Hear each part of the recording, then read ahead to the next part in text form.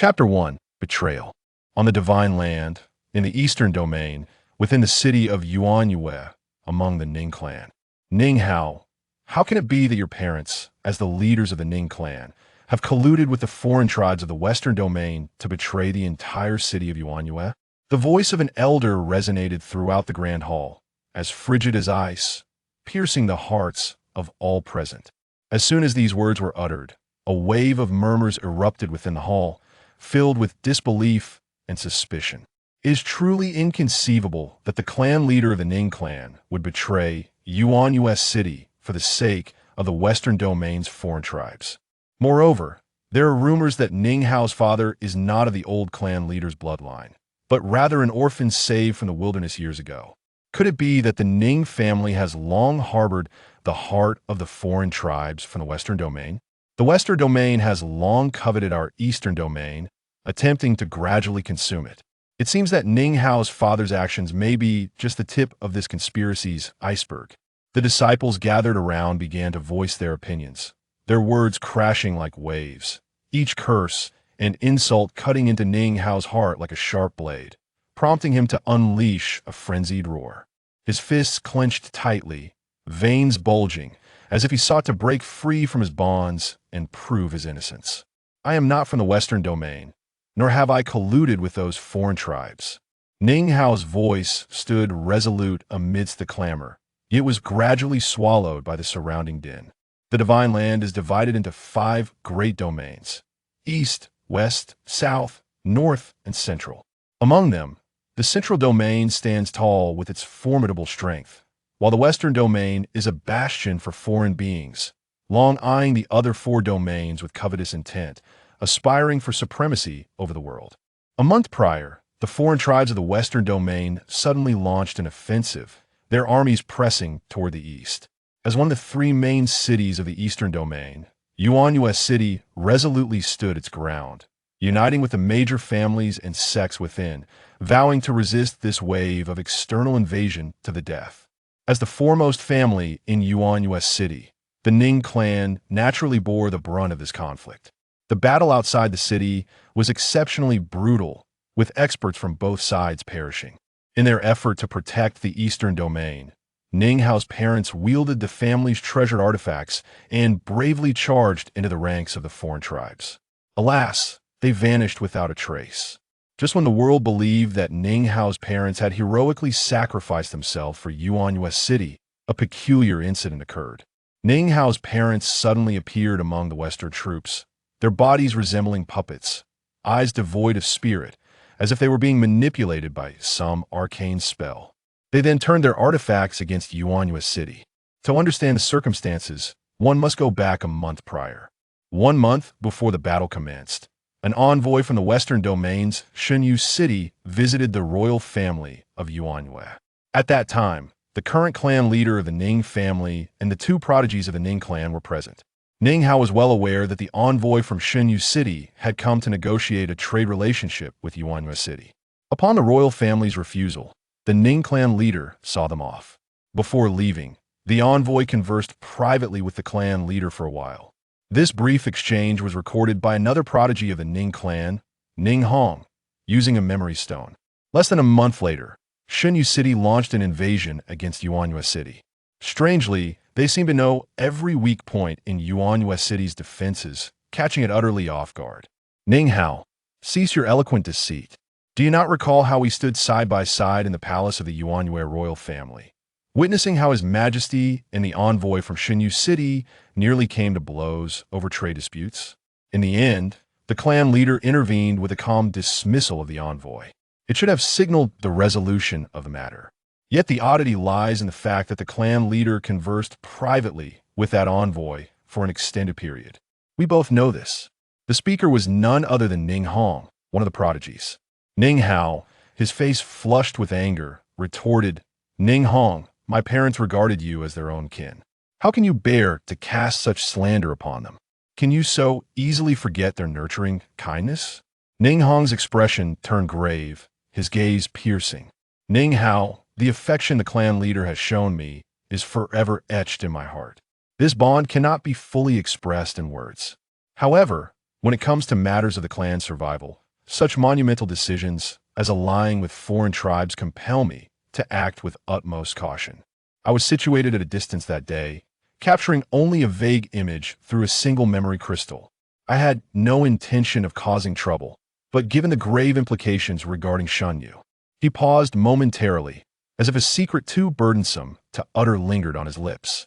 Yet, within less than a month after the negotiation, Shunyu City brazenly launched their offensive. The peculiar aspect is that they seemed to know every vulnerable point in Yuanyue City's defenses, as if illuminated by the light of the stars, with nowhere to hide. This scenario inevitably raises suspicions what kind of confidential information was exchanged between the clan leader and that envoy during their brief meeting. Before the words could fully escape, a palpable tension filled the air.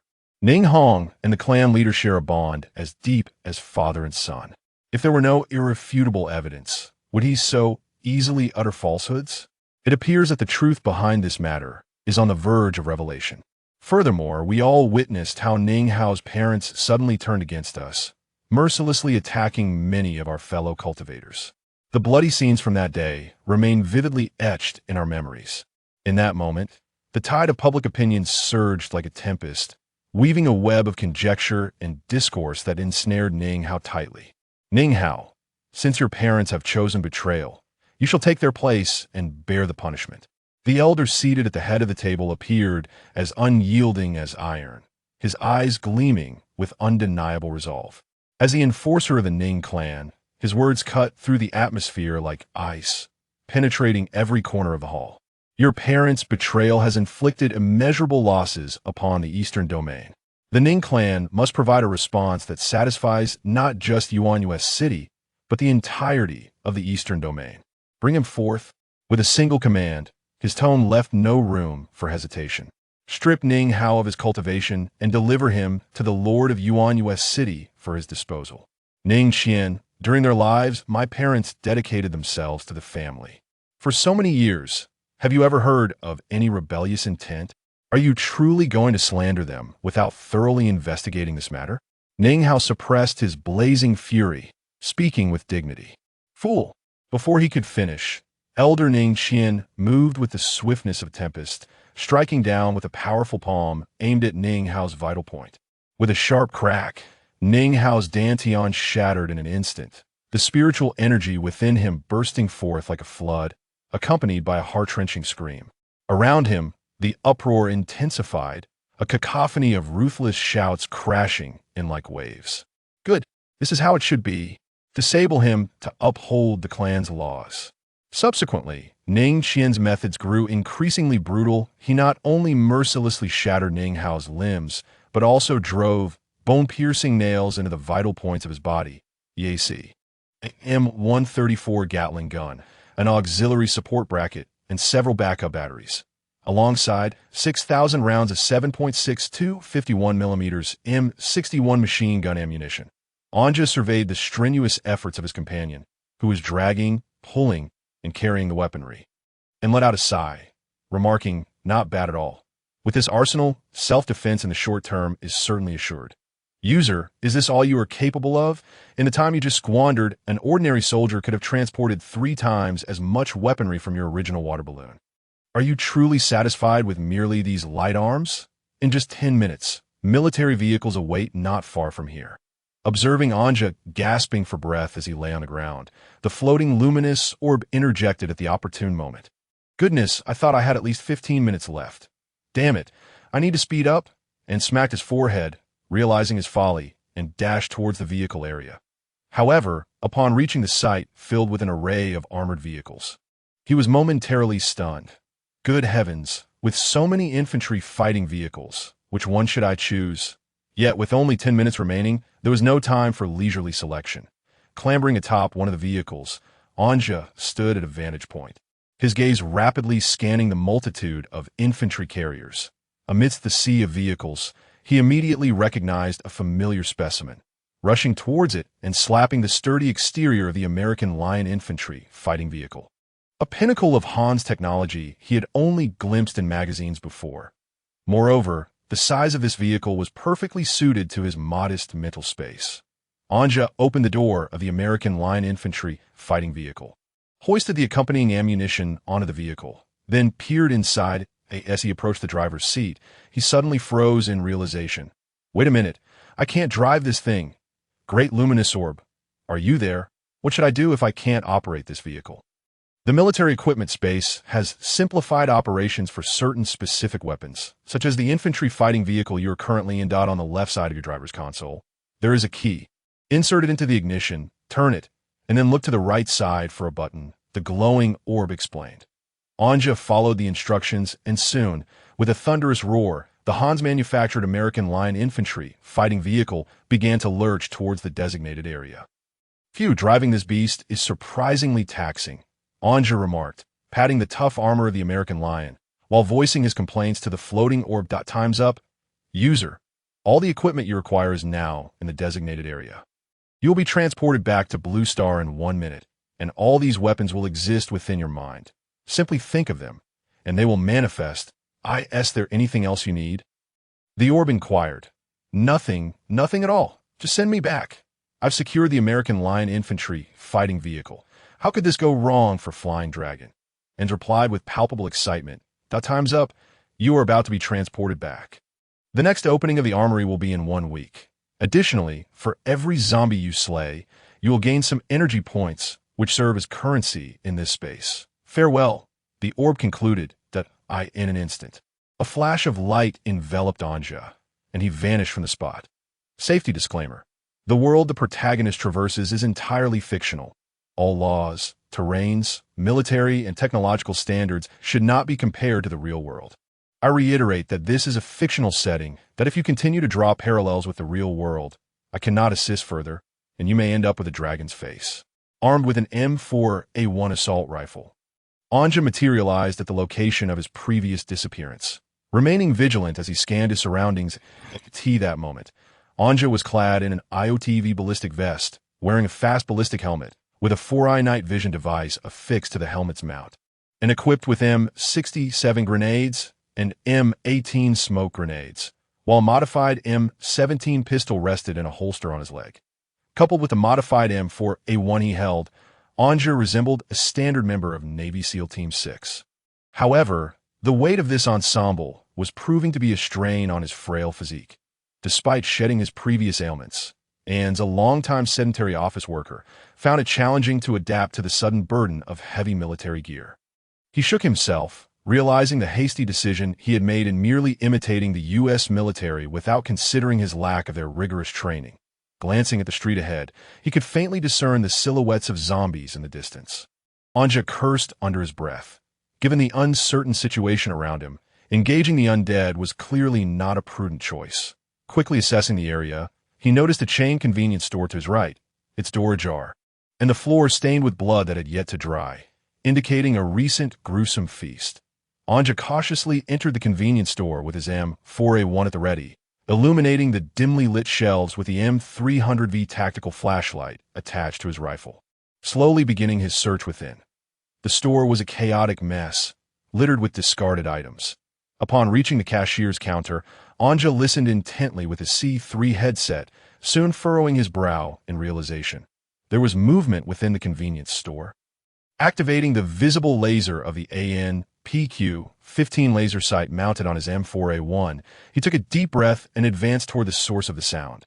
Though many would criticize such reckless behavior, Anja remained undeterred. Despite the store's darkness, he knew that if he lowered the night vision goggles on his fast helmet, his field of vision would be severely restricted. Instead, he opted for the visible laser, using it in conjunction with the flashlight as the optimal approach for the current situation. His heart raced, caught between the thrill of wielding a real firearm for the first time and the imminent danger he was about to confront. As he drew nearer to the sound, his finger firmly pressed on the trigger, his eyes locked onto the shelves ahead, beads of sweat trickling down his forehead. Suddenly, with a surge of determination, Anja propelled himself forward, moving in sync with the rifle's muzzle. Before him lay a collapsed shelf, pinning a scantily clad female zombie beneath its weight, her upper body still thrashing in a futile struggle.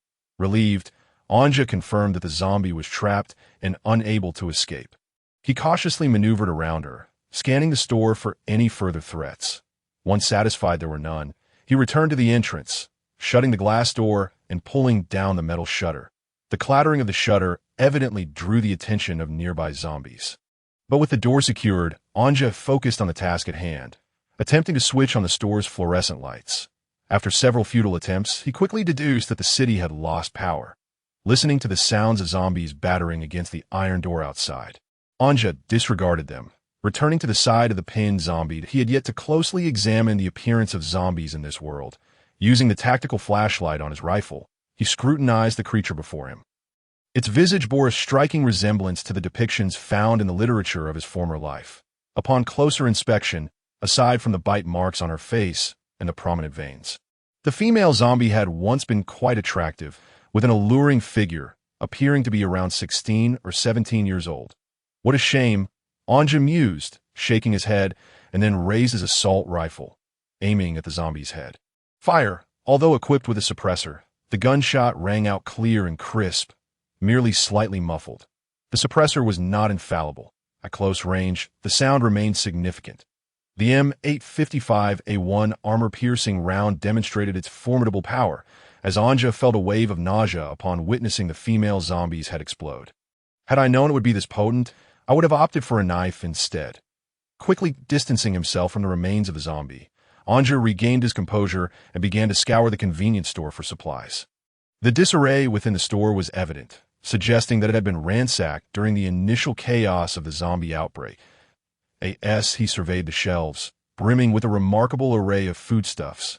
It appeared that the movements of the zombies were swifter than those of the people around him. The convenience store was not particularly spacious. Approximately 3/4 of the merchandise consisted of edibles, with the remainder featuring some daily necessities such as towels, soap, and laundry detergent. Grabbing a piece of gum from the cashier, Andrew was unfamiliar with the various brands of this world, yet he could decipher the words. Albeit the name seemed peculiar, Gianel gum. Discarding the wrapper and the silver paper encasing the gum, he popped it into his mouth and ambled about the store, soon finding a backpack next to the female zombie he had slain. He filled it with some easily portable canned goods that had a long shelf life. However, since it was a women's backpack, its capacity was somewhat limited, prompting Ninja to scratch his head in habit. To his surprise, his hand brushed against the weighty bulletproof helmet. Had he known, he should have chosen a military-grade backpack earlier. He had been rather hasty. The cumbersome IOTV bulletproof vest still weighed heavily on him. And after a deep breath, Ninja removed it along with the fast helmet. Thanks to the large luminous orb that had granted him a mental space, commonly referred to as a system space, Ninja could store and retrieve his equipment at will within this realm. After placing the hefty IOTV vest and FASD helmet into the system space, he slung the M4A1 assault rifle over his shoulder using its strap. The rifle could not yet be stored in the system space, at least not until he was thoroughly safe, so Ninja retrieved the M17 pistol from his thigh holster. While patrolling his convenience store earlier, he had noticed a tightly locked door. Now, to ensure his safety, he needed to clear this room as well. Gripping the pistol, Ninja approached the door. He attempted to open it via the doorknob, but it was firmly locked.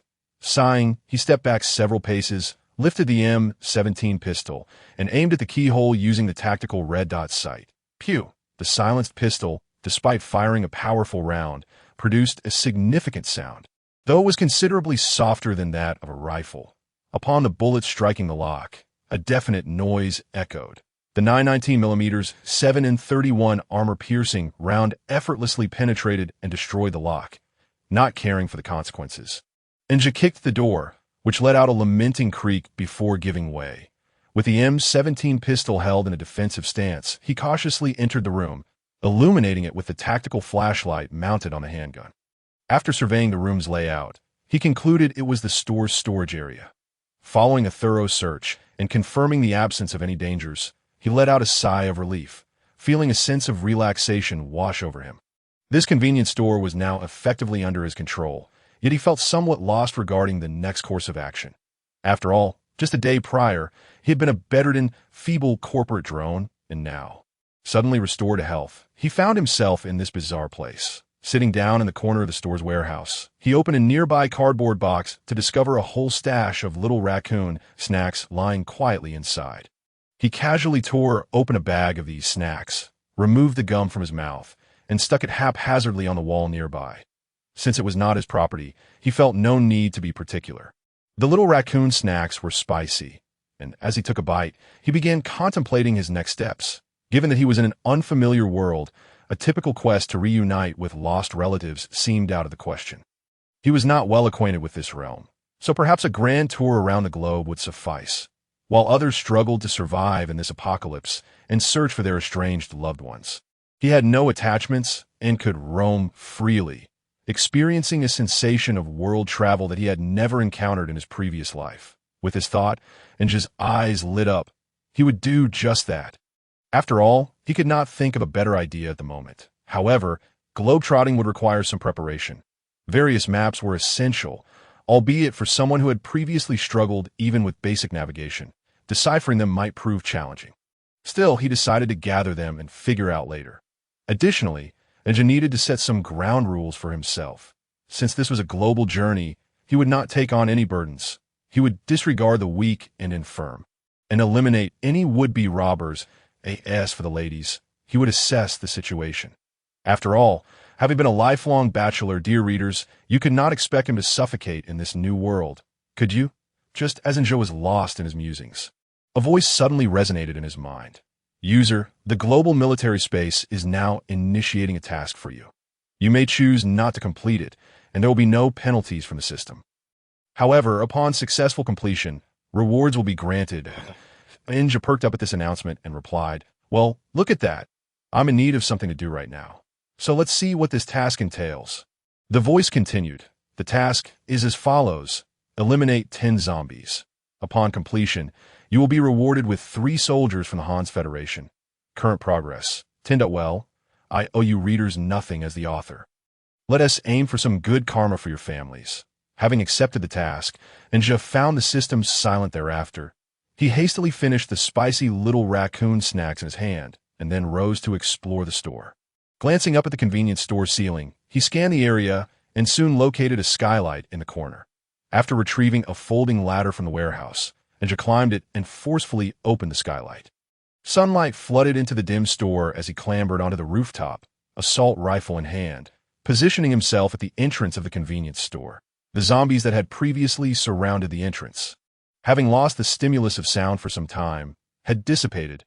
Holding the M4A1 assault rifle, Enja easily aimed at any spot on the street through the holographic hybrid sight in the not-so-distant street. A dozen zombies wandered aimlessly, prompting a smile to spread across his face as he noted the distance. Approximately 100 meters.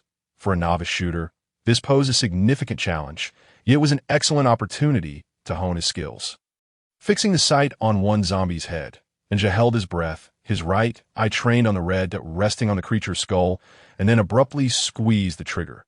The rifle but slammed against his shoulder as a bullet sped through the silencer, striking the zombie's head and causing it to explode. Though Enja was positioned 100 meters away and using a silenced rifle, the sound still resonated in the open air. The nearby zombies, hearing the gunshot, froze as they witnessed one of their own collapse. Its head obliterated, Enja licked his parched lips, a sense of achievement swelling within him upon seeing the zombie he had dispatched. As for any feelings of nausea, please, having been steeped in various zombie literature and horror games in his previous life, he was well prepared for this moment. Enja had grown numb to the gruesome scene surrounding him. Blood splattered around the zombies, instantly igniting their ferocity. The undead howled as they surged towards Enja, drawn by the sound. Yet he remained unperturbed. A door below barred their entry, and after a brief moment, they would quiet down, unable to see or hear him. Seizing the moment, Enja swiftly adjusted his firearm, switching it to single-shot mode, and proceeded to dispatch the remaining zombies visible in his scope with a series of precise shots. At a distance of 100 meters, targeting with the M4A1 assault rifle was akin to shooting at a stationary target, especially with the latest holographic hybrid sight 3 employed by the U.S. military. The sight offered a view almost akin to a lens focused on the zombies' grotesquely large heads. Should Enja fail to hit with such sophisticated equipment, it would indeed indicate a serious flaw in his skills. As the 9th zombie fell victim to Enja's M4A1, The familiar electronic voice of the system echoed in his mind. Congratulations, user, for completing the novice task of eliminating 10 zombies. You are now rewarded with 3 Han's Federation soldiers. With the system's voice fading, a flash of white light appeared behind Ninja, revealing 3 soldiers clad in German camouflage uniforms. Lieutenant Ledenthal of the Federal Army Armored Battalion reporting for duty. Sergeant Schmidt of the Federal Army Armored Battalion reporting for duty. Senior Exempt Soldier Weichman of the Federal Army Armored Battalion reporting for duty. The sudden appearance of the 3 imposing Han soldiers startled Ninja momentarily. Though their subdued voices did not attract any nearby zombies, he gestured for them to crouch, and without hesitation, they complied. Assessing the trio, Ninja furrowed his brow. Goodness, it seems the system has only provided these 3 soldiers with a set of uniforms. Without even a weapon, indeed, the 3 Han soldiers were entirely unarmed aside from their standard military attire. Observing the trio, Ninja, somewhat exasperated, inquired, "Are you proficient in communicating in Chinese?" The leading lieutenant, Ledenthal, saluted Ninja and replied earnestly, "Yes, sir. All soldiers within the armament space are proficient in Chinese. Our existence is solely to serve you, sir." Satisfied with the response, Ninja nodded. It was a relief to know they could communicate effectively. He feared they might arrive and converse in their native tongue, leaving him at a loss since he had barely passed his English level 4. He signaled for the 3 Han soldiers to follow him, and the 4 of them descended through the skylight via a folding ladder, returning to the convenience store. Upon entering the store's storage area, Ninja sighed and remarked, "It's quite stingy of the system not to provide you with any weapons alongside your arrival." "Well then, I suppose I shall distribute some of the weapons I've acquired earlier." He summoned 3 sets of U.S. military IOTV tactical vests, 3 fast helmets equipped with 4-eye night vision devices, and 2 pairs of C3 tactical noise-canceling headsets from the armament space. Pointing to the gear on the ground, he addressed the soldiers. "I know you are accustomed to Han's equipment, but most of what I have on hand is American. Please make do with it for now." He then removed the C3 headset from his head and handed it to Lieutenant Ledenthal, who was donning the IOTV vest. The 3 soldiers changed into their new gear with remarkable speed, and in mere moments, they were fully equipped. Ninja handed the 416 Hong Kong dollars assault rifle to Lieutenant Ledenthal and his M4A1 to Sergeant Schmidt AS for Senior Exempt Soldier Weichman, who claimed to be a sniper within the armored battalion. He was naturally assigned the Barrett sniper rifle. Once the equipment was distributed, Ninja rummaged through the convenience store for some food and distributed it among the 3 soldiers, saying, "You 3 should take a moment to rest. Later, we will gather the supplies available in this convenience store that we can utilize." If Ninja had harbored any fear of this world prior, the arrival of the 3 Han soldiers dispelled it entirely. One might worry about being overwhelmed by hordes of zombies alone, but with the arsenal from the armament space at his disposal, he felt invincible in this post-apocalyptic landscape. His original plan remained unchanged, to traverse the world. He had no desire to assume the role of a savior, establishing survivor bases to rescue others. He was averse to complications, even though he possessed the means to save every survivor in this apocalypse. What obligation did he have to do so? They were strangers to him, and he would have to expend resources and energy to aid them, only to ensure their comfort afterward. What benefit was it to him? Ninja found the atmosphere of this post-apocalyptic world rather appealing. With chaos reigning, there were zero-cost opportunities everywhere, devoid of the daily grind of work and the treachery of human interactions. The rapid decline of humanity allowed the natural environment to recover swiftly. Breathing in fresh air, resting on luxury hotel beds that would have taken months of hard work to afford, and savoring elite beverages that would have remained out of reach throughout a lifetime. This life was a dream come true for someone like him, who had once struggled financially to in this unfamiliar world. He knew nothing to embark on a global journey. He first needed a map. Drawing from his past experiences, bookstores were undoubtedly the best places to find one swiftly. Thus, Ninja's next objective became clear: to locate a bookstore in this city. Coincidentally, upon his arrival in this world, he had spotted a Huaxin bookstore nearby the convenience store, making it his next target. Meanwhile, the 3 soldiers had completed their brief rest and adjusted to their new gear, achieving optimal combat readiness. Ninja addressed them.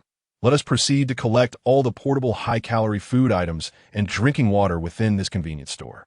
If we lack backpacks, we shall use shopping plastic bags, tying them to your tactical vests. Without further ado, the four began to scour the convenience store, leaving no chocolate unexamined. However, they found no compressed biscuits. A stark contrast to the typical scenarios depicted in other apocalyptic novels where such supplies were abundant in shops. The reality was that small convenience stores rarely stocked compressed biscuits, while larger supermarkets did maintain some inventory. After all, compressed biscuits were not cheap, and in peacetime, few would opt for the costly and unpalatable option over the more affordable and delicious instant noodles. The four worked efficiently, gathering all usable supplies from the convenience store in just over 10 minutes. The scene was peculiar. Three fully armed Han soldiers sported tactical vests adorned with plastic bags brimming with chocolate and high-calorie snacks at their waists, and with a small women's bag filled with food and drink. Mimicked the soldiers by tying several plastic bags filled with provisions to his own attire. After thoroughly raiding the convenience store to avoid attracting the attention of nearby zombies when opening the roller shutter, Anja led the group onto the rooftop to exit the store. Fortunately, the rooftop was not too high off the ground. The three soldiers easily leapt down, though Anja hesitated at the 4-meter drop. The soldiers below assured him with their presence, and he jumped down without concern, grateful that they indeed caught him securely. With weapons drawn and vigilant, the group scanned their surroundings. Anja, clutching his M17 handgun, addressed the soldiers. Earlier, while being pursued by zombies, I discovered a bookstore located behind us, approximately 600 meters down the street. Follow me. The four proceeded along the desolate street, with Anja leading the way. As the one responsible for leading the way, it was flanked by 3 Han soldiers, each gripping their rifles and sniper rifles, vigilantly surveying the surroundings for potential dangers. Suddenly, 2 zombies staggered out from a nearby alley. However, before Ans could react, the sharp crack of the 416 Hong Kong dollars echoed through the air. With 2 quick shots, the unfortunate zombies had their heads blown off, collapsing lifelessly to the ground, and was thoroughly impressed by the lieutenant's swift response. Even before he had spotted the zombies, the lieutenant had already dispatched the targets, showcasing the prowess of a professionally trained soldier. "Sergeant, 3 zombies at 4 o'clock. Take them out," the lieutenant commanded, firing his 416 Hong Kong dollars at the zombies that continually emerged into view while simultaneously directing the sergeant and the exempt soldier in their combat maneuvers. The seasoned exempt soldier, Weichsemann, burdened with a sniper rifle, clearly found it ill-suited for this scenario. Thus, Anja tossed him an M17 for better utility. The combined firepower of 2 rifles and 2 handguns proved formidable, as the sound attracted a dozen zombies, most of which were swiftly taken down the moment they revealed themselves. All 4 soldiers were equipped with suppressors, ensuring that the zombies drawn in by the noise were limited to a radius of approximately 50 meters from the street, resulting in a manageable number. Without engaging in excessive skirmishes with the zombies on the street, Anja guided the group to the entrance of Huaxing bookstore. However, upon witnessing the state of the bookstore, Anja felt a sense of trepidation. The glass doors at the front had been shattered. Although the roll-down gate could be lowered, the aesthetically pleasing glass wall along the street side was also in ruins. This meant that once they entered the bookstore, they would be stepping into a perilous zone that if a horde of zombies were attracted en masse, the over 1,000 rounds of ammunition at its disposal might prove insufficient. Nevertheless, one does not abandon a task halfway. Gritting his teeth, Anja clutched his M17, steeling himself as he led the 3 soldiers in a Huaxing bookstore. The 4 swiftly cleared the disordered interior, eliminating the 7 or 8 lingering zombies before confirming the premises were secure. Ens then instructed the 3 Han soldiers to guard the entrance. Time was of the essence. Ens glanced around the bookstore's interior, noting the various sections: science and technology, leisure and lifestyle, social sciences, children's literature, cultural education, educational materials, literature and arts, and imported books. Damn it, I rarely visit bookstores, just did a quick online search for general information, so please don't take it too seriously. After surveying all sections, Anja focused his search on the leisure and lifestyle area. The bookstore was not large, merely a single floor, and the subdivided sections were quite limited. After a brief search through the bookcases in the leisure and lifestyle section, he found 4 books that met his needs. 1. Global Travel Guide, author. Fictional, 2. Comprehensive World Map, author. Fictional, 3. Practical Guide to Traveling Across China, author. Fictional, for Global Customs and Cultures. Author. Fictional, disclaimer. All of the above books are fictional. Any resemblance to actual titles is purely coincidental. After reviewing the titles on the shelves to ensure he had not overlooked any useful books, and retrieved the 4 volumes and proceeded to the checkout counter, where he found a tote bag beneath the counter to place his books inside. Just as Ans was preparing to conclude his task, an unexpected commotion erupted outside the bookstore, followed by the sound of gunfire from the Han soldiers stationed at the entrance. Alarmed, Anja tightened his grip on his handgun and clutched the tote bag containing the books as he rushed to the door. Outside, a portly man with beady eyes and glasses was pleading with the Han soldiers. "Are you the rescue team? Please help me. Take me to a safe zone." The soldiers, however, ignored his pleas. The man's previous loud outcry had foolishly attracted a horde of zombies from the surrounding streets. Upon spotting fresh human prey at the bookstore's entrance, the hundreds of zombies lured by the noise were now charging toward Washington bookstore. The Han soldiers at the door were fiercely defending against the onslaught of zombies, with Lieutenant Redenhall firing his 416 Hong Kong dollars at the approaching horde while quickly briefing Anja on the situation. Upon hearing Redenhall's account, Anja's expression shifted to one of urgency. He recalled the elderly man, the subway, the cell phone. Weichselman was blocking the portly man at the entrance, preventing him from entering, while the latter continued to shout. Anja's face darkened. The 3 soldiers were preoccupied with fending off the encroaching zombies and had no time to deal with the man. However, Anja had the capacity to intervene. In his anger, he did not lose his composure, but stepped forward, raising his weapon and sternly admonishing, "Shut up, you fool! If you make another sound, I will shoot you to feed the zombies. Please, just let me in." The man whimpered, feeling wronged. During the zombie outbreak, he had found himself cornered by a trash bin on the street. Terrified of the zombies lurking nearby, he had refrained from leaving his hiding spot. When Ans and his companions appeared, they inadvertently dispatched the few zombies lingering by the trash bin, thereby clearing the way for the man to escape. Seeing the well-equipped soldiers, he assumed they were a rescue team and thoughtlessly rushed out from behind the bin, seeking salvation. However, having been trapped for 2 days and lacking the strength for vigorous movement, he was startled by a sudden appearance of a zombie, letting out a scream that echoed through the quiet street. He had anticipated that arriving at the bookstore would provide him sanctuary, only to find that the Han soldiers were indifferent to his plight, blocking his entrance. Gazing at Ans, he recognized the difference in attire and seemed to find hope.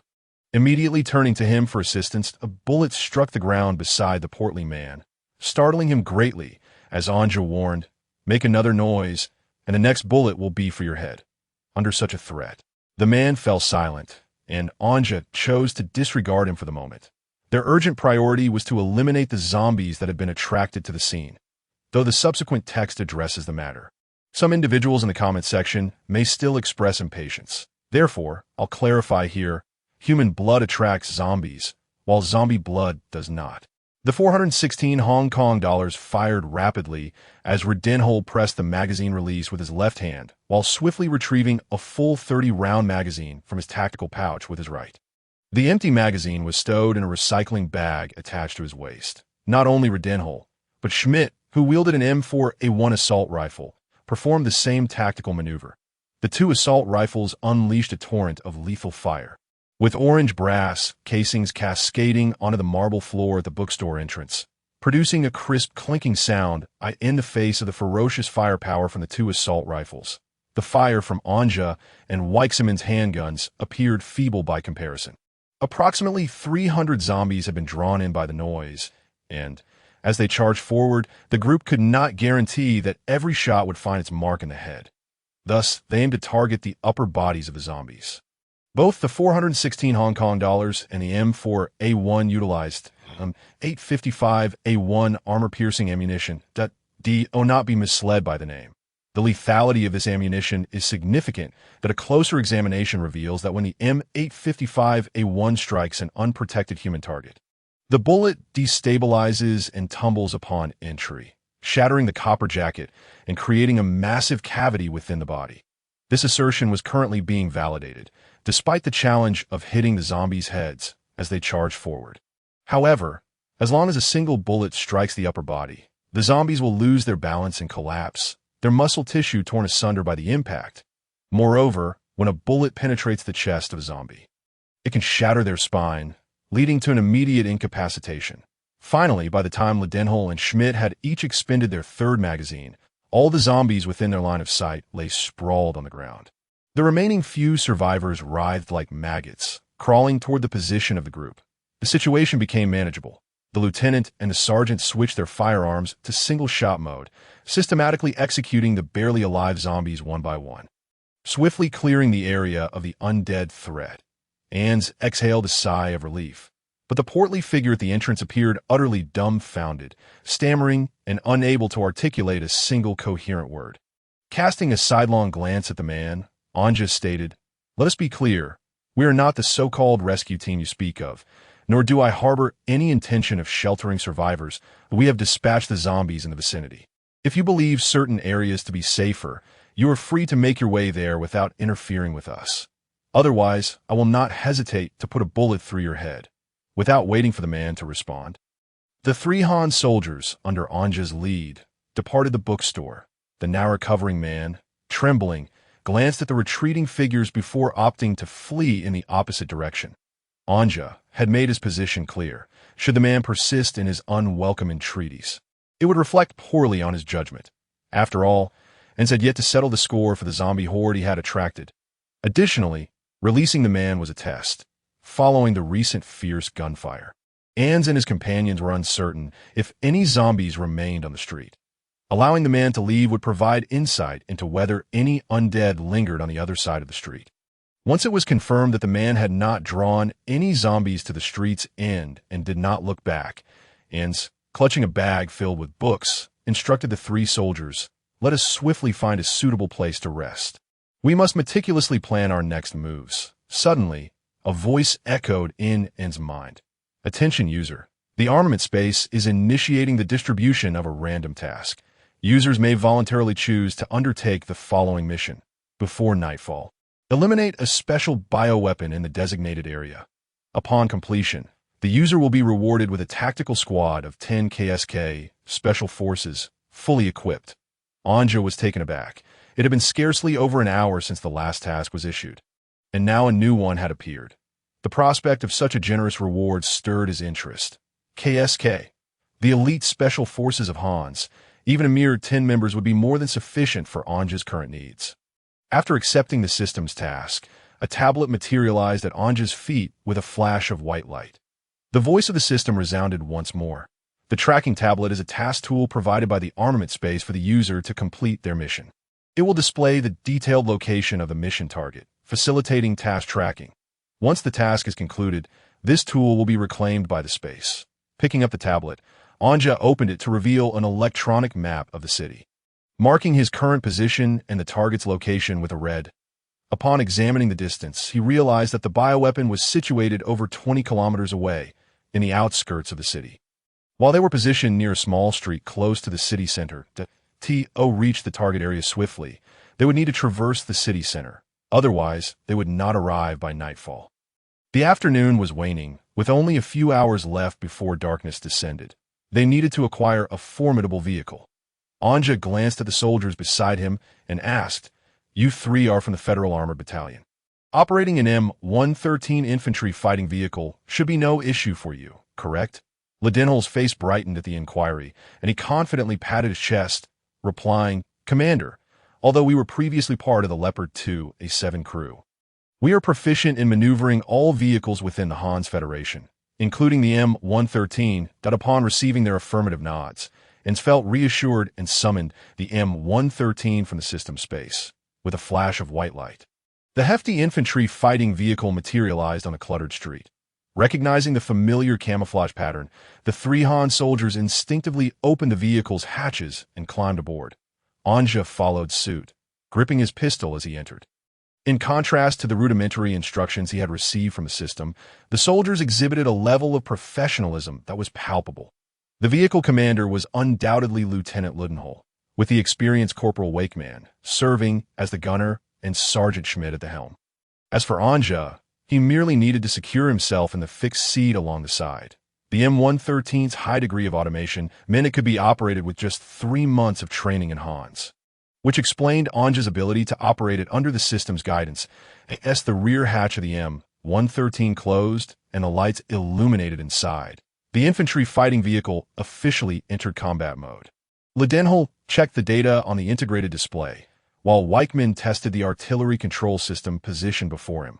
There was a central control panel between them, allowing Ledenhall to assume control of the vehicle's cannons whenever necessary. Once everything was confirmed to be in order, Ledenhall gave Schmidt a thumbs up, who immediately understood and revved the engine. The M113 roared to life, powered by its high-capacity engine, and surged forward, seated securely in his fixed position. Enns marveled at the efficiency of the armored soldiers. If it were he in their place, he would likely still be struggling to locate the ignition button after handing the navigation tablet to Schmidt, who quickly verified the coordinates. The M113 began its journey toward the destination. Although the roads were strewn with wrecked vehicles due to the chaos, the M113's tracks easily crushed any ordinary sedan that obstructed its path. With a maximum speed of 70 kilometers per hour, the M113 could not reach full throttle under the current conditions, but it still moved at a respectable pace. The rumble of the M113 reverberated through the city, awakening the eerie silence of the once quiet streets. The cacophony of the vehicle's engine, the sound of crushed cars, and the blaring alarms stirred the nearby zombies into a frenzy, causing them to surge forward like frenzied fans in pursuit of the armored beast. Ledenhall observed the unfolding scene on the display screen, whistling in admiration as he turned to Weichmann, saying, "Corporal, it seems it's time for you to earn your keep." Weichmann, remotely controlling the turret, licked his dry lips and replied, "Wow, what enthusiasm. We've only covered 5 or 6 kilometers, and already the number of pursuing zombies has exceeded 10,000." With a series of explosive sounds, Weichmann directed the cannon to fire upon the horde. Unleashing a barrage from the Rheinmetall-produced 30mm MK30-2 ABM autocannon, the high-explosive rounds rained down upon the throngs of zombies, creating a spectacle of devastation. Enns donned noise-canceling headphones, isolating himself from the din of gunfire. As melodious music filled his ears, indeed, the headphones had connected to the vehicle's terminal, and Ledenhall had thoughtfully selected a Hans lullaby, Schlaflied, for him. Though initially indifferent, Anja found himself pleasantly surprised by the song's soothing quality. Closing his eyes and leaning back against the seat, in stark contrast to the tranquil melody, the scene behind the M113 was one of unabated carnage, despite the overwhelming firepower of the high-explosive shells, which relentlessly decimated the horde of zombies behind. Their numbers remained steadfast at over 10,000. This was due to the incessant cannonade from the infantry fighting vehicle as it advanced, although a significant reduction in the undead was achieved. The cacophony attracted even more zombies in pursuit. Moreover, as the vehicle had now penetrated the city center, the swarm of the undead continued to swell.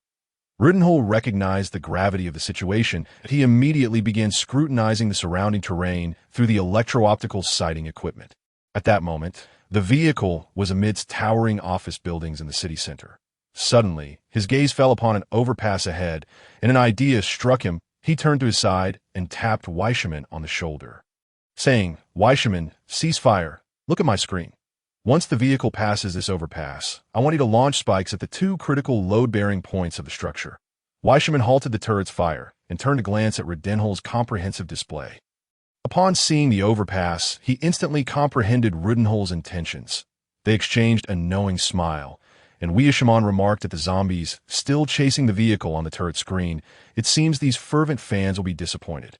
The Cougar infantry fighting vehicle swiftly traversed the overpass, and almost simultaneously, 2 Spike anti-tank missiles were launched under Weichmann's command, striking the overpass as pivotal load-bearing points with pinpoint accuracy. The violent explosions caused the overpass to collapse instantaneously, obstructing the massive horde of zombies that had been relentlessly pursuing the Cougar.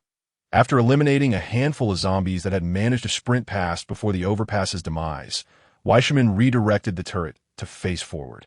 At this juncture, Schmidt observed the navigational data and announced, "We are about to exit the city center, drawing ever closer to our objective. We should arrive in approximately 15 minutes, although zombies still congregated on both sides of the street." Tirelessly chasing the Cougar, the vehicle had now left the city center. Furthermore, with the previous horde effectively blocked off, the remaining zombies trailing the vehicle numbered only in the low thousands, a manageable figure. The high-profile advance of the Puma Infantry Fighting Vehicle garnered enthusiastic attention from all the zombies along the route, while simultaneously attracting the gaze of some survivors lurking in the shadows. On the rooftop of a building in the city center, several SWAT officers observed the overpass that had been destroyed by the Cougar spike missiles and began to deliberate. Captain Sheen, the infantry fighting vehicle has already moved beyond our line of sight towards the suburban highway. What should we say? The officer known as Captain Sheen sighed, glancing at the inquiring officer and replied, "There's nothing we can do. With the infantry fighting vehicle's actions, we are now in even greater peril. The tens of thousands of zombies trailing behind it are now trapped beneath the collapsed overpass, and we're left to fend for ourselves." Upon hearing Captain Sheen's words, the surrounding officers couldn't help but sigh in unison. This was the truth. Their SWAT team, once boasting over 50 members, had dwindled to just the 6 survivors on the rooftop after a skirmish with the zombies. The dispatch center had fallen into chaos from the outset. And though police helicopters had once patrolled the skies, now not a single one was in sight. Initially, the officers had felt a surge of excitement upon spotting the infantry fighting vehicle, but that excitement quickly turned to despair as the vehicle's spike missiles collapsed the overpass, leaving tens of thousands of zombies wandering the main street below. Inside the building, hundreds of zombies still roamed, and their SWAT team would likely perish from starvation on the rooftop within a couple of days. Under the soothing melody of a song, Enja enjoyed a restful sleep until Redenhol roused him. Squinting, he saw Redenhol fully armed, patting his shoulder and declaring, "Commander, we have arrived at our target, the Linger Taiho Hotel." And yawned, stretched lazily, and rose from his seat, descending from the rear door of the infantry fighting vehicle, where Schmidt and Weisman were already on alert with their weapons drawn at the vehicle's entrance. "Isn't the vehicle supposed to attract the zombies? Why is it so quiet around here?" And mused, casting a puzzled glance at Redenhol. Redenhol replied with a confident smile, "Indeed, that could have been a concern. But the largest swarm of zombies was intercepted in the city center. The few zombies trailing us posed no threat, and we executed a focused extermination when we were 5 kilometers from our target. The subsequent journey through the suburbs, devoid of significant vehicular obstruction, allowed us to increase our speed without being pursued by zombies." Enja nodded, stowing the Cougar infantry fighting vehicle back into the system space before accepting the navigation tablet from Schmidt. Gazing at the distant Lingerdau Hotel, he retrieved his F-17 pistol from its holster and proclaimed, "Let us go confront that biomutant. That I must say, the Lingerdau Hotel is quite beautifully constructed. The fountain at the entrance continues to spout water, even amidst the city's current blackout. Aside from this hotel, Enja could think of no other reason for such a phenomenon. The security personnel at the entrance remained steadfast in their posts, though their unnerving appearance suggested that few would dare enter the establishment. Now, Enja halted a soldier eager to clear out the zombies, insisting on taking the shot himself. After all, marksmanship requires practice. And with the bulk of the kills claimed by the soldiers, he could only aim for the scattered zombies. Raising his M17 pistol, he aligned the muzzle with a distant zombie's head through the RMR sight mounted on the receiver and squeezed the trigger. The first shot struck the zombie's ear, provoking it into a frenzied state as it roared and searched for the source of the attack. Undeterred, he pulled the trigger again, and the second round found its mark in the zombie's left eye, causing it to collapse lifelessly. Redenhol remarked in admiration, "Commander, I must say, your shooting accuracy is remarkable, especially considering you have not undergone formal training. Your talent in marksmanship is truly exceptional." Flattered by this praise, Enja felt a surge of satisfaction. While the addition of the reflex sight aided his aim, it is indeed challenging for an ordinary person to hit a target accurately at a certain distance, even with such assistance. After clearing the security zombie at the entrance, the 4 men formed a defensive formation and proceeded into the hotel without concern for the number of zombies within. The Linger Taiho Hotel is a 5-star establishment, with room rates starting at $500 to $600 per night, so it would typically experience a large influx of guests. Upon entering the lobby, they were immediately greeted by 2 sexy female zombie receptionists clad in fitted skirts and high heels, who eagerly lunged towards Enja and his companions. Redenhol wasted no time, firing 2 precise shots from his HK-416, obliterating the heads of the two female zombies. As the two voluptuous receptionists fell lifelessly to the ground. Wei Shiman remarked, "Lieutenant, you truly lack romance. Those two ladies were absolute beauties, and you just went and put a hole in their heads." Riddenhole cast a disdainful glance at Wei Shiman and retorted, "Ugh, keep your distance. While those two ladies may have been stunning before they turned, they're zombies now that it's simply unacceptable to entertain such thoughts." After their brief exchange, they returned to their vigilant state, scrutinizing the red on the navigation tablet. Furrowed his brow and said, "The red is about to coincide with our location, yet we have yet to catch a glimpse of the biomutant." Schmidt glanced at the navigation panel, equally perplexed, and replied, "Indeed, it is about to converge." But then, as if struck by a thought, he added, "It must be on one of the upper floors. It doesn't necessarily have to be in the lobby." Ninja nodded in agreement, then had a thought and beckoned the others to follow him to the front desk. There he spotted a small safe beneath the desk. Crouching down, he examined the safe closely and noted, "It requires a password and can be opened with either a lock or a key. Weishaman, since you seem interested in those two beauties, why don't you search their bodies? The key should be with the receptionist." Upon hearing the news, Wei Shiman was instantly invigorated. The mention of it banished his fatigue. With his sniper rifle slung over his shoulder, he eagerly tucked his handgun into the thigh holster and rushed towards the lifeless forms of the two female zombies who had been shot in the head. The M855A1 had obliterated their heads, leaving Wei Shiman with a twinge of regret, his gaze inadvertently drawn to the two snow-white mounds concealed beneath the uniforms of the female zombies. It wasn't long before Wei Shiman unearthed several keys.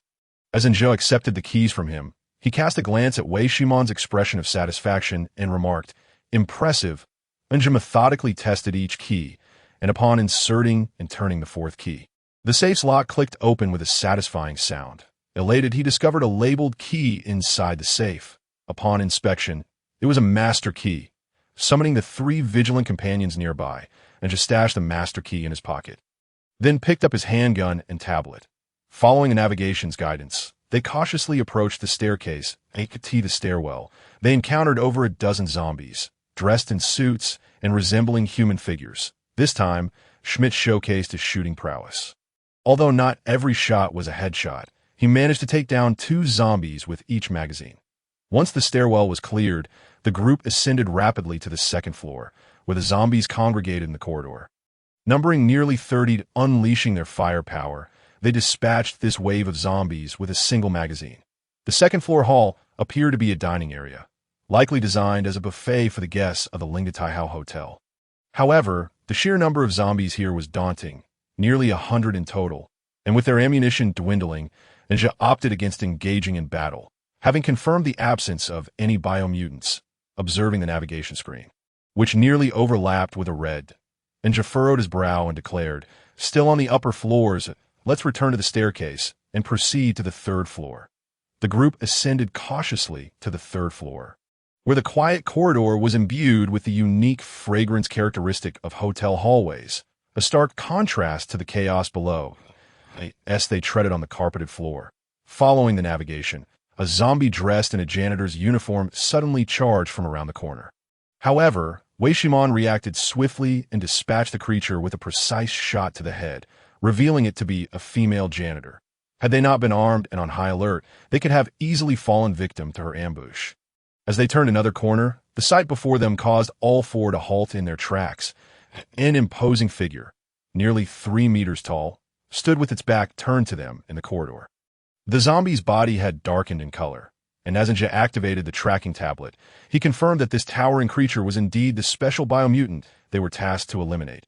Its suit had torn apart due to its sudden growth, and the trousers were similarly damaged. Despite the change in attire, Ninja recognized the silhouette all too well. This was none other than the tyrant. That moment, as if sensing their presence, the massive figure abruptly turned. Locking eyes with them, Riddenhole and Schmidt opened fire with their assault rifles, M855A1 armor-piercing rounds tearing into the creature's flesh. Though they aimed for the head, the tyrant proved to be cunning, raising its arms to shield itself from the onslaught. Simultaneously, the monstrous zombie charged forward, seemingly unfazed by the barrage of gunfire. The thundering footsteps evoked memories of Inge's encounters with the tyrant in a certain horror game, the sound of its approach unmistakable. Were it not for the difference in appearance, he might have truly mistaken this creature for the tyrant itself. Realizing that their firearms were ineffective against the creature, Inge decisively ordered the others to retreat. Signaling to Wei Shiman, who promptly understood, as the tyrant continued its relentless charge. The four of them hastily withdrew, their firepower ceasing as they moved back towards the previous direction. The tyrant crashed into the wall, creating a massive dent as it pursued them. Regaining its footing, the creature pressed on, closing the distance as they rounded a corner. Upon spotting the retreating group, the tyrant surged forward without hesitation, driven by the virus. Suddenly, the sound of a Barrett anti-material sniper rifle echoed, and with a resounding crack, the massive body of the charging tyrant was propelled backward as if struck by a colossal force. Although Wei Shimon's shot had not found its mark in the head due to the creature's forward momentum, it did sever the tyrant's left shoulder. Yet, like any other zombie, the tyrant felt no pain. It rose again, supported by its remaining right arm, and continued its advance. With the crosshairs of his scope trained on the grotesque head, Wei Shiman calmly stated, "Goodbye, tyrant." With a thundering shot, the M82-1 discharged once more, and in the aftermath of the deafening blast, a massive headless corpse collapsed to the ground, the explosion showering the walls with gore. Almost simultaneously, Inge's mind resonated with the system's voice. "Congratulations, user, mission accomplished. Biomutant confirmed killed. Rewards are being dispensed. A 10-man KSK, Special Forces Squad, a familiar bright light flickered and faded. 10 fully armed soldiers from the KSK materialized before Inge. The squad leader, Captain von Schmidl of the Lightning Team, saluted with vigor, donning a German camo fast helmet equipped with a quad-eye night vision device, clad in a German IDZ ballistic suit, and carrying a G95K assault rifle. With a Glock 17 holstered at his thigh. KSK, Special Forces, Lightning Team Communications Officer, 2nd Lieutenant Feidlin reporting. This officer bore similar gear to the captain, but also carried a portable radio, wielding in 233 Hong Kong dollars assault rifle. KSK Special Forces, Lightning Team Sniper, Senior Sergeant Hansberg reporting. He too was outfitted like the captain, cradling a G28 Precision Marksman Rifle. KSK, Special Forces, Lightning Team Assistant Gunner, Senior Sergeant Weber reporting. His equipment mirrored that of Hansberg. KSK Special Forces, Lightning Team Machine Gunner, Senior Sergeant Grumman reporting. He was similarly equipped, holding an MG4A3 machine gun. KSK Special Forces, Lightning Team Anti-Tank Specialist, Sergeant Hoffman reporting. His gear matched the others, carrying an Iron Fist 3 IT-600 rocket launcher alongside an 233 Hong Kong dollars assault rifle. KSK Special Forces, Lightning Team Medic, Senior Sergeant Wolf reporting. His helmet bore a prominent red cross, his backpack bulging, and he wielded an 233 Hong Kong dollars assault rifle. KSK Special Forces, Lightning Team Rifleman, Sergeant Miller reporting. He was equipped identically, brandishing a G95K assault rifle fitted with an M320 grenade launcher. KSK Special Forces, Lightning Team Rifleman, Sergeant Muller reporting. His gear aligned with the rest. KSK Special Forces, Lightning Team Rifleman, Sergeant Koch reporting. He too bore the same equipment. Inge's eyes sparkled with excitement at the sight of this heavily armed KSK Special Forces squad standing before him. Suddenly overwhelmed with excitement and at a loss for words, Inge took a moment to compose himself after listening to the introductions of the 10 team members. He cheerfully remarked, "Gentlemen, welcome aboard." The once spacious corridor of the guest room had become cramped due to the unexpected arrival of 10 KSK Special Forces soldiers. Inge led the way to the presidential suite located on the top floor of the Lingatai Hotel. In the presidential suite area, there were no signs of zombie activity, likely due to the high standards of consumption associated with this place. Inge was quite pleased by this, as it would save him quite a few bullets. With the addition of these 10 KSK soldiers, his dwindling supply of 5.56 45mm ammunition was hardly sufficient. Moreover, among this group, there were even soldiers equipped with the Iron Fist anti-tank rocket launcher, for which he had no compatible ammunition. Had it not been for the system's benevolence in providing these special forces with their necessary gear upon arrival, Inge would have truly found himself at a loss. The top floor's presidential suite consisted of 2 lavish rooms, each requiring a key card access, though there was still a keyhole beneath. Inge attested his universal key, and with a satisfying click, the lock opened, confirming its compatibility. This impoverished individual stepped into the presidential suite. He was taken aback by the opulence before him. Goodness, is this what the wealthy call home? The extravagant decor was complemented by an array of seemingly priceless beverages. The hotel even boasted an independent power supply, so upon entering the room, the lights flickered to life, and the central air conditioning automatically adjusted to the most comfortable temperature for human occupants. Suddenly, gunfire erupted outside the door, startling Inge. He quickly exited the room and returned to the entrance, where the leader of the lightning squad approached him, weapon in hand, reporting, "Sir, while searching the floor, we neutralized 2 zombies in a small room." Likely the private butler of the presidential suite. Inge nodded in acknowledgement. Glancing out the window to see the sun setting in the evening sky, he replied, "Well done. In a moment, take some of your team into the other presidential suite to rest, while I retain a portion here, leaving 2 to keep watch." Fongshamanter nodded slightly before turning to assign the main and secondary snipers, the anti-tank specialist, and a rifleman named Kaha, to guard Inge's safety. Meanwhile, 3 soldiers from the armor battalion were sent to Fongshamanter's room to rest, leaving Rifleman Miller and Machine Gunner Grumman on watch in the corridor. Feeling somewhat fatigued, Inge reflected on the day's numerous events. A series of surreal experiences that left him exhausted. He initially intended to share the high-calorie food from his backpack with the KSK Special Forces, only to feel embarrassed when they waved him off and retrieved their own Hans June tactical rations from their tactical backpacks. "Oh dear, I forgot these individuals were fully equipped," he thought. After a sheepish chuckle, Inge returned to his room, tore open a package of calorie-rich chocolate bars, and took a hearty bite, the rich aroma of peanut chocolate flooding his senses. In the living room, he boiled a kettle of water and retrieved a packet of instant noodles from his backpack. In the presidential suite's kitchen, he found a small bowl and prepared a steaming bowl of spicy beef noodles. Casually taking a bottle of Ace of Spades champagne from the suite's mini-fridge, as the cork popped, Inge indulged in the instant noodles while sipping the expensive champagne, blissfully unaware of the true value of the luxurious beverage he was treating as mere sweet soda.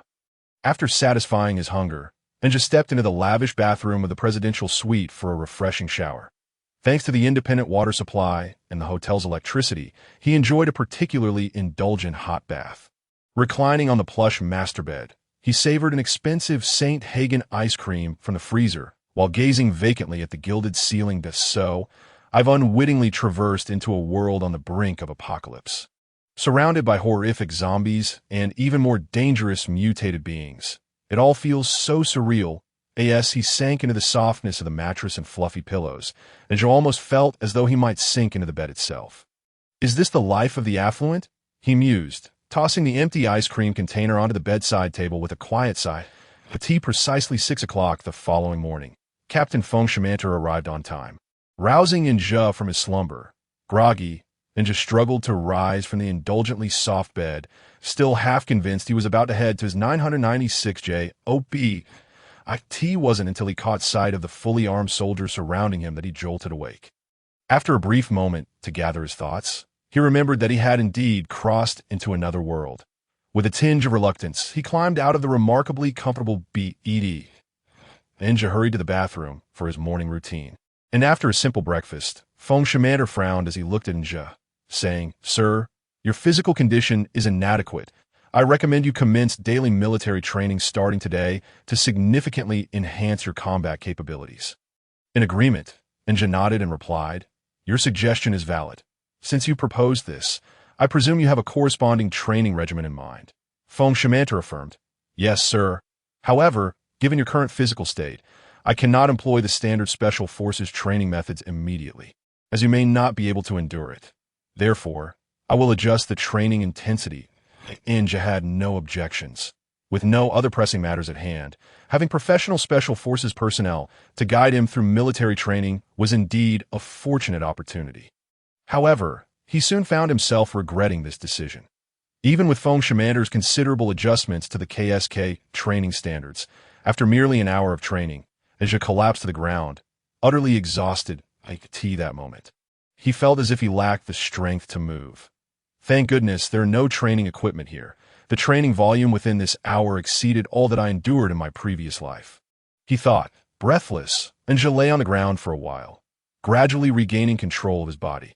Upon realizing the dire state of his physical fitness, Feng Shimanter ceased further training, understanding that such improvements could not be achieved overnight and would require time. Once he had recovered, Ninja immediately issued a combat order to the KSK Special Forces to attract the zombies in the hotel to the outer perimeter while ensuring their own safety. Meanwhile, Ninja accompanied Redinhol and 3 others in an infantry fighting vehicle, responsible for providing support and eliminating the zombies drawn out by the KSK forces using the vehicle's 30mm cannon. Not long ago, Ninja had checked the energy points he had accumulated throughout the previous day and found they totaled over 9,000, but upon inquiring with Redinhol, he learned that a significant portion of this bounty stemmed from the zombies slain by Wei Shimon using the vehicle's cannon during their pursuit.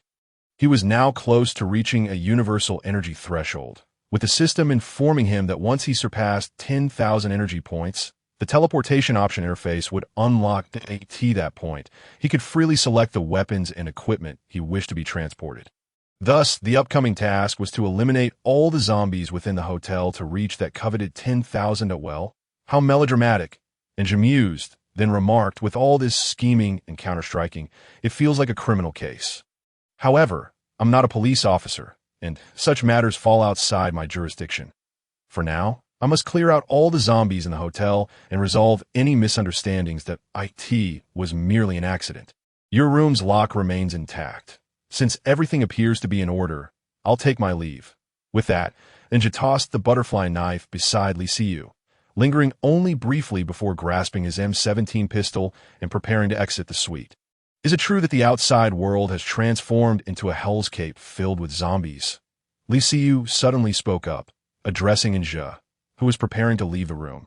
Being trapped in a hotel room, unable to escape and without signal, means there's no way to know the news from the outside. The commentators like Conan in the comment section should cease their malicious analyses. I am truly at a loss. Ninja did not respond directly. Instead, he chuckled softly, glanced back at Li Siyu, and said, given your experiences of being confined in this hotel for the past few days and the prolonged absence of rescue, I believe you must have arrived at your own conclusions. I see you fell into deep contemplation. Ninja, and not wishing to linger, prepared to swiftly inspect the other rooms on this floor, as the restoration of power was of utmost importance. Noticing Ninja's intent to leave, Li Siyu looked up and said, I apologize for what happened earlier. I was overly agitated. Under such circumstances, my nerves are understandably on edge. Ninja turned back to glance at her. Upon seeing her sincere apology, he raised an eyebrow, but said nothing further, departing the room directly. The character setting of this female lead will not influence the male lead. She will not interfere with him. The subsequent romantic elements are lamentably scant, merely a character added for personal flair, with no impact on the main storyline. But if you discover more than 5 chapters of substantial narrative, I shall take drastic measures. Gunfire erupted from downstairs. Through tactical earpieces, it was learned that the KSK Special Forces led by Schmidt had encountered 5 zombies in one of the guest rooms, which had now been cleared by the special unit. Just as this thought crossed his mind, Ninja used a master key to unlock the door, only for a zombie to suddenly lunge out from behind it, knocking the distracted Ninja to the ground. With its foul, blood-soaked maw, it relentlessly attempted to bite at Ninja's neck. He pressed his arm firmly against the zombie's throat, preventing the repulsive creature from advancing closer. The sound of an M4A1 assault rifle fired nearby, and the zombie's head exploded before Ninja, splattering him with a mixture of white and red. Struggling against the wave of nausea, Ninja pushed the headless corpse away from himself. AT that moment. Having narrowly escaped death, he felt a wave of weakness wash over him. His heart raced, pounding incessantly, and his breath quickened, the stench of blood intensifying his feelings of revulsion, forcing down the urge to vomit. Ninja's face turned pale. Once he regained his strength, he stood up with Schmidt's assistance. He kicked the now-dead zombie that had attempted to ambush him, retrieving the key before raising his M17 pistol and shooting the lock of the next room's door. With a powerful kick, he forcefully burst through the door. Better to be safe through violence. Clearing the third and fourth floors took half an hour, during which over 50 zombies were shot and dragged out from the rooms. All trapped inside when the apocalypse erupted due to closed doors. Most of the hotel's zombies roamed the corridors freely, as their doors remained open. Returning to his presidential suite, Enja discarded his blood-soaked leisure suit out the window. Afterward, he took a good shower and changed into a set of barely fitting casual clothes from the suite's wardrobe. After a simple lunch, Enja sat quietly on the soft bed, awaiting further instructions from the system. Once his energy reached its peak, the system first alerted him, then instructed him to wait until noon for further guidance, and a voice suddenly resonated, stating, "The user has exterminated 10,000 infected zombies. The accumulated energy has been fully transferred to the military space. The following provides the user with the functionality for weapon and equipment transportation. Detailed information can be viewed on the newly provided system panel interface." After swiftly conveying this information, the system fell silent and, intrigued, opened the suddenly appearing system panel. A floating, transparent menu interface appeared before him. Reaching out, he felt nothing. However, as he tentatively slid his fingers across the interface, it shifted in response. It resembled some form of 3D projection technology. Inquiring with the nearby soldiers, they confirmed they could not see Enja's system panel. Stroking his chin, he realized this feature was visible only to him.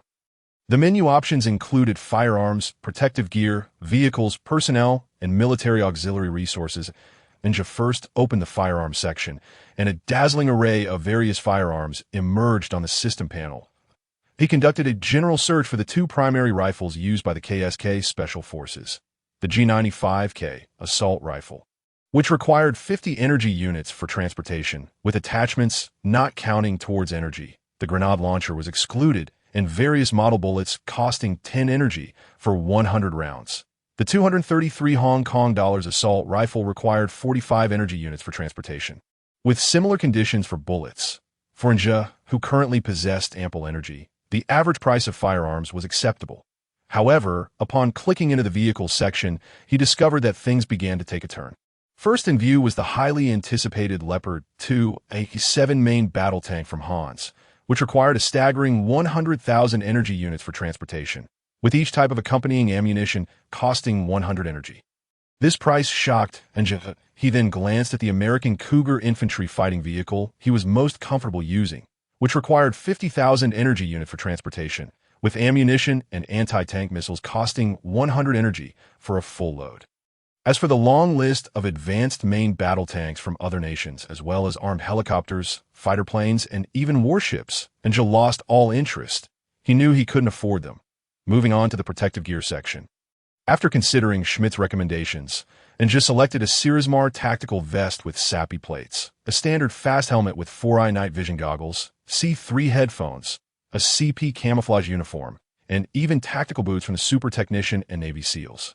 The total energy requirement for this set of equipment was only 10 energy units. The most intriguing aspect was the personnel section, and Enja focused his attention there, opening the personnel interface to find various types of soldiers appearing on the transportation interface. However, the selection was somewhat limited. Federal Hans, Northern Bear, Ocean Bull, Sam Eagle Sauce, and Eastern Rabbit. Enja furrowed his brow. Why was the Gallic Rooster absent? Communicating his confusion to the system, he was met with an unexpected response. Apologies. That country surrendered too quickly. The military space was unable to successfully record the information. Surprised, Enja chuckled, amused by the system's unexpected humor. He never thought the system, with its pronounced features, would have a humorous side. After all, the Gallic Emperor once made the entire European continent tremble. Nevertheless, this minor incident did not deter Enja. His primary concern remained the personnel data and transportation energy requirements. The military branches were generally similar: Army, Air Force, Navy, each with further subdivisions. However, the transportation descriptions for personnel were particularly intriguing. They had to be purchased in packages. Enja noticed that both the Air Force and Navy had yet to be unlocked, while the Army interface revealed that each country's army required a minimum of one company for transportation. An infantry company costing 20,000 energy units. Newbie package. First purchase only requires 1,000 energy units. An armored company requiring 35,000 energy units. only equipped with individual gear, and a logistics company needing 12,000 energy units. The special forces were exorbitantly priced, requiring 100,000 energy units for a single company. Anja dared not look further. The higher the tier, the more zeros were added. Anja grimaced as he concluded his review of the information. In summary, vehicle equipment was the most expensive, while personnel, although plentiful, were still costly given his current finances. Moreover, once the numbers increased, vehicles would become a necessity. His global plan required them. Although he could currently store them in his brain space, the limited garage capacity seemed insufficient for a full company. After careful consideration, Anja ordered a company of soldiers from the Rabbit Nation's army, taking advantage of the new user package, as these soldiers came equipped with their gear and preloaded ammunition. Otherwise, Anja's meager funds would not withstand such a venture. Suddenly, a contingent of soldiers from the Rabbit Kingdom's army appeared on the floor of the presidential suite, instantly filling the spacious suite and the corridor outside. Observing the influx of soldiers that crowded his presidential suite, Anja felt a strong urge to criticize the system's abysmal teleportation function. That moment, the company commander squeezed through the throng of soldiers and stood at attention before Anja. Saluting sharply and announced loudly, Commander Shinkai of the Rabbit Kingdom's infantry company reporting to the superior, the Iron Blood Company, consisting of 120 men, has fully arrived. Please provide instructions, having grown accustomed to the golden-haired, blue-eyed faces of the Han soldiers these past few days. Anja now felt an overwhelming sense of familiarity upon seeing the familiar yellow skin and Rabbit Kingdom military uniforms. He immediately returned the salute, saying, "Have your brothers in the Iron Blood Company gather downstairs. We have urgent tasks ahead." Indeed, just as Anja placed an order for an infantry company from the Rabbit Kingdom through the system, a new mission was issued. Random mission details. Within 3 days, the user is required to eliminate 100,000 zombies and 10 biomutants. This mission is non-mandatory. The user may choose not to participate. Upon completion, the user will be rewarded with 1000, 1000, 1000 cubic meters of mental space. With personnel secured, the next challenge was transportation. An infantry company is neither too many nor too few. Thus, Anja accessed the system space to summon several military trucks for the movement of his forces. Compared to the thousands of energy required for infantry fighting vehicles and tanks, the demand for a standard military transport truck was a mere few hundred, which was particularly considerate of Anja, who was currently short on funds. Anja selected the Rabbit-made SX-2220 heavy truck, requiring 500 energy for teleportation, although it was 200 energy more expensive than the American M923A2. Anja deemed this price exceptionally worthwhile, considering the heavily armored truck featured 6 wheels, vastly surpassing the American military vehicles in sheer size. Additionally, he opted for a lightweight armored vehicle, the AMP, which is the most advanced light off-road armored vehicle from Hans, typically allocated to the KSK Special Forces. However, it was a bit pricey, costing 1,000 energy per vehicle. Purchasing 6 SX-2220 heavy trucks and 1 AMP armored vehicle drained Anja of 4,000 energy in an instant. Positioned at the hotel entrance, as soon as he completed the order, the 6 heavy trucks and 1 lightweight armored vehicle materialized before him in a flash of white light. The system had explained that due to the limited capacity of Anja's mental space, if he did not promptly teleport the ordered items out, they would accumulate within his mental space, potentially resulting in a catastrophic explosion. Unfortunately, Anja had no better solution than to diligently accept tasks that could expand his mental space. According to intelligence provided by Ledenhol, most zombies were concentrated in the city center. However, Commander Shinkai of the Iron Blood Company was not averse to leading his men into the city center for extermination operations. First and foremost, their ammunition was not infinite. Each soldier in the company carried enough ammunition to eliminate nearly 100 zombies, even if every one of them were sharpshooters capable of 1 against 100. Running out of bullets would limit them to eliminating only 12,000 zombies, while the infantry fighting vehicles, once depleted of ammunition, could clear around 10,000 at most. Moreover, their objective was to eliminate 100,000 zombies.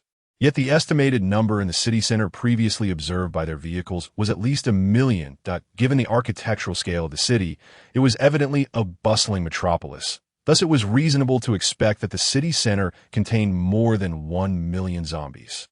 After analyzing the situation, Xing Kai and Sherman Tai decided to rely on their vehicles to conduct guerrilla operations on the outskirts of the city. Additionally, Anja was compelled to allocate the remaining 5,000 energy entirely for the resupply of the Iron Blood Company, KSK Special Forces, and the ammunition for the Puma Infantry Fighting Vehicles. Since both of them had spoken, Anja, a novice in military matters, naturally had no objections. After all, one was the commander of a KSK Special Forces team, while the other was the commander of an infantry company from the Rabbit Kingdom, both possessing superior military skills compared to him. Anja reluctantly invested the remaining energy into the necessary weaponry and ammunition for his subordinates, leaving him with nothing but empty hands after spending the 10,000 energy he had just acquired.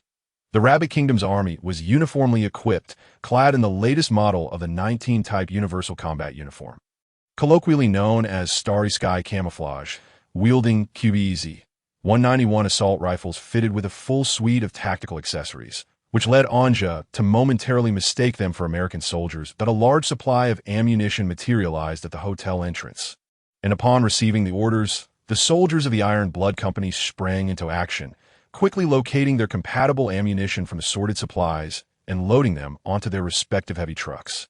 Anja selected Rifleman M. Lur and Koch, as well as the primary and secondary snipers from the KSK Special Forces to accompany him in the Puma Infantry Fighting Vehicle, while the remaining 6 boarded the AMP armored vehicle. The entire process was executed efficiently, and with the engines of the Puma Infantry Fighting Vehicle roaring to life, the vehicle led the convoy, followed closely by the AMP armored vehicle equipped with automated weapon stations, while the 6 SX-2220 heavy trucks laden with soldiers formed the core of the procession, setting forth on the open highway. Earlier, Anja had located a map of the city within the hotel. As for how he knew it was this city, the map marked the location of the Ling Tai Hao Hotel. Based on this map, Sherman Tai determined their first target, the suburban train station. Anja learned from the map that the city was named Gudicheng, which, according to the travel guide he had previously obtained from the bookstore, was the capital city of Jiang Province in China, where he currently resided, boasting an average population of 10 million. This was one of the reasons for avoiding direct confrontation in the more densely populated city center. The Gudicheng train station was merely 6 kilometers from the Ling Tai Hao Hotel, and the convoy reached its destination in 10 minutes. Along the way, the scattered zombies wandering on the road posed no threat to the convoy. Some unfortunate ones were directly crushed under the leading infantry fighting vehicle, leaving only a mess behind. The density of zombies near the train station was evidently much higher, with abandoned cars strewn about the roads. Upon arrival, the soldiers of the Iron Blood Company swiftly disembarked from the stationary trucks, armed with their QBs 191 assault rifles. The first wave of attack came from over 100 zombies clad in riot gear. For ordinary survivors, encountering such formidable zombies would undoubtedly spell doom. The riot-clad zombies boasted significantly enhanced defenses, rendering ordinary bullets ineffective against their heavy armor. However, fortune favored the soldiers today, as the 30mm cannon opened fire first, unleashing high-explosive rounds upon the mass of zombies. The seemingly formidable horde was obliterated in under a minute, allowing the Iron Blood Company soldiers to quickly establish a defensive line facing the train station. Meanwhile, Sherman Tai, driving the AMP armored vehicle, executed the plan by rapidly entering the train station, skillfully maneuvering through the complex terrain while honking the horn to draw out more zombies from deeper within. Before long, a dense swarm of zombies surged forth from the depths of the train station, attracted by the armored vehicle. Once the objective was achieved, Sherman Tai quickly maneuvered the AMP back out of the train station. As he beheld the approaching horde, Anja felt a chill of apprehension as the mass of zombies swelled to the point of resembling a tide. When they were within a kilometer, he quickly issued the command to open fire.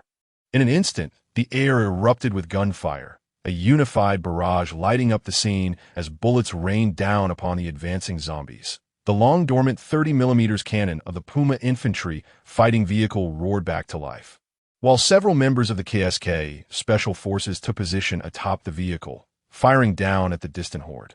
Anja, observing the overwhelming numbers, felt a pang of fear. It seemed they might not need to conduct guerrilla operations elsewhere. As the horde drawn out was already nearing 100,000. What kind of concept was this? At this moment, over 100,000 zombies had congregated, completely filling the expanse of the train station square. The sheer density of the horde had even caused a noticeable decrease in their overall charging speed.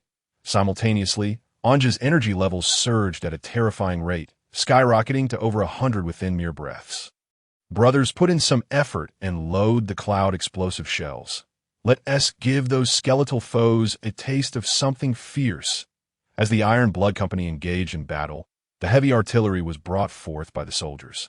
With several PF-98 120mm rocket launchers set up and their corresponding munitions being loaded, the soldiers aimed their rocket launchers at the mass of zombies. Then, under Anja's watchful gaze, the artillerymen pulled the triggers, and the 120mm explosive shells shot forth, trailing flames as they detonated amidst the throng of zombies, a mushroom cloud rising ominously. The immense power astonished Anja, with just this round of cloud explosive strikes.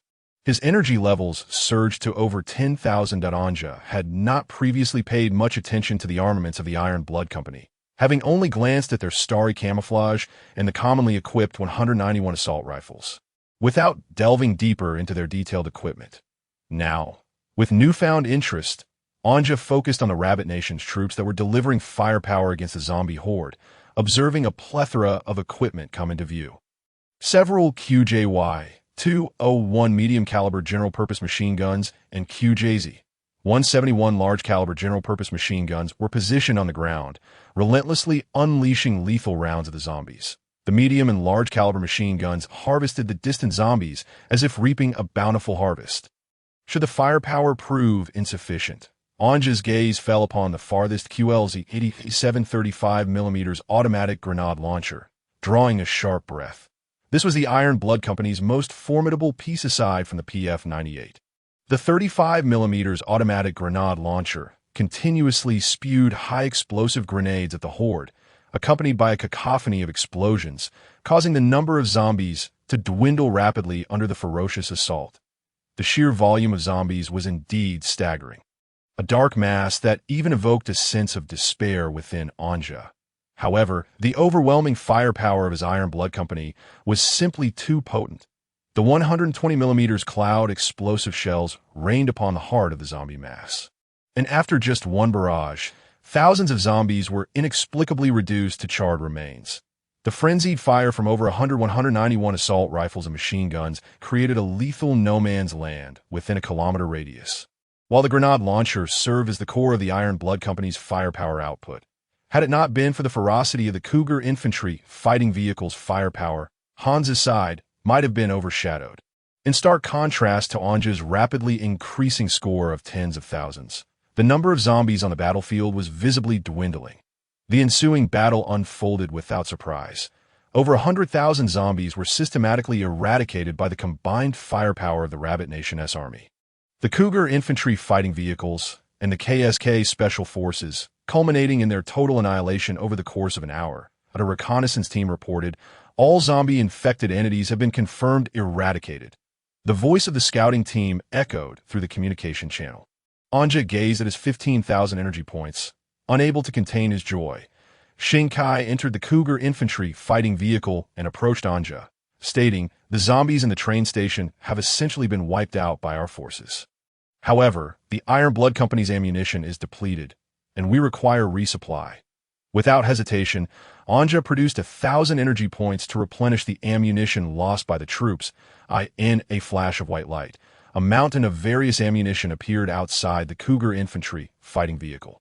Once the ammunition issue was resolved, Anja shifted his focus to the second phase of the mission, which entailed eliminating 10 biomutants, a task that left him perplexed. The last time he encountered a biomutant, he had utilized a specialized navigation system provided by the system. Yet this time, the task system had not furnished him with a similar navigation aid, and after the recent annihilation of 150,000 zombies, there seemed to be no trace of biomutants among them. After dispatching scouts to meticulously search the train station yielded no results, Anja had no choice but to instruct all soldiers to board their vehicles and return to the Lingataihao Hotel. Although the absence of biomutants was disappointing, The spectacle of annihilating 150,000 zombies was indeed magnificent. Anja felt as though he had witnessed something extraordinary today.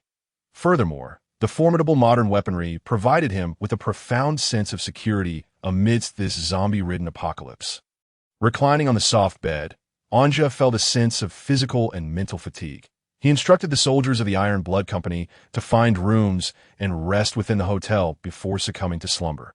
Upon awakening in the evening, he was roused by the system, initially groggy from being disturbed, but his spirits soared upon seeing the notification from the system. Time-limited mission. Eliminate 10 biomutants within 2 days. The user may choose to ignore this task. Upon completion, the reward will be a Tiger-class armed helicopter, complete with a pilot for the user.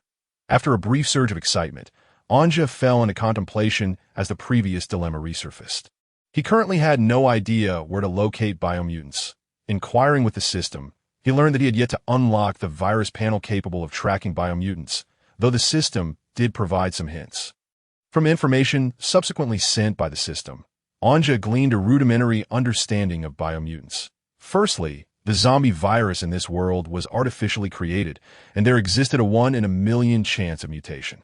Successful mutations would yield biomutants that were far more formidable than ordinary zombies, akin to the tyrant he had encountered. However, this was not entirely accurate. The virus's evolution was not fixed, and there was a significant probability of transforming into other types of biomutants. After perusing the data, Anja pondered the implications. A 1 in a million chance, and given that the average population of the ancient city was merely 10 million, this suggested that there were only a handful of biomutants, perhaps a dozen, within the ancient city. If he successfully completed this task, he might inadvertently eliminate all the biomutants in the ancient city. However, there was still hope. Following mutation, the virus would become more aggressive, and biomutants would actively hunt, being even more sensitive to the allure of flesh than ordinary zombies. With this thought in mind, Anja devised a plan, though tonight was not the right time. After a light snack, he returned to bed to rest. The following morning, Anja commenced a new day of preparations. The Iron Blood Company would secure the Lingatai Hotel, while the KSK Special Forces would accompany him aboard the Cougar Infantry Fighting Vehicles and the AMPV Light Armored Vehicles. As they drove outside the city, Sniper Hansberg, under Anja's request, utilized a G-28 precision marksman rifle to take down a wandering wild boar. Anja smiled at the boar being carried back. By now, the sun was high in the sky, with countless zombies aimlessly roaming the city streets. Suddenly, a faint noise echoed overhead. Stimulated by the sound, the zombies became agitated, raising their arms and emitting relentless howls towards the source of the noise above. However, as the sound drew nearer, an intoxicating scent that drove the zombies into a frenzy approached alongside the descending noise that it was the scent of blood. Countless zombies were irresistibly drawn to the aroma emanating from the air. Meanwhile, within the Cougar Infantry Fighting Vehicle, Anja stared at the drone interface on his laptop, furrowing his brow, wondering why they had yet to be lured out. Indeed, Anja's idea was to procure small military drones from the system's inventory. Then flesh and blood were hung above, and drones soared through the city, laden with the gruesome offerings, undoubtedly drawing out the biomutants. However, at that moment, Anja began to harbor doubts. The drones had been airborne all morning, nearing the city center, yet not a single biomutant had materialized. Just as he contemplated abandoning the endeavor, the imagery relayed by the drone shifted dramatically at a towering 3-meter-tall zombie, robust in physique, was sprinting at an astonishing speed. Pursuing the airborne drone, Anja exhaled in relief. It was indeed effective. He swiftly maneuvered the drone to return to his position, while the biomutant relentlessly followed, akin to a stubborn adhesive, inquiring through the intercom about the 3 snipers stationed at a distance. He received an affirmative response, allowing him to confidently guide the drone back. Soon, the ground trembled slightly beneath him, and Anja could faintly discern a colossal figure charging toward him. The biomutant was now only a few hundred meters away, and upon spotting humans, it seemed to grow even more exhilarated, quickening its pace, its heavy footsteps echoing ominously as if to shatter the earth beneath. With a resounding bang, the tyrant's left leg was instantly severed, causing it to crash to the ground. Almost immediately, 2 faint gunshots rang out, and the Tyrant's head exploded in a shower of gore. The G-28 Precision Marksman rifle utilized 7.6 251mm ammunition. And since the target was a behemoth, the KSK's primary and secondary snipers had opted for M61 armor-piercing rounds. Thus, although lacking the sheer power of a Barrett, the M61 rounds fired from the G-28 were still sufficient to obliterate the Tyrant's head. Observing the lifeless biomutant, Enja, from his position as a sniper, gave a thumbs-up gesture. He then retrieved a red marker and drew a crimson cross on the map, indicating the area, with a method of counteraction established.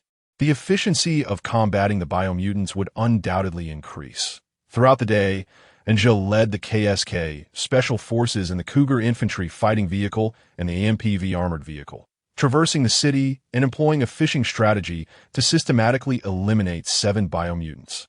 As night descended, Enja had no choice but to retreat. Upon returning to the hotel, he unveiled the map, whereupon he noticed that the entire perimeter of the ancient city had been marked with red crosses, leaving only the central area unexplored.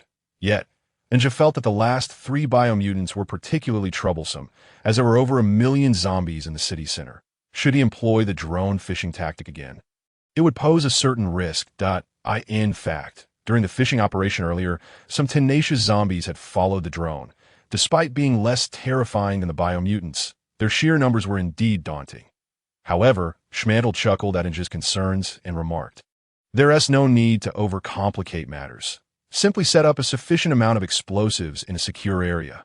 Once those damn biomutants are attracted, just press the remote button, and you can send them to meet their maker." This straightforward solution illuminated Enja's mind. How had he not considered it? He had indeed made the problem unnecessarily complex. With this thought, Enja promptly accessed the system panel, expending 1,000 energy to summon C4 explosives capable of flattening the entire Lingatihau Hotel. Upon witnessing the arrival of several crates of C4 explosives, Enja felt a surge of confidence in his plan to hunt the biomutants the following day. Throughout the night, he remained restless, and as dawn broke, he rallied the KSK, Special Forces to venture into the city center to hunt the biomutants. Guided by Schmantel, Enja strategically placed a vast quantity of C4 explosives along the roads. After inserting the remote detonator, he examined the numerous C4 charges positioned in the center and along the sides of the road, before returning to the vehicle and inquiring with Schmantel, "How powerful are the explosives I just set up?"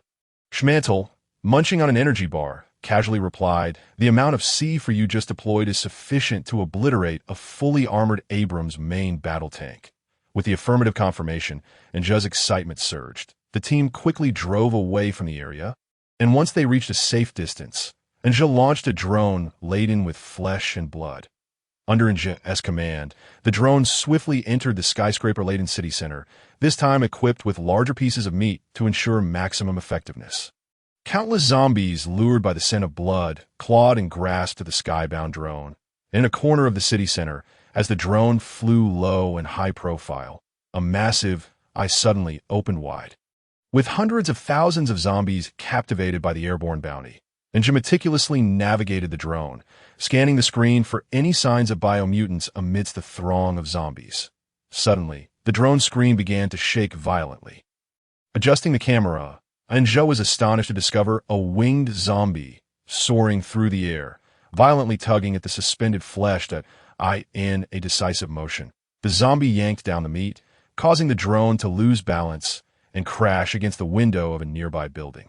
Staring at the black screen of the remote control, Enja's expression darkened. This was unexpected. How could there be flying zombies? More importantly, a drone had been lost in the process. However, having come this far, Enja was not one to easily concede.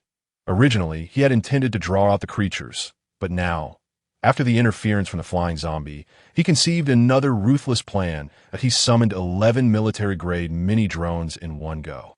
Fortunately, each drone cost only 50 energy, not overly expensive. The entire KSK Special Forces team gathered around Enja, each receiving a drone. They returned to the spot where the C4 explosives had been set up, disassembling and retrieving the explosives, quickly realizing Enja's intentions. The explosives were affixed to the drones, and Enja divided the remaining wild boar meat among them. Soon, the 11 drones took to the skies, heading swiftly toward the city center. This time, Ninja's route was clear. The drone squadron sped towards the area where the flying zombie had previously downed a drone, after flying for over 10 minutes. Grumman, the gunner, was the first to spot the flying zombie on his drone screen. Ninja directed the other drones to maintain their distance, then piloted his drone straight toward the airborne zombie. In the moment before collision, Ninja activated the C4's remote detonator. The drone carried a kilogram of C4, sufficient to obliterate a 5-story apartment building. Deafening explosion resonated as the drone control screen went dark, and the count of biomutants eliminated successfully increased by 1. Subsequently, the remaining 10 drones, laden with flesh, darted back and forth across the various streets of the city center, the amalgamation of blood and meat drawing the zombies into a frenzy as they relentlessly pursued below. As the drone squadron passed through a narrow alley, a massive zombie suddenly lunged out, its enormous form causing Ninja to gasp in shock. How could one describe this grotesque creature? It appeared as though multiple zombies had fused together, forming a colossal flesh tumor from which 7 or 8 heads screamed incessantly. Above the tumor loomed a gigantic head with blood-red eyes, fixated on the airborne drone, and Ninja found himself at a loss for words in describing this revolting entity. Simultaneously, trailing behind the tumor zombie, was a skinless, quadrupedal creature, its head exposed and resembling a licker, indeed indistinguishable from one, that upon witnessing these 2 biomutants rushing forth, Ninja commanded all drone squads collide with them and detonate the C4. The 10 miniature drones, upon receiving the directive, hurtled toward the 2 zombies below at breakneck speed. The explosive sounds reverberated throughout the city center. Even from tens of kilometers away, Ninja could still hear the deafening sound of explosions.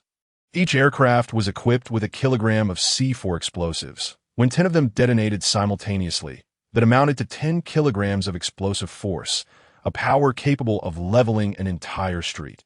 Simultaneously, a notification from the system echoed in his mind. Congratulations, host, on completing the timed mission of exterminating 100,000 zombies and 10 biochemical mutants. Rewards are now being granted. 1000, 1000, 1000 cubic meters of cerebral space have been integrated into your mental capacity, alongside a Tiger attack helicopter and its accompanying weaponry and personnel. With a flash of white light, a Tiger-armed attack helicopter, adorned in jungle camouflage, materialized on the street. 2 pilots, adorned with flight helmets and dressed in aviation suits, jogged over to Ninja and saluted, declaring, "Tiger-armed helicopter pilot, Major Hank of the Federal Air Force, reporting to the commander.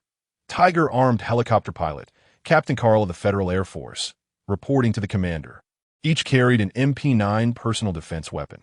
While their firepower seemed somewhat meager, the formidable machine they piloted was a genuine weapon of mass destruction. Ninja gazed at the imposing form of the Tiger helicopter, nearly drooling. This marvel surpassed the H-64 in sophistication. Though its ground attack capabilities were slightly inferior, it could even engage third-generation aircraft in aerial combat. Delighted, Ninja nodded in approval and shook hands with the 2 pilots, saying, "Welcome to our team. With the addition of the Tiger helicopter, our firepower will experience a qualitative leap." However, Ninja had no intention of deploying the Tiger helicopter just yet. Firstly, the aviation fuel it consumed was exorbitantly priced, and the system's transportation cost was steep, 1,000 energy units for each transfer. Even with over 100,000 energy units at his disposal, he could not afford such extravagance. Additionally, his cerebral space, having been expanded by the system, now accommodated 1000, 1000, 1000, and plus 100 cubic meters, providing ample room for the Tiger helicopter. Unfortunately, a rather frustrating limitation was that this space could not contain living beings, thus apart from weaponry and equipment. Ninja soldiers could not be stored within the system's confines. Nevertheless, the overall news was still largely positive. The efforts of the past 3 days had not been in vain. The space had expanded, and a Tiger-armed helicopter had been secured. It was worth noting that the system's transport requirement for this helicopter was a staggering 300,000 energy units per unit, making this acquisition a significant gain. As for the multitude of zombies and the more than 10 biochemical mutants Ninja had eliminated, it could be viewed as a charitable deed. based on the viral data provided by the system. These viruses were expected to continue evolving autonomously at a rapid pace. If this trend persisted, the number of biochemical mutants could double within a month. Without the system, Aja would likely have succumbed to despair in the face of such a situation. Soldiers will counter soldiers, and Earth will shield water, he mused. Regardless of the level of mutated zombies they encountered in the future, as long as they remained carbon-based life forms, Aja felt confident that, with the aid of the system's military equipment, he could eliminate them all. As for the shadowy figures orchestrating the distribution of a zombie virus, should they dare to provoke him, Aja would not hesitate to identify them as targets for extermination. Seated in the Cougar armored vehicle, the convoy swiftly returned to the Linga Taihao Hotel, now wholly under the control of the Iron-Blooded Legion, with sentries stationed throughout the premises. Upon arriving back at the hotel, Xing Kai sought out Aja, and upon reaching the presidential suite, he delivered some unfortunate news. According to reports from scouts earlier that day, a large horde of zombies was migrating toward the main road south of the hotel. The reasons unknown. With an estimated scale of 30 to 40 million. It was projected that they would reach the hotel within a day. Aja furrowed his brow, glancing at the direction Xing Kai indicated on the map. This horde of zombies had likely separated from the massive congregation in the city center. After all, there were millions of zombies in the city center, and it was not unusual for several 100,000 to wander off. However, the fact that they were actively migrating toward the hotel where Aja and his team were stationed was rather intriguing. Despite their movements over the past 3 days, they had not made any noise near the Linga Taihao Hotel, making their migration toward it puzzling. Xing Kai frowned, darkly stating, "I sense this is no coincidence. An unknown force is covertly guiding the zombies, and judging by their behavior, it seems they intend to use the zombie tide to annihilate us." Aja did not refute Xing Kai's words, for he was aware from the system's data that the world's descent into such a dystopian state was due to the deliberate release of the zombie virus by someone. The system provided no further explanation regarding this force. Moreover, as an outsider to this world, Aja was entirely unfamiliar with its circumstances, leaving him in the dark about this enigmatic entity. Numerous signs indicated that this force had become aware of Aja and his team's existence and was actively directing the zombies to launch an assault against them, hoping to overwhelm them with sheer numbers. The estimated 300,000 to 400,000 zombies far exceeded what their current team could handle. While it was not impossible to engage them head-on, as Aja could simultaneously fight zombies while replenishing ammunition through energy gained from their extermination. The moment the enemy realized that this number was insufficient and summoned over 1 million, or worse, if this unknown force personally intervened, the situation would become dire at this stage, despite having access to the transportation interface. Aja could only transport ordinary light weaponry. The costly missile launchers and combat aircraft, often priced in the millions, along with the requisite specialized personnel, were out of reach. Ultimately, they remained too weak. Only with a strong fist could one earn the right to speak. Compared to other survivors striving to endure in this apocalypse, Aja was undoubtedly among the strongest. However, when measured against the shadowy force lurking in the dark, he dared not overestimate himself. Weighing the pros and cons, Aja issued orders to the various ranks of officers in his team. By midnight tonight, all personnel are to prepare for an immediate evacuation from the Linga Taihao Hotel. The convoy will depart for the outskirts of the city. Attention all squads, organize your equipment and assemble downstairs immediately. Outside, soldiers from the infantry company were urgently gathering. Hearing the commotion, Li Siyu curiously opened the door, only to see fully armed soldiers rushing down the stairs. "Excuse me, what is happening?" Li Siyu inquired, approaching a squad leader in the midst of the assembly. The squad leader, exhibiting a measure of patience, responded, "A massive wave of zombies is approaching the hotel, and the team must conduct an emergency evacuation. Miss, you should leave the hotel as well. It may become life-threatening if you delay." Having briefly explained, the squad completed its assembly and, without a moment's pause, swiftly descended the stairs. The assembly signals echoed throughout the hotel, showcasing the efficiency of the Rabbit Nation's army in executing orders.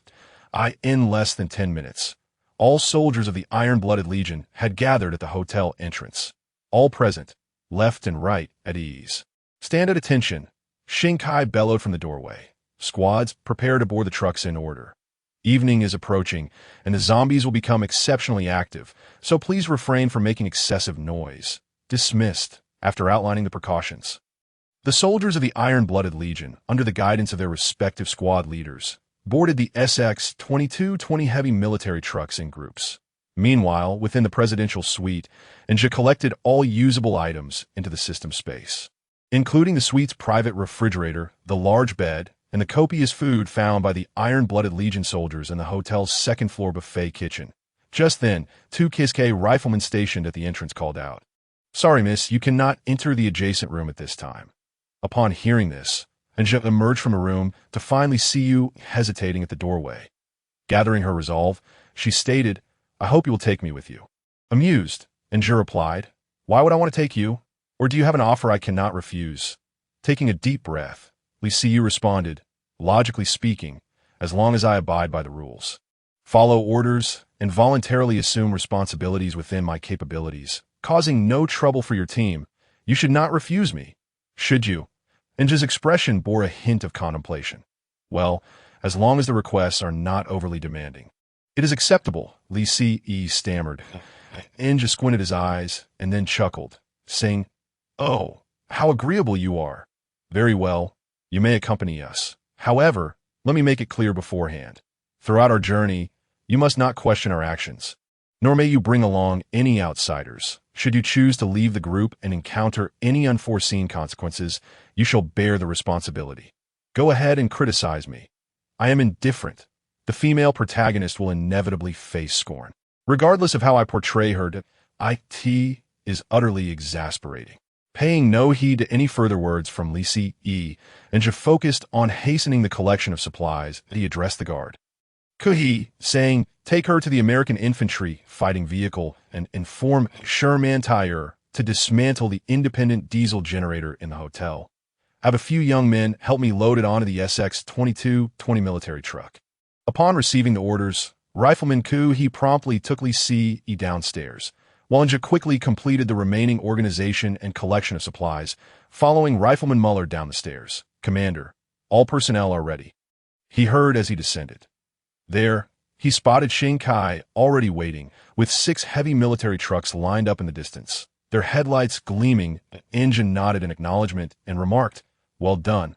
Once you return to the vehicle, make sure to rest well. The journey north will be quite long." Ninja climbed aboard the American Line Infantry Fighting Vehicle. The convoy set off immediately, moving steadily towards the National Highway. Under the cloak of night, the headlights of the speeding convoy were strikingly prominent. The American Line Infantry Fighting Vehicle led the way. Should any overturned cars obstruct the path, the robust infantry vehicle would simply bulldoze them aside. If faced with heavy trucks, Ninja would not hesitate to deploy a long-spike anti-tank missile in an underground warehouse within the ancient city. The door swung open, and a figure clad in a black robe entered. Inside, a middle-aged man in a white lab coat, wearing glasses, sat before research instruments, intently observing data under a microscope, showing no reaction to the newcomer. Upon entering, the man in black immediately spoke, "Professor, those individuals have retreated. There remains a contingent of soldiers unpurged by the Dawn virus. I believe it necessary to inform you." The middle-aged man, without lifting his head, fixated on the microscope, replied, "No need. Their retreat is directed towards Jinchuan County, where we have deployed the experimental virus, the Zombie King. Their numbers are merely over 100, while Jinchuan County has a population exceeding 500,000, ample opportunity for the Zombie King to thrive." Sensing the professor's finality, the man in black ceased further conversation, bowed respectfully, and swiftly exited the room, wary of disturbing the professor's current endeavors. After approximately 7 hours of travel on the highway, it was now around 3 or 4 in the morning. At Ninja's signal, the convoy halted at a service area adjacent to the highway. The service area was in disarray, with 4 or 5 cars having collided, the scene quite tragic, while over 10 zombies roamed at the entrance of a small shop. As soon as the vehicle came to a stop, the Iron Blood Brigade soldiers swiftly disembarked, immediately commencing fire before the zombies could react. Each squad formed a defensive formation, spreading out to search the entirety of the service area. The sound of gunfire echoed in various corners, and upon tallying, nearly 100 zombies were found within the area, most of them former tourists. with only a few being service area staff, having established a temporary base. Ninja ordered everyone to rest on the spot. The soldiers of the Iron Blood Brigade took turns on watch with the KSK Special Forces, while Ninja leaned against the seat of the infantry fighting vehicle. Illuminated by the vehicle's lights, engrossed in a practical guide to traversing China's map, beside him, Li Si looked at him curiously and inquired, "Why do you enjoy that book so much?" Ninja replied while flipping through the pages. "I am contemplating a general route through China. Given the apocalypse has erupted, I can go wherever I please. Additionally, the night air is rather chilly. Be cautious in your JK attire to avoid catching a chill." Upon hearing his latter comment, Li Si felt her cheeks flush slightly. Though Ninja had not once diverted his gaze from the book, the summer attire was indeed quite breezy, and now, with the cool night air, she felt a shiver run down her long leg. Somewhat exasperated, pressed a button on the vehicle's console. Consequently, the tailgate of the American Lion Infantry Fighting Vehicle slowly closed with electric assistance. The crew members had all disembarked to rest, while Ledenthal and his companions went off to hunt. "You can pull all the seats together to make a bed for yourself tonight. No one will disturb you," Ninja said nonchalantly, his legs crossed as he meticulously studied the scenic routes they might encounter in China. Lice, seemingly composed, showed no signs of discontent. She simply adjusted the chairs and fell asleep. After a considerable time, Ninja, having perused the practical guide, suddenly shifted the book slightly aside, casting a glance at the slumbering Li Si. Swallowing hard, he returned the book to its original position, mentally chastising himself. "Damn it, Ninja, you scoundrel. How can you have such carnal thoughts yet lack the courage? Such a splendid opportunity wasted on mere reading." The night passed without incident. Upon awakening, Li Si warily glanced at Ninja, who had draped the book over his face and was peacefully asleep in his chair. After reassuring herself that no harm had befallen her, she let out a sigh of relief, though a sense of inexplicable disappointment lingered within her. The convoy took a break for the entire morning, and Ledenthal's trio returned with a bountiful catch, having hunted 7 wild boars near the service area. Humanity had vanished from this planet for barely a week. Yet wild animals had begun to appear in flocks near the once bustling highway to By noon. Everyone was in for a treat, as the aroma of roasted suckling pig wafted through the service area, allowing the brigade's soldiers to finally indulge in a change of flavor. They retrieved juice from their rations, pairing it with the tantalizing roasted pig, and feasted heartily. Lice, who appeared gentle and demure, proved to be quite ferocious when it came to eating, devouring nearly half a suckling pig by herself. Ninja could tell she had been famished for quite some time, after satisfying their appetites. The convoy resumed its journey. Ninja had already mapped out the forthcoming route, heading north directly towards the capital. Naturally, as the most populous capital in the nation, Ninja had no intention of venturing into the city itself. However, many scenic spots nearby were worth considering. After an hour's drive, they arrived at a county town. According to the map and Li Si's guidance, this small county town, with an average population of over 50,000, lay adjacent to the ancient city. Ninja was somewhat reluctant to traverse through the town directly. Yet he found it peculiar that this highway was directly connected to the county town, with no alternate routes, as if the highway cut straight through it. Consequently, their convoy could not avoid passing through this town if they wished to continue northward. Please refrain from applying real-life experiences to this narrative. Consider it as a work of fiction, a concoction of imagination. Once again, I urge you not to view it through the lens of reality, peering through binoculars, observing the zombies aimlessly wandering along the road. Ninja ultimately resolved to take the risk. He could hardly believe that the 50,000 zombies within the town could all congest the road and block their passage. Inside the military truck, upon receiving the news, Shinkai declared loudly, "All personnel, prepare for battle. Load your weapons. We are about to face a fierce conflict. Quickly now. Move with urgency. The zombies have wandered to the other end of the street. We must rush to the supermarket to find food and conclude this swiftly." On the left side of the street, the entrance to a residential building swung open, revealing several young men wielding kitchen knives. Rushing forth from within, the leader, brandishing his knife, swiftly decapitated a zombie loitering at the threshold. The remaining men systematically dispatched nearby zombies, their coordination indicating that this was not their first encounter with such a scenario. After clearing the path of the undead, they hastily entered a supermarket on the opposite side of the street, the largest chain supermarket in the county, boasting 3 full floors. Inside, darkness enveloped the aisles due to a power outage. Yet the men appeared well prepared, retrieving flashlights as they made their way quickly toward the food section.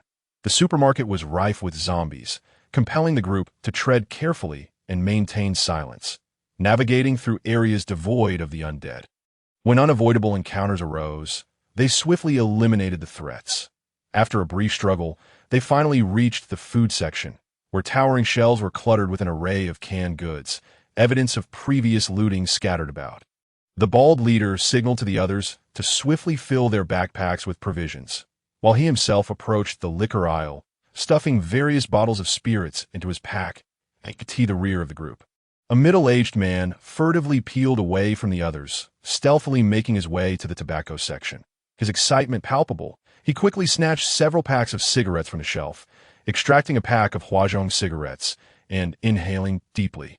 Savoring the familiar scent, the intoxicating aroma enveloped him, and he lost himself in the moment, only snapping back to reality after several seconds to continue stuffing his bag with more cigarettes.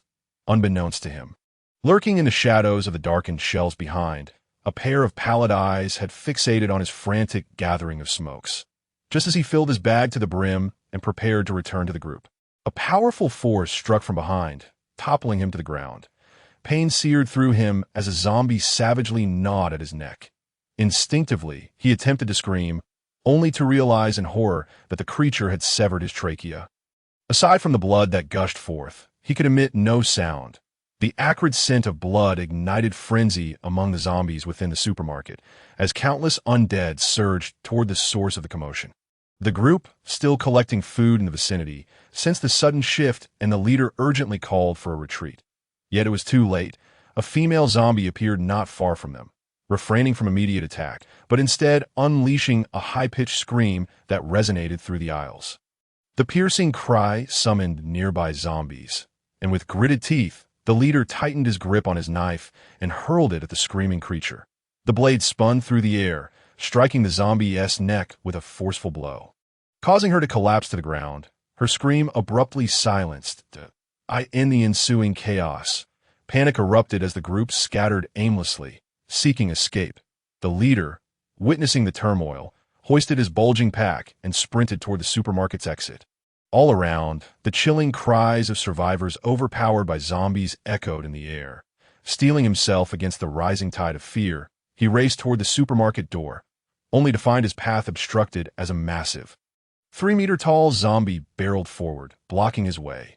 Attention all vehicles, we are about to traverse a hazardous area. All personnel in the transport vehicles, ready your weapons and remain vigilant for any potential threats. Anja sat within the Puma Infantry Fighting Vehicle, peering through the periscope at the impending county city, issuing new orders to his team. The Cougar accelerated to its maximum speed, effortlessly plowing through obstructing vehicles with its formidable weight, merely causing a slight jolt within. Shortly after entering the county, the road ahead was obstructed by an overturned heavy truck. Without hesitation, Anja commanded Weichsemann to launch a spike missile. The anti-tank missile shot forth from its tube, trailing fire, and struck the blockade with explosive force. The resulting detonation obliterated the heavy truck, and with the Cougar's violent charge, a significant obstacle that would have posed a considerable challenge to other survivors was swiftly resolved. The thunderous explosion attracted a horde of zombies from within the city as they poured onto the streets. Upon encountering the undead, the 30mm autocannon sprang to life, unleashing a barrage that resembled the harbinger of death itself. The zombies, drawn by the cacophony, fell in droves under the relentless fire-powered, high-explosive rounds detonated amidst the throngs of zombies, carving a path through the dense mass, while the following vehicles closely trailed the Cougar.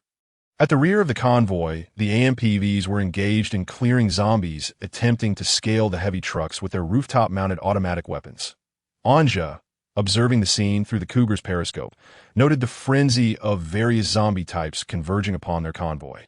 Among them were screamers, continuously shrieking to attract more zombies, and while not as towering as the tyrant, there were formidable brutes that charged like tanks, their long tongues lolling, yet posing no real threat to the convoy. Ah, so this is a game of survival, is it? Anja mused, recognizing the bizarre variety of zombies that plague this world. Yet he could identify several familiar archetypes, their grotesque forms reminiscent of those depicted in past zombie literature. Just then, a report came from the rear of the convoy. Dozens of winged zombies were diving toward them at high speed. Anja's heart raced as he instructed Weichsemann to pivot the turret skyward. The 30mm autocannon, which had been relentlessly firing at the ground, ceased its barrage and redirected toward the airborne threat.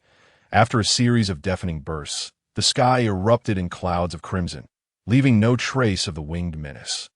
Once the aerial threat was neutralized, the turret returned to target the ground-bound zombies, which were once again greeted with the warm embrace of the 30mm cannon. "Commander, we have bad news. Our high-explosive rounds are nearly depleted." Weichsemann suddenly turned to Anja, urgency in his gaze. Unfazed, Anja calmly instructed, "Switch to armor-piercing rounds. Once we breach the county, I will resupply the vehicles." Weichsemann raised an eyebrow, intrigued, as the last of the high-explosive round were fired. He quickly loaded armor-piercing ammunition into the cannon. The 30mm autocannon roared back to life, just as a throng of brutes surged from the horde, crashing into smaller zombies. These zombies zeroed in on the 6 transport trucks at the convoy's center. But the SX-2220 heavy trucks, fortified with thick armor, remained impervious to their attempts. Even if a few managed to climb aboard, they would be swiftly eradicated by concentrated fire. Anja observed the zombies' tactics with growing suspicion. Although they relentlessly assaulted the convoy, their movements suggested a calculated intent, adapting their strategies as they went. Initially, the long-tongued zombies had tested the vehicles, and upon realizing their futility, they redirected their efforts toward the military trucks. However, thanks to Anja's warning, the soldiers inside were on high alert, rendering that tactic ineffective. Now, the brutish zombies charged the Cougar, their movements deliberate and purposeful. However, these individuals have truly stumbled upon a perilous situation. At this moment, Anja's high-explosive shells have just been exhausted, and he has now switched to armor-piercing rounds specifically designed to combat armor targets. With the deafening roar of the cannon, dozens of behemoths charging forward are instantly reduced to mere heaps of mud. Anja smirked slightly, his peripheral vision catching sight of Lisiu in the corner, who at that moment was wearing headphones, her arms crossed, eyes half-closed. This indeed resembled Anja's own demeanor during his first ride in infantry fighting vehicle.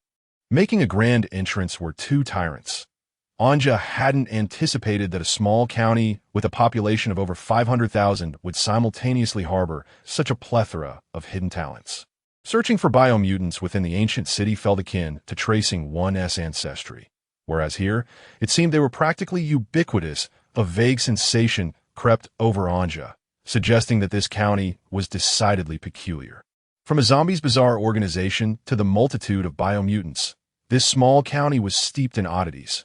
Nonetheless, Anja had little desire to meddle in affairs that did not concern him. What secrets lay hidden here were of no relevance to him.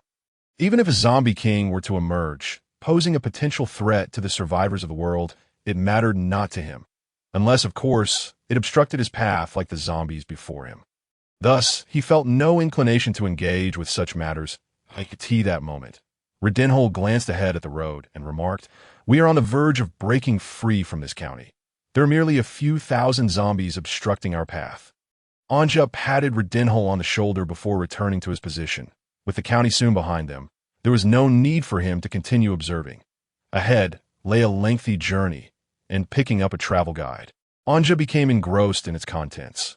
High above, a diminutive zombie with milky white eyes gazed down at the convoy breaking through the horde, letting out a ghastly howl, the meaning of which remained unclear.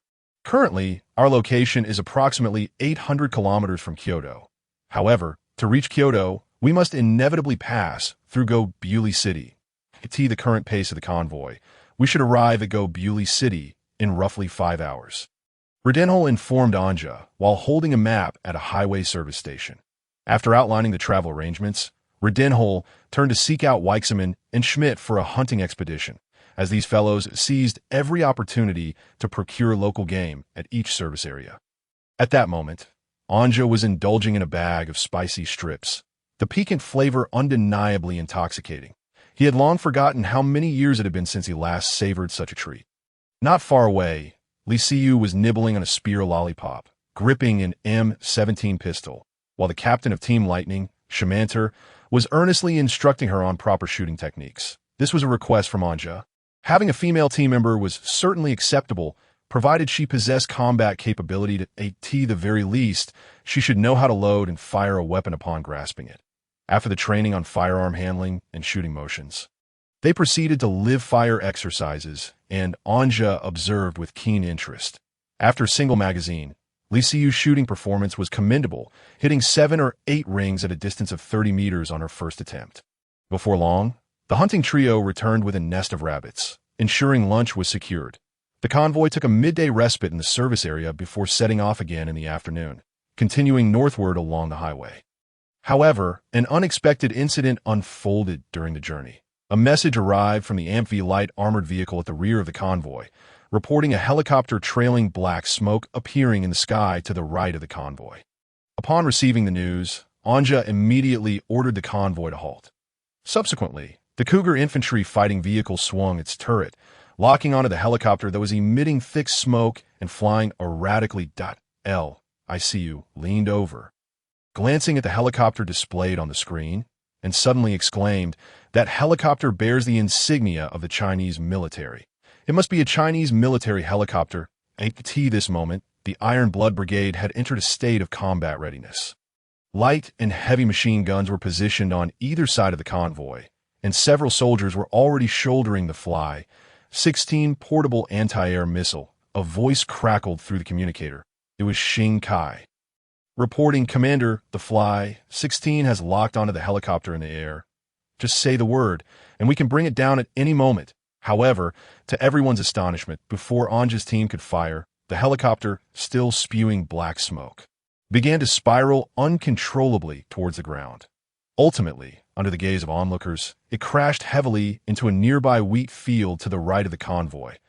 Anja, perplexed by the inexplicable crash, promptly ordered the AMV light armored vehicle to approach swiftly. Responding to the command, Shamanter led the Lightning team personnel aboard the AMV light armored vehicle, which sped out of the highway barrier and raced across the wheat field, quickly reaching the vicinity of the downed helicopter. Under the operation of KSK team members, the remote weapon station targeted the helicopter, while Shamanter, brandishing a G95K assault rifle, was the first to disembark, followed closely by several armed teammates. Due to the impact of the helicopter's crash, it had made intimate contact with the ground, leaving a substantial hole in the rear. The laser sight from the LLM mounted on their rifles illuminated the helicopter's interior. The scene that unfolded before them was chilling.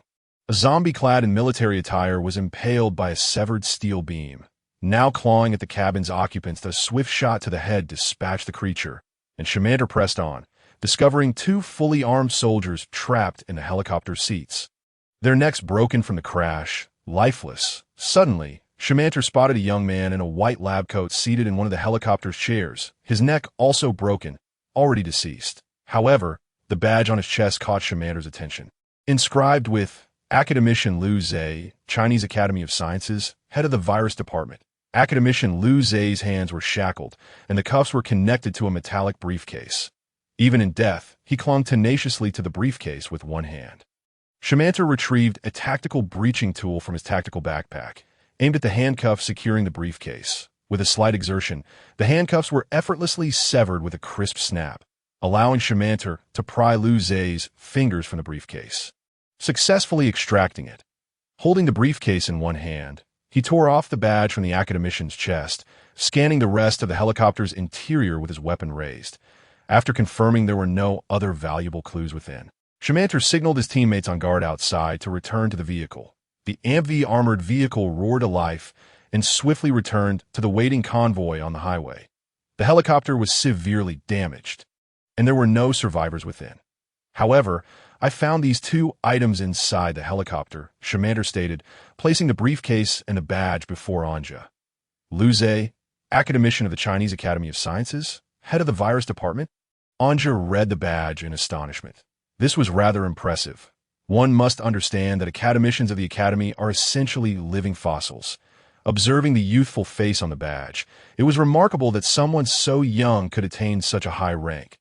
Dying in a helicopter crash seemed rather unjust.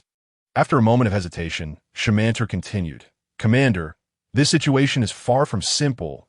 I had just examined the helicopter's condition, and considering the prior smoke, I deduced that it had already sustained damage from anti-air weapons. It was shot down." Upon hearing this, Anja sensed that matters were indeed more complicated than they appeared if he wished to unravel the mystery behind it all. The briefcase in his possession would undoubtedly be pivotal.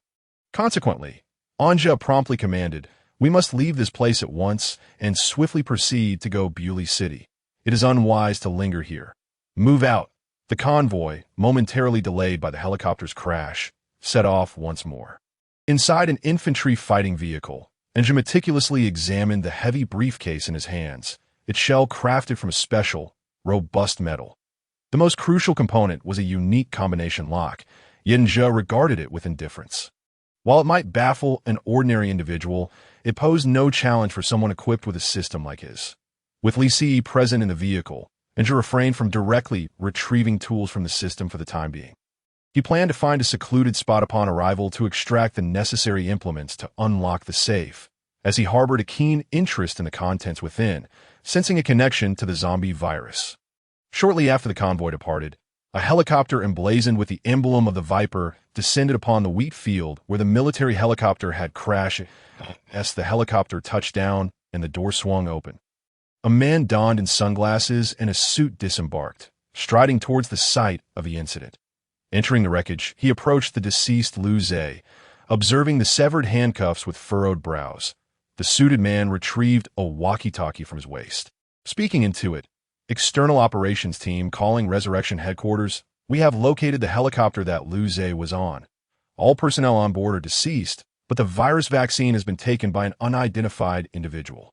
A rebuke echoed from the other end of the line, causing beads of sweat to form on the man's forehead. After regaining his composure, he replied, "Rest assured, headquarters. According to intel from our infiltrator within the Chinese Military Research Institute, the container holding the vaccine is equipped with a locator, managed by the head of the virology department, Qin Luosheng. The institute has been breached, and we can retrieve the vaccine through the military's locator." At that moment, a voice on the other end interjected again. The professor from the ancient city branch has reported that a fully organized army is advancing northward. The zombie king of Jinshui County could not halt their progress. Exercise caution regarding this force during your operation. The suited man appeared somewhat astonished, but quickly regained his focus, affirming, "Understood that I will keep a watchful eye on this army." Having planted explosives within the helicopter, he exited the wreckage with purpose. Moments later, the Viper helicopter ascended, swiftly departing as a violent explosion erupted, engulfing the remnants of the downed aircraft. Meanwhile, Enja's convoy finally reached Bewley City, a metropolis boasting a staggering population exceeding 13 million. However, Enja had no intention of confronting the zombies within. He yearned to explore the coastal areas of the city. The convoy sped through the outskirts before arriving at the seaside. After dispatching hundreds of zombies wandering along the shore, the group disembarked to rest, relishing the gentle sea breeze. Enja stretched lazily. Finding a secluded area, Enja expended 100 energy points from the system to summon a sophisticated lock-picking device, a small robotic entity. Unsure of its mechanics, he activated it and issued a command to unlock the safe before him. The robot wasted no time, immediately scanning the structure of the combination lock before its mechanical arms began to operate at a rapid pace. Enja watched in awe, patiently awaiting the outcome. After 5 minutes, a crisp sound indicated the lock had been successfully disengaged, and the lock-picking robot retreated to the side. The once impenetrable metal case now lay open. Peering into the case, which emitted a cloud of white vapor, Enja's curiosity surged uncontrollably. He approached swiftly, eager to discover its contents. Inside, cooled by frigid air, 3 glass vials containing a green serum were nestled within a specially designed sponge padding, each bottle adorned with a biochemistry label. The bottom line bore an inscription in Chinese, "Experimental Virus Vaccine." Goodness, no wonder it was targeted by anti-aircraft weapons. If this were to leak out, it could drive every survivor in the world into a frenzy. Anja mused, lifting one vial from its cushioned cradle. The vibrant green liquid sparkled brilliantly in the sunlight, resembling a precious emerald, though Anja was not particularly invested in the notion of saving humanity. After all, he had no family or friends in this world. Holding the virus vaccine sparked a new interest to other survivors. It was an invaluable treasure. For Anja, it held potential worth as well, especially since the system had not assured him or his subordinates immunity from the zombie virus. The metal case also contained a paper notebook and a USB drive. Anja retrieved these items, placing the virus vaccine back into the case and sealing it once more, that he then stored the lock-picking robot back into the system space. Nearby, Li Ce was engaged in shooting practice, targeting zombies several hundred meters away with a G95K assault rifle. Anja returned to the Immersion Line Infantry Fighting Vehicle, where only he remained, as Luther and the others had gone fishing. Inserting the USB drive into the vehicle's computer, Anja soon saw the data within being successfully processed at a trove of several terabytes of research videos and documents uploaded onto the vehicle system.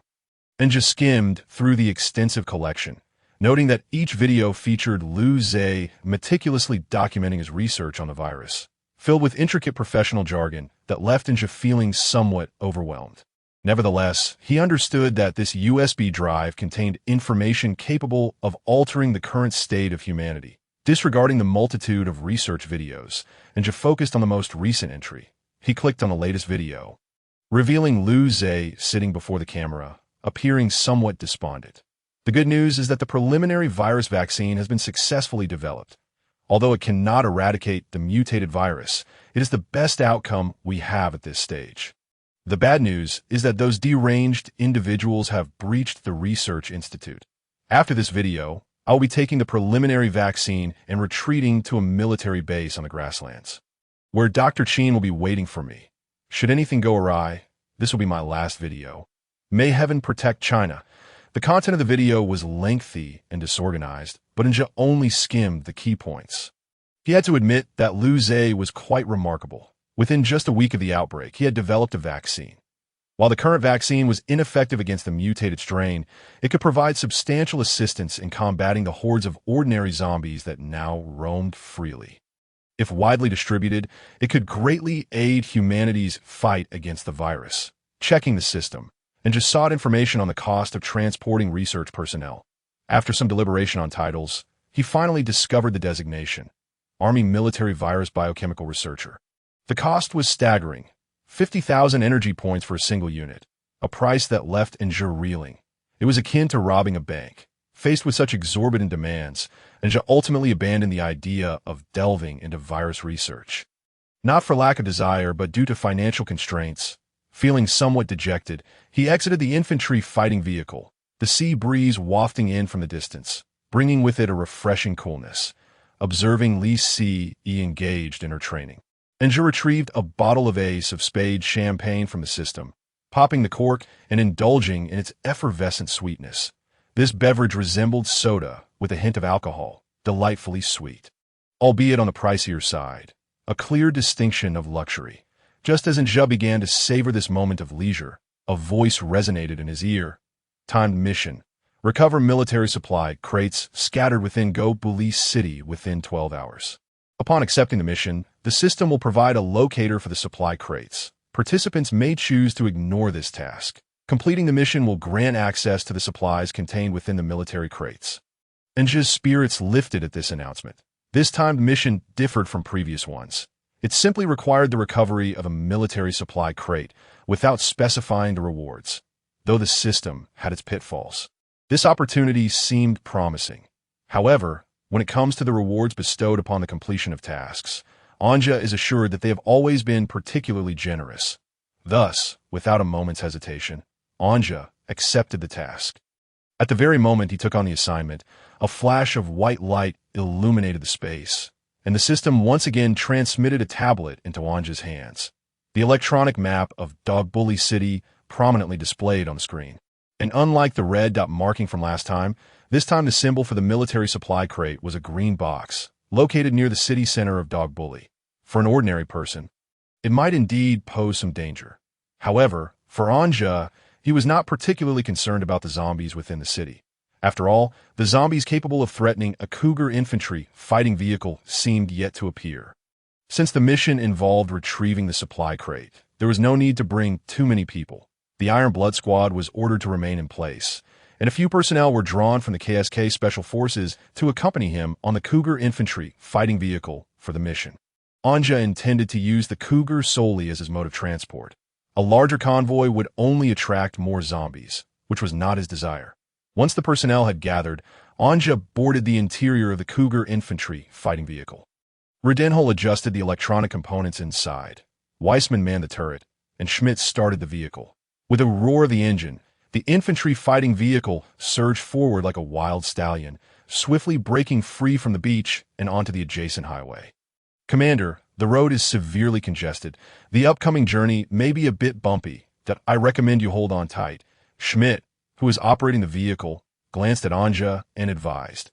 Anja peered through the periscope at the heavily congested road. Realizing that the path ahead would not be easy, and decisively returned to his seat, fastening his seatbelt. Feeling the vehicle swaying, Redenhol, seated before the comprehensive display screen, couldn't he help but exclaim, "The weight of the Cougar infantry fighting vehicle is still too light. If it were a Leopard 2 A7 tank, we wouldn't even feel the bumps." The disaster zone was the highway leading out of the city, where the exit routes of Dogbully City were effectively blocked by vehicles. Even the outbound roads were obstructed by vehicles traveling in the opposite direction. Countless zombies were trapped inside the cars, incessantly banging on the windows. Nevertheless, the Cougar infantry fighting vehicle showed no fear. Utilizing its tracks and formidable power to crush through the obstructing vehicles, forging a path ahead. After navigating through the difficult highway stretch at the city exit, the road conditions evidently improved upon entering Dogbully City. At least the terrifying traffic flow was no longer present. Although accident scenes were still visible everywhere, Anja no longer had to endure the disorienting swaying. Following the guidance of the electronic map, the Cougar infantry fighting vehicle accelerated on the highway within the city. As per usual, small cars in the way were either rammed aside or crushed, while trucks obstructing the path were met with a direct anti-tank missile. The roar of the infantry fighting vehicle attracted the attention of zombies on the streets, who poured out from alleys, raising their hands and frantically pursuing the vehicle on the highway. Weissman was already quite familiar with this situation. He did not even resort to the 30mm cannon, opting instead to unleash a fierce barrage of fire from the vehicle-mounted 7.6 2mm automatic rifle at the horde of zombies behind them. At this moment, the number of zombies had not yet reached 1,000, so the cannon was unnecessary. Even the 7.6 2mm automatic rifle inflicted substantial damage on the pursuing zombies. Anja said nothing regarding Weissman's actions. After all, each zombie killed would add energy points to his account, and replenishing ammunition merely required a transmission to the system. After more than half an hour, the vehicle boldly entered the city center, coming to a halt at the entrance of a narrow alley with a sharp brake.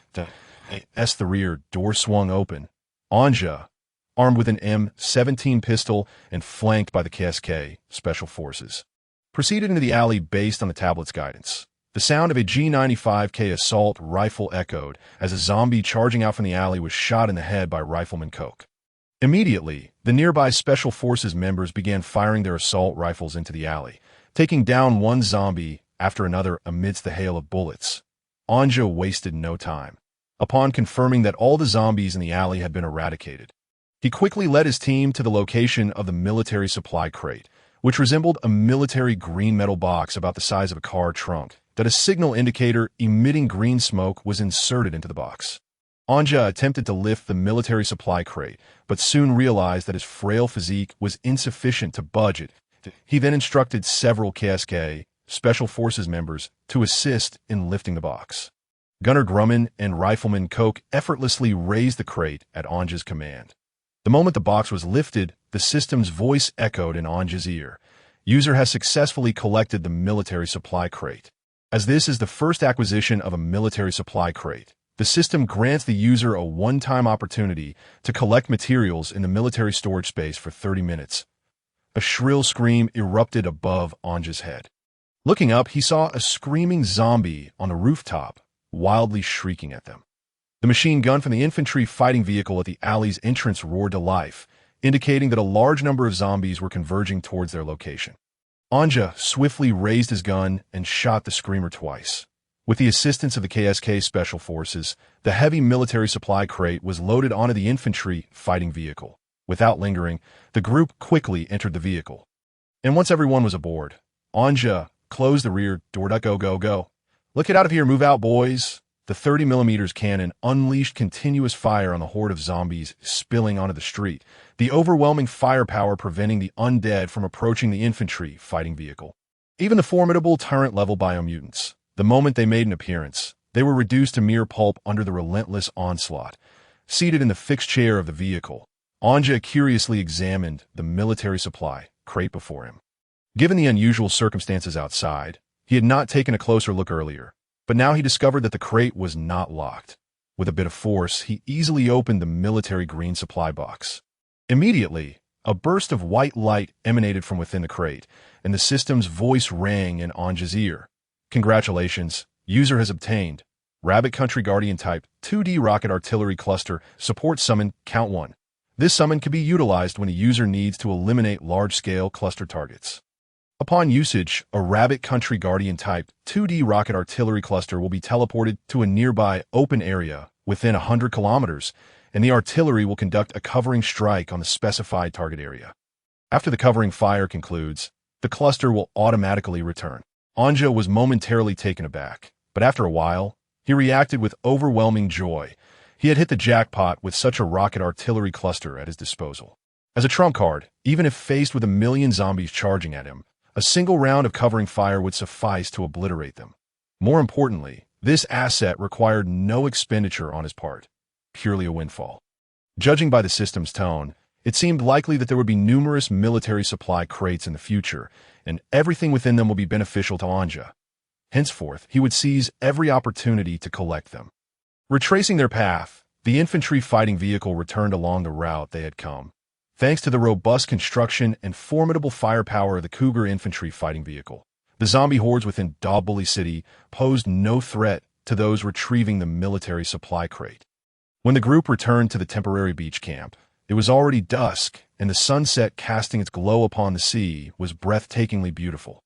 Were it not for the apocalyptic circumstances, their spirits might have been even higher. In the northern grasslands, the northernmost prairie of China, decades ago, to prepare for a potential nuclear crisis, a vast underground base was established on this expanse. As time passed, an unforeseen zombie virus reactivated this base. Originally designed to withstand nuclear warfare, the military had unearthed hundreds of second-generation water tanks stored within the base. Although a relic of the last century, these hundreds of tanks are sufficiently equipped to combat the remnants of military forces that have lost the entirety of China's armament supply in the face of the zombie apocalypse. On the main thoroughfare of the base, a convoy of tanks advances in a standard column formation, the rumbling of engines resonating in the air that a middle-aged man in a general's uniform, with a hint of helplessness, turns to a woman in a white lab coat and rectangular glasses beside him, saying, "Dr. Chin, I regret to inform you that our 6th Army cannot spare any more troops to accompany you to Daubuli City. Our forces have been decimated by the outbreak of the zombie virus, and every soldier within the base is of utmost importance. I ask for your understanding, especially since we still have nearly 10,000 survivors here. And the pressure is immense." Dr. Chin, the researcher, takes a deep breath, her somewhat haggard face drooping slightly before she responds. "General Fong, this matter is of great significance. The helicopter carrying academician Liu Zhe has gone missing, likely due to the actions of those attacking the Chinese Academy of Sciences. Now, a signal for the antidote has emerged in Daubuli City. Regardless of the circumstances, this represents a chance for humanity to survive. And I am unwilling to abandon it." Noticing General Fong's hesitation, Dr. Chin clenches her fair hand into a fist and resolutely states, "If General Fong cannot mobilize any personnel, then I shall have to pursue the source of the signal alone. If we delay any longer, we may lose this signal permanently." General Fong, observing Dr. Chin's unwavering determination, sighs and concedes. "Your tenacity remains unchanged, just like old Chin. Very well, I will allocate my guard unit to you. They're the most elite soldiers of the 6th Army. There are a few helicopters left in the base. Choose one, and remember this: safety first. Make haste and return swiftly. With that, General Fong turns to a soldier accompanying him and instructs Wang Pingyan. Gather the guard unit and follow Dr. Qin's orders from now on. You must ensure her safety. Remember, Dr. Qin is of paramount importance, and you must protect her at all costs, even until the very last moment. Wang Pingyan, gripping his assault rifle, salutes and swiftly departs, while a slight smile appears on Dr. Qin's face, though it is soon replaced by uncertainty as she says, "Thank you, General Fong, but this is your guard unit." General Fong, waving his hand dismissively, replies, "Enough. Back when your father was still around, I served as his guard. You, my dear, are indeed benefiting from his legacy. Now go. I have to coordinate the tank battalion at Dr. Qin," realizing further discussion is futile. Notices the guard unit has assembled in the distance, beckoning her. Taking a deep breath, she casts one last glance at General Fong before striding towards the soldiers. As night falls, gazing at the sleeping Li Ce in the vehicle. Ninja drapes his outer garment over her and swiftly leaps off the infantry fighting vehicle, instructing several soldiers from the Iron Blood Brigade on night patrol to keep watch over the vehicle. He then returns to the secluded corner he had visited earlier. Opening the system panel, Ninja calls out, "System, I wish to utilize the 30-minute opportunity you previously granted me to gather supplies from the armament space." In the next moment, before Ninja could fully comprehend, a burst of white light envelopes him, and upon reopening his eyes, he finds himself within the armament space filled with weapons. "User, welcome back to the global armament space." Booms a large orb of light hovering above him. As the user has obtained the opportunity to collect supplies, you may remain in this space for 30 minutes. Including the current moment, you can select any military supplies you require within these 30 minutes and draw them into your armament space. A marked location illuminates nearby, revealing a pile of food, supplies, furniture, and a Tiger-class armed helicopter. Ninja, acutely aware of the limited time, refrains from lingering and focuses on his objective of acquiring a significant asset. The surrounding containers filled with firearms are insufficient for his current needs. Taking a deep breath, he addresses the floating orb. "System, activate voice control mode and mark the location of the Dongfeng 41 mobile missile launcher for me." As he finishes speaking, the atmosphere around him seems to still for a moment. Even the system pauses before responding. "As you wish, the location of the Dongfeng 41 mobile missile launcher has been marked for the user." A towering beam of light shines in the distance, and Ninja realizes that is the location indicated by the system, approximately 2 kilometers away. Glancing at the massive countdown timer floating in the air, he notices less than 28 minutes remain. "Damn it, I've finally managed to take advantage of this, and now I have to run so fart this moment, while sprinting through countless containers filled with firearms." Ninja feels the benefits of the military training he had undergone with Shermantail, as his physical fitness has noticeably improved. Although the intense running makes him feel somewhat unwell compared to his previously feeble condition. This marks a substantial leap that he weaves past infantry fighting vehicles, armored vehicles, and tanks. While the advanced tanks spark his admiration, he remains clear-headed about his priorities. Securing the Dongfeng 41 mobile missile launcher would place him ahead of other apocalyptic travelers. While they toil for hundreds or thousands of chapters to obtain nuclear weapons, he would simply gain them without effort. After approximately 9 minutes of breathless running, he halts before a formidable vehicle, its broad chassis, elongated body, and the massive missile that spans the entire vehicle. Even though he is panting heavily from exertion, Ninja still feels a sense of suffocation gazing at the nuclear missile launcher. Following the system's guidance, Ninja, with legs feeling slightly weak, climbs aboard the Dongfeng 41 nuclear missile launcher, opening the driver's door and excitedly settling into the driver's seat. Though he is unfamiliar with the various instruments, the system diligently instructs him step by step on how to start this colossal missile launcher. All military equipment within the armament space is tailored for Ninja's use. The complex procedures have been simplified, guided by the system. Ninja manages to start the missile launcher. With a thunderous roar of the engine, he feels the vehicle slowly move within the space. Taking a deep breath before steering the massive nuclear missile launcher towards his designated area in the system space, sitting in the driver's seat, Ninja feels a mix of daze and exhilaration. If only the previous new user package had not provided such a small armament space. The title of this book would undoubtedly need to be changed to Apocalypse, starting with the Dongfeng 41 mobile nuclear missile launcher. The missile launcher's speed surpasses Ninja's running pace, and soon, under the system's guidance, he drives the Dongfeng 41 nuclear missile launcher back to his designated area within the system's space, simultaneously, as Ninja drives the missile launcher into his space.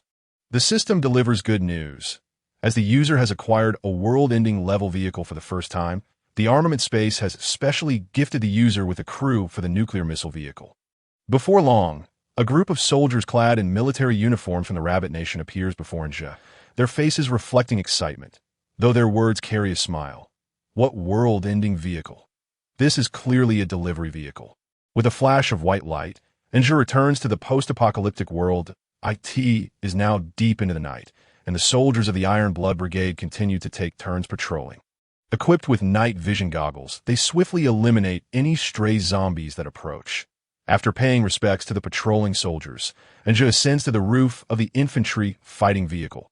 The front of the Cougar infantry fighting vehicle is flat, and Ninja lies back, with the barrel of the 30mm cannon overhead. Reclining on the cool vehicle roof, he gazes at the brilliant starry sky above, marveling at its beauty. During times of severe light pollution, it is simply impossible to behold the exquisite beauty of the stars. Now, humanity is on the brink of collapse. The power grid has failed, and the magnificent night sky has re-emerged, adorned with countless twinkling stars. Anja lay atop the car roof and drifted into slumber. The following morning, Shamanter promptly roused Anja, and they proceeded with their military skills training, which included, but was not limited to, physical conditioning, marksmanship, and specialized tactical instruction. After the training concluded, Anja distributed the food supplies, only to discover a pressing new dilemma. Their food reserves were insufficient. With over 100 mouths to feed, the provisions previously procured from the hotel could barely sustain them for a few days. Although hunting wild game could satisfy their daily nutritional needs, it remained an unstable source of sustenance. Thus, Anja resolved to gather sufficient food reserves within the confines of the city of Dobuli. He decided to lead the KSK Special Forces back into the city. Unlike their previous entrance in an infantry fighting vehicle, this time, given the mission was to procure food, Anja opted to abandon the vehicle, as any noise would attract the undead. Without hesitation, Anja summoned a fully equipped M4A1 assault rifle from the system. Stowing ammunition within his Sirismar tactical vest, he donned a fast helmet outfitted with a 4-eye night vision device. And under his guidance, the group advanced towards Dobuli. Following a successful sweep with the Cougar infantry fighting vehicle, the number of wandering zombies on the roads had significantly diminished, alleviating some of the challenges they faced. The team arrived at a highway toll station, where Shamanter suddenly pointed to the zombies meandering within the toll booth, tapping Anja on the shoulder. There are 35 zombies ahead. I believe this will serve as a fine test for your marksmanship. Anja concurred with Shamanter's assessment, recognizing that the military training of recent days provided an opportunity to assess his own progress. Without further ado, the members of the KSK Special Forces raised their weapons. Eager to witness Anja's performance, gripping the tactical foregrip affixed to his M4A1, Anja steadied the rifle against his chest and collarbone, drawing a deep breath. With the firing mode set to single shot, he dashed forward, adjusting the magnification on the holographic hybrid sight. I did it. As the grotesque visage of a zombie entered his sights, Anja's finger tightened on the trigger. The sound of rapid gunfire erupted as Anja's accuracy soared. The distance to the zombies a mere 50 meters. His extensive training had elevated his shooting skills to a new echelon. At this range, he could reliably achieve headshots. After emptying a 30-round magazine, only 5 zombies remained, the farthest from Anja's position. With practiced efficiency, he pressed the magazine release, securing the empty magazine in his pouch. Anja swiftly drew his M17 pistol from its holster, employing a standard car's tactical grip to aim at the 5 approaching zombies. Pulling the trigger 15 times in quick succession, utilizing the standard Mozambique drill, 2 shots to the chest and 1 to the head, he effectively incapacitated the zombies with precision. The hollow point ammunition ensured that his method proved effective, paralyzing their movement with 2 shots to the spine and dispatching 1 with a shot to the head. After confirming that no threats remained, Anja relaxed, reloading his M17 before holstering it once more. The air filled with enthusiastic applause from the KSK members who whistled in admiration. Shamanter, beaming, remarked, "Commander, you're truly a natural-born Special Forces operator. Your tactical skills are exceptional. Now, simply focus on enhancing your physical conditioning and continue to train in real combat situations, and you will navigate this dog-eat-dog world with ease." Anja replaced the magazine in his M4A1, invigorated by the flattery from his comrades. Without lingering, they quickly advanced into the city, navigating through treacherous highway segments. The team successfully reached Beaulieu after eliminating several waves of zombies. Not far ahead, a cat darted from an alley into the residential area, while a few zombie dogs swiftly passed within their line of sight. This was troubling news. The zombie virus evidently affected animals as well. Observing the zombie dogs pursuing the cat, Anja furrowed his brow, realizing the potential threat they posed. Zombie animals could prove far more agile than their human counterparts, presenting a formidable challenge for survivors in this post-apocalyptic world. The squad advanced in a standard security formation as the residential area teemed with inhabitants, and they sought to avoid any large-scale encounters with the undead. At a nearby intersection, they detected a suspected screamer, swiftly neutralized by a faint gunshot from Hansberg's G28 precision rifle. That a female zombie collapsed, her head exploding upon impact. Hansberg quickly eliminated several more zombies in the vicinity. Delving deeper into two city blocks, Anja's attention was captured by the sign of a large Malvo supermarket at a crossroads that he immediately directed the team. "That's the place. The food reserves inside should meet our needs." Shamanter, peering through military binoculars, scrutinized the supermarket and shook his head. "Something's amiss, Commander. Look at the entrance. Numerous obstacles have been deliberately placed, and the area is littered with zombie corpses. It seems there are survivors inside, likely armed." Taking the binoculars from Shamanter, Anja confirmed the assessment. The supermarket's perimeter was indeed fortified with barricades, effectively impeding the zombies' movement. Despite the KSK's superior equipment within this wasteland, Anja remained cautious. "Hansberg, Weibo, Hoffman, Grumman, Miller, you five will secure a high vantage point near the Malvo supermarket and await my orders. You will suppress the supermarket with 2 sniper rifles, an anti-tank rocket, and a machine gun. Miller, you are responsible for close-quarter safety." After receiving their orders, the 5 members quickly gathered their weapons and, under Hansberg's guidance, made their way to a nearby elevated position. Meanwhile, the remaining 6 followed Anja toward the supermarket's entrance. As they approached, weapons readied, they cautiously navigated the barricades. Surprisingly, the main entrance was not locked. Anja forcefully pushed open the glass door with his assault rifle. Inside the Malvo supermarket, an eerie atmosphere prevailed, thick with the stench of blood. Anja's rifle swept across the shelves, scanning for threats. Suddenly, a group of over 10 armed individuals burst forth from the aisles, brandishing a hodgepodge of weapons: police handguns, submachine guns, and a solitary shotgun. They shouted at Anja and his team to lower their weapons. "Drop your guns," yelled a young man wielding a submachine gun, his hand trembling slightly. The situation was dire for these individuals, most armed with mere handguns, and only 2 possessed submachine guns, while the shotgun was clutched by a portly figure. The disparity in weaponry was glaring. Anja's team was heavily armed, their rifles far superior to the assortment of weapons brandished by the opposition. Observing them, Anja couldn't help but feel a sense of amusement. He knew that even if they fired first, they likely would pose no significant threat. After all, his team was clad in military-grade bulletproof vests, while the police firearms were not designed for warfare and would struggle to penetrate their protective gear. The entire force utilized by Anja and KSK was armed with armor-piercing rounds. Observing the gun-holding posture of the individuals across from them was nothing short of a glaring display of errors. Anja noticed a young man with a mohawk clutching a revolver, who seemed to have never even fired a gun. His grip was such that a single shot could easily send the weapon crashing back into his face. Anja attempted to negotiate with the opposing side, but the hefty man wielding a shotgun, overwhelmed by anxiety, accidentally discharged his weapon. The gunfire startled even him, and the bullet struck the right side of the squad, fortunately missing anyone. Thus, the gunfight erupted, before the opposition could fully comprehend the situation.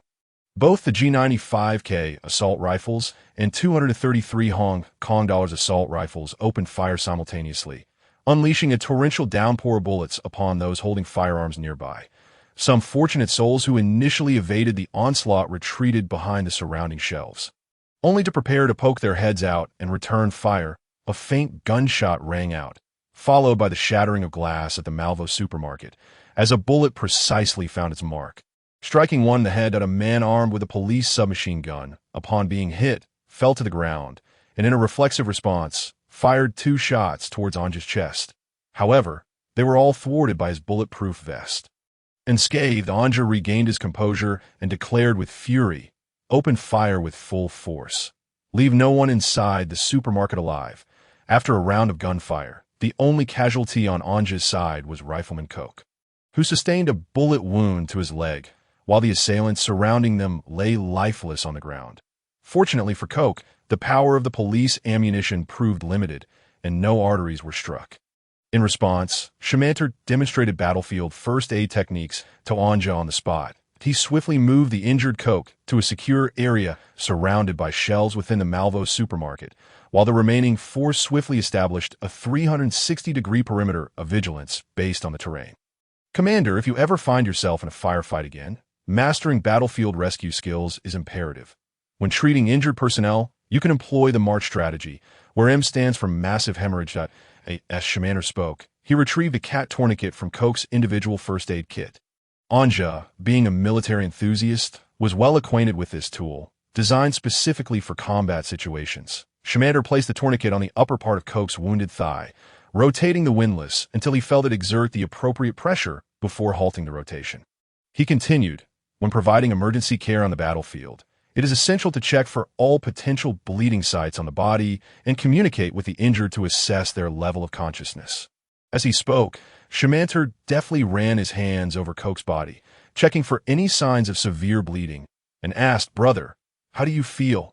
As he did, he purposefully pressed near the wound, prompting the prone Koch to curse loudly. "Damn it," Shamanter chuckled and remarked, "You see, someone who can curse like that is generally in good shape. If he were babbling nonsense, remember to take his weapon away immediately to prevent him from mistaking you for an enemy." Although the subsequent steps were irrelevant to Koch, Shamanter seized the opportunity to demonstrate further for the commander. He then extracted an IFAK, individual first aid kit, from Koch's gear. Koch, lying on the ground, complied as a tool, opening the IFAK. Shamanter produced a green nasal cannula and explained, "The next step involves securing the airway, corresponding to the A in the March strategy. This device is called a nasal airway.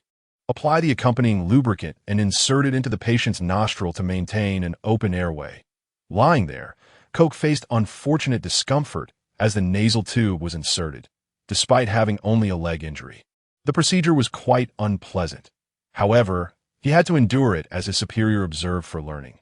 Koch grimaced, but fortunately, Shamanter's first aid technique was remarkably adept, and the nasal cannula was swiftly positioned. Shamanter glanced at Anja and continued, "If you lack a nasal airway and encounter a patient with facial bleeding obstructing their airway, simply roll them over. This will assist the patient in breathing."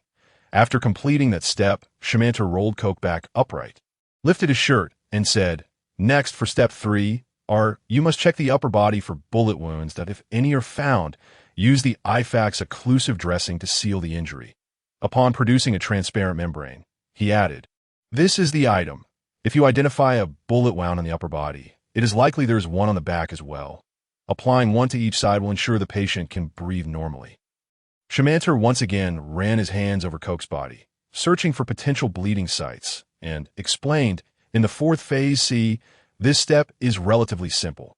Recheck all previous steps, including but not limited to palpating the body for bleeding."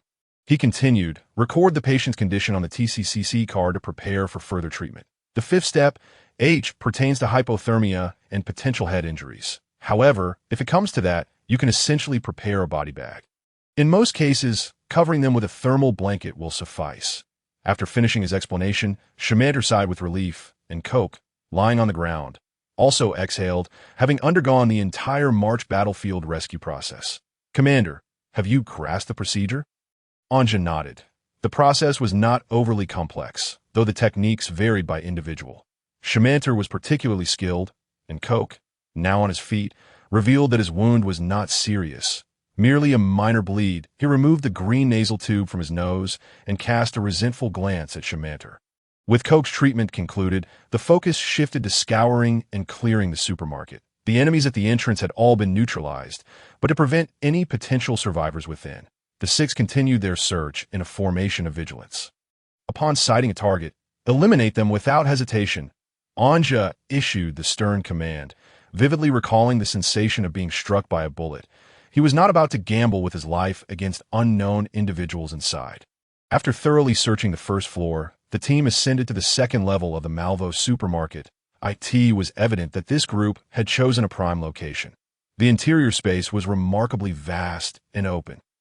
However, the zombies had been eradicated, and if managed properly, this could serve as an ideal refuge in a post-apocalyptic world. The second floor housed the food section, where fresh produce and meats had all decayed and spoiled due to the loss of power, rendering refrigerators useless for preservation. Quickly navigating through the area filled with maggots and foul odors, the group ventured deeper into the food section, where long shelves were stocked with various packaged foods. Anja instructed 3 KSK members to remain with him to gather supplies while the other 3 continued searching for potential threats within the supermarket. Anja discovered an abundance of potato chips. Of various brands, these were delightful snacks, and accompanying them were their perfect counterpart, soda. Without further ado, Anja transferred all these items into the system space. After all, with a capacity of 1000, 1000, 1000, it was entirely feasible to pack up the entire food section supplies. In contrast to Anja's gathering of snacks and canned goods, the other 3 soldiers collected rice, cooking oil, and other essentials. Comparatively, Anja's focus seemed somewhat short-sighted, who proclaimed that one could only subsist on instant noodles and ration packs in an apocalypse. After sweeping through the packaged food area, the soldiers had essentially gathered all the essential ingredients, piling them up nearby. Stepping out of the snack aisle, Anja was taken aback by the sight of towering piles of rice bags, salt bags, and barrels of cooking oil, a veritable mountain of supplies from the entire Malvo supermarket. Indeed a sight to behold. Taking a deep breath, Anja stored all these provisions in his system space. Surveying the now nearly emptied food section, once brimming with stock, now lay desolate. Simultaneously, the communicator crackled to life with Shamanter's voice, who was in charge of searching the supermarket's interior. "Commander, come to the logistics warehouse area of the supermarket. There's something here." Anja furrowed his brows, gripping his weapon as he swiftly led 3 members of the KSK deeper into the supermarket towards the logistics warehouse area. There, he found the injured rifleman Ko, who appeared visibly unwell. Anja glanced at Ko, perplexed, and inquired, "What is happening inside? Why such urgency to summon me?" Ko did not respond directly. Instead, after taking a deep breath, he suggested, "I recommend, sir, that you see for yourself." Upon pushing open the warehouse door, the sight that met Anja's eyes left him utterly dismayed. Several naked girls were suspended in mid-air, bound by iron chains. Under Anja's directive, the girls were lowered, revealing evidence of brutal abuse. Their bodies bore the marks of violence, bruised and battered. The average age of these girls was merely 15 or 16, with the oldest just having entered her first year of high school. At this moment, they seemed to be on the brink of death, having endured unimaginable torment. Shimantel conducted a brief examination and, after a glance at Anja, shook his head. "There is no hope," he stated, "though they still cling to life. It is evident that these girls have suffered inhuman treatment. In times of peace, they would be rushed to the hospital for rescue, where perhaps one life could be saved. Yet, given the current circumstances, such a possibility is beyond reach. Even if we were to save them, I doubt they would possess the will to continue living." The girls, with vacant stares, showed no reaction even after being released from their chains. Resembling broken dolls, devoid of spirit, Anja sighed deeply and withdrew his M17 pistol from its holster. After granting these unfortunate souls a merciful end, he holstered his weapon again, and Shimantel guided Anja deeper into the warehouse, where the scene grew increasingly grotesque. The path was littered with corpses. Some men had been beheaded, others disemboweled, all bearing the marks of human cruelty. They entered a small room to find Second Lieutenant Feidlin violently assaulting a middle-aged, balding man with a beer belly. Scheimentel's icy gaze fixed upon the man as he stated emotionlessly, "This individual attempted to flee when we stormed in and was apprehended by the lieutenant. After some interrogation, he revealed himself to be the leader of the insurgents who ambushed us. The atrocities in this warehouse were committed by him and his subordinates." Seeing the group of blonde foreigners, the bald man crawled desperately to Anja's feet, pleading, "Spare me. There are several beautiful young girls in the warehouse. I can offer them all to you. I also have 2 unconscious ones on my bed. Please, just let me go." Anja, instead of reacting with anger, smiled at the man and cast a glance at the 2 barely conscious girls on the bed nearby. He pulled the trigger twice, and as the gunfire echoed, he turned to the man and assured him, "Rest easy. These people are of no relation to me. Their deaths are of no consequence to me. However, your attack against us must be accounted for. You live a life more indulgent than mine, and I cannot abide by that. I've never even touched a girl in my life. And yet you scoundrel, have preyed upon minors. Thus, I shall ensure you face the consequences." Anja delivered a brutal blow to the bald man's nose and, turning to Scheimentel, commanded, "Sever his manhood and hang it from a rope at the supermarket entrance when we leave." Eager to depart from this wretched place, Anja collected all salvageable supplies into the system's storage. The oppressive atmosphere left him feeling uneasy, and he muttered to himself, "Is this what the apocalypse looks like?" After resolving the chaotic situation at Malvo Supermarket, Anja reunited with the station team outside and swiftly retraced their steps. Suddenly, the system's voice pierced through Anja's thoughts, declaring an urgent mission. "Host, please be advised, an emergency task has been issued. This task is mandatory and cannot be declined. The details are as follows. An unknown force has deployed 50 bioweapons and a large number of zombies towards your temporary encampment. Within the next 12 hours, you must hold your ground at the beach defense. Retreat is not permitted. After 12 hours, a Federal Hans elite tank battalion will arrive to provide support." As Anja absorbed this information, a shiver ran down his spine. This was the first time the system had issued a compulsory task. The mention of an unknown force piqued his curiosity, recalling previous encounters, including the evacuation from the ancient city and the downed helicopter. He had thought he would have to prepare before facing these adversaries. Yet they had now come knocking at his door. Anja pondered how they had located him. Was it possible that the satellites above had not been compromised? Or perhaps something on his side had revealed their position? Setting aside his concerns, he recognized the urgency of returning to the camp to assemble personnel and begin fortifying the beach defenses. Thus, at Anja's behest, they quickened their pace, hastening back to the coastal encampment. Ignoring the zombies along the way, they took the shortest route, arriving at the beach encampment in half the time it had taken to get there. Anja immediately summoned the Iron Blood Company commander, Xing Kai, along with Redenhol and Scheimentel. "Listen up," Anja said. "The armory has issued me a mandatory mission that we must defend this beach area for the next 24 hours against an unknown force deploying bioweapons and zombies." Xing Kai immediately gathered the Iron Blood Company soldiers to establish defensive fortifications along the beach. "Redenhol, I need the Cougar Infantry Fighting Vehicles positioned at the optimal tactical location to maximize enemy casualties. Scheimentel, you and the KSK must closely monitor the bioweapons. They differ significantly from regular zombies and should be easily recognizable." The commanders nodded, ready to execute Anja's orders without hesitation.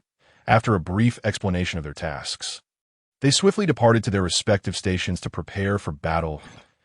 As the assembly alarm sounded, 100 soldiers from the Iron Blood Company were quickly mobilized under Xing Kai's command to set up defensive works along the beach. With the rumble of engines, the Cougar Infantry Fighting Vehicles rolled into position under Redenhol's direction, finding advantageous high ground relative to the beach. Anja utilized a substantial amount of energy to transport enough C4 explosives to devastate the entire beach. Entrusting these explosives to Scheimentel for the KSK Special Forces to deploy, ensuring maximum lethality. With limited manpower at his disposal, Anja retained only 100,000 energy units, dedicating the remainder to munitions. Mountains of ammunition were unloaded from the SX-2220 heavy truck. After all, there was still Lee Cu in the group, and some secrets were best kept hidden from her. The QLZ 87 35mm automatic grenade launcher was positioned at the high ground, surrounded by a network of QJY 201 medium-caliber general-purpose machine guns and QJZ 171 large-caliber general-purpose machine guns. The array of cross-placed machine guns would serve as crucial instruments for harvesting zombies. The ammunition Anja had sent was sufficient to withstand a massive zombie horde assault, with 120mm airburst shells generously supplied to the soldiers manning the PF-98 rocket launchers. Each soldier receiving multiple crates of munitions, a luxury the PLA had seldom experienced in combat. Within an hour, a formidable military defensive line emerged on the beach. Iron Blood Company soldiers, utilizing the hastily constructed cover, deployed their 191 assault rifles, peering through the scopes at the horizon, heavy machine guns swiveling, all poised for the impending zombie onslaught. Inside the Puma Infantry Fighting Vehicle, Anja instructed Lee Cu to don headphones, as remaining inside the sturdy vehicle was the safest choice for her during the forthcoming battle. He then positioned himself beside Redenhol, his gaze fixed intently on the comprehensive display screen. The system had not specified when the zombie horde would arrive, but Anja had a plan. The Iron Blood Company was equipped with a reconnaissance unit, which had been dispatched the moment Anja issued the mission, ready to relay the latest information. Just then, an urgent call crackled over the communication channel. Report. This is the reconnaissance unit. We have detected a massive horde of zombies rapidly approaching the beach stronghold via the Gubuli City Highway. According to aerial drone surveillance, the horde numbers over 500,000 and is expected to make contact in 10 minutes. Additionally, we have spotted an unidentified helicopter hovering overhead, preliminarily identified as an enemy target. The communication from the reconnaissance team darkened Anja's expression. The opposing force had indeed unleashed a formidable wave, were it not for the system's strict orders prohibiting withdrawal. Given the current strength, Anja genuinely wished to avoid any confrontation with this horde of the undead. Taking a deep breath to steady his racing heart, he commanded his troops through the communication device. Reconnaissance team, fall back and prepare for battle. The cacophony generated by the movement of hundreds of thousands of zombies was considerable as they surged forward in a frenzied advance. Even from several kilometers away, the ground trembled slightly beneath their relentless march. The silhouettes of the undead were already visible on the horizon, a dark mass stretching infinitely. The effective range of the 191 assault rifle is 800 meters. Thus, Anja understood that his forces must engage before the zombies breached the kilometer threshold. Unlike the previous battle at the train station, where only over 100,000 zombies were encountered and could be suppressed by their firepower, this time they faced nearly 1 million. That Anja felt a palpable sense of urgency, realizing that they might not even have time to reload before the zombies closed eye. As he contemplated this, the ominous horde became increasingly discernible on the screen. The comprehensive display on the Puma Infantry Fighting Vehicle featured a laser rangefinder. Observing the encroaching zombies, Anja inhaled deeply and, upon their nearing the kilometer mark, bellowed decisively, "All units, prepare for fire. Unleash your volleys freely." In an instant, the leading zombies were engulfed by a torrential storm of bullets, various firearms raining down fire upon them. The undead surged from the left side of the road, while Anja's defensive fortifications formed a semi-U shape along the beach. The system mandated that they hold their ground on this sandy beach, and this location was deemed the best defensive zone by his subordinates. The 30mm autocannon of the infantry fighting vehicle relentlessly unleashed high-explosive rounds upon the distant zombie throng. Mixed within the oncoming horde were numerous biomutants. Anja had already spotted nearly 100 of the grotesque abominations, while several repugnant flying zombies hovered above. However, those unfortunate creatures became prime targets for the heavy machine guns due to their conspicuousness. The nearly 100 flying zombies, appearing almost comical, were obliterated within 10 minutes of the battle, transformed into a crimson mist by the gunfire. Although the mutation probability of these biomonsters increased over time, it only escalated from 1 in 1,000,000 to 1 in 100,000. These flying zombies represented all that the current market of the city of Gubuli could muster. Without question, the automatic grenade launcher emerged as one of the most dazzling stars of this battle. The tasks of the shooter and loader were monotonous. One relentlessly squeezed the trigger at the densely packed zombies, while the other quickly reloaded the drum. The 120mm Cloud explosive rounds imparted a lesson in despair to the zombies. After a single barrage, a significant portion of the leading horde was cleared, creating a vacuum zone, while the gunners continued to swap in fresh ammunition. Squad leader, WVE deployed Cloud explosives, yet the suppression remains inadequate, remarked the deputy squad leader, peering through binoculars at the zombie mass a kilometer away, furrowing his brow as he spoke to Shinkai. Shinkai nodded, his own brow knitted tightly, lowering his binoculars before instructing the deputy squad leader. Have the soldiers bring out our trump cards. The zombies are nearing, and we can't afford to hold back any longer. Understood. The deputy squad leader immediately took off, and shortly after, several soldiers emerged, carrying 6 mortars, setting them up with precision. Upon closer inspection, they were the PBP-001 82mm mortars of the Rabbit Nation's army. The 6 82mm mortars were the Iron Blood Company's last resort. During the previous assault of over 100,000 zombies, they had refrained from deploying them, but now they had been pushed to the brink. Once the mortars were positioned, the artillery quickly calibrated their firing angles. The first round of 6 test shots struck the zombie mass, and the artillerymen rapidly adjusted for the second round based on the impact points. Soon thereafter, the calibrated mortars unleashed a series of furious roars, the 82mm shells exploding with tremendous force amid the horde. The march of hundreds of thousands of zombies was firmly halted at the kilometer mark of the beach defense line. However, Anja's greatest concern did not lie with these ordinary zombies. He sensed that they were merely an appetizer sent by an unknown force lurking in the shadows. His true apprehension revolved around the 50 bioweapons mentioned by the system, watching as his forces continued to reap a harvest of zombies on the screen. Anja coldly commanded, "Order the KSK Special Forces to remain vigilant. Also, the anti-air unit must keep a close watch on the skies. No aerial vehicles are to appear above us." Countless zombies surged along the road, relentlessly assaulting the beach, while above the horde, a helicopter adorned with a rattlesnake insignia hovered at an altitude of 1 kilometer.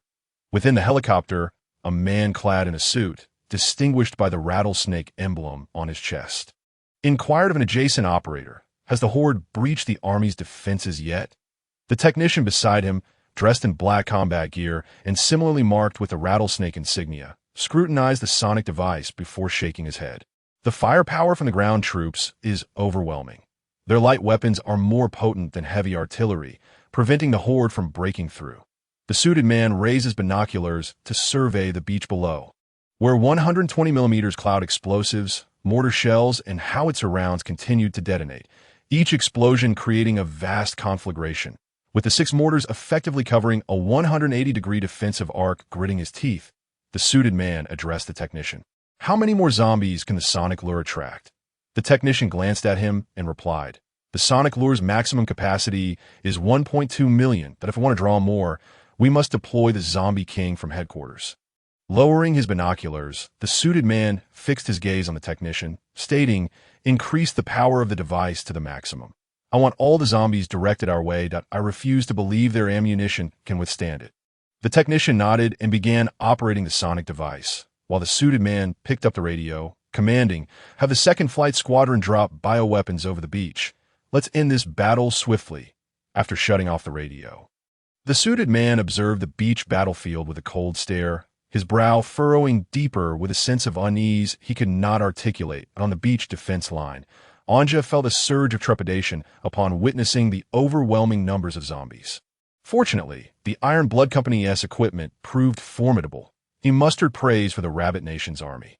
The deployment of 6 PBP-001 82mm mortars, combined with the firepower of machine guns and howitzers, effectively incapacitated the zombies, preventing large groups from breaching within 100 meters of the beach defense line.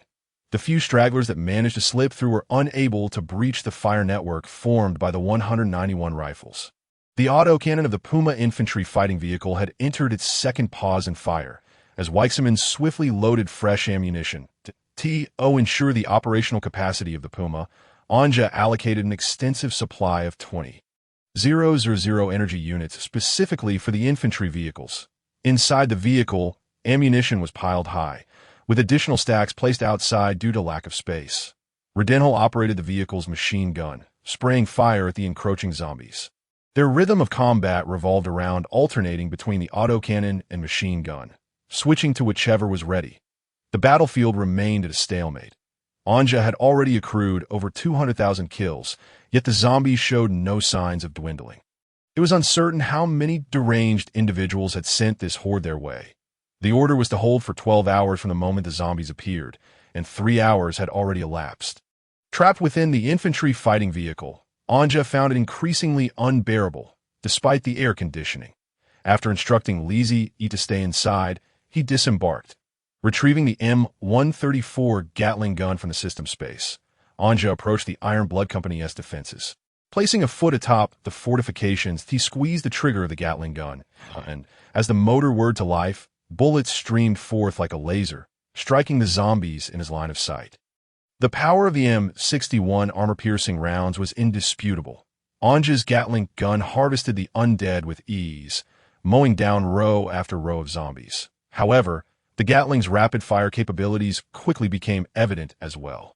The 6,000 rounds of ammunition were expended in a mere minute. Watching the Gatling gun come to a halt, Anja muttered in disappointment. Just as I was getting into it, you run out of ammo? Truly frustrating.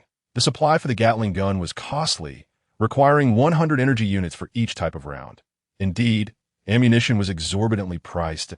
It is important to note that the firing rate of a Gatling gun reaches an astonishing 6,000 rounds per minute. Given that a minute comprises 60 seconds, this translates to 600 rounds in 10 minutes, culminating in 6,000 rounds over the span of 1 hour and 40 minutes. This figure represents merely the data for individual soldiers.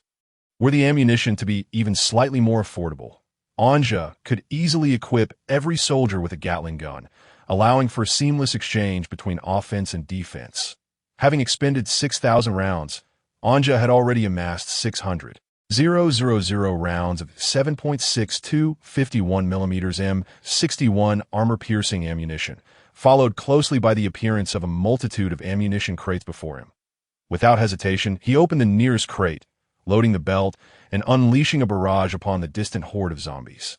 It is worth mentioning that the mechanism for ammunition resupply in this narrative operates on a principle of bulk advantage. When the protagonist supplies ammunition to the troops, the system offers substantial discounts starting from company level, with infantry fighting vehicles also counted as collective resupply. However, if the protagonist purchases firearms and ammunition individually, the cost is calculated at a unit price, rendering it quite expensive. This is merely a fictional narrative.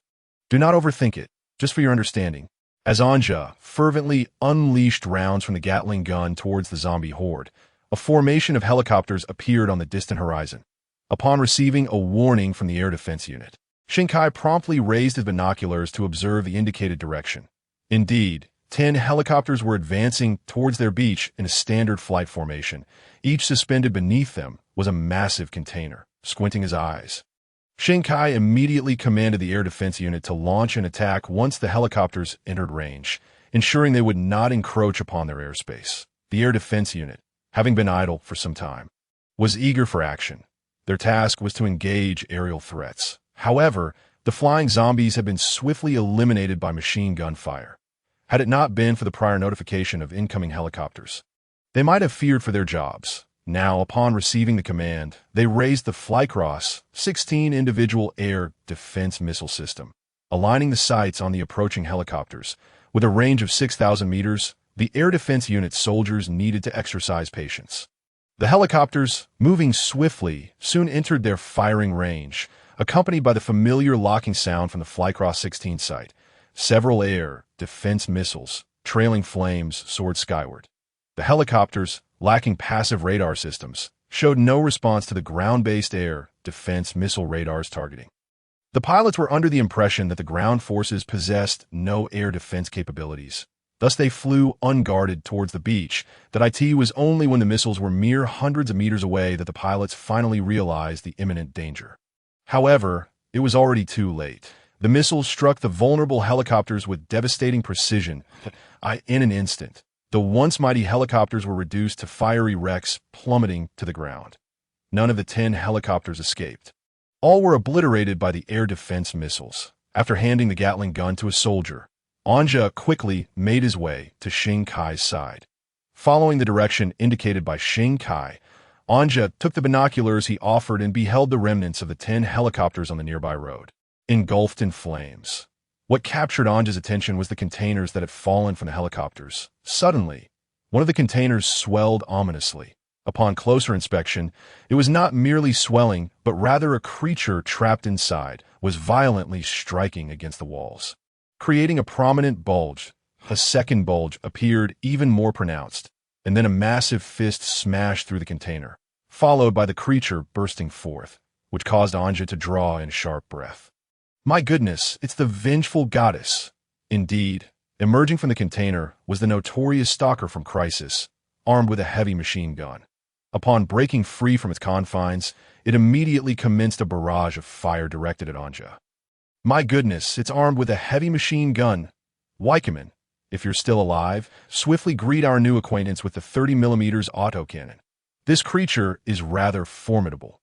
Anja and his companions took cover, feeling the bullets from the heavy machine gun whizzing overhead, as he retrieved his communicator and unleashed a string of expletives at the crew of the nearby Puma Infantry Fighting Vehicle. Upon receiving Anja's request, the Cougar's turrets swiveled into position, and the 30mm autocannon was aimed at the vengeful goddess, unleashing a torrent of fire. The vengeful goddess, noticing the turret's movement, reacted swiftly to evade. Meanwhile, the Stalker's heavy machine gun returned fire at the infantry fighting vehicle, but the bullets met with little success, failing to penetrate the vehicle's robust armor.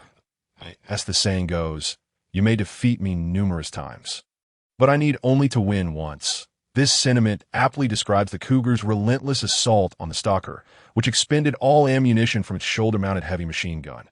Unfortunately, not a single bullet managed to breach the Cougar's formidable defenses. However, the Stalker was struck by a single 30mm high-explosive round, resulting in its demise. Anja let out a sigh of relief, ready to taunt the fallen foe, when suddenly all 9 remaining containers erupted in a cacophony of explosions. 9 fully armed stalkers emerged from within, with 3 of them wielding anti-tank rocket launchers on a desolate road. A flash of white light illuminated the scene as 30 of Han's most advanced Leopard 2 A7V main battle tanks appeared in a standard tank formation. Another flash revealed a single tank positioned ahead of the 30, distinct from the others. This tank represented the pinnacle of Han's tank technology, the KF-51 Panther main battle tank. Otto Karljus, please accept your new orders. Your commander is currently under siege at a beach located an 8-hour drive from your position. Lead your tank battalion into immediate action. Inside the KF-51 Panther, a strikingly handsome man clad in the uniform of the Han's Empire's tank battalion commander opened his eyes, a charming smile gracing his lips. 502nd Tank Battalion acknowledged, commencing assault. The MUS active defense system detected an anti-tank missile source, and multispectral smoke grenades were launched. Inside the Puma Infantry Fighting Vehicle, red warning lights flashed urgently, before the crew could comprehend the situation. The vehicle automatically activated its countermeasures. Smoke grenades erupted from both sides of the vehicle, creating a wall of obscuring fog in a 180-degree front. As the smoke billowed, 3 anti-tank missiles were launched from the Stalker's rocket launchers. The missiles, hindered by the smoke, detonated in the sandy terrain nearby, sending a shockwave that propelled sand into the air, resulting in a veritable rain of sand. Damn it, prioritize eliminating those with anti-tank rocket launchers. Anja shouted, shaking the sand from his clothes, directing his voice towards the nearby Shamanter. The sound of a Barrett heavy sniper rifle echoed, and a stalker carrying an anti-tank rocket launcher crumpled to the ground. Immediately thereafter, the KSK Special Forces, long concealed, unleashed a torrent of firepower. Under the deft control of Grumman, the MG4A3 machine gun erupted with ferocious bursts, targeting a throng of pursuers. The intersecting fire from the G95K assault rifles and 233 Hong Kong dollars assault rifles compelled the pursuers to retreat in search of cover. As the riflemen seized the opportunity to launch underbarrel grenades, resulting in a violent explosion that obliterated 2 of the pursuers burdened with heavy machine guns. The remaining pursuers, faced with the relentless fire from the Special Forces, swiftly withdrew behind containers, utilizing the cover to initiate a suppressive fire on the sniping positions. Within the sniper's nest, Hoffman hefted the Iron Fist 3 IT-600 rocket launcher, his scope locking onto a pursuer daring to peek out. With a sudden pull of the trigger, the recoil of the rocket launcher caused him to lean back slightly, and the rocket propelled forth. Trailing flames, a thunderous explosion followed, as the unfortunate pursuer and the dilapidated container he sought refuge in were struck, disintegrating into fragments amidst the violent detonation. Now, 5 pursuers remained, and upon confirming Hoffman's position, 2 armed with anti-tank rocket launchers aimed directly at his cover. Unexpectedly, however, the anti-tank missiles veered off course, soaring overhead as if misfired, and hurtled towards the distant sea. Suddenly, a Cougar Infantry Fighting Vehicle burst forth from the smoke, its most active defense system engaging in interference, causing the anti-tank missiles to veer off course and plunge into the ocean. The 30mm cannon of the infantry fighting vehicle unleashed a barrage toward the remaining 5 pursuers, whose machine guns inflicted no damage upon the vehicle, as the anti-tank missiles, having just fired, required reloading. "Now is my time, you bastards," Weissman remarked with a smirk, observing the pursuers suppressed by the 30mm cannon on the display screen, unable to lift their heads. Shortly thereafter, high-explosive rounds were replaced with armor-piercing rounds. And after a brief lull in fire, the cannon roared to life again, this time for a fleeting duration. When Weissman ceased firing, the opposing pursuers had been reduced to mere heaps of flesh. 10 bioweapons confirmed neutralized, Schmantel declared, binoculars in hand, gazing at the remnants of the pursuers strewn across the road. Anja, peering out, breathed a sigh of relief, though he felt somewhat numb, pondering the nature of these bioweapons. Thankfully, they were well prepared. The combination of the Cougar Infantry Fighting Vehicle and the KSK Special Forces had successfully eliminated the first wave of bioweapons dispatched by the enemy. Yet, Anja's unease lingered, for there remained 40 of these formidable adversaries yet to be unleashed, and he was acutely aware of the enhanced threat posed by their weaponry and combat prowess. Especially concerning were the anti-tank missiles, which had significantly threatened the Cougar Infantry Fighting Vehicle, had it not been equipped with the advanced MUS active defense system. The first volley of anti-tank missiles would likely have sent the vehicle skyward. What? The second flight formation is annihilated. All dispatched bioweapons have lost life signals. The suited man aboard the helicopter was taken aback upon receiving the report from headquarters. He had not anticipated the complete destruction of an entire helicopter squadron, nor the elimination of the bioweapons he had sent forth. Each bioweapon was an invaluable asset for the Resurrection Organization. Had it not been for the tracking signal from the vaccine crates provided by the Chinese military undercover, headquarters would never have allocated such precious resources for his operations. However, at this juncture, lamenting was futile. The suited man endeavored to calm his agitated heart and issued a command via the intercom. Cease the assault with the corpses. Wait until nightfall, and then deploy the remaining bioweapons. Additionally, activate the Blade Queen. With the intercom silenced, the man's expression darkened. Having lost 10 bioweapons, even if he successfully retrieved the viral vaccine, he could not evade retribution from headquarters. His fist clenched tightly, the sound of cracking bones echoing ominously. At the Iron Blood Battalion's position, the soldiers continued their relentless fire. The battle had raged for 5 hours. Meanwhile, the horde of corpses on the opposite side stretched endlessly across the terrain, i.e. the machine gun positions. The barrels had been replaced several times, and the cacophony of mortars, shells, grenades, and cloud explosives had not ceased since the onset of hostilities, and no one could fathom how many zombies had been slain. But judging by Anja's real-time updates on ammunition resupply, the number must have been staggering. Just then, the reconnaissance team relayed good news. Images transmitted from a small drone indicated that the zombies had halted their advance.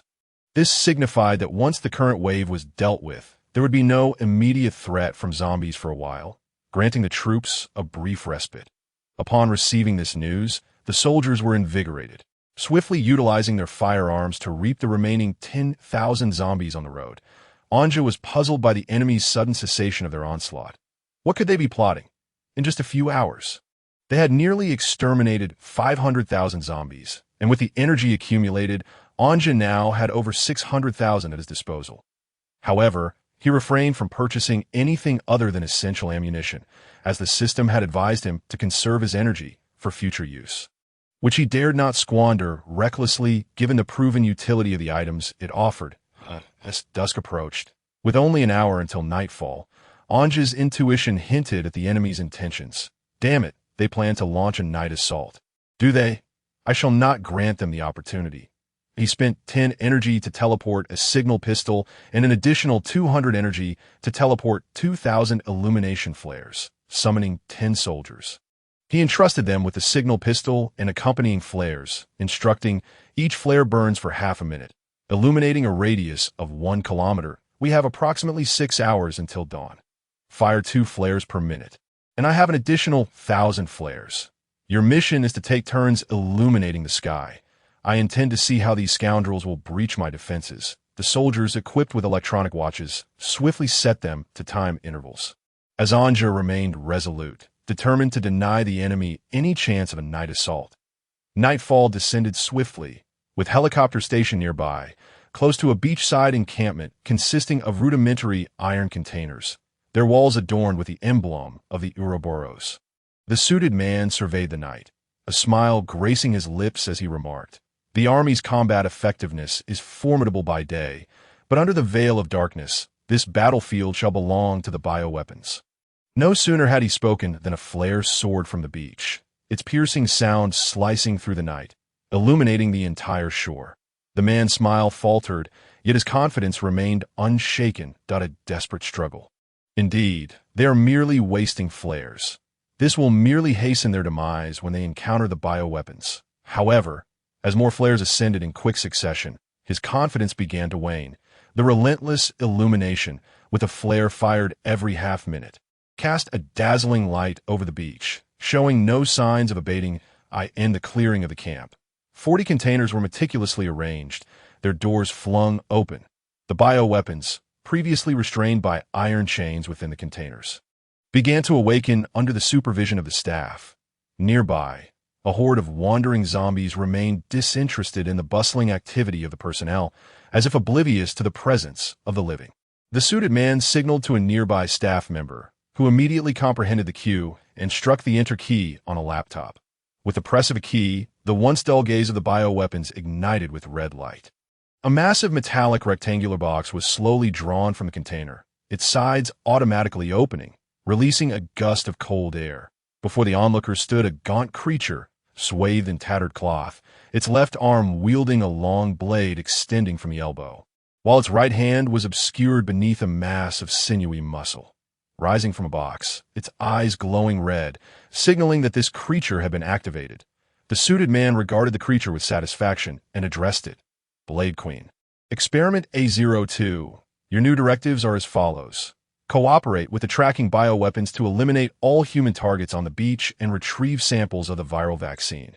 The rhythmic thrum of helicopter rotors echoed across the beach, illuminated by the glow of flares as the Tiger-armed helicopter's blades whirred rapidly. Inside the cockpit, Major Hank, donned in an integrated day-night helmet, pressed several control buttons on the HPA cockpit dashboard, glancing at the helicopter's data on the display screen. Through the headset, he reported, "All instrument readings are normal, and the Osiris masstop observation device is operational."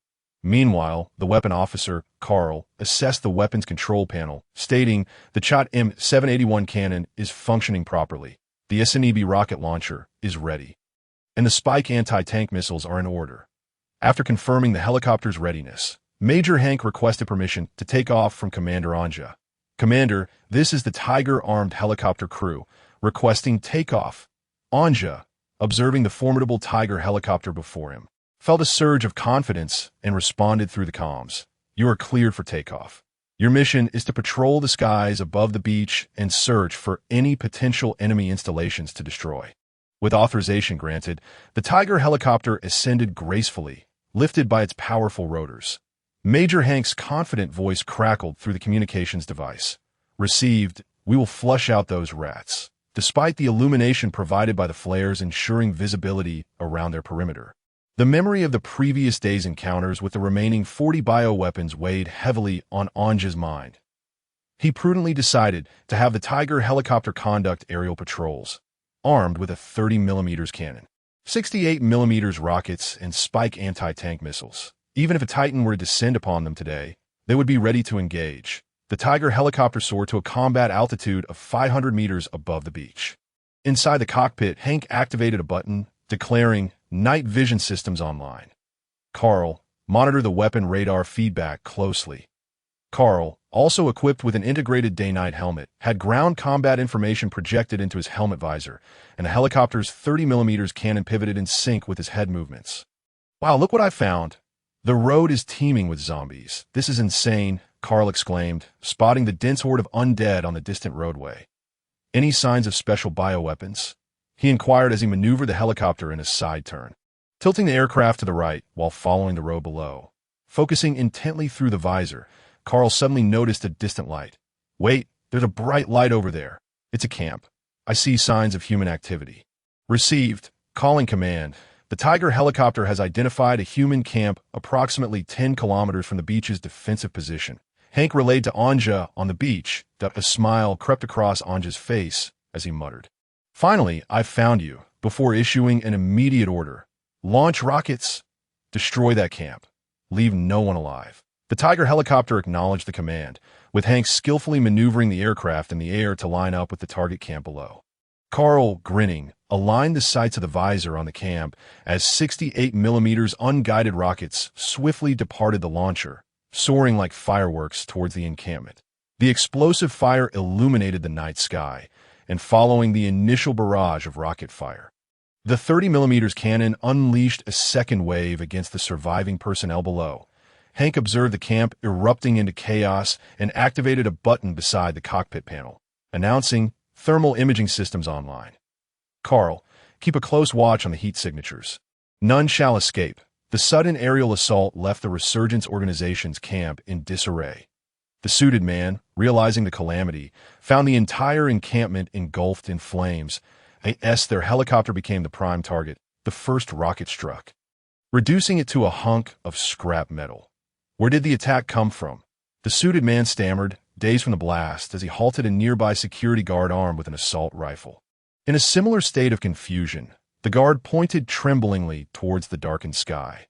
Following the guard's gesture, the suited man glimpsed a figure at 100 meters high, its lights flickering, unleashing a torrent of golden fire that descended upon the camp, claiming the lives of the survivors below. Realizing that the helicopter was a Tiger, the suited man seized a motorcycle that had toppled in the inferno, quickly mounting it and starting the engine with the key still in place, speeding towards the road.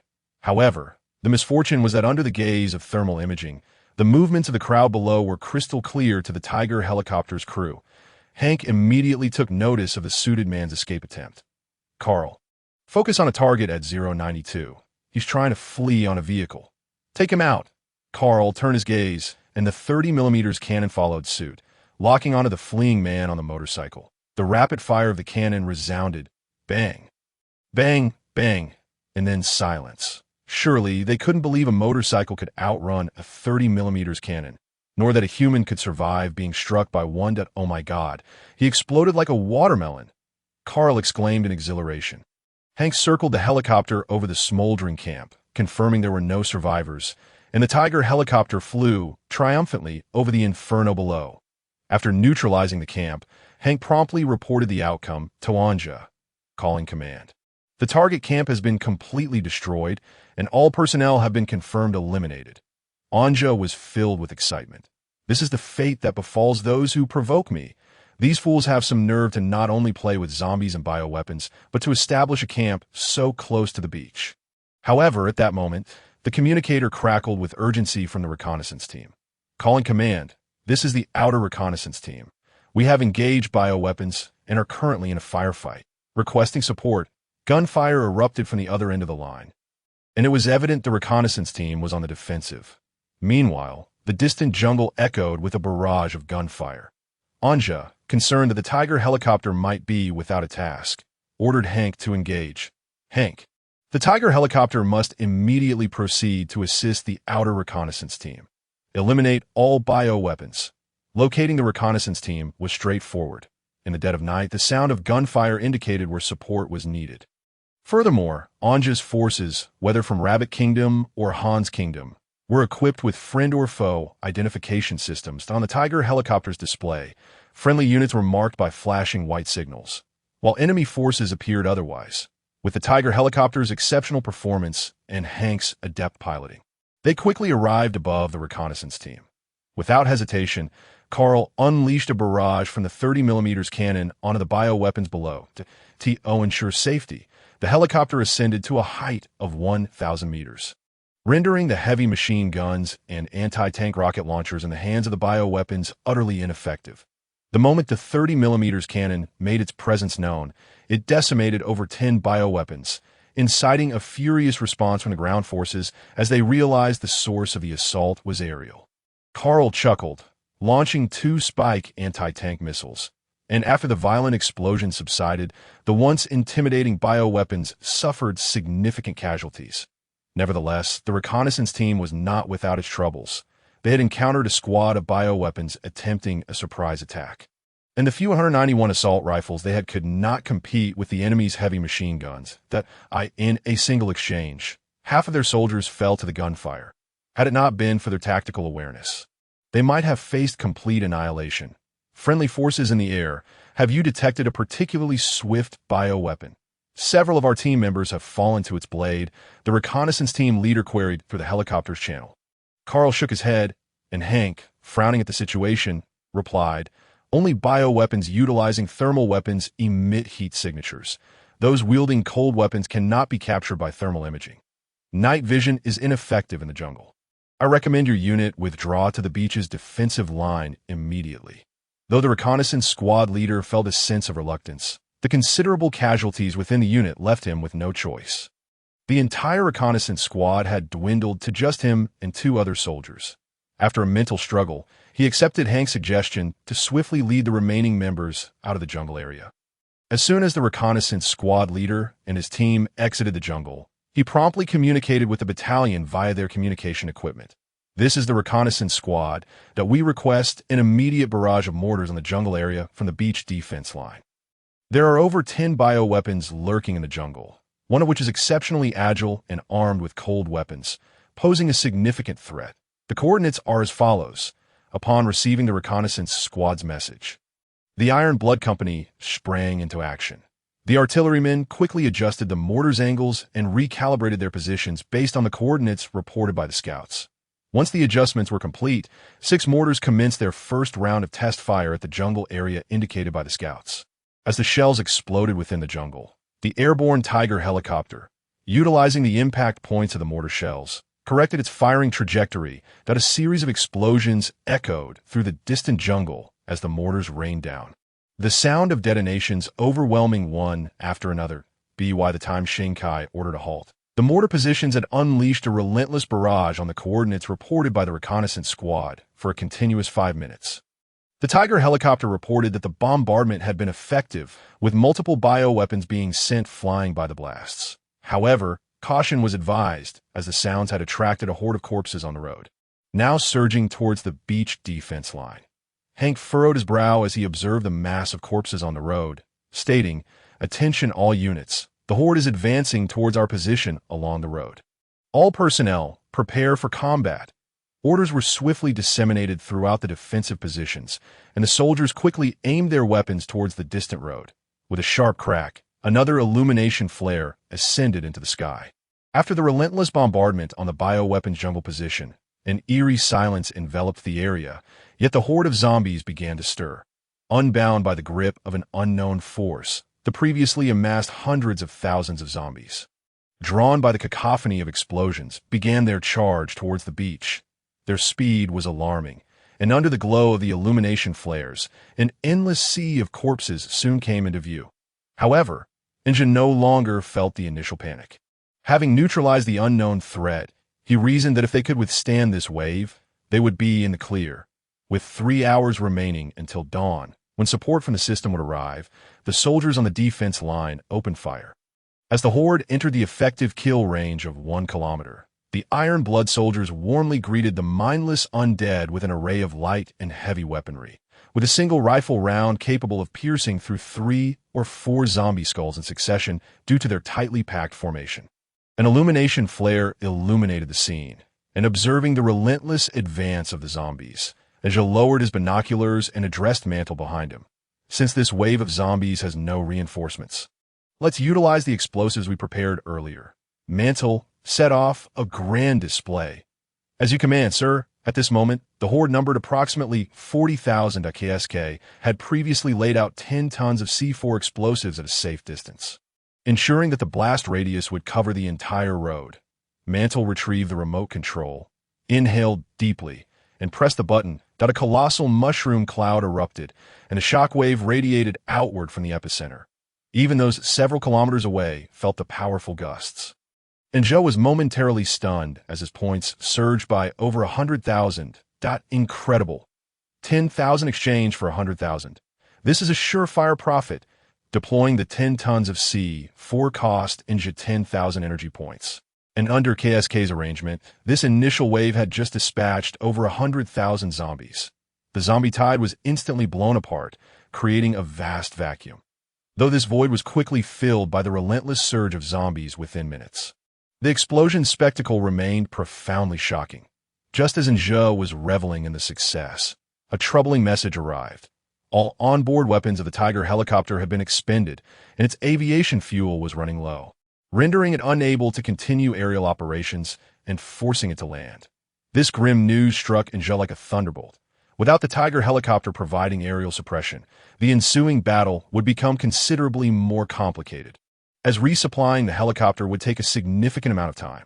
Unlike infantry fighting vehicles, every round of ammunition for the armed helicopter had to be individually loaded into the magazine, and rockets had to be inserted one by one into their launchers, leaving no time for such logistics in the current situation. The helicopter soon touched down, and reluctantly, Nja instructed the 2 pilots to gear up and join the fight before retracting the helicopter into the system space, cherishing it as a valuable asset. The battle raged on, and the number of zombies had been drastically reduced, with fewer than half remaining. Nonetheless, nearly 200,000 zombies still pressed towards the defense line. Had the situation not been manageable, Nja would have fleetingly considered deploying the Guardian rocket artillery for a blanket strike. However, he ultimately resisted the urge, reasoning that the fight was merely difficult at present.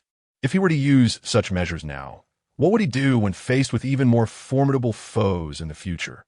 Even with noise-canceling headphones, the cacophony of gunfire and explosions was deafening. After several hours of continuous combat, Nja felt as though his ears might burst from the din. Meanwhile, the bioweapons had circled around, maneuvering towards the flank of the defense line. Leading the charge was a monster wielding a blade on its arm, its gaze fixed upon the distant defenses. With the frontline base having been neutralized, the terminal control system of the Blade Queen was directly transferred to higher command within the organization. Orders for an assault were issued from the headquarters, prompting the bioweapons to spring into action, taking advantage of the defense line's preoccupation with the zombie onslaught. The first to emerge was a tracker carrying a heavy machine gun. However, due to the continuous supply of illumination flares, the entire beach remained illuminated, and as soon as the creature appeared, it was detected that KSK Special Forces, having awaited this moment, sprang into action as soon as the machine gun-wielding tracker was spotted. Hoffman wasted no time firing his Iron Fist 3 IT-600 at the creature. The anti-tank rocket obliterated the exposed tracker, and Hoffman discarded the used launcher beside him. However, he noticed a stack of iron boxes nearby and opened one to reveal a brand-new Iron Fist 3 IT-600. The bioweapons launched a fierce offensive. The heavy machine gun primarily targeted the KSK positions, while the anti-tank missiles were aimed at the lone American Line Infantry Fighting Vehicle on the beach. Yet, as before, the MUS active defense system activated once more. Multi-spectral smoke grenades and multi-frequency laser jammers rendered the bioweapons efforts futile against modern military equipment. In 2202, the anti-tank missiles veered off course, splashing harmlessly into the surging sea, while the heavy machine gun's suppression fire against the KSK positions amounted to little more than a scare tactic, with a caliber insufficient to even reach 12.7 mm. Hoffman relished the encounter, treating the disposable Iron Fist 3 anti-tank rockets as though they were free, discarding one after another. Each shot from his Barrett sniper rifle claimed a bioweapon, while the G95K and 233 Hong Kong dollars assault rifles delivered commendable firepower, particularly when combined with armor-piercing rounds, ensuring that any bioweapon caught in their concentrated fire would likely be incapacitated. Meanwhile, Grumman's HKMG-4 machine gun relentlessly pursued and fired upon the most agile of the bioweapons. The Blade Queen, the KSK, did not regard this peculiar bioweapon with much concern. While other bioweapons wielded firearms or anti-tank rockets, this one charged forward with a long blade, a blatant show of disrespect. Armed with merely a knife, it could only bully the weaker survivors, but against the fully equipped KSK, speed would be of little use. With crossfire covering their escape routes, the Blade Queen had nowhere to run. The expanse of nearly 2 kilometers along the beach is entirely open, and should the biochemical weapons choose to launch a nocturnal ambush, they might possess a negligible chance of success. However, the illumination flares provide comprehensive coverage in this area. My dear, the Blade Queen barely sprinted a few hundred meters across the vast shoreline before being struck by the MG4A3 machine gun. Grumman expended nearly half a magazine before finally incapacitating it, delivering a relentless barrage of bullets to its legs that, in an instant, its mobility was utterly obliterated. Just as Grumman prepared to deliver the coup de GRC, an astonishing event unfolded. The already incapacitated Blade Queen emitted a furious roar, summoning the remaining biochemical entities to converge around it. In a breathtaking display, these several mutated creatures began to merge right before the eyes of the onlookers. The speed of their fusion was remarkable. It resembled the sight of plastic melting in a fire. After a grotesque amalgamation, they coalesced into a colossal mutant, towering at 5 meters. Before anyone could react, this monstrous being leaped with astonishing agility. Soaring nearly 10 meters into the air, the assembled forces unleashed a frenzied barrage upon this behemoth. But the bullets merely bounced off its body as if they were mere tickles. The 30mm autocannon trained its sights on the massive mutant. It seemed to sense the imminent threat and leaped once more, landing perilously close to the defensive line.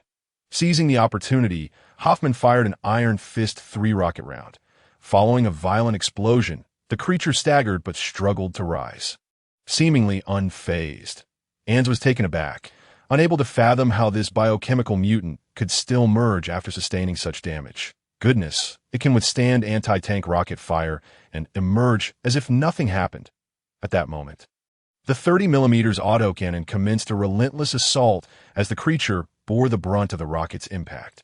Yet, after only a few hits, it swiftly maneuvered forward, crashing into the outpost. Ann's Gatling gun unleashed a torrent of fire upon this enormous beast, and the dense barrage finally forced the giant zombie to take 2 steps back. However, to Ann's dismay, despite enduring a barrage of 7.62mm rounds, the creature merely slowed its advance slightly before retaliating against the most significant threat, the infantry fighting vehicle. With a titanic fist, it struck the barrel of the Cougar infantry fighting vehicle, exerting such force that the several-ton vehicle was violently thrust back over a meter, damaging the turret's rotation mechanism in the process. Just as Ans braced for the worst, a missile streaked in from the distance, trailing flames as it approached. And not only struck the undead creature's torso with pinpoint accuracy, but following a fierce explosion. The shockwave left Ans momentarily dazed. He beheld the mutant, its upper body obliterated by the missile's impact, swaying twice before collapsing to the ground, utterly lifeless. Suddenly, an unfamiliar channel connected in the communicator, connecting to Allied communications. Calling Commander, the 502 Tank Battalion is here for support. Commander Otto Karl Julius sends his regards. Hearing the distant sound of tank treads, Ans lifted his gaze to see, bathed in the hazy dawn light, a well-ordered column of tanks advancing along the road. All units, prepare HET high-explosive rounds, target the zombie horde ahead, and cover with main cannon and machine gun fire. Otto, with his upper body protruding from the commander's hatch, donned headphones and confidently directed the operation, his Hans Imperial uniform gleaming in the morning light, A complete line of Leopard 2, A-7V main battle tanks rolled onto the beach's defensive line. The 31 tanks fired simultaneously. The L-55 A1 120mm main guns roaring at the horde of zombies, while MG3 A1 7.62mm coaxial machine guns wreaked havoc on the undead along the road. The explosive power of the Leopard 2's high-explosive shells, combined with the dense formation of the zombie assault, resulted in devastating destruction. Within 10 minutes, the remaining zombies were utterly annihilated, thanks to the combined firepower of the 31 tanks and the Iron Blood Company soldiers stationed on the beach. As the battle concluded and dawn broke, the sun gradually ascended from the horizon, illuminating the Iron Blood Company soldiers as they organized their equipment along the fortifications. The tanks, under the guidance of their respective commanders, sought out parking spaces. A tank, distinct from the others adorned with the number 217 painted on its turret, approached Ans from the commander's hatch. A striking blonde officer clad in Han's imperial attire descended, adjusting his military cap. After saluting Ans, he proclaimed loudly, "I am Colonel Otto Karl Julius, commander of the Han's Empire's 502 Tank Battalion, here to report for duty." Ans, filled with excitement, grasped the golden-haired officer's hands, exclaiming, "Otto, incredible! You're the one who struck a decisive blow against the Russian bear."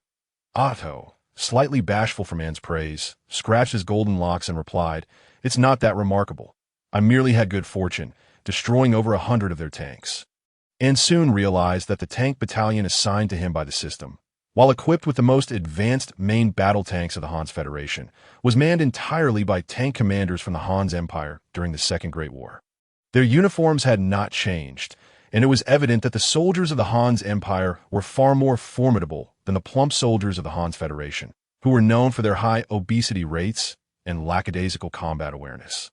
The tank crews, under Otto's command, quickly assembled before Ans, all clad in the unified uniforms of the Han's Empire, their faces radiating pride and confidence. The combined effect of their resolve and the advanced Leopard tanks instilled in them immense pride. Ans inspected the battalion, which comprised the most advanced Leopard 2 A7V main battle tanks, while the special tank, as Otto explained, was the latest creation of the Han's Federation, the KF-51 Panther. After completing the inspection of the tank battalion, Ans shifted his attention to the Puma Infantry Fighting Vehicle, which appeared to have sustained damage from the earlier mutants' attack. Approaching the vehicle, he found Redenhol and his comrades utilizing tools for repairs. Lizzie E. emerged from the vehicle, greeting Ans, her surprise at the sudden appearance of the tank unit evident. However, she wisely refrained from probing too deeply into matters that were best left unasked, choosing instead to resume her tasks after a brief moment of astonishment. After exchanging pleasantries with Lizzie E., Ans approached Redenhol to inquire about the vehicle's condition, while Otto, intrigued, followed closely behind, but it's just a minor issue. The turret's motor is broken, and a few smaller parts were damaged as well. After replacing them, the turret is functioning normally again, and the vehicle can continue operating, Redenhol reported, wiping the sweat from his brow. Otto gazed at the Puma Infantry Fighting Vehicle, stroking his chin in admiration. What a perfect work of art! If the Empire had such vehicles back in the day, urban warfare would not have been so arduous. Redenhol, filled with envy, remarked, "The KF-51, my goodness, the latest model, is simply my dream vehicle." With pride swelling within him, Otto suddenly noticed Weishaman standing nearby, his expression one of surprise. Approaching Weishaman, he inquired, "Weishaman?" Weishaman, puzzled by Otto's astonished demeanor, scratched his head and pointed to himself, asking, "Are you calling me?" Upon receiving a nod from Otto, Weishaman, with an endearing naivety, replied, "I am Weishaman, a senior exempt soldier of the Han's Federation's Armor Battalion." Otto, as if recalling something, sighed and said, "Ah, that makes sense. The Michel I knew perished at 12:55 p.m. on August 8, 4491. That you bear an uncanny resemblance to him." Leaving Weishaman in a state of bewilderment, Otto departed, returning to the KF-51 main battle tank. Inside, the crew exchanged curious glances with their commander, asking, "Commander, weren't you supposed to inspect the area with the officer? Why have you returned?" "I have encountered the hero of the Empire, Michel, although he is no longer referred to as Whiteman." I possess an undeniable intuition that this individual is indeed the Michel I once knew. Otto, from a nearby table, lifted his coffee cup and, after savoring a sip, suddenly recalled something. With an expression of sheer agony, he exclaimed, "Hans, your coffee is truly dreadful." Anja began to assess the spoils of this battle. His energy levels had astonishingly reached 1.01 million. In truth, considering the previous accumulation of 100,000, his energy should exceed that figure. However, the expenditure of ammunition during this conflict had also been substantial, amounting to over 100,000. Despite the arduous nature of this combat, it had nonetheless yielded a considerable fortune of over a million for him. Suddenly, a voice from the system echoed in Anja's ears. "Congratulations, user! Your energy level has surpassed 1 million as a reward. The military supply space has granted you 2 Cheetah anti-air tanks, along with the necessary crew members and a cooking team from the Rabbit Nation." In the next moment, the sound of tank treads approached, revealing 2 Cheetah anti-air tanks equipped with dual 35mm anti-aircraft guns and a self-sufficient cooking vehicle from the Rabbit Nation, under the watchful eyes of those stationed at the beach defense line. The tanks and the cooking vehicle slowly entered the perimeter. The doors of the Cheetah tanks swung open, and 6 soldiers clad in the uniforms of the Federal Hans Army emerged, led by a lieutenant who promptly approached Anja, saluted with precision, and announced, "I am Lieutenant Joseph, leader of the Federal Hans Field Anti-Air Platoon, here to report to the commander." Simultaneously, the doors of the Rabbit Nation's cooking vehicle opened, and a group of soldiers in 19-style, starry camouflage uniforms leaped out. The squad leader stepped forward and declared loudly, "I am Chef Lu Dashi, a non-commissioned officer in the Army, reporting with my entire cooking team." Anja nodded in acknowledgement and then approached Lu Dashi, incredulously asking, "Do you smoke, Master Lu?" Lu Dashi, taken aback by Anja's sudden inquiry, nodded and curiously replied, "Yes. Why do you ask, Commander?" Anja chuckled awkwardly, waving his hand dismissively. "It's nothing. Nothing at all. Your name just reminded me of an old computer program. Later, I'll bring you some ingredients, and it's fortuitous that your cooking team has arrived to enhance everyone's meals." Upon hearing that work was about to commence, Lu Dashi's eyes brightened, and he thumped his chest proudly, exclaiming, "Rest assured, Commander, our cooking team is comprised of skilled veterans. The meals we prepare will surely delight everyone." Anja gratefully accepted the unexpectedly gifted anti-air unit and cooking team. After entrusting the food supplies to the cooking team, he returned to the interior of the Puma Infantry Fighting Vehicle. Having spent considerable time here, he had repurposed this vehicle as his command center. Anja retrieved a map of China, noting that his team was currently positioned at the seaside of Gubuli City, quite close to Kyoto. As he contemplated the map, he fell into deep thought. Once the team passed through Kyoto and continued northward, they would reach the northern plains of China. According to the information in this book, that region boasted a thriving livestock industry, which could provide an opportunity to establish a base for the team as it expanded. To the north of the grasslands lay Bear Country, but at this juncture, plans to venture there were premature. Simply traversing the entirety of China would require considerable time, and future travels could be planned later. Presently, Anja needed to consider that their approach to Kyoto might encounter unforeseen forces. This thought struck him as peculiar. How had their movements been exposed? As he reflected on his journey since arriving in this world, a detail suddenly surfaced in his mind. Drawing his gaze to the storage compartment of the infantry vehicle, he used a key to unlock it, retrieving a metal briefcase stored within. Upon opening the case, he carefully extracted 3 vials of virus vaccine, placing them aside before meticulously inspecting the briefcase. After removing the sponge padding, Anja's expression turned grave as he discovered a faintly glowing chip nestled inside. It was evident that this device had compromised his whereabouts. He promptly destroyed the chip and discarded it from the vehicle, then replaced the sponge padding and returned the vaccine vials to the metal case before securing it back in the storage compartment. Anja wished to store the chip in the system's space, but when he attempted to do so, the system warned that it would be classified as a biological entity and destroyed upon entry.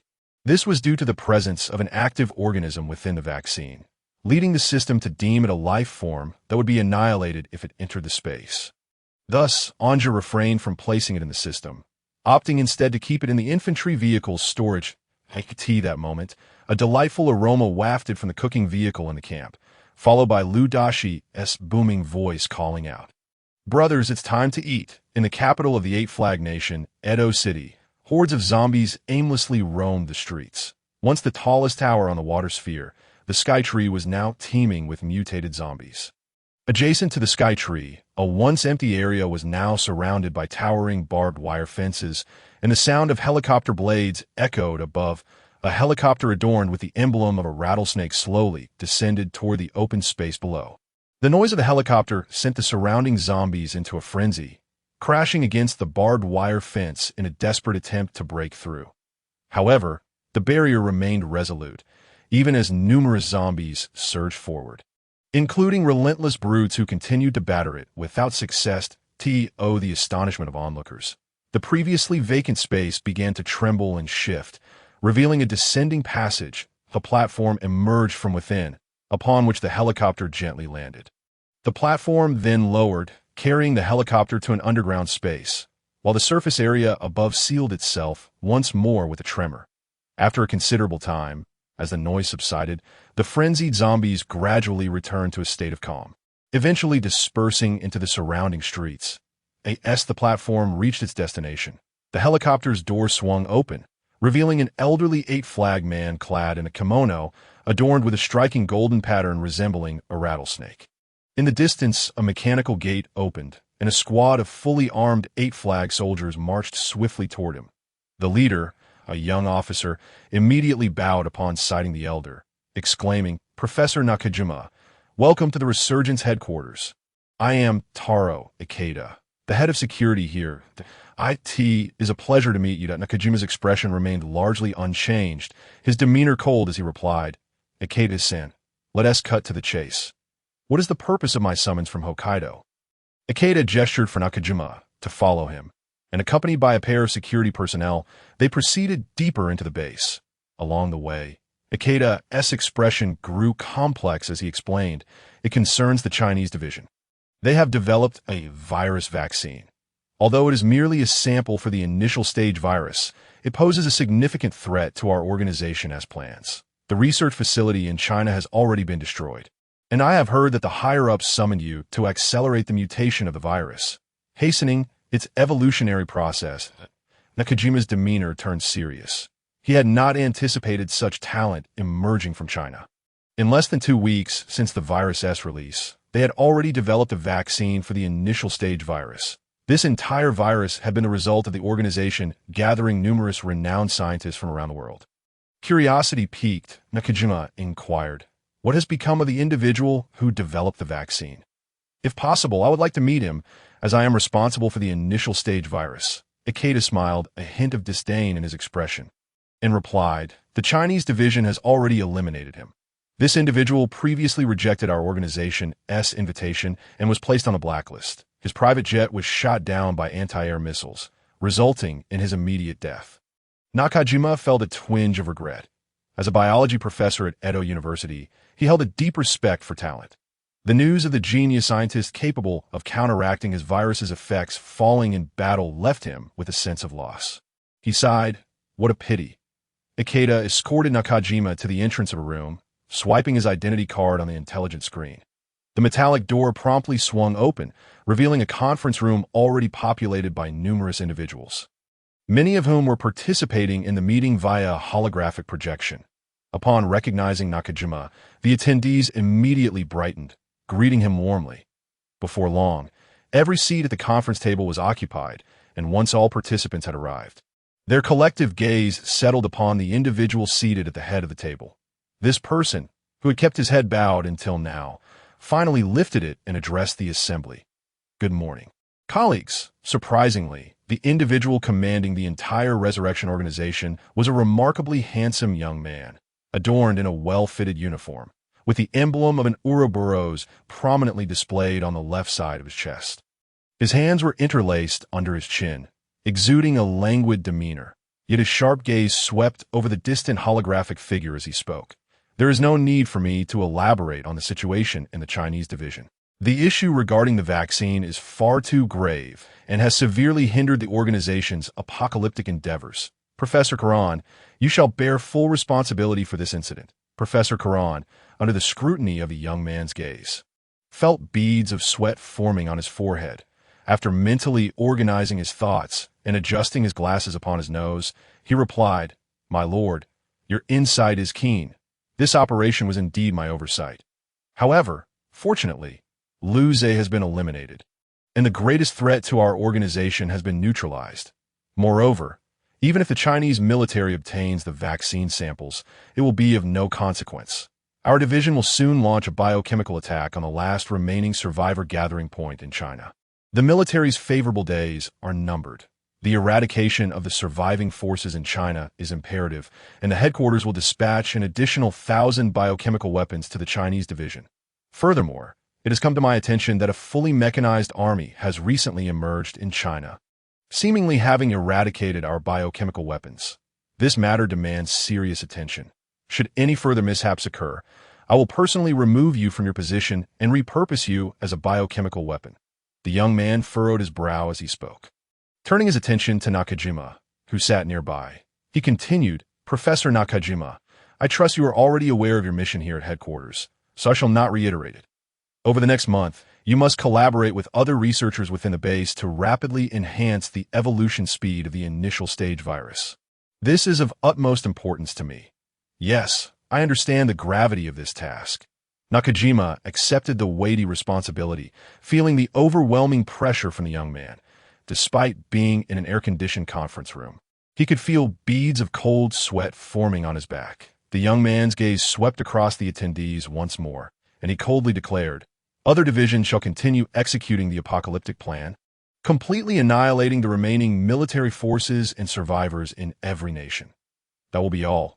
The meeting is adjourned." That I in the urban expanse, Professor Karan, wearing glasses, exited the holographic conference hall, contemplating the young man's warning. He swallowed hard and returned to his seat, taking a moment to compose himself. With a stern expression, he summoned his subordinate, a man clad in a black robe, who promptly entered the room at his call. After sipping his tea, Karan instructed, "Notify the division in Bear Country. For the upcoming extermination operation, I require their Red Army zombies." His subordinate complied and hurriedly left the room, while Karan reclined in his chair, his gaze fixated on the ceiling, his expression sharpening with intensity. "Attention, user! The military supply space has detected dimensional fluctuations in this world plane. Please remain vigilant and eliminate the carriers of the dimensional fluctuations." Suddenly, Anja, who was enjoying grilled fish made by Ludashi, received a message from the system. Spitting out a fishbone on the beach, Anja asked in confusion, "What are dimensional fluctuations?" After a brief pause, the system explained. Each time the military supply space transmits military resources to the host, minor dimensional fluctuations occur. However, this plane is under the jurisdiction of the military supply space. No other forces can reverse monitor its dimensional fluctuations. Conversely, the military supply space can detect dimensional fluctuations in this world. Anja extracted a complete fishbone and, furrowing his brow, inquired, "Are you saying that there exists another traveler in this cursed world, and that this individual also possesses a small system?" The system responded affirmatively, "Indeed, user. This plane falls under the jurisdiction of the Clandis Empire, and this system is a product of Clandis Giant Wolf Industries. All military resources provided to you are also supplied by the Clandis Empire. The Imperial Army will not deploy forces to occupy such a minor plane. Thus, you have been selected as the responsible party for this small plane by Giant Wolf Industries. The resources in the military supply space are prepared for you. However, the emergence of dimensional fluctuations signifies that your favorable days may soon come to an end. Any non-official dimensional fluctuations from Clandis belong to hostile forces, although the Clandis military will not intervene in this minor plane. It is ultimately Clandis territory, and since you accepted the responsibility from the beginning, you must defend the integrity of the Empire's territory." Anja felt a haze of confusion, but managed to piece together some information. After pondering for a moment, he stated, "So, what I need to do next is track down and eliminate the source of these dimensional fluctuations, correct?" "Exactly," the system replied promptly.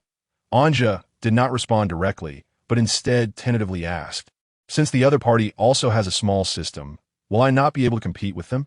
After all, I've seen other travelers possess body enhancements or extraordinary martial arts. I'm just an ordinary person."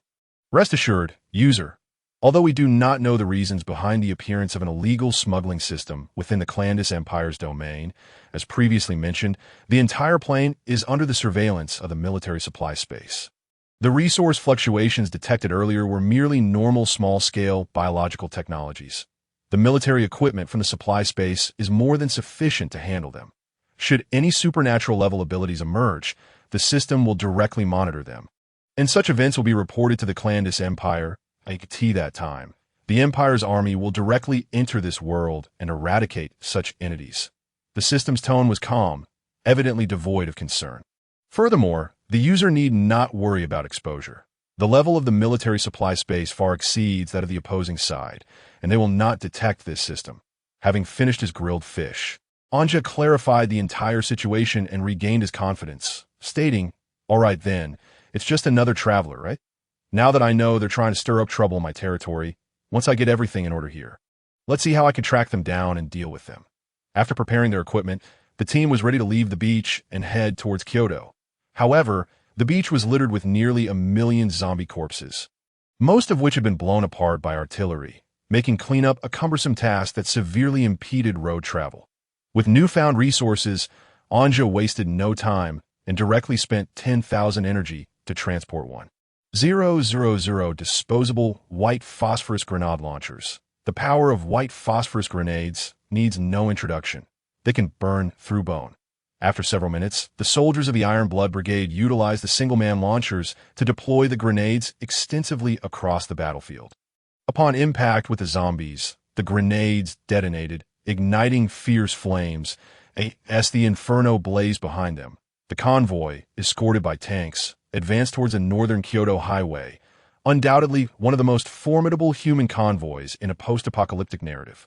Anja experienced firsthand the sensation of being protected by 31 tanks, 2 anti-air tanks, and an infantry fighting vehicle. The roar of the armored vehicle's engines and the sound of tracks grinding against the ground instilled an unprecedented sense of security in him. There was no need to clear the zombies from the road. The Leopard 2 tanks forged ahead, crushing everything in their path. With over 30 tanks escorting the convoy, the scattered zombies on the road posed no obstacle to the relentless advance of the Steel Tide. Not long after setting off, Joseph, the commander of the anti-air vehicle, relayed an urgent message to Anja. Calling the commander, "This is Leopard 1. Our anti-air radar has detected a helicopter above our convoy." Requesting permission to engage, while seated in the infantry fighting vehicle, Anja was chatting with Lee Siyu, who was sharing amusing stories from her campus life. Just as she was reaching an entertaining part, Joseph's communication interrupted them. What? A helicopter? Having just dealt a substantial blow to those ruffians, was yet another obstacle presenting itself. Anja, somewhat irked, approached Redenhall, where the turret of the battle vehicle was aimed at the sky. The integrated display screen magnifying the aerial view. Above the convoy, a military green transport helicopter was seen hovering, causing Anja to furrow his brow. He recognized the military insignia on the helicopter from a previous encounter. It was clearly a military aircraft. Anja called through the headset to the crew of the anti-air tank.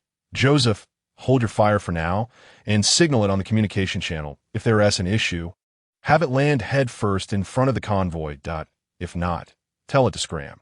Andros' instructions were promptly transmitted over the public channel, and under the lock of the dual 35mm cannons of 2 anti-air tanks, along with the targeting of the Fei-Nu 16-man portable air defense missiles. The helicopter emblazoned with military insignia slowly descended in front of the convoy, its nose pointing forward. The Iron Blood Company's soldiers sprang into action, with hundreds of 191 assault rifles aimed at the helicopter. The turrets of 31 main battle tanks turned to target the aircraft, while the long-barreled anti-tank missiles of the Puma Infantry Fighting Vehicles were also raised. The AMPV light armored off-road vehicles swiftly maneuvered to the side of the helicopter, their automatic weapons locking on under the operator's command, with the warm welcome extended by Anja's armed forces. The helicopter's doors swung open, and a chorus of 191 assault rifles being raised echoed into the cabin. Anja bellowed through the battle vehicle's loudspeaker. All personnel inside the helicopter, hands on your heads. Exit immediately. If you possess firearms, please discard them before leaving the aircraft. A dozen automatic rifles were promptly hurled from the helicopter, and members of the KSK Special Forces quickly moved in to secure the discarded weapons. Setting them aside one by one, individuals clad in military uniforms emerged from the cabin, their movements remarkably synchronized, indicative of seasoned veterans. That it was not until the last one stepped out that Anja's interest was truly piqued. The integrated display screen presented a strikingly clear image of a woman in a white lab coat, her long legs accentuated by alluring black stockings, flowing black hair framing a strikingly beautiful face. Anja thought to himself, now, this certainly has my attention. The soldiers were taken aback, facing a barrage of tanks and firearms for the first time in their lives, and they were further astonished to see that their adversaries were all in immaculate military attire, equipped with gear that clearly surpassed their own.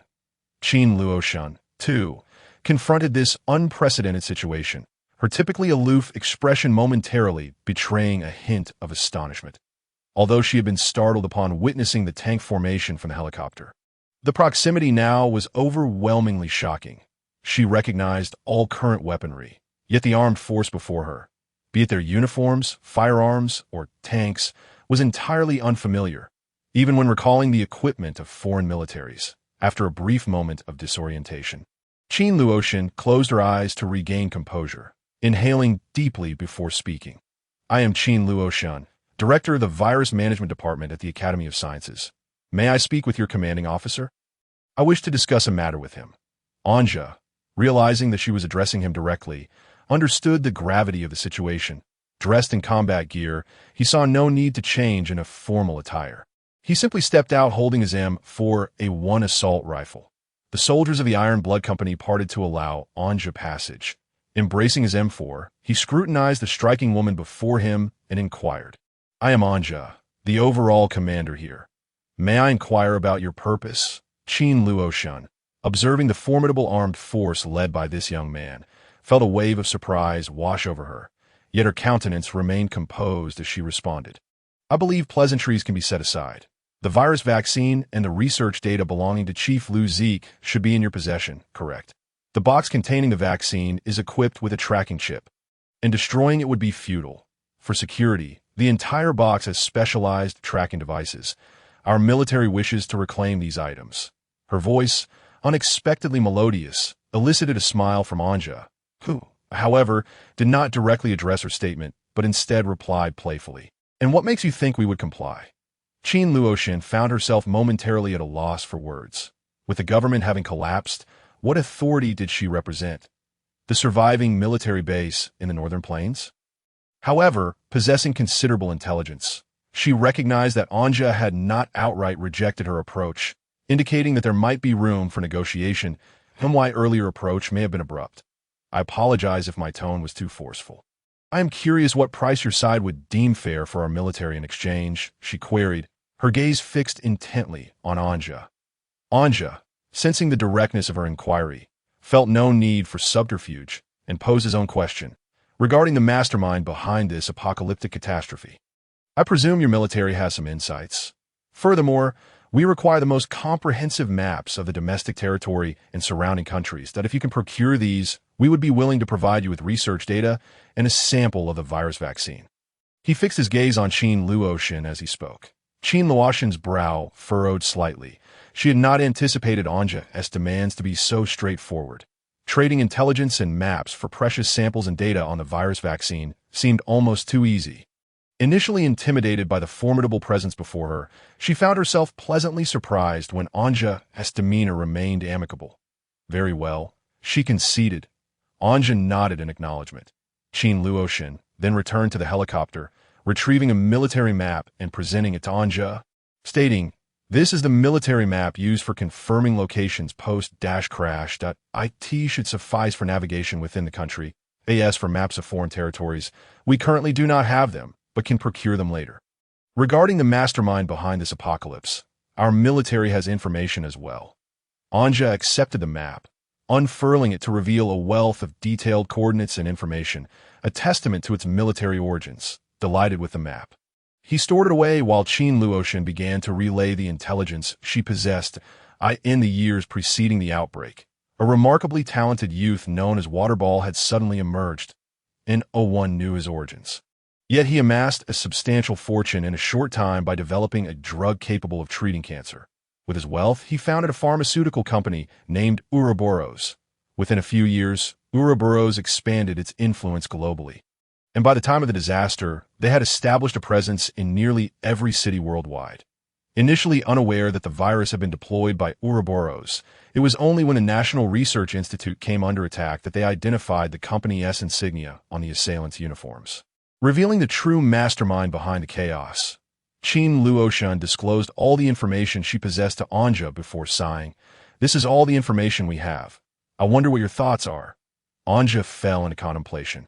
Snapping his fingers before addressing the striking woman before him, "Please wait here." He briskly returned to the battle vehicle. Retrieving a metal box containing the virus vaccine, he extracted 2 vials and placed them back in storage. Leaving the USB drive and another vial of the vaccine in the metal box before emerging from the infantry fighting vehicle, Anja presented the box to Qin Luoshan, stating, in light of the military's standing, "I shall extend you a favor this time. You still owe me maps from other countries. Make sure to carry them with you upon your return. If we meet again, please hand them over. Now, let us move on. We have other matters to attend to." Qin Luoshan accepted the box, inspecting its contents before confirming everything was in order. She felt a surge of joy, astonished at how accommodating Anja had been. Logically, their military was in a weakened position and could have been disregarded, yet they had secured a sample of the virus vaccine and research data with merely a domestic map and information on Ouroboros. As she pondered this unexpected turn of events, the surrounding soldiers returned to their vehicles, the rumble of tank treads resonating as the formidable convoy veered around the stationary helicopter, advancing with authoritative intent into the distance. "Dr. Qin, has the mission been accomplished?"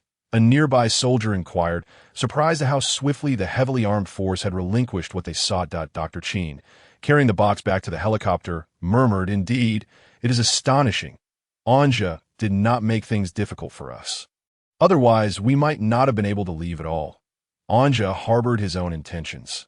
He had retained 2 samples of the viral vaccine for himself, and the research data had long been copied onto the onboard computer of the Cougar Infantry Fighting Vehicle. That metal case was equipped with a tracker, though the means of its implementation remained a mystery. Nonetheless, it was a persistent nuisance. It would be more prudent to hand it over to the military for resolution. In doing so, he also acquired a detailed domestic map without antagonizing the Chinese military, a true win-win situation. What is there to complain about? This map was exceedingly comprehensive. Commander Shamanter remarked in admiration beside Anja. "After referencing this military map, our route will undergo slight adjustments, significantly shortening the journey." The assembled commanders examined the laid-out military map as the convoy halted at a toll booth, surrounded by only a few hundred zombies, which the team effortlessly eradicated. "Proceed along the route I have indicated. Drive straight along this national road, crossing the bridge midway to reach the capital directly," Otto instructed, marking a route on the military map with a pencil. As the attention of the group turned towards him, Otto began to elucidate the advantages of this path. By taking this route, the total distance is merely 100 kilometers. Furthermore, according to the bridge classification on this map, this bridge can support loads of up to 2,500 tons, allowing our entire convoy to cross without issue. Anja scrutinized the route Otto pointed out, considering it carefully, and indeed, it was as he had stated. If they followed this path without unforeseen incidents, it would greatly reduce their travel time. Bracing himself on the table, Anja looked around at the officers and inquired, "Does anyone have any objections? If there are none, I shall assume that everyone agrees to Colonel Otto's proposal." The plan was unanimously approved by all present. Subsequently, with Otto's tank battalion leading the way, the convoy altered its course, moving robustly towards the left road. The presence of tanks as a vanguard was indeed a boon. The over 50-ton main battle tanks could handle any complexities the road might present, making them the optimal vehicle for survivors in this apocalyptic scenario. With the formidable addition of tanks, the overall speed of the convoy increased significantly, allowing them to reach the final stretch of their journey to Kyoto, the bridge spanning a tumultuous river, in less than an hour. Leaning forward from the turret of the tank, Otto, armed with binoculars, surveyed the bridgehead in the distance, suddenly ordering the tanks to halt. He then communicated through the radio to the other tanks in the battalion. Attention, all vehicles. There are man-made obstacles at the bridgehead. Prepare for combat. Otto promptly reported the situation to Anja. Commander, there are artificial barriers at this end of the bridge, indicating an ambush standing in the infantry fighting vehicle. Anja immediately approached the comprehensive display screen as Redenholm magnified the scene at the distant bridgehead. Indeed, a dozen cars were systematically blocking the way. This is quite something, Anja remarked, his lips twitching in irritation. It seemed they had stumbled upon a highway robbery right in front of their tank battalion. With a stern expression, Anja spoke into his headset. Otto, show them a taste of our might. Bombard the bridgehead area with the 120mm and 130mm cannons, that I want to see what kind of equipment dares to obstruct our path. All vehicles, HET rounds loaded and ready to engage the bridgehead area. Otto retracted into the turret and secured the hatch. The 130mm main gun of the KF-51 tank fired first, the initial high-explosive round striking the obstructing vehicles with pinpoint accuracy. The ensuing explosion sent the barricading cars flying, and the remaining 30 tanks opened fire in unison, unleashing a barrage of high-explosive rounds on the vehicles and the brush near the bridgehead, observing the area now covered by explosions on the electronic display. Otto addressed the tank commanders. First round of bombardment complete. Assessment of impact. Favorable. Thermal imaging activated. Peering at the black and white images on the thermal display, Otto noticed several writhing white figures in the bridgehead area. A smile creeping across his face. That IT seems we haven't finished the job. Prepare for a second round of strikes. Just then, a few bloodied figures burst forth from the bridgehead. The leader, bare from the waist down, frantically waving a white pair of underwear. Otto chuckled at the sight, intrigued. Hold on, they're coming out voluntarily, Commander. What shall we do? Anja, observing the man waving the white underwear, scoffed and ordered, Tank Battalion, advance and encircle them. Following Anja's command, 31 tanks surged forward, swiftly surrounding the terrified men. With the anti-aircraft tanks, infantry fighting vehicles, armored vehicles, and military trucks trailing closely behind. Sir, it's a misunderstanding. A colossal misunderstanding, cried the man brandishing the white underwear, tears streaming down his face. The soldiers of the Iron Blood Company swiftly subdued the group. From within the infantry fighting vehicle, Anja inquired over a loudspeaker, "What possessed you to block the bridge with so many cars?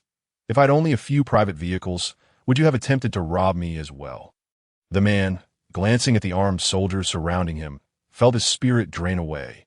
The usual brazen robbers beside him now appeared more cowardly than he, faced with the gaping muzzle of a tank cannon. He felt the weight of his misdeeds. Trembling, he stammered, "We were just trying to survive, sir. The world has turned into this hellish state. Robbing was the only way to live decently. Had we known you were coming, we would never have dared to obstruct your path." Not receiving a response, the man quickly added, "Our boss has already been killed by you. It's just us few remaining, gasping for breath. Spare our lives, and we will certainly leave far away." Anja regarded the man with a mocking smile. "You truly are the type that fears the strong and bullies the weak. Have you set any other obstacles on the bridge?" Upon hearing Anja's question, the man quickly replied, "To prevent anyone from forcing their way through, we placed many spikes on the bridge, and there's a squad of brothers lying in wait on the other side. But given the current situation, they should have fled." That Anja's expression shifted to one of understanding, and he promptly communicated with Otto. "Otto, I trust you know what to do." Otto, understanding Anja's intent, issued an immediate order.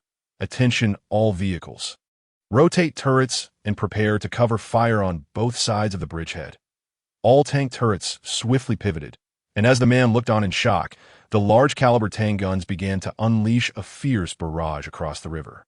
Shell after shell struck the opposing side, resulting in violent explosions. After a round of fire, Otto assessed the damage on the display screen. "Attention all vehicles, reload, prepare for a second round of strikes." Given that even someone like the white underwear man had survived the previous bombardment, It was clear that the next round of fire would be more intense. And so, in the midst of the man's stunned expression, the 31 tanks unleashed 5 minutes of relentless firepower upon the opposite bank.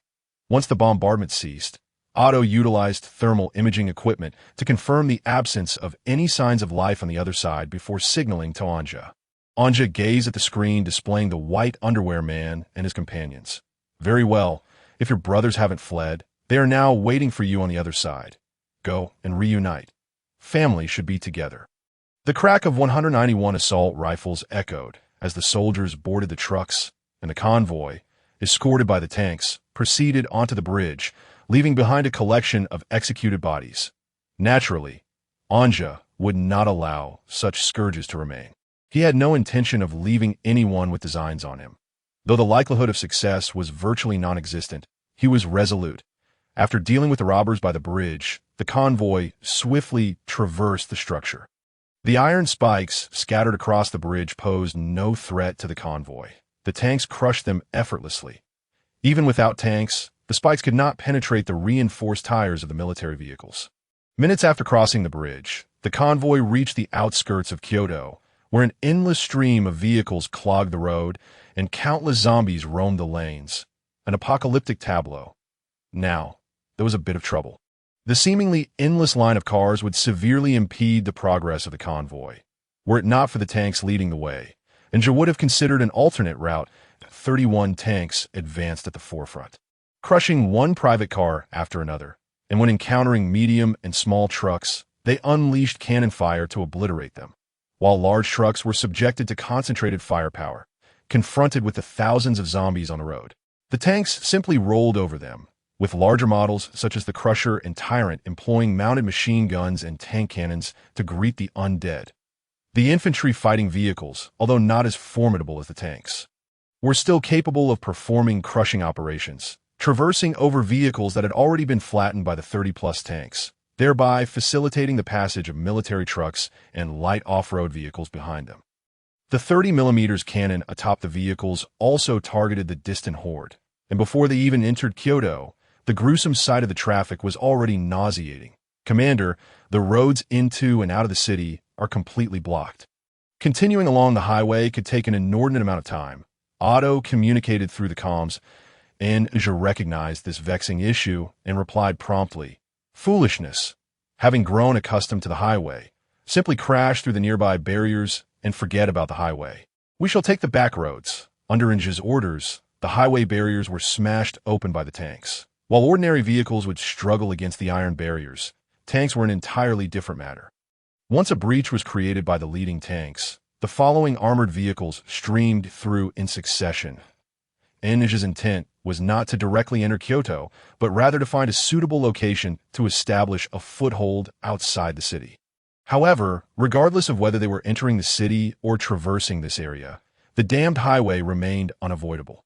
After traveling along the back roads for over 10 minutes, the convoy arrived at the ancient city wall area of Kyoto. This bears no relation to reality.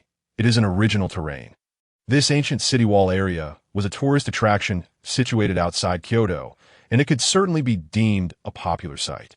Indeed, the zombies amassed in the square numbered in the thousands. The convoy initiated a fire assault from a distance, with tank high-explosive shells and machine gun fire raining down. By the time the convoy reached the square, it had already been cleared. Anja adeptly summoned incendiary grenades from the system, and the soldiers of the Iron Blood Battalion took a good part of the day to dispose of the zombie corpses in the square.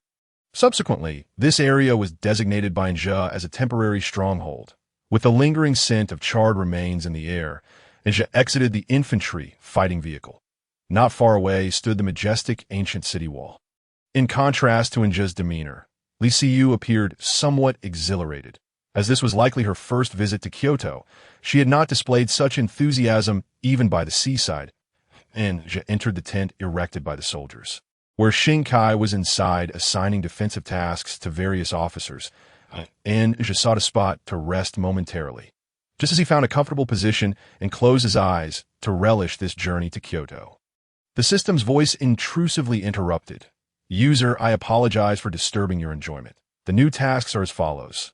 Hunt down 1,000 biomutants within Kyoto City. collect 3 military supplies, and destroy the branch of the Ouroboros Corporation within the city. These tasks are non-negotiable, mandatory, and must be completed within 1 month. Failure to comply will result in a deduction of 1 million energy from the user. Inja felt akin to a novice whose protection period had expired. The tasks he received were all compulsory. Damn it, he lamented, begrudgingly accepting the tasks while still managing to voice his frustrations to the system. With 1 million in savings, Inja was at a loss as to what to purchase. Gazing at the starting price of 100,000 for a tank, he felt a twinge of discontent. While the military storage space was advantageous, it was filled with active-duty weaponry, and armored vehicles were exorbitantly priced. His million could at best procure a dozen or so. Yet, one must harbor dreams. Inja flipped through the vehicle catalog, and he was immediately struck by the luxurious equipment and their exorbitant prices. The Rabbit's W-10 armed helicopter, 450,000 energy per unit, with fuel and ammunition costing 1,000 energy for a single swap. The Eagle Sauce's H-64 Apache armed helicopter, 500,000 energy per unit, with similar costs for fuel and ammunition. Hans's Tiger armed helicopter, 700,000 energy per unit. The Eagle Sauce's F-22 Raptor 5th-generation fighter jet, 2 million energy per unit. The Eagle Sauce's B-52 Stratofortress bomber, 5 million energy per unit. The Rabbit's Type 055 destroyer, 25 million energy per unit. The Rabbit's East Wind 41 ground-based nuclear missile launcher, 50 million energy per unit, with nuclear warheads requiring separate customization, starting at 50 million each, and the Eagle Sauce's Nimitz-class nuclear-powered aircraft carrier, 100 million energy per unit, with fuel and ammunition costing 100,000 energy for a single swap. The energy of ordinary zombies differs from that of evolved zombies. Evolved zombies possess higher energy, and further evolution results in even greater energy. Those in the know understand. The system nearly threw the phrase, "can't afford back," and purchasing vehicles was out of the question with his current savings. However, buying manpower seemed equally untenable, for his food supplies might not suffice. Although he had looted considerable provisions from the supermarket last time, once Otto's tank battalion arrived, his numbers swelled to over 200. The once abundant supplies now only sufficed for a month, and the system offered no assistance in terms of sustenance. With so many personnel, he would inevitably worry about daily food supplies in the future. What a dilemma! Unable to buy vehicles, aircraft were too costly, and maintaining personnel was beyond his means. This 1 million truly limited his capacity for significant actions. Best to dutifully complete the tasks, and Inja resolved to first retrieve the 3 military supply boxes. After all, they could yield valuable items. He had previously acquired the Guardian rocket launcher, so his expectations for this endeavor were quite high. Additionally, Inja planned to invite Li Siyu along for this operation. After all, after training under Shermantail for so many days, he ought to demonstrate some results. With this in mind, Inja summoned Li Siyu. Upon receiving the message, she hurried over in her JK uniform. Inja examined her delicate features and inquired, "How has your training been these past few days? I intend to lead a team to Kyoto shortly, and I want you to come along to assess your training outcomes." Li Siyu proudly lifted her chin and declared, "Humph, this is child's play." Inja said nothing and retrieved the M17 pistol from his thigh holster, placing it on the small table before him. Li Siyu swiftly picked up the M17, ejected the chambered round, and within merely 9 seconds, she disassembled the pistol, reassembling it in a similar time frame. The crisp sound of the action being readied resonated as she returned the pistol to the table. Executing the entire procedure with fluidity, clearly well-versed with a firearm. Your understanding of weapon mechanics is commendable. Now, let me see your current shooting proficiency. Inja stood up in a swift motion, and Li Siyu followed suit. Grasping the pistol as they exited the tent together, Inja dashed into the automatic cooking vehicle, retrieved a can of soda, and made his way to an open area outside. He waved the soda in front of Li Siyu before abruptly hurling it into the distance. A charming smile graced Li Siyu's lips as she swiftly raised her weapon, and 2 gunshots rang out. Looking up, they beheld the 2 cans of soda bursting in midair, brown liquid splattering in all directions. Inja felt reassured by Li Siyu's capabilities. At least now she had the means to defend herself. Though she had previously been adept with a butterfly knife, the current Li Siyu, having undergone military training, was indeed a force to be reckoned with that, in addition to her exquisite beauty, she possessed remarkable combat prowess. Anja gazed at Lizzie E., adorned in her JK uniform, complemented by her delicate features and porcelain skin. Undeniably captivating. However, a sense of something lacking lingered in his mind. Casting a glance at the fully armed soldiers nearby, Anja suddenly had an idea. Without hesitation, he took Lizzie's hand and led her into the infantry fighting vehicle. Ledenhol and the others had ventured off to hunt for game, displaying a level of audacity that seemed unfazed by the prospect of foodborne illness. Yet one must concede that these individuals had a knack for procuring wild boar and hares on every outing. Inside the infantry fighting vehicle, it was currently devoid of any occupants. Throughout the journey, Anja held Lizzie's hand, causing her cheeks to flush a deep crimson, transforming her into a veritable steam maiden. Anja instructed Lizzie to take a seat on the fixed chair within the vehicle, scrutinizing her with a furrowed brow as he grasped her chin. Under such intense scrutiny, Lizzie's face grew even redder, nearly causing her to faint. "Wait here," he commanded before stepping aside to procure a set of ACPC tactical gear and 416 Hong Kong dollars assault rifle, and see 3 headphones from the system's inventory. Cradling the rifle, while holding the tactical gear and headphones, Anja returned to the vehicle, placing the items before Lizzie E. With an eager expression, he urged her, "Hurry, try on this gear and see if it fits." Lizzie E., bewildered by the military equipment before her, nodded and donned the ACPC gear over her JK uniform, slipping on the headphones before lifting the 416 Hong Kong dollars rifle. She turned to Anja, asking, "How do I look?" Anja was nearly beside himself with joy. "By all that is holy, this is the epitome of an armed JK," he exclaimed, thoroughly captivated by the sight of Lizzie E. in her new ensemble. Yet he felt something was still amiss. He instructed her to wait once more and stepped aside to retrieve a pair of tan tactical goggles from the system's inventory.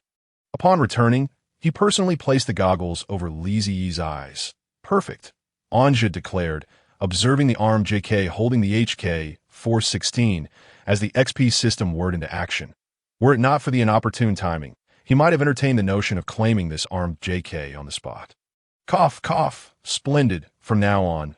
This will be your gear," he said, rubbing his hands together in excitement, feeling a surge of exhilaration. After all, what could be more thrilling than possessing an armed JK? This was a far cry from the flamboyant figures typically seen at conventions. Lizzie E. was a true beauty, having acquired combat skills under the tutelage of Sherman Tail, and now, clad in her tactical gear, she had transformed into a genuine armed JK. Observing Anja's unrestrained delight, Lizzie E. curiously inquired, "Do boys really like girls dressed like this?" Without a moment's hesitation, Anja nodded affirmatively. Indeed, the fusion of JK fashion and weaponry satisfies 2 passions at once. You should embrace this style from now on. Lizzie E.'s cheeks flushed slightly as she hugged the 416 Hong Kong dollars closer, offering a soft Anja, then handed her a fast helmet equipped with a dual-line night vision device. Once Lizzie E. was fully equipped, he began to rally the team. The KSK unit swiftly assembled under Anja's command, as his objective was to seize 3 military supply caches within Kyoto on the first day. However, the congested roads rendered driving impractical. To ensure safety, Anja made a significant investment, spending 300,000 energy points to acquire a UH-60M Black Hawk helicopter from the system. This was the first time the user had summoned an aerial vehicle using energy. The military inventory graciously provided 2 helicopter pilots. The system's voice echoed in Anja's ears. However, he quickly negotiated with the system. "Can I have the helicopter fly to a location far from me?" The system responded promptly, an unusual request, but certainly feasible. "Would you like it to be dispatched immediately?" Confirming his request, Anja awaited further instructions. The system then relayed, "The UH-60M helicopter has been dispatched. Please check for its arrival." Curious, Lizzie approached Anja and asked, "With the roads blocked by traffic, how will we reach Kyoto? Walking seems far too dangerous." Anja gently placed a finger over her lips, signaling for silence. "Just wait and see. The solution is on its way," if to validate Anja's confidence. The distant hum of the helicopter's rotors filled the air. Spotting the H-60M Black Hawk approaching, Lizzie was once again taken aback. The helicopter hovered above them before descending gracefully. Once it had landed, two figures clad in pilot uniforms disembarked. Reporting for duty, Lieutenant Bruce, leader of the Rapid Assault Team of the U.S. Army Aviation Corps. UH-60M helicopter commander, the lead pilot, a dashing man wearing sunglasses, was followed by another pilot who bowed to Anja. Reporting for duty, Second Lieutenant Martin, deputy leader of the Rapid Assault Team. UH-60M helicopter co-pilot.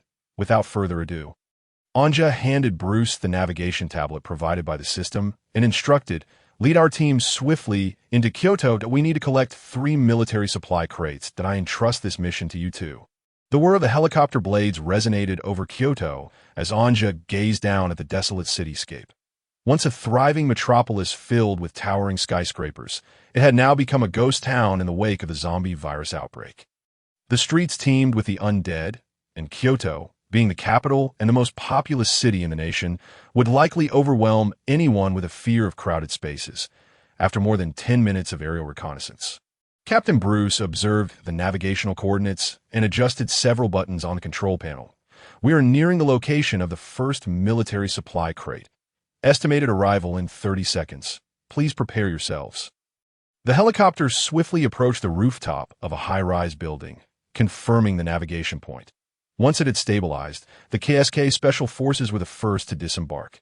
Rifleman Koch and Miller quickly jumped down, neutralizing over a dozen zombies lurking on the rooftop. Following them, the rest of the team leapt from the helicopter to the rooftop. Anja took the navigation tablet from Bruce and organized the team. "Hoffman, Koch, Weber, Wolf, you four will remain on the rooftop to guard the helicopter. The rest of you, follow me as we explore the interior of the building." "Yes, sir." The rooftop door was cautiously opened by Miller. Although it was broad daylight, the hallway was shrouded in shadows. In response to this, the well-equipped team activated their night vision goggles. Sherman Tail addressed Anja and Lizzie, "You two should stay at the back of the formation. This is a rare CQB operation, so pay close attention to the upcoming combat details." Through the communication device, Sherman Tail instructed, "Everyone, switch your Elamvario Ray to invisible light laser mode." The team promptly adjusted their weapons' laser pointers. Anja's rifle, an M4A1, American-made, was equipped with an ANPEC 15 laser designator, which, thankfully, operated similarly to the Elamvario-Ray and the night vision display. The team's invisible laser pointers flickered into view.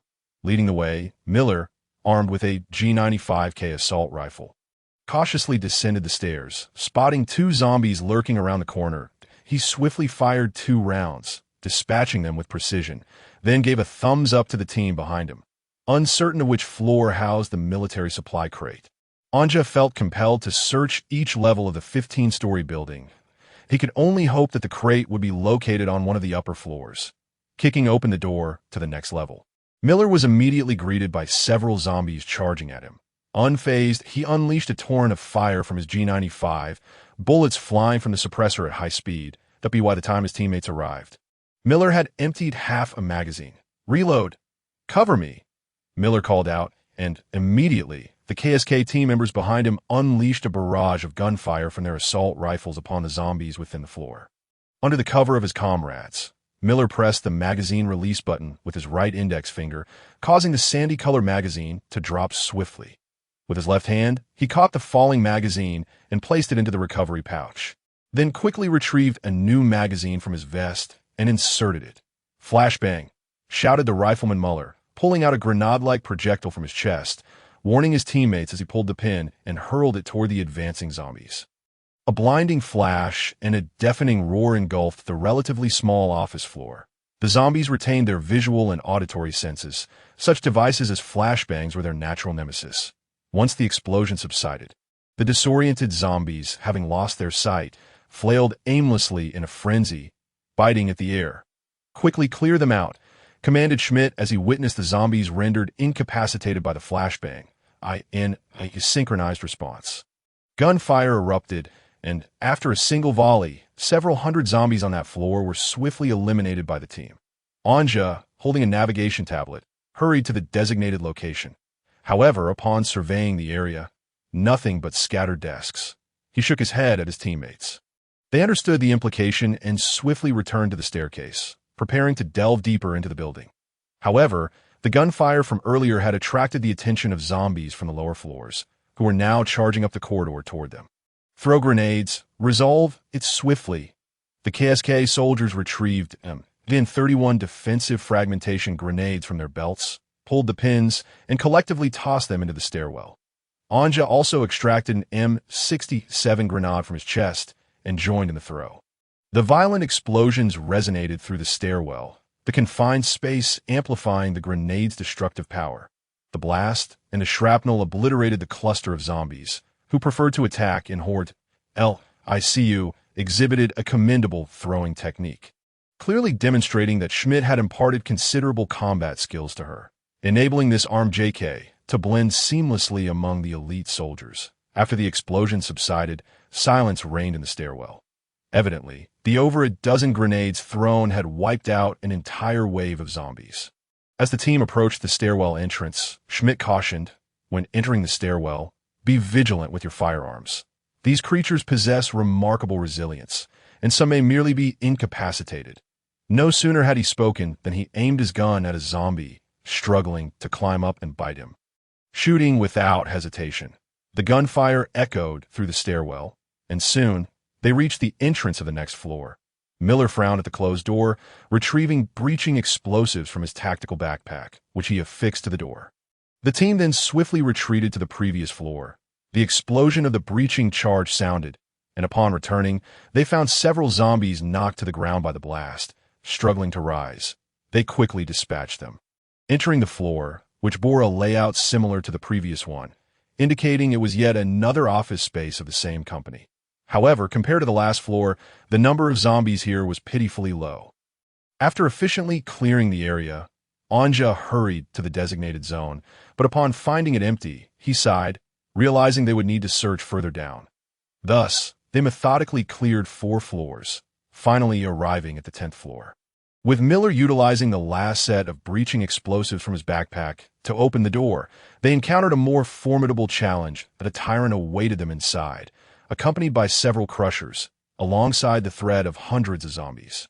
This floor posed the most significant challenge, yet Grumman's MG-4A3 machine gun opened fire, accurately mowing down the numerous ordinary zombies, while the rifleman targeted the larger threats with grenade rounds.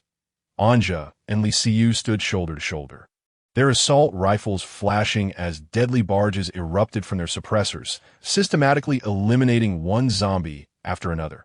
Sniper Hansberg took a deep breath, cradling his G28 precision rifle, resting the stock on his shoulder. He locked onto the tyrant's head as it charged toward them and squeezed the trigger. The M61 armor-piercing round struck the tyrant squarely in the forehead, causing the massive creature to collapse, severed from its central nervous system's command. "Well done, Hansberg," Anja exclaimed, to which Hansberg remained unfazed, continuing to eliminate the less dangerous crushers nearby. That LICU's performance in battle also pleased Anja, although she had trembled initially at the sight of zombies. Her training had transformed her into a capable fighter, wielding her assault rifle with ease, showcasing her ability to stand on her own in this apocalyptic world. Their firepower was relentless, despite the formidable quality of the adversaries on this floor. The well-equipped team overwhelmed them within 5 minutes. After eradicating the zombies, Anja sprinted to the designated spot. Upon seeing the olive-green military supply crate, Anja felt a mix of amusement and exasperation. Clearly, the system had orchestrated this. The treasure chest was meant to be guarded by elite monsters, for goodness sake. Nevertheless, the subsequent task was straightforward. After discovering the military supply crate, Anja summoned his teammates to assist in lifting and carrying the heavy iron box, which was roughly the size of a car trunk. However, with the combined strength of 2 KSK soldiers, they effortlessly hoisted it, restoring a modicum of pride for the Federation. Retracing their steps up the stairs, they reached the rooftop where the Black Hawk helicopter pilot had already received Anja's message and had preemptively started the engine. After placing the military supply crate inside the cabin, the team boarded the helicopter in an orderly fashion. As Anja looked at the crate inside the cabin, a sudden realization struck him. He had miscalculated. Once the olive-green military supply crate was loaded into the Black Hawk and everyone had boarded, there was no space left for a second crate. Faced with this awkward situation, Anja reluctantly ordered the return to base. Had he known, he would have opted for a helicopter with greater cargo capacity. Like the Seahorse, which was only 500 after a back-and-forth journey, it was already evening. They had accomplished much today, establishing a temporary stronghold in Kyoto and securing a military supply crate, yielding commendable rewards. That evening, the cooking team prepared Kung Pao chicken, a delightful feast that Anja relished wholeheartedly. Indeed, ever since the cooking team led by Chef Liu had joined, the culinary standards of the entire unit had significantly improved. When it came to food, nothing could surpass the culinary prowess of the Rabbit Nation's cooking team. Sated in content, Anja retreated to his personal tent, constructed by the Iron Blood Brigade soldiers, which had served as his residence during this period.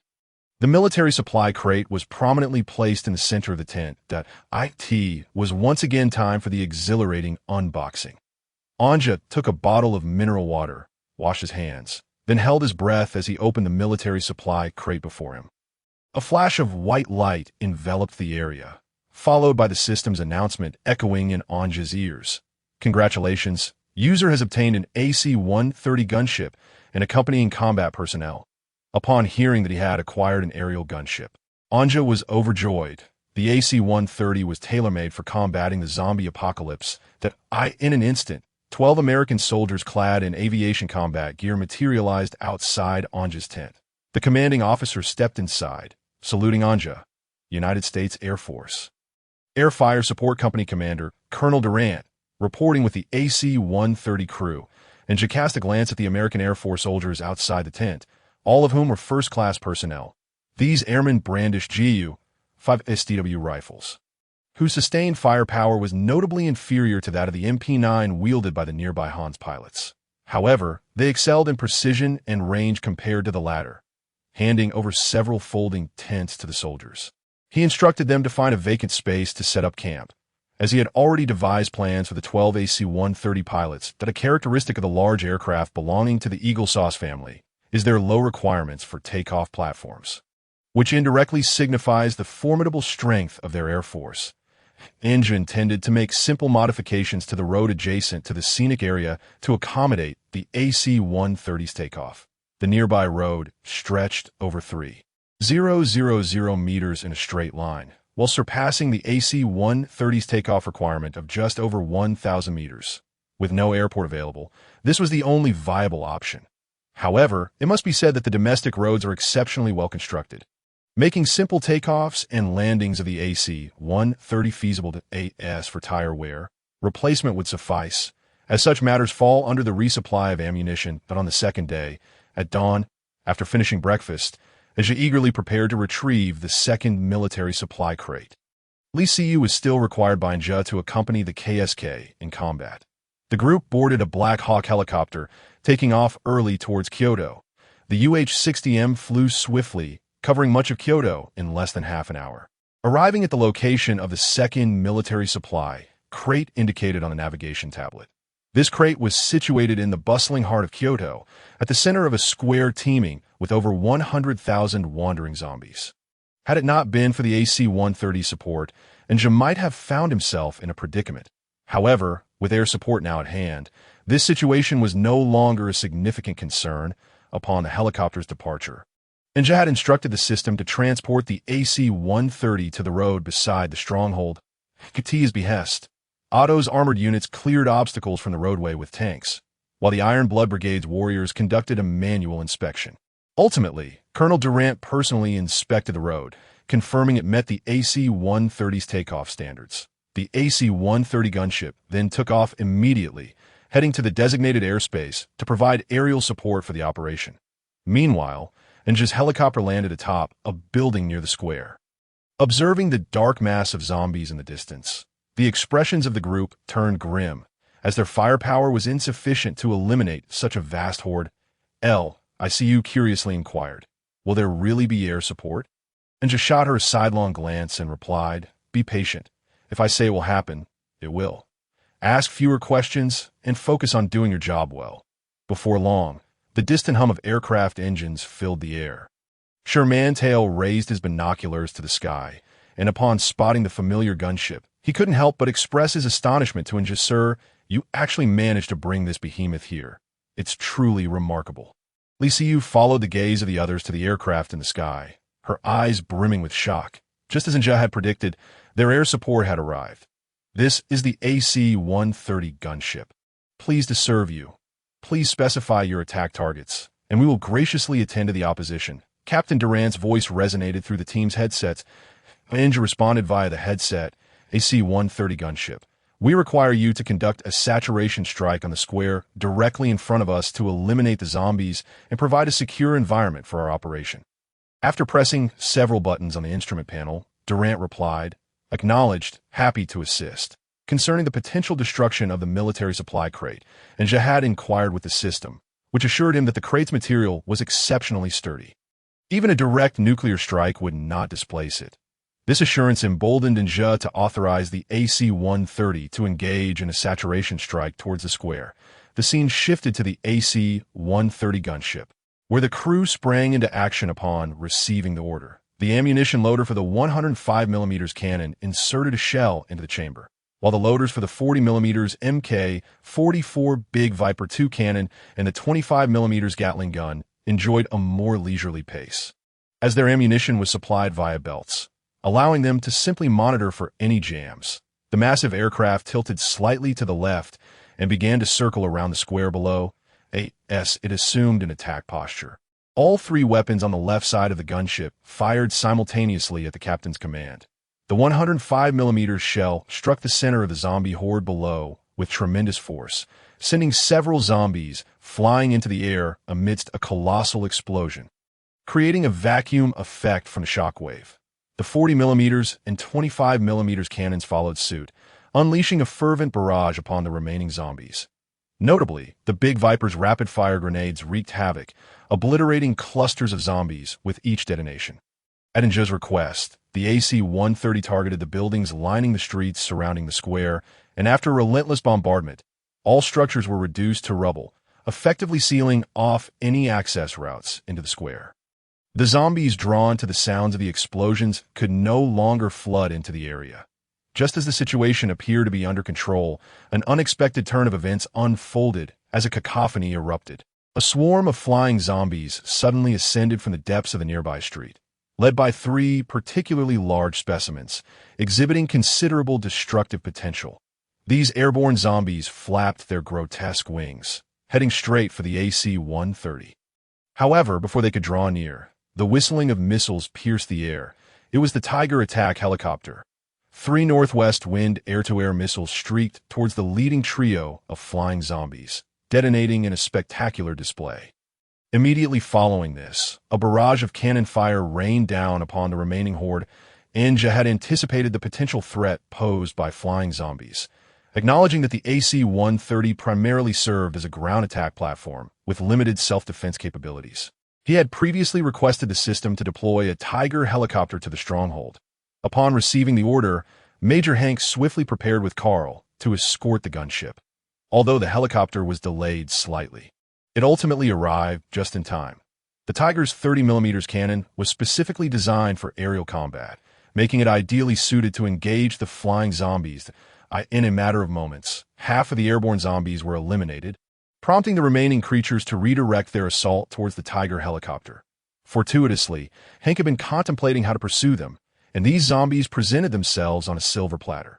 Carl squeezed the trigger of the 30mm cannon, welcoming the flying zombies with unrestrained fire. With the crisis averted, Colonel Durant promptly expressed his gratitude to the Tiger helicopter crew through the communication device, acknowledging their timely arrival. The AC-130 then unleashed a torrent of artillery fire upon a now vulnerable zombie horde below. The 105mm shells rained down upon the square, where tens of thousands of zombies found themselves trapped, with all access routes blocked by rubble. The surrounding structures had collapsed, sealing the fate of the zombies within the square, who, faced with the relentless onslaught of the gunship, could only unleash futile howls towards the sky. With the bulk of the zombies eliminated, it was time for them to advance, gazing upon the plaza below, strewn with the remnants of the fallen. Anja adjusted his tactical optics and addressed the assembled crowd. The rotor blades of the Black Hawk helicopter whirred with urgency as it ascended, carrying the group towards the desolate square. Hovering in the sky, the AC-130 gunship ceased its barrage at Anja's command at that moment. Only a handful of zombies remained mobile in the square.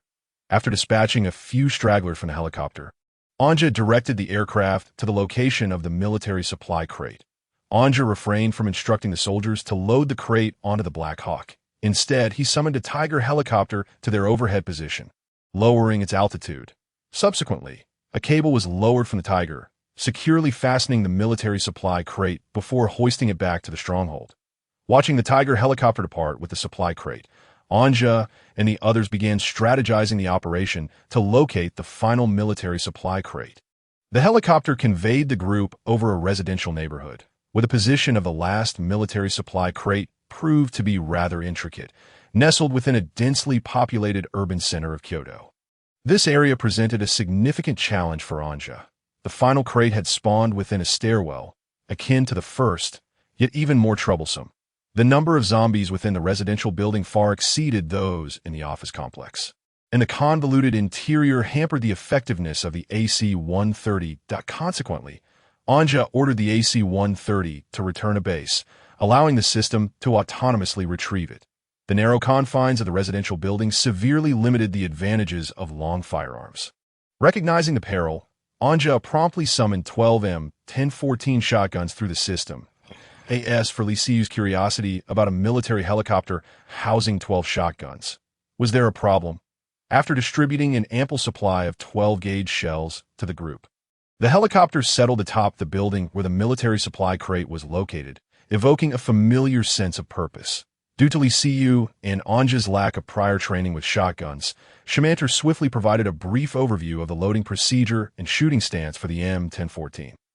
With the same personnel configuration as before, the remaining team members were strategically positioned, and the group advanced from the rooftop downwards. This time, the stairwell featured glass windows, allowing ample light to illuminate their path. A dozen zombies prowled the stairwell of the residential building. Upon detecting movement from the rooftop, they surged upward in a frenzied rush. Miller, maintaining his composure, raised his shotgun and pulled the trigger against the oncoming zombies. The M1014 unleashed a barrage of 12-gauge shells, obliterating the upper bodies of the undead, sending their mangled forms flying. With a primal shout, Miller fired repeatedly, reducing the advancing zombies to mere heaps of flesh under the devastating power of the M1014 shotgun. It is no wonder that the shotgun reigned supreme in close-quarters combat. The confined stairwell served as an ideal arena for its might. The residential building comprised 7 stories, and the entrance on the ground floor was secured with an electronic lock. Thus, even though zombies were drawn by the gunfire below, they were thwarted by the iron door, unable to breach it in the short term. The setting dictated that the building's entrance had automatically locked due to the loss of electricity, rendering it inaccessible. Therefore, any opinions on this plot point regarding the unit door are unwarranted. It is simply part of the narrative. The group ascended to the 7th floor and guided by the navigation tablet. Anja swiftly arrived at the doorstep of room 705. Staring at the door, memories of his previous hotel encounter flooded back. Igniting a surge of anger, he leveled his shotgun at the lock and fired. The wooden door, however sturdy, stood no chance against a 12-gauge shell.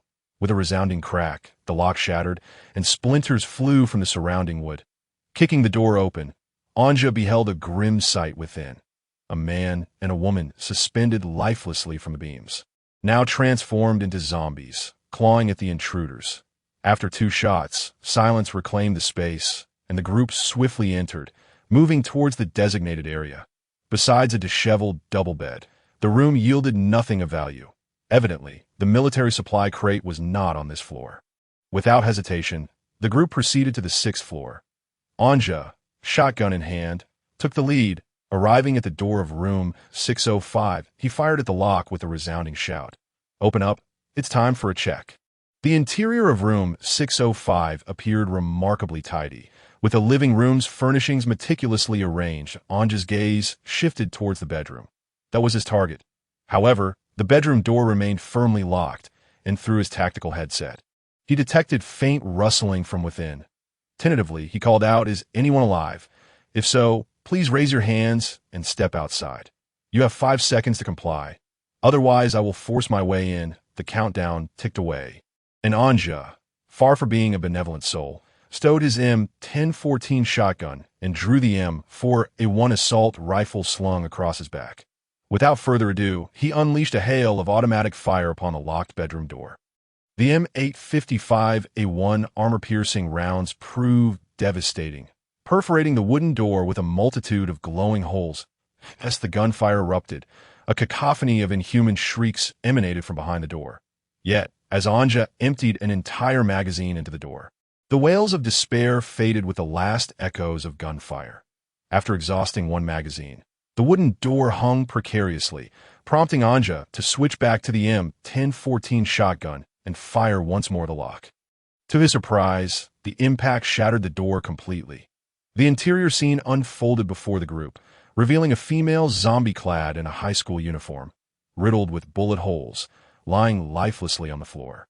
Judging by the signs of transformation, it was clear she had succumbed to the virus shortly after the outbreak. Regrettably, Anja found nothing of interest within the bedroom, save for neatly arranged study materials and the personal effects of a high school girl. The military supply crate was also absent from the 6th floor. With no guidance from the system on its precise location, Anja resolved to continue his search, floor by floor. The team then descended to the 5th floor, where Anja designated Lee Siyu to breach the door. Without hesitation, she raised her shotgun and blasted open the entrance to room 505. With a powerful kick, she forced the door wide, her slender fingers rapidly pulling the trigger. In a matter of seconds, the battle was over. Even in her first encounter with a shotgun, Lee Siyu's combat prowess remained formidable. Anja watched from outside as she sent the entire family of zombies within the room to their eternal rest. During this period, Lee Siyu did not even blink. With an assertive motion, she swung the shotgun back on her shoulder and whistled, signaling Aja to search for military supply crates, and Aja gave a thumbs up and hurriedly dashed into the bedroom with the shotgun in hand. However, the desolate bedroom seemed to convey a message to everyone.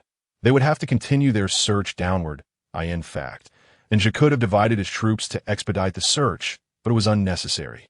He had ample time, and with a group of soldiers by his side, his sense of security was greatly satisfied. Thus, they continued their descent. In room 405 on the 4th floor, they encountered 2 elderly zombies, which they swiftly dispatched after breaking down the door, but found no military supplies.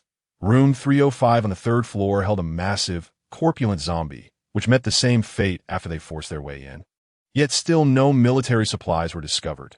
Finally, upon entering room 205 on the 2nd floor, Aja managed to locate a military supply crate in the bedroom after eliminating 7 zombies. The moment he touched the cold, metallic surface of the crate, he was overwhelmed with emotion, almost brought to tears. The soldiers worked together to lift the crate, and they quickly raced back to the rooftop via the staircase. Meanwhile, below, the zombies, under the relentless assault of the 2 behemoths, finally broke through the seemingly solid metal unit door. However, the first wave of zombies that surged in was met with a warm reception of fragmentation grenades. The violent explosions and flying shrapnel reducing these overly enthusiastic guests to mere pieces. Seizing the moment, the group hurriedly returned to the rooftop with the military supply crate, after stowing it in the helicopter. A loud crash echoed as one of the behemoths smashed through the narrow rooftop door, followed closely by a horde of zombies pouring down the staircase towards them. Frowning, Aja took his position at the minigun of the Black Hawk helicopter. He unleashed a torrent of fire from the mounted M134 Gatling gun, shredding the foremost zombies into mere fragments. Under the cover of the Gatling gun, the remaining team members quickly boarded the helicopter in succession. The helicopter rapidly ascended, and the dense horde of zombies soon reached the spot where the helicopter had just been, clawing at the air in frustration for the missed opportunity to feast on flesh. Once the helicopter was safely out of danger, and just ceased fire as they flew over the eerily silent city, he couldn't help but recall a classic line: "We are safe for now." The 2 military supply crates were placed prominently in the center of the tent, and the anticipation for the draw was palpable. Aja sat cross-legged in front of the crate, took a deep breath, and then abruptly opened one of the military supply crates. A familiar white light flashed once more, followed by the system's voice. Congratulations, the user has acquired a combat squad from the Bear Federation Signal Flag Special Forces. The Special Forces have been dispatched. Please check for receipt.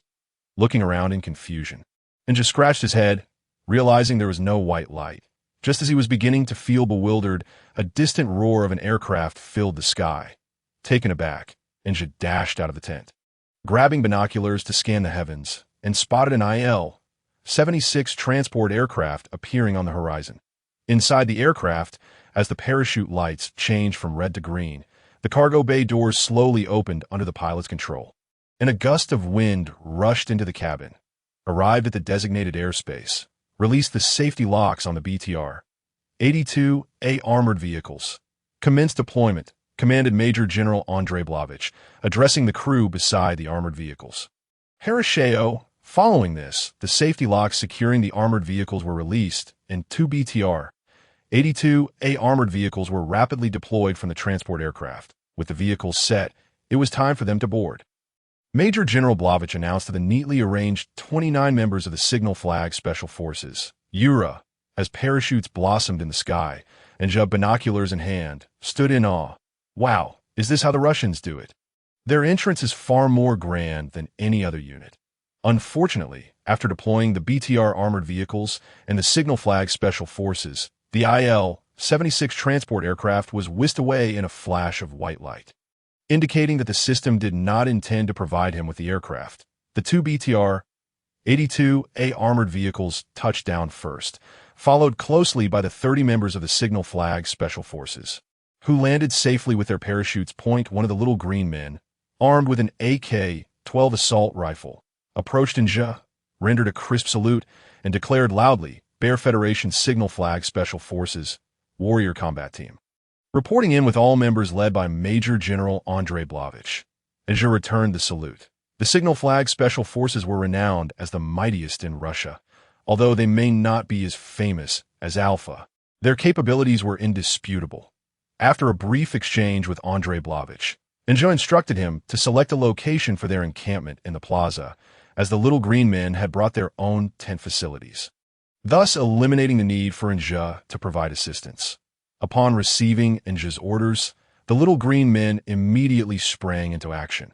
The plaza was largely occupied by Otto's armored battalion, while the Iron Blood Company had taken another section.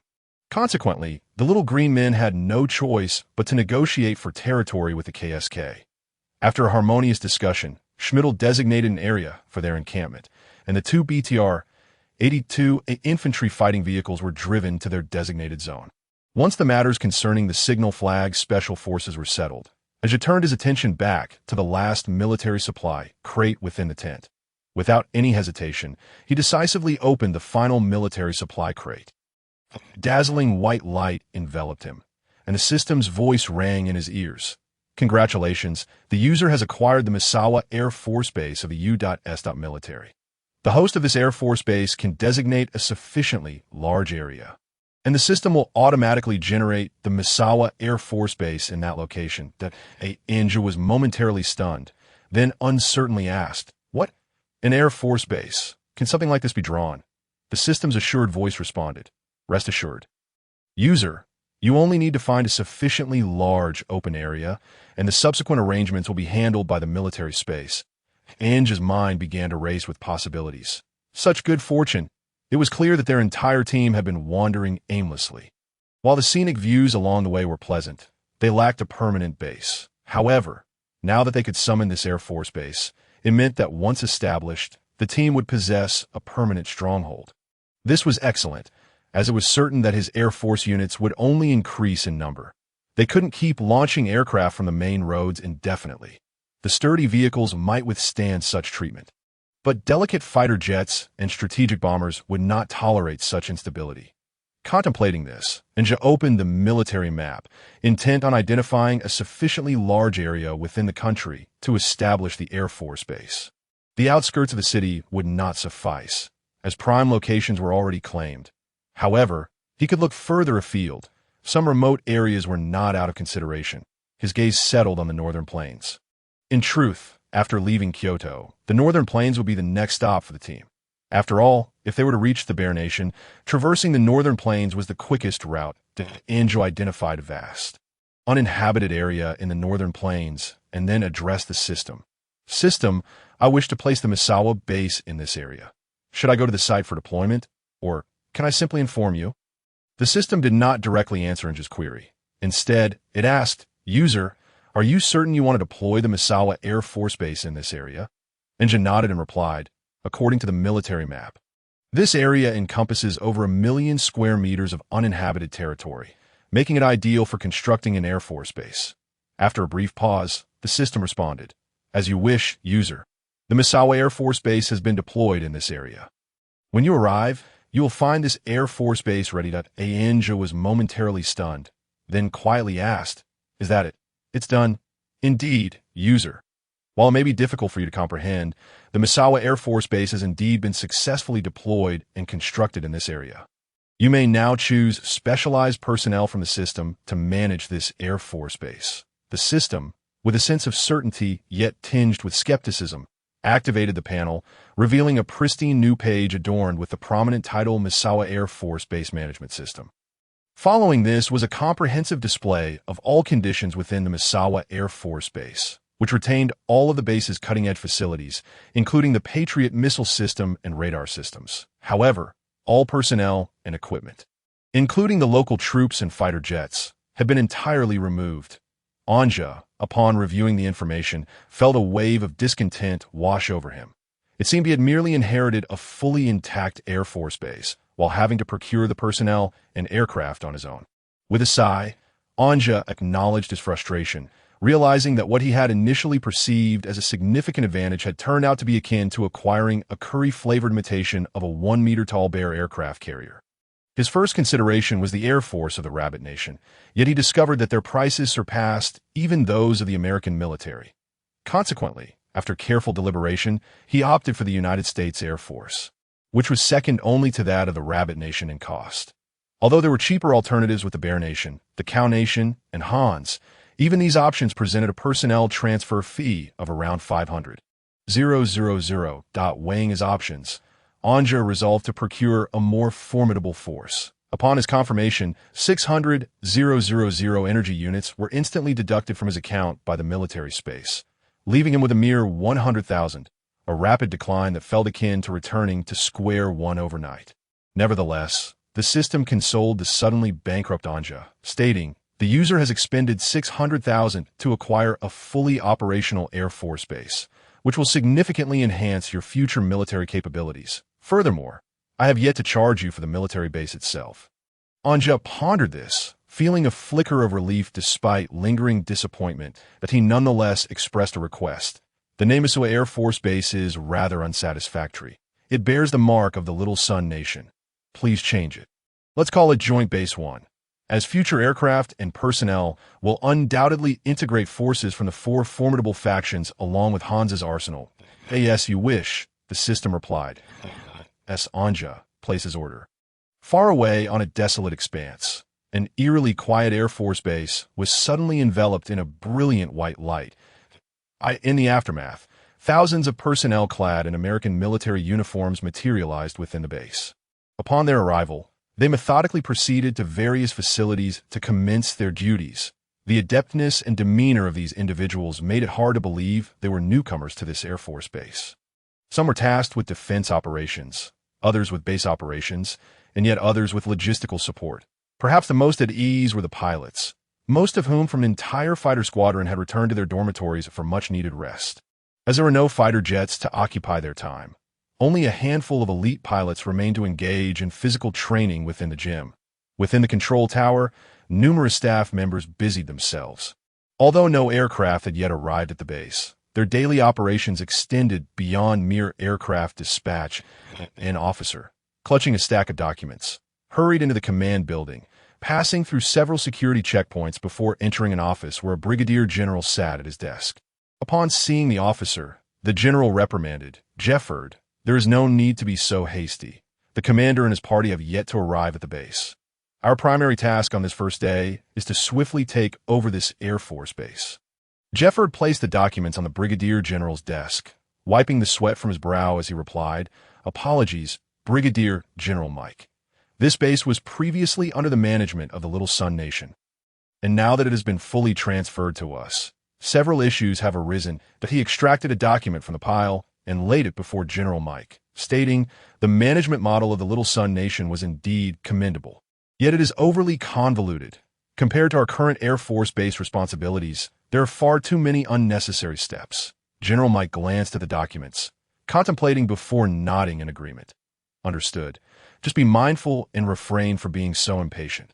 Moreover, notify the logistics department to expedite the inventory of all food supplies within the base, as these provisions will be the sole source of sustenance for our 3,600 personnel until the commander arrives." Jefford complied and departed, while General Mike refocused on the stack of papers, most of which detailed the data management record from the Little Sun Nation's administration of the original Misawa base. The data lists were meticulously compiled, yet now that the Little Sun Nation's air self-defense force was no longer present, much of the content had become irrelevant. The Brigadier's task was not particularly complex. As many clerical staff had already streamlined the data, his duty was merely to conduct a final review and sign off. To the Air Force Base's air defense positions, the Patriot missile system was deployed by the defense troops. Following the system's transportation, all air defense facilities were consolidated back into the base's warehouse, much to the chagrin of the soldiers who had to traverse considerable distances to retrieve them.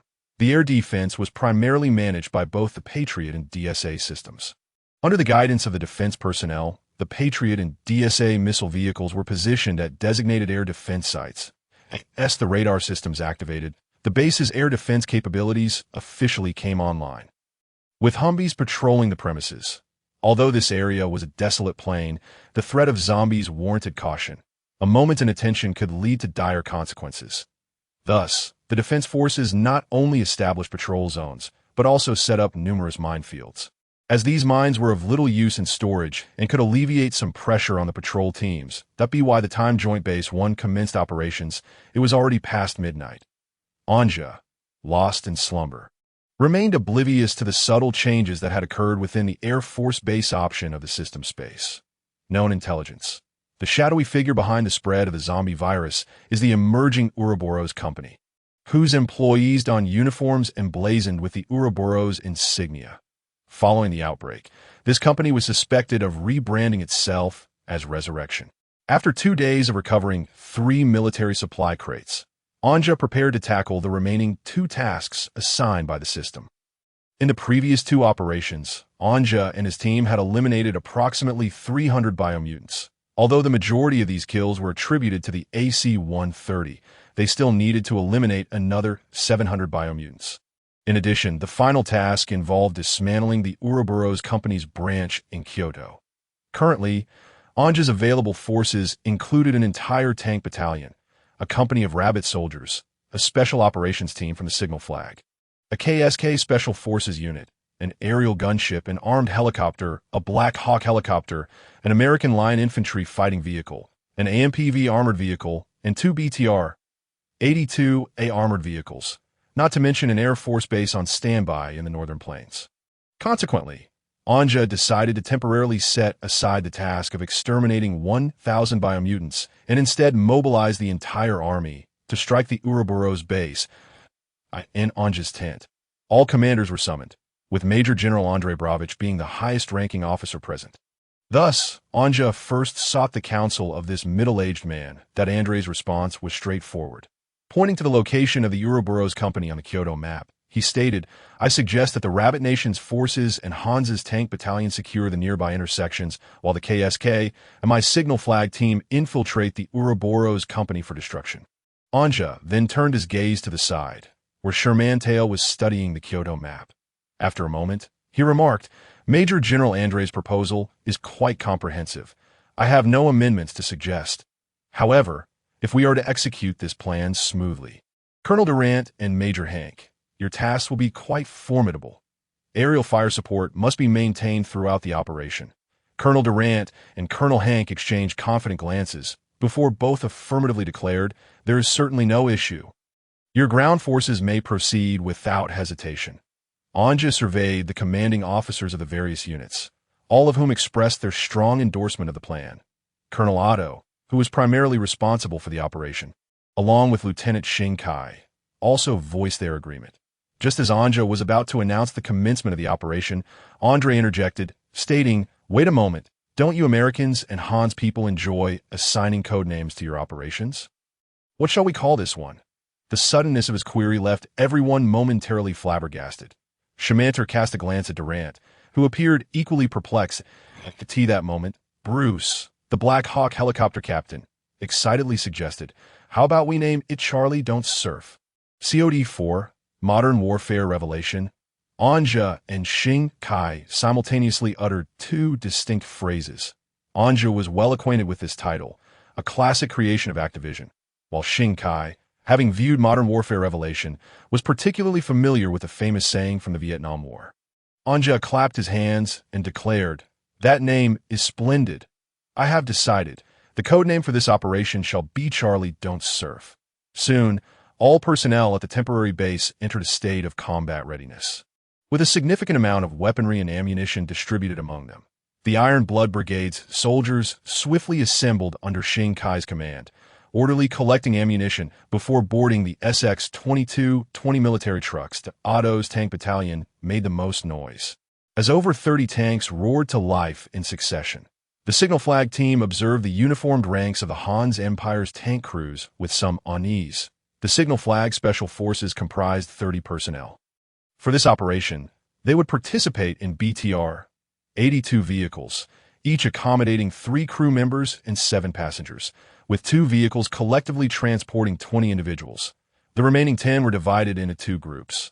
One group of 5 would drive AMVP light armored vehicles, while another group of 5 would board the Riddenholz American Line Infantry Fighting Vehicles.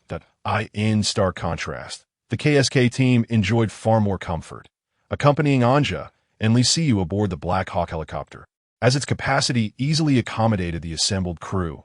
Upon readiness of the various units within the base, Anja issued the command, and the combat formation set forth towards the city. The ground forces opted to traverse the countryside towards Kyoto, deeming the highway too slow due to blockades, even with the tanks clearing a path. After the main force had moved ahead, the AC-130 gunship appeared abruptly on the highway with a flash of white light. Durant, along with the crew, swiftly boarded, igniting the engines and taking off in the airborne artillery. Charlie Don't Surf on the third day, at 13:45:07, Anja, the unranked commander of the combat formation, sat at the door of the Black Hawk helicopter, clutching an M4A1 assault rifle as the fierce wind whipped against his face. Not far away was the escorting Tiger helicopter, while high above, the AC-130 gunship accompanied the formation on the ground. The tank battalion surged forward along the dirt road, the small trees and shrubs lining the route powerless to impede the relentless advance of the steel tide. The Tail Snake Company was not situated in the city center, but rather established on the outskirts, likely to conceal their nefarious activities. This is the Black Hawk crew. We can now observe the target building. There's a considerable gathering of zombies around the perimeter, yet the interior courtyard appears devoid of them. At that moment, the co-pilot Martin caught sight of a corner of the Tail Snake Company plaza, where a flash of fire erupted, swiftly followed by a dark projectile hurtling towards the helicopter. Martin's pupils dilated as he shouted, "RPG!" The Black Hawk helicopter quickly maneuvered evasively, the missile narrowly missing it before exploding in the distance behind the aircraft. Immediately, the radar warning system within the Black Hawk blared sharply. The missile was not guided, but now it was. Captain Bruce reacted swiftly, initiating emergency protocols alongside co-pilot Martin, as a barrage of flares erupted from the helicopter's tail, observing the attack on the Black Hawk. The Tiger helicopter promptly retaliated, unleashing a volley of 30mm cannon fire upon the corner of the plaza from which the unguided missile had been launched. However, at that moment, several surface-to-air missile platforms emerged from underground at the Tail Snake Company's plaza. Personnel within the base quickly locked onto the aerial threat, launching missile after missile. Yet, these Cold War-era missiles found it challenging to engage Anja's modern aircraft, as they relied on infrared guidance, causing them to lose their targets amidst the flares like headless flies. Meanwhile, the AC-130, faced with the incoming missiles, executed the classic angel's wing maneuver, with an impressive display of flares bursting in the air like fireworks, effectively causing the surface-to-air missiles to lose their targets. After releasing countermeasures, the Tiger helicopter quickly locked onto 4 of the missile platforms below. Carl pressed the button to launch anti-tank missiles, sending 4 long-rod penetrators streaking towards the ground targets. As he watched the anti-tank missiles strike and obliterate the platforms below. Carl grinned and remarked, "What goes around comes around." With the base's anti-air defenses neutralized, the AC-130 and Tiger helicopter began their assault, raining down artillery fire upon the hordes of zombies surrounding the Tail Snake Company's walls, rapidly diminishing their numbers. The Black Hawk helicopter descended smoothly onto the plaza platform of the Tail Snake Company, where the KSK Special Forces promptly established a defensive line, just as they completed their setup. Several lickers burst forth from the building. The foremost licker was taken down by Hansberg's sniper rifle, and the fate of the remaining lickers was no better. Anja leapt onto the helicopter, unleashing a torrent of fire from the onboard Gatling gun against the advancing lickers. Clearly, the personnel controlling the Tail Snake base realized something was amiss and hastily summoned additional biomutants, with tyrants charging forth from the building to assault the defensive line. However, under the relentless firepower of the Gatling gun and the KSK Special Forces, these biomutants were merely offering themselves up for slaughter as they fell before the barrage of bullets before reaching the front lines. Within the control room of the Tail Snake base, a bespectacled middle-aged man clad in the company's uniform stood before the main screen. Observing the fierce exchange of gunfire with the biomutants, sweat began to bead on his forehead as he witnessed the continuous slaughter of his forces. He turned to his aide and exclaimed, "Damn it, prepare to deploy the bioweapon and gather the base's defense troops at the underground entrance. If these bastards breach our lines, open fire." Meanwhile, the communications assistant received a response from the domestic headquarters. Promptly relaying to the middle-aged man, Dr. Fong, Professor Gulen has stated that most of the organizational forces have been redirected to the northern plains to engage the military's remnants and cannot provide us with support at this time. We must hold the fort. Upon hearing the assistant's report, Dr. Fong's expression changed dramatically, and he uttered a curse in elegant Chinese. "Damn it, that despicable Gulen is certainly settling personal scores. If this Kyoto division falls, I'll relish seeing how he explains it to headquarters." Having vented his frustration, Dr. Fong slumped onto a nearby chair, resembling a deflated balloon, while some surveillance cameras within Kyoto City remained operational, allowing the Tail Snake Company to monitor the urban traffic network. However, the transmitted footage left Professor Fong feeling utterly powerless. The surveillance displayed a colossal armored unit rapidly advancing towards the base, evidently allied with the unidentified forces that had descended from the sky. Beside him, an uncertain assistant suggested, "Dr. Fong, perhaps we should take a lesson from the western nation of Fagua. If we surrender swiftly enough, they may not be able to seize the base before we capitulate." Dr. Fong shook his head, responding, "It is futile. Every action we have taken is against humanity. If caught, no punishment could suffice for our transgressions. We must stand our ground. Moreover, instruct the researchers within the base to destroy all samples immediately. We cannot allow them to acquire such materials." Upon receiving the orders, the assistant promptly commenced action in the vast control room. Only Professor Fong, slumped in his chair, gazed at the screen, while his subordinates busily coordinated the base's defensive strategies. Meanwhile, Anja received a communication from Otto. "Commander, the armored unit has traversed the abandoned vehicle road, Ardennes Forest, ahead of schedule and is now swiftly approaching the designated location, accompanied by the sounds of communication." The nearby road trembled with the roar of tank engines.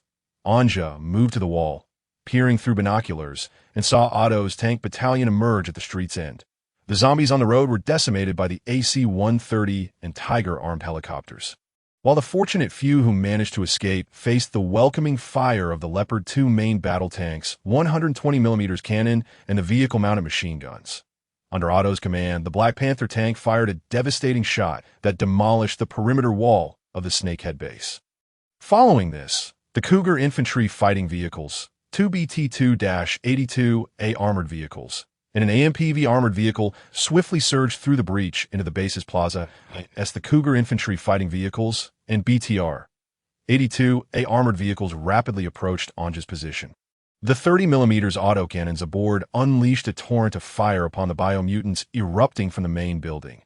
The convoy swiftly established a temporary defensive line, and as the vehicle doors swung open, the troops from the Signal Flag Special Forces leaped out, brandishing heavy machine guns. The Russians immediately donned the visors of their Alcan heavy ballistic helmets, in unison, with the thunderous roar of PK machine guns. Anja heard the Russians shout, "Sucka bliat!" The sight of 30 PKP general-purpose machine guns simultaneously opening fire was a rare spectacle. Clad uniformly in 6B-43 Russian heavy body armor and adorned with Alcan heavy ballistic helmets, the Signal Flag troops unleashed a fierce barrage against the biomutants that charged from the Snakehead building's entrance. Unbeknownst to who among the Signal Flag team brought a powerful speaker, the invigorating Russian folk music blared through the air. And Anja recognized the familiar tune of Sika Bliat. "Grenade!" shouted Andre. Releasing his grip from the PKP, which hung from his waist by its sling, he then retrieved an RGE-5 offensive grenade from his chest, pulling the pin and hurling it towards the distant biomutants. The explosion, coupled with the shockwave, obliterated several lickers, and under the suppressive fire of the 30 PKP machine guns and the KSK Special Forces, the advancing biomutants were entirely annihilated. "Ura!" exclaimed the armored Russians, undeterred by fear, as they pressed towards the Snakehead base's building, while the KSK Special Forces quickly followed suit, readying their weapons upon realizing the threat had been neutralized. The first-floor lobby of the building served as the reception area for the Snakehead Company, yet it was evident that the front desk stood empty, devoid of any waiting receptionists, as the Russian folk music reached a crescendo. A large freight elevator ascended, releasing 10 biomechanical soldiers armed with machine guns. Upon spotting the nearest Signal Flag Special Forces, the bio soldiers immediately opened fire. However, the Signal Flag troops, clad in 6B-43 Russian heavy body armor and Alcan heavy ballistic helmets, were not easily intimidated. The front line carried heavy ballistic shields, and with the protection of both their shields and armor, they returned fire with their PKP general-purpose machine guns. After a fierce exchange, the 10 bio soldiers were all eliminated by the heavily armored Signal Flag troops wielding PKP machine guns. The group quickly advanced to the elevator, and as Andre passed by the corpses of the bio soldiers, he lifted his visor and spat upon a tracker's remains. The KSK Special Forces Communications Officer was the first to reach the elevator, swiftly opening his handheld computer to access the elevator's control panel and initiate an infiltration. Within 2 minutes, the control panel had been successfully compromised. With the communications officer at the helm, the elevator began its descent. Anja shielded Lizzie behind him, advising her to take care of herself, as the impending battle would not afford him the luxury of concern for her safety. At the underground entrance of the Snakehead's Kyoto branch, over a dozen black SUVs emblazoned with the Snakehead emblem were stationed at the entrance, while hundreds of security personnel clad in black combat uniforms, bearing the Snakehead insignia and armed with assault rifles, stood ready.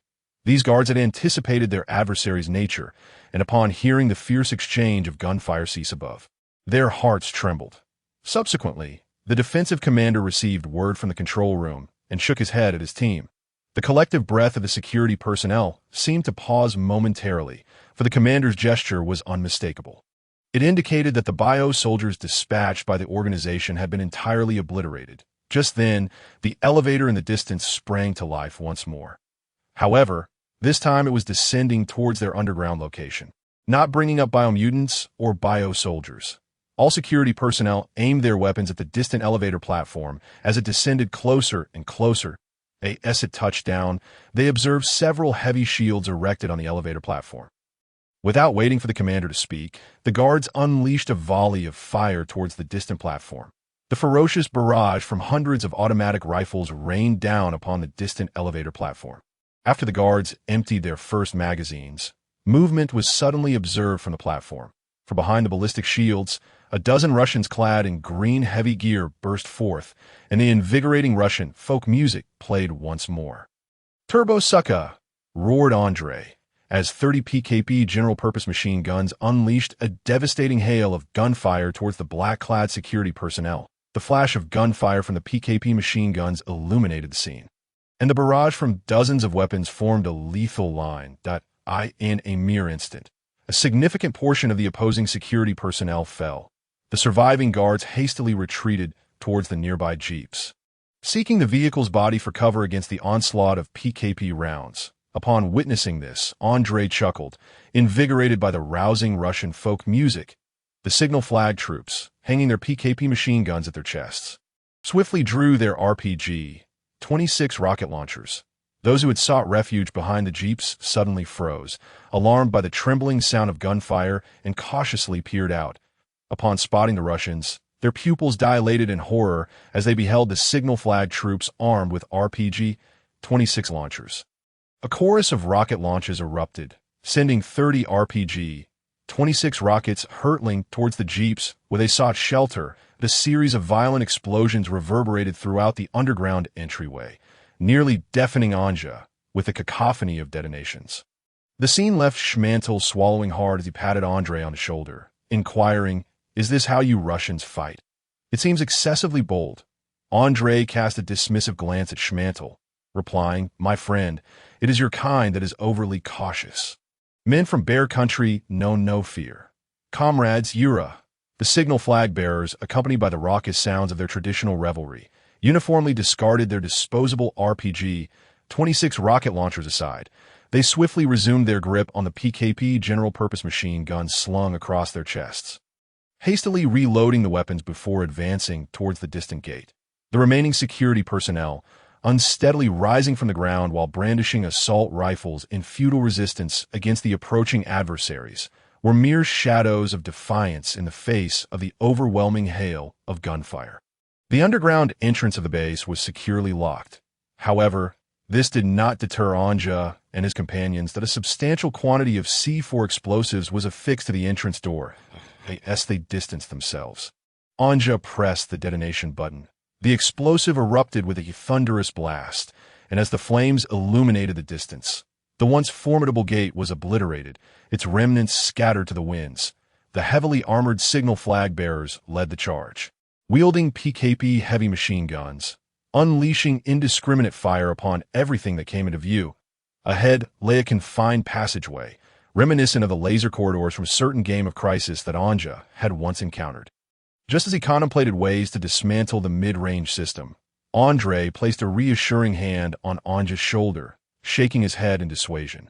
"Oh, my commander, that would be a waste of time. Watch and learn." Following this, the signal flag bearers unsheathed their RGD-5 offensive grenades, and with a synchronized chorus of grenade tosses, the devices clattered into the laser corridor before detonating in a catastrophic explosion that rendered the entire passageway into ruins. Observing the devastation wrought upon the corridor by dozens of grenades, Anja's lips curled into a slight smirk. Indeed, the issue of the laser corridor had been comprehensively resolved. The entire passage lay in tatters. Even the control operator in the central command room was left speechless, initially believing that the laser corridor could serve as a trap to eliminate one or two intruders. Little did he anticipate that the opposing force would resort to such aggressive tactics, employing grenades to forge a path. Kicking open the iron door before them, the group entered the space beyond the laser corridor, only to be greeted by a horde of ordinary zombies.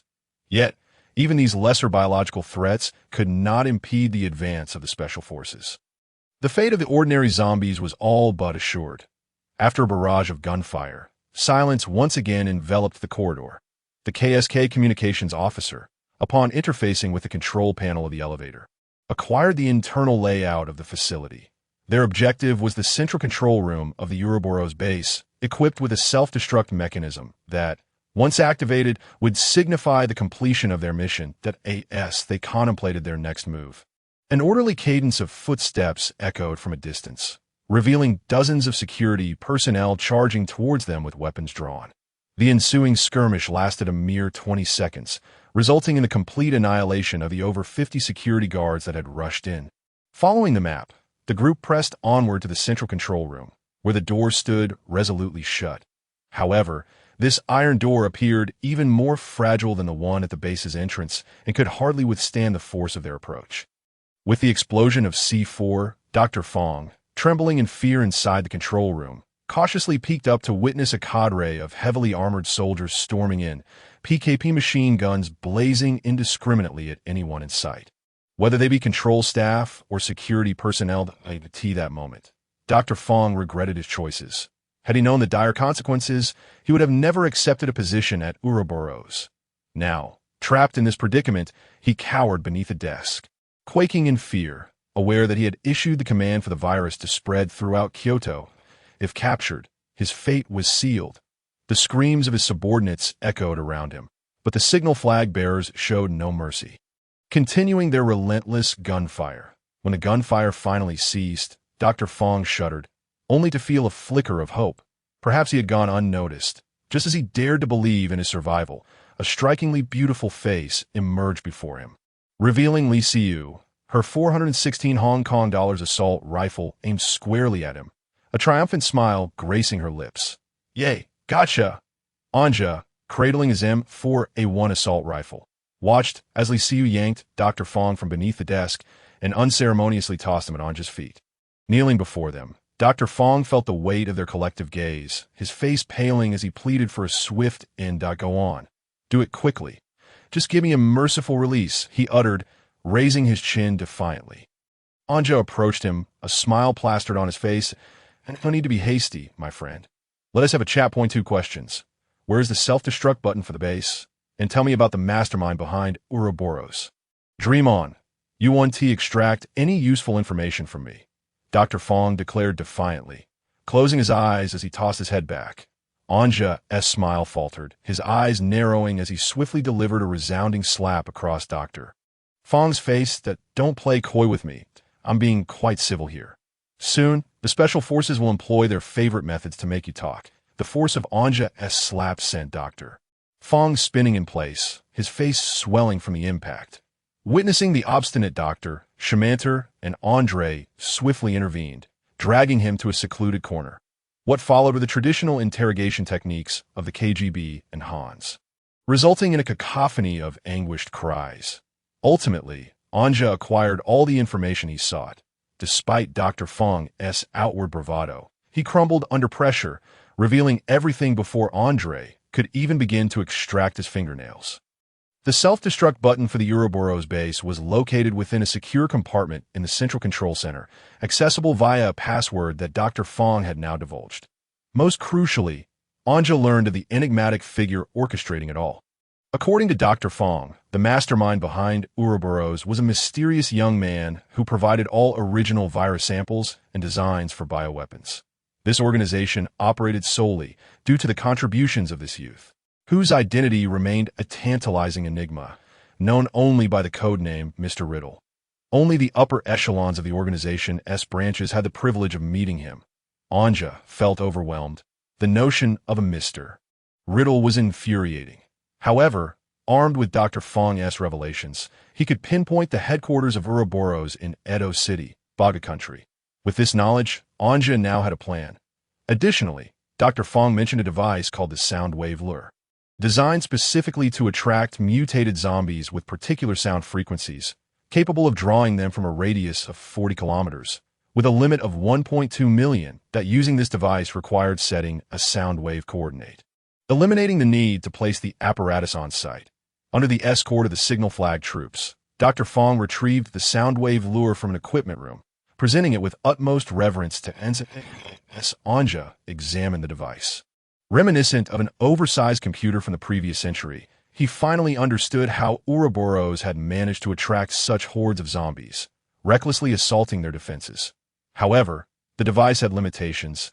It could only be used 3 times before its internal core disintegrated, and its manufacturing process was so classified that even Dr. Fong lacked the clearance to comprehend IT. It is evident that this contraption is yet another masterpiece of Mr. Mystery. After Dr. Fong had divulged all the information he possessed, his utility had been utterly exhausted. Without a moment's hesitation, Anja raised his hand and dispatched the scoundrel to the depths of hell with a single shot. However, Anja found himself somewhat perplexed when, upon learning that the others intended to activate the self-destruct button in the central control room, Dr. Fong erupted into a fit of laughter. Anja dismissed this peculiar episode from his mind, and after initiating the self-destruction sequence of the Ouroboros base in the control room, the group hastily retraced their steps. The underground facility was awash in the frantic glow of red warning lights, and the loudspeakers throughout the base began to urgently announce, "Attention, all personnel! Attention, all personnel! The base has initiated self-destruction procedures that, in 9 minutes and 22 seconds, tactical nuclear explosives will detonate within the facility. All personnel are to evacuate immediately." Upon hearing the broadcast, Anja felt a surge of adrenaline, and the pace of their retreat quickened. Along the way, numerous researchers clad in white lab coats emerged from the intersections, but they were met with the firepower of the special forces. Regardless of who they were, anyone deemed a non-friendly target was treated as an enemy and swiftly eliminated. As Anja ran, his thoughts turned to Dr. Fong's ancestors, cursing, "So this little rascal was waiting for me all along." Anja had surmised that the amount of explosives utilized in the self-destruct mechanism of the Ouroboros base would be substantial. However, he never anticipated that the Ouroboros Corporation would possess such formidable capabilities, managing to acquire nuclear weapons within the capital of a nation. Yet he had no choice. The mission mandated by the system was to obliterate the entire underground facility, and the self-destruct mechanism was undoubtedly the optimal solution, albeit one that had escalated to catastrophic proportions. As Anja sprinted through the corridor, he utilized his communication device to inform the Iron Blood Corps and Otto's tank battalion station above to commence their retreat. At that moment, the Iron Blood Corps and tank battalion, engaged in fierce combat with the horde above, immediately initiated an emergency withdrawal upon receiving Anja's orders, the AC-130 and Tiger helicopters, having cleared a wave of zombies, also began their rapid retreat towards the stronghold. All armed forces, please be advised, a nuclear threat has been confirmed within the Ouroboros base. All combat units are to evacuate the city immediately. Repeat, a nuclear threat exists within the Ouroboros base. All combat units must withdraw from the city. Anja and his companions reached the elevator, with less than 6 minutes remaining until the base's self-destruction. The elevator speed was set to maximum by the communications officer, and within 30 seconds, they returned to the surface. Outside, the rotors of the Black Hawk helicopters began to spin at high velocity. And as the KSK members boarded, they ascended into the sky. Members of the Signal Flag Special Forces quickly boarded BTR armored vehicles, AMPV armored vehicles, and Cougar Infantry Fighting Vehicles for their retreat. Noticing that only 4 minutes remained, Anja, glancing at the soundwave lure device in his hands, suddenly had an idea. He cranked the power to maximum and set the sonic wave emission frequency to the center of the plaza. Within 2 minutes of the team's evacuation, countless zombies surged from every corner of the street, converging upon the plaza of the Ouroboros base, clawing and gnashing as if searching for something. Meanwhile, the Black Hawk helicopter accelerated to its maximum speed, with the convoy closely trailing behind, managing to cover 10 kilometers in just 4 minutes. At that moment, Captain Bruce, calculating the explosion's timing, spoke up.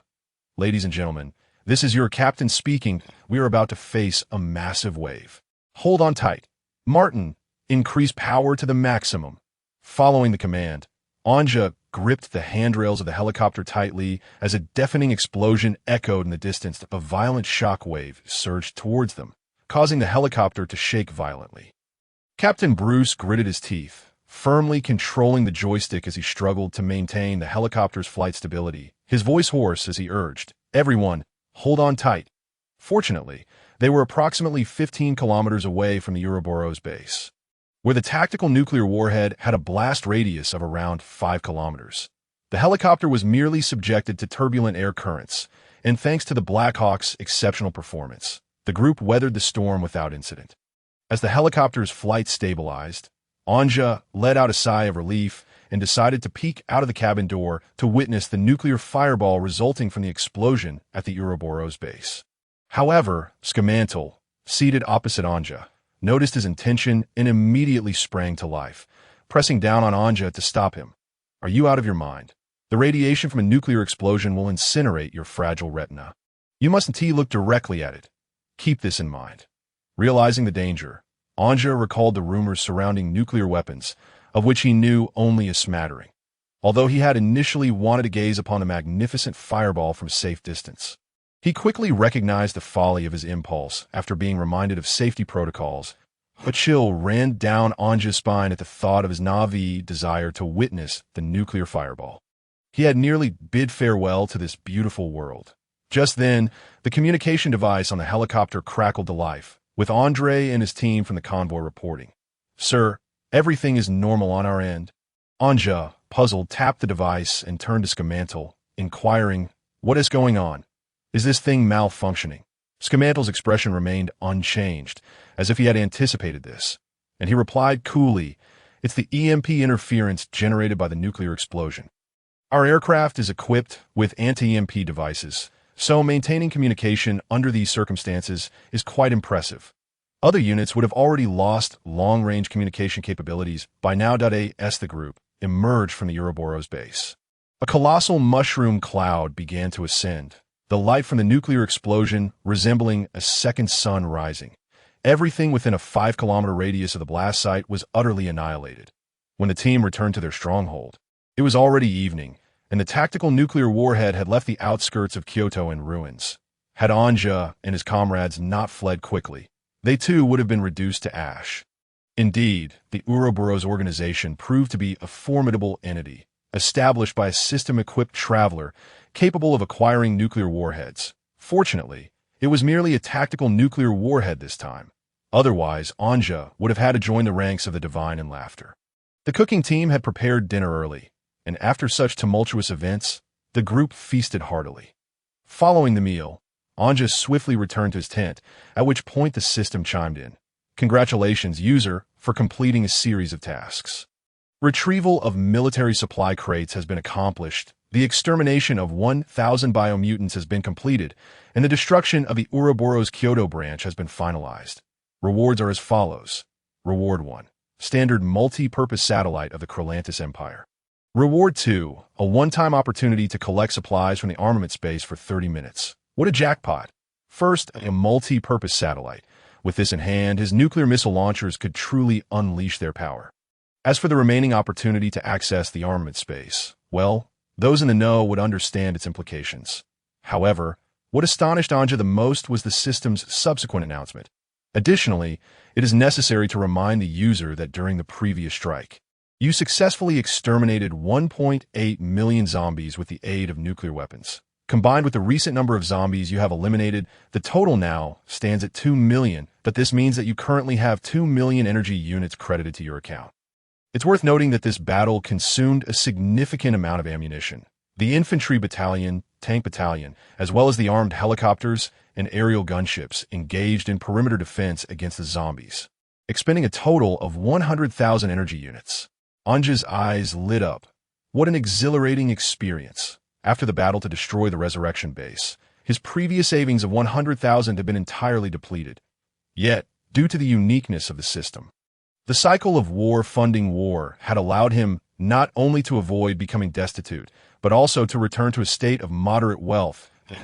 As Anja reveled in his financial revival, the system's voice echoed once more. "User, I congratulate you on your newfound wealth." Upon hearing this phrase, Anja felt a sense of unease wash over him, instinctively becoming alert.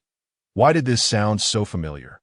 Cautiously, he settled onto his folding bed and replied, "What newfound wealth? I'm nearly begging for scraps." "Oh, come now, I know your family isn't wealthy," the system retorted teasingly. "Ahem, I prepared a special welfare package just for you." The system's voice resonated in Anja's ears, and he increasingly felt that the tone of this individual bore a striking resemblance to that of a certain brigade commander. Anja's face twitched slightly. Yet he maintained his composure and replied, "What welfare package are you referring to? Please elaborate, but let me make it clear up front.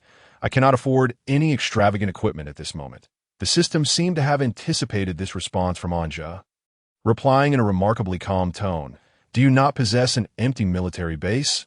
It is merely staffed with personnel and devoid of aircraft. What, then, would you call it? A mere Air Force base?" Upon hearing the system's words, Anja nodded, recognizing the validity of the statement. Indeed, how could such a vast Air Force base, populated only by personnel and lacking aircraft, be rightfully termed as such? The very notion would bring shame to his identity as a time traveler. Before Anja could articulate his thoughts further, the system continued. Thus, I believe you might consider a current aircraft bundle package that is within your means, and I shall refer to this package as the aerial stew. Anja stood in stunned silence, taking a moment to process this before stammering. What do you mean? The system's voice then adopted the tone reminiscent of a cook, explaining, this aircraft bundle package is exceedingly valuable. Comprising 15 F-16V fighter jets, 10 attack aircraft, 5 B-52 long-range bombers, 2 E-3 Sentry AWACS, 20 Black Hawk helicopters, and 10 Apache attack helicopters. That I wonder how the user feels about this, upon receiving the system's list. Anja was utterly astounded. Good heavens! So many aircraft. This value must exceed $1 billion. He swallowed hard and cautiously inquired. But this can't be right. Military resources? Surely you jest, system. The total cost of these aircraft must surpass $1 billion. How could I possibly afford such a sum? The system, however, remained earnest, stating, look at you, working tirelessly. What is a package purchase in comparison? With the discounts currently available, this entire aircraft bundle can be yours for only $1.99 million that you must consider carefully. Once this opportunity passes, it will be lost forever. Anja was momentarily rendered speechless, incredulously asking, how much did you say? The system reiterated, the current discounted price for this entire military aircraft bundle is $1.99 million. That you must think this through, as after tonight, the price will revert to the original, and you'll have to purchase each aircraft individually at full price. Anja fell into silence. The prospect of acquiring such an extensive fleet of aircraft for $1.99 million seemed like a monumental boon. However, committing to such an expense would leave him destitute. It was evident that the system had meticulously orchestrated this scenario, yet the blatant allure of such an offer left Anja with no legitimate grounds to refuse. Taking a deep breath, he steeled himself and declared, damn it, are you trying to play me? I'll buy it. Please teleport all these aircraft to Joint Base 1. The system's voice, now tinged with amusement, responded, the stew is on its way. The system abruptly succumbed to its own exuberance, watching as Anja's savings plummeted from $2 million to a mere $10,000, while he felt elated at the acquisition of an entire Air Force unit. His expression still bore the mask of anguish. Were it not for the circumstances, he might have already succumbed to despair. Simultaneously, at Joint Base 1 located in the northern plains, a brilliant white light enveloped the entire base. Drawing the attention of all present, as the blinding light dissipated, the personnel within the base joyfully discovered that the previously empty hangars were now filled with various familiar fighter jets. The F-16V fighter jets stood neatly in formation within the temperature-controlled hangar, while the imposing B-52 bombers and E-3 AWACS appeared on the runway. The once barren helicopter pads were now graced by the formidable silhouettes of Black Hawk helicopters and Apache attack helicopters. Illuminated under the floodlights, the pilot's delight, the A-10 Thunderbolt II ground attack aircraft also materialized alongside the dazzling white light. The metallic sheen of the Avenger cannon enamored the pilots, who could hardly contain their excitement. Upon witnessing the influx of aircraft at the base, Brigadier General Mike immediately felt a surge of elation, remarking to his aide, "It appears our commander has invested significantly. With so many aircraft, the skies will soon return to our control." With the aerial capabilities of the world now incapacitated, such a formidable formation of aircraft could easily dominate any region. Meanwhile, far away in Kyoto, Anja monitored the developments at Joint Base 1 through the system interface. And once he confirmed that all aircraft had successfully arrived, he finally felt at ease, realizing that his $1.99 million had not been squandered. The system's voice reached Anja's ears, stating, "User, you must understand that my decision to offer you this discount was not made lightly. It is backed by the Wolf Industrial of the Clandestine Empire. In essence, all my actions represent the will of the higher-ups." Anja nodded, exhaling a sigh of relief. Though he was merely a worker, it seemed this time the capitalists exploiting him had shown a modicum of humanity, at least providing him with a sweet reward. Just then, Anja recalled another matter and hurriedly inquired of the system, "By the way, how do I utilize the clandestine Air Force satellite that I was rewarded?" The system, having anticipated Anja's question about the satellite, replied directly, "The clandestine satellite boasts technological capabilities far superior to modern advancements. It is a military satellite designed for low Earth orbit operations, constructed by the clandestine military in the near future. However, it has since been retired and is now outdated.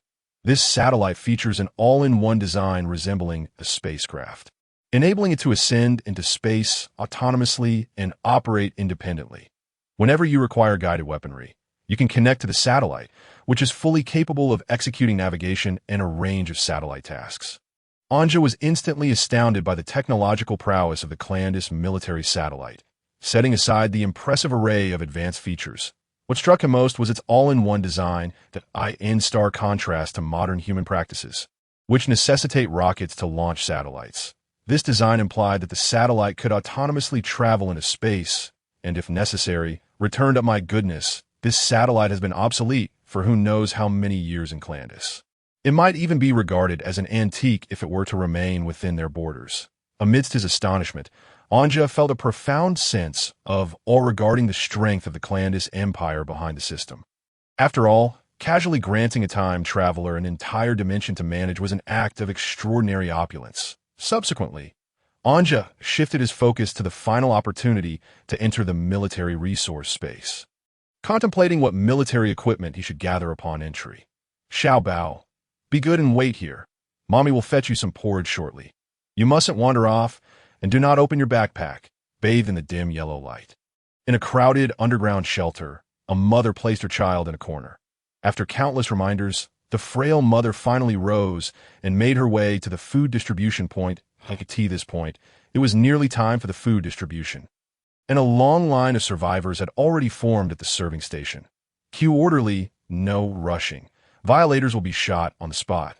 The battery-operated loudspeaker repeatedly announced the warning principles, overseen by a battalion-level major, as nearly 10,000 survivors required daily food distribution. Although they were only in the second week of this ordeal, it was evident that they were under considerable pressure. Fortunately, with an entire battalion of armed soldiers present, no incidents of outright food theft had occurred, and the military's numerous distribution points maintained orderly lines. This military base, however, was not a strategic food storage facility. Fortunately, this base is equipped with an emergency reserve of 500 tons of food, sufficient to sustain nearly 10,000 survivors and 3,000 soldiers for 4 months. In order to ensure a long-term supply of provisions, the commander has decreed a reduction in the daily distribution of gruel to twice a day. Moreover, he has dispatched the remnants of the 6th Army, divided into 3 battalions, to nearby towns to procure additional food supplies.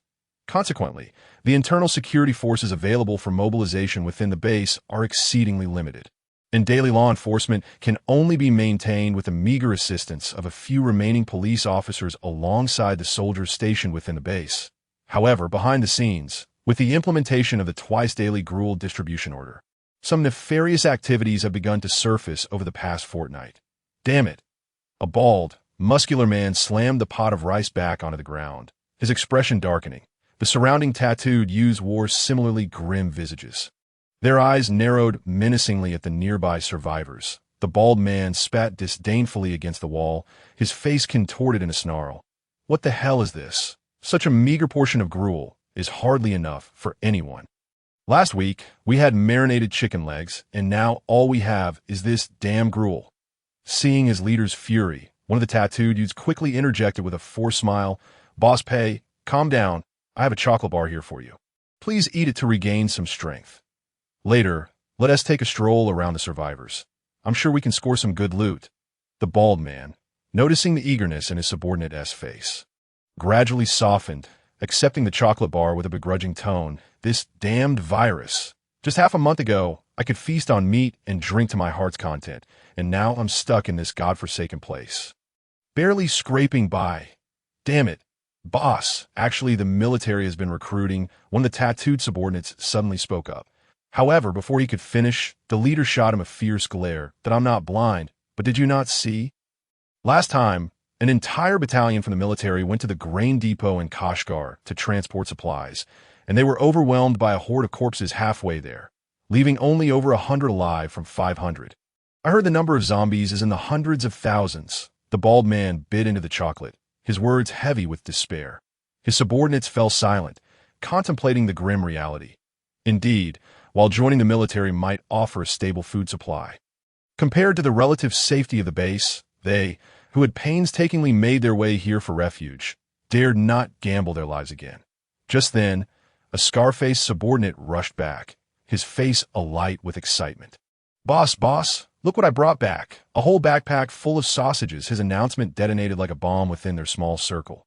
The bald man, astounded, approached the subordinate and opened the bag he carried, revealing it to be stuffed with flavorful sausages. The sight caused the others to swallow hard, and the bald man, filled with delight, inquired, "I saw a little brat in the corner secretly munching on sausages. Noticing he had no parents around, I shoved $1,000 at him and snatched the bag." The group froze at his words. Although they were part of a gang, openly robbing a child was far from honorable. One of the tattooed youths glanced at the scar-faced man, his mouth opening slightly. But upon seeing the full bag of sausages, he ultimately held his tongue. Meanwhile, the mother returned to her son, only to find him bruised and clutching red bills tightly in his small hand, squatting in the corner and crying bitterly.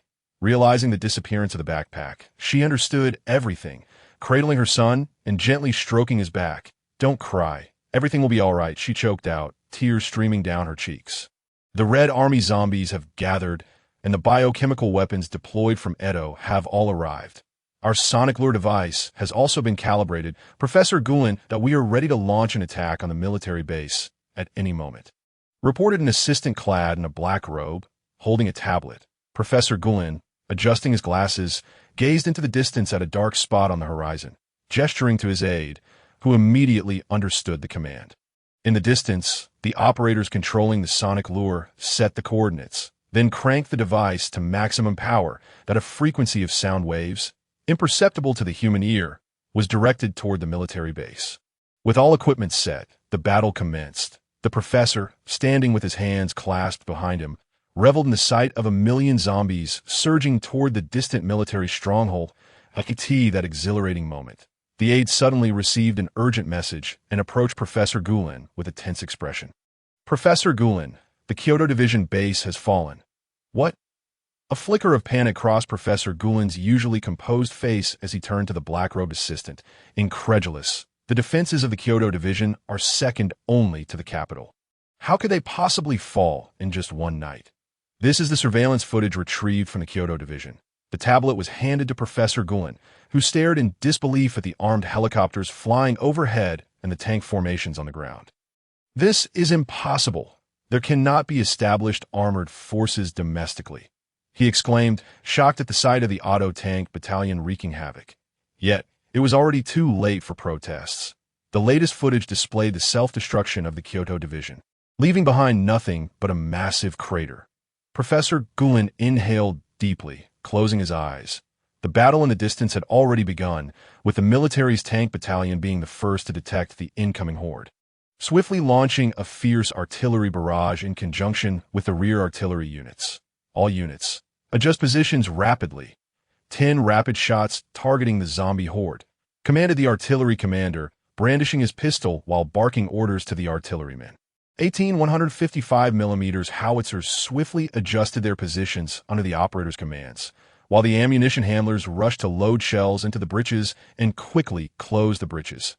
Once all was set, the artillerymen pulled the firing cords, and the cannons unleashed a deafening roar towards the distant swarm of zombies. The 18 155mm howitzers began a synchronized assault, high explosive shells detonating amidst the horde, creating vast vacuums in their ranks. Nearly 100 second-generation water tankers also repositioned their turrets, the 100mm rifled guns aiming at the distant zombie mass before opening fire in a fierce barrage. The cacophony of tank and artillery fire filled the air. And in the observation room above the base, the commander of the 6th Army raised his binoculars, surveying the vast sea of corpses, his brow furrowing. "Damn it, are they already here?" He picked up a landline phone. "Dialing urgently, artillery unit. Their S-1 rocket launcher. Young, now is not the time to hide our strength. They want to devour us whole. Today, I will shatter their teeth one by one." After the order was relayed, the sound of rapid artillery fire soon echoed from the artillery positions, marking the launch of the 6th Army's sole remaining 122mm 42 rocket launcher. Whoosh, whoosh, whoosh. 4,122mm rocket struck fiercely across the plains over 10 kilometers away. The overwhelming firepower clearing the front lines of over 10,000 zombies. In the distance, Professor Gulen adjusted his mood, accepting the loss of the Kyoto division as a fact, regardless of the reasons. They could no longer afford to dwell on it. The immediate battlefield was their top priority. Observing the ferocious might of the military, the professor remained unfazed, as if everything was as he had anticipated. The approaching horde of zombies was merely a distraction to draw the military's fire. The core of this operation lay elsewhere. To the rear of the base, numerous military personnel were busily transporting ammunition to the front lines. As patrolling guards gazed towards the distant plains, one suddenly rubbed his eyes, then looked again, his expression shifting dramatically. A convoy of motorcycles was charging towards the base, followed by off-road vehicles, all adorned with the emblem of a coiled serpent. When a military commander peered through binoculars, he was left dumbfounded. The drivers of the approaching convoy were all zombies, clad in the uniforms of the Bear Nation, wielding Bear Nation assault rifles and rocket launchers. Sound the alarm. Zombies are approaching from the rear. The convoy is still several kilometers away from a base.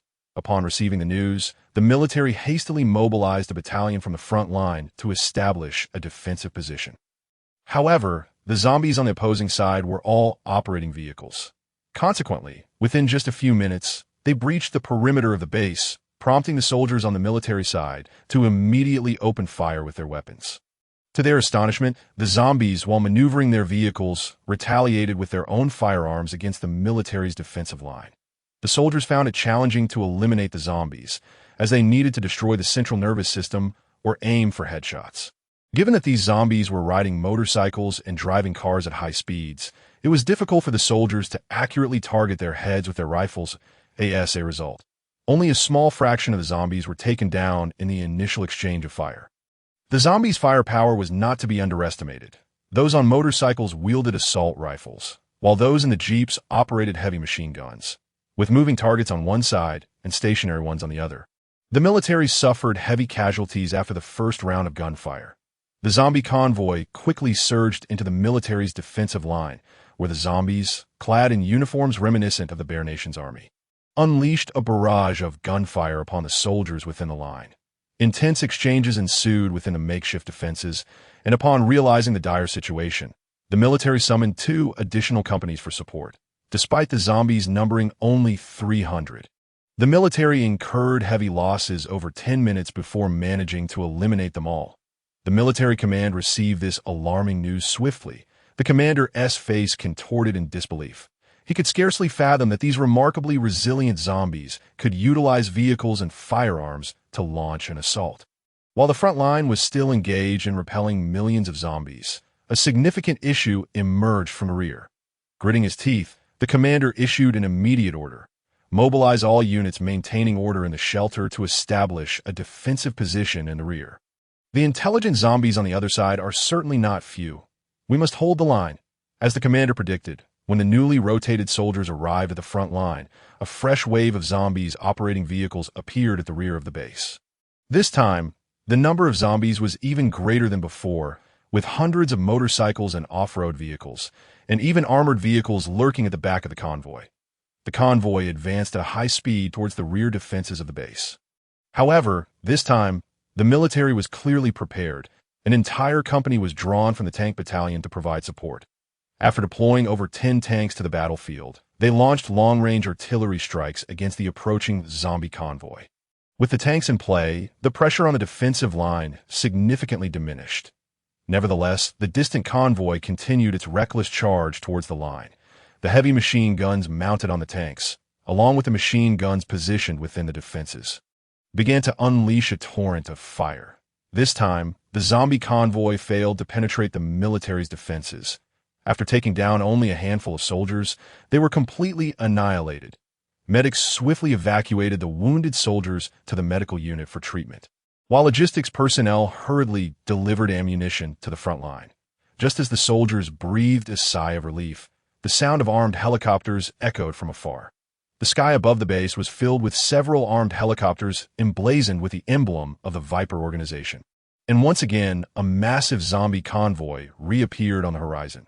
This time, the number of zombies was overwhelming, clearly surpassing 1,000. Dozens of anti-tank missiles streaked down from the sky, striking the tank stationed at the defensive line.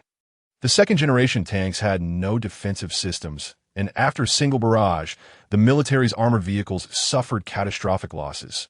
Heavy machine guns, bring down those helicopters, the company commander roared, instructing the soldiers beside him at a 12. 7mm caliber heavy machine gun was hauled onto the defensive line, and the commander handed his assault rifle to a nearby soldier before taking control of the heavy machine gun himself, aiming at the armed helicopters high above and opening fire. Just then, the armed helicopters launched a second round of anti-tank missiles, which struck the tanks positioned along the defensive line, causing violent explosions that kicked up clouds of dust. The commander, operating the heavy machine gun, had a fierce expression as he shouted at the helicopters above, "Damn you!" The military's machine guns were equipped with tracer rounds that corrected the trajectory every 10 shots. In that moment, the bullets fired from the commander's heavy machine gun soared towards the armed helicopters like lasers. The military commander, overseeing the battlefield, binoculars in hand, trembled with rage. "Damn it, this is too much. If our Air Force hadn't suffered such heavy losses, we wouldn't have to endure this humiliation." At this point, the armed helicopters had nearly obliterated all the tanks in the rear of the base, significantly increasing the pressure on the military's defensive line.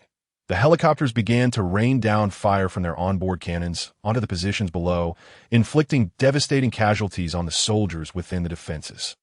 The earlier company commander had his left arm severed by a stray bullet, discarding the spent heavy machine gun on the ground. Witnessing the grim fate of his comrades, he was filled with sorrow and fury. Limping towards a wrecked tank at the front, he tore off his military cap and hurled it to the ground, spitting out a mouthful of blood before seizing the anti-aircraft machine gun with his remaining right hand and unleashing a fierce barrage at the armed helicopters. "Damn you! I curse your mother!" he shouted, blood spilling from his mouth as he continued to fire. The tank's anti-aircraft ammunition was specifically designed to pose a significant threat to the helicopters. Under the commander's relentless fire, one of the armed helicopters was successfully hit. The bullets shattered its bulletproof glass, killing the pilot in a gruesome spray of blood, without a pilot to guide it. The helicopter plummeted to the ground, exploding upon impact and sending several zombies on motorcycles flying. The remaining armed helicopters immediately locked onto the commander operating the anti-aircraft machine gun atop the tank. Heavy caliber cannons unleashed a barrage of fire, and at that moment, the commander had already exhausted the ammunition of the tank's anti-aircraft gun, yet he gazed up at the helicopters with a defiant smile. After a relentless onslaught from the cannon fire, the position of the tank's anti-aircraft gun no longer revealed the commander's figure. Only a severed hand remained, still clutching the machine gun's grip. The rear defensive line of the base fell silent. All soldiers perished. Meanwhile, the zombies armed with assault rifles had already reached the defensive line. Unlike ordinary zombies, these Red Army zombies did not indiscriminately seek flesh, but instead advanced purposefully towards the base. Returning to Kyoto, Anja had initially intended to head directly to the armament space for a zero-cost purchase. However, before he could act, the system suddenly transmitted an urgent call. "User, an emergency mission has arisen. You may choose to accept or decline. There are no penalties for refusal. The mission is as follows. The military base on the Northern Plains is under siege by the Viper organization, which represents the last organized military force of humanity on this planet.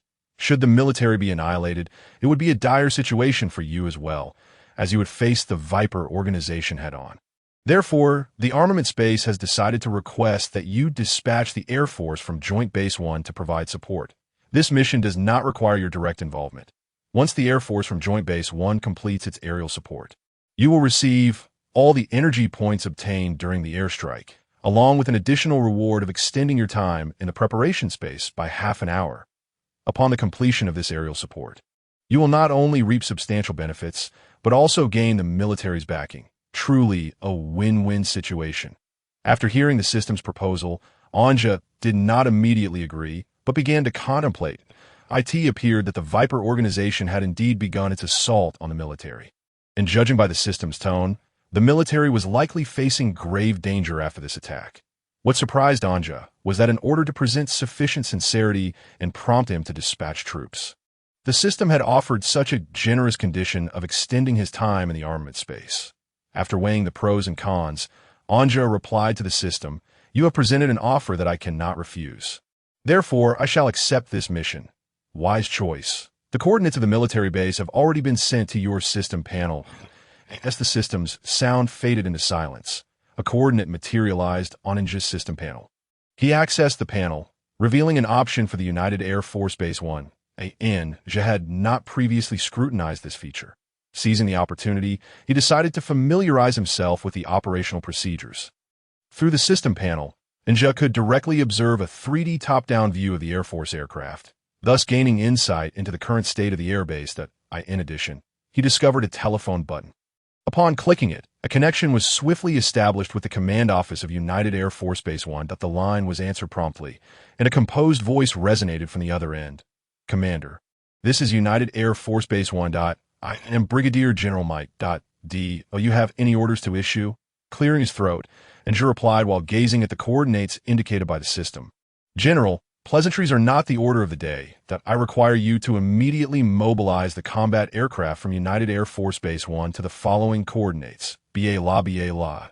I expect the aircraft to arrive in the shortest time possible. The objective is to provide aerial support to the military base at these coordinates, which is currently under siege by a horde of zombies. It is time for our boys to strike." Brigadier General Mike's expression shifted, and he responded earnestly, "Understood, sir. Rest assured, I will commence mobilization of the aircraft at once and ensure the mission is accomplished." The call ended, and Brigadier General Mike hung up the phone. He then summoned his ever-ready deputy into the office. "We urgently need air support. Execute concentrated lethal strikes on the zombie horde at the following coordinates." His orders were immediately disseminated throughout the airbase. Within the dormitory, the urgent assembly alarm blared, prompting the fighter pilots to don their gear and rush from the building. The ground crew had already conducted inspections on the aircraft. Clad in flight suits, the pilots swiftly climbed aboard the A-10 ground attack aircraft. Enemy identification code TW0300Z.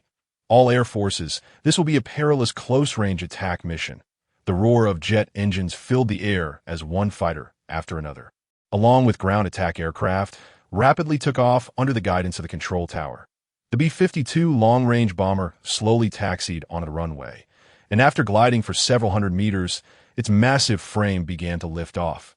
Propelled by its jet engines in the sky, the E-3 AWACS was already operational, and the technicians aboard were diligently coordinating aerial maneuvers. Hulk ground team, during the upcoming operation, your Warthog squadron will lead the charge. The command center requires you to swiftly eliminate the heavy enemy targets below. The forefront of the Hulk attack formation, 10 A-10s were led by Lieutenant Colonel Harmonson, who, donning an oxygen mask, piloted the aircraft to commence high-speed flight based on the coordinates. He responded via communication equipment. Received. This is the Hulk. We will thoroughly thrash those brainless corpses. Dispatch center, this is Lighthouse 1. Pleased to be fighting alongside you. Joked the dispatcher aboard the E-3 AWACS. To the right of the E-3. The imposing B-52 bomber ascended to the same altitude, and the crew waved to the E-3 team through the cockpit glass. Lighthouse 1. The Lighthouse Squadron will be the main event. I trust you have brought sufficient heavy explosives. The dispatcher within the E-3 AWACS jested. The Lighthouse team will obliterate that entire area. After making this remark, Lighthouse 1 began to veer right, followed sequentially by the 4 B-52 bombers that on either side of the B-52 formation, 14 F-16V fighters flanked, emphasizing the formidable nature of this bombing group. The captain of the E-3 AWACS glanced at his solitary F-16V escort and pouted, muttering, "Differential treatment." Above the military base, both sides' defenses burned fiercely. The military's artillery positions and tank battalions suffered devastating blows from armed helicopters. Although some were shot down by anti-aircraft fire, it proved futile, and the military's defenses crumbled under the assault of anti-tank missiles and large-caliber cannons.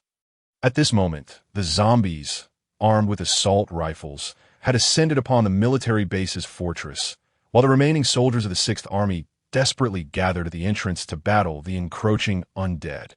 General Fong chose not to retreat into the base. Gripping his handgun, He stood resolutely with the few hundred soldiers left of the 6th Army at the entrance. However, ammunition was critically low, and the sound of empty magazines echoed around them.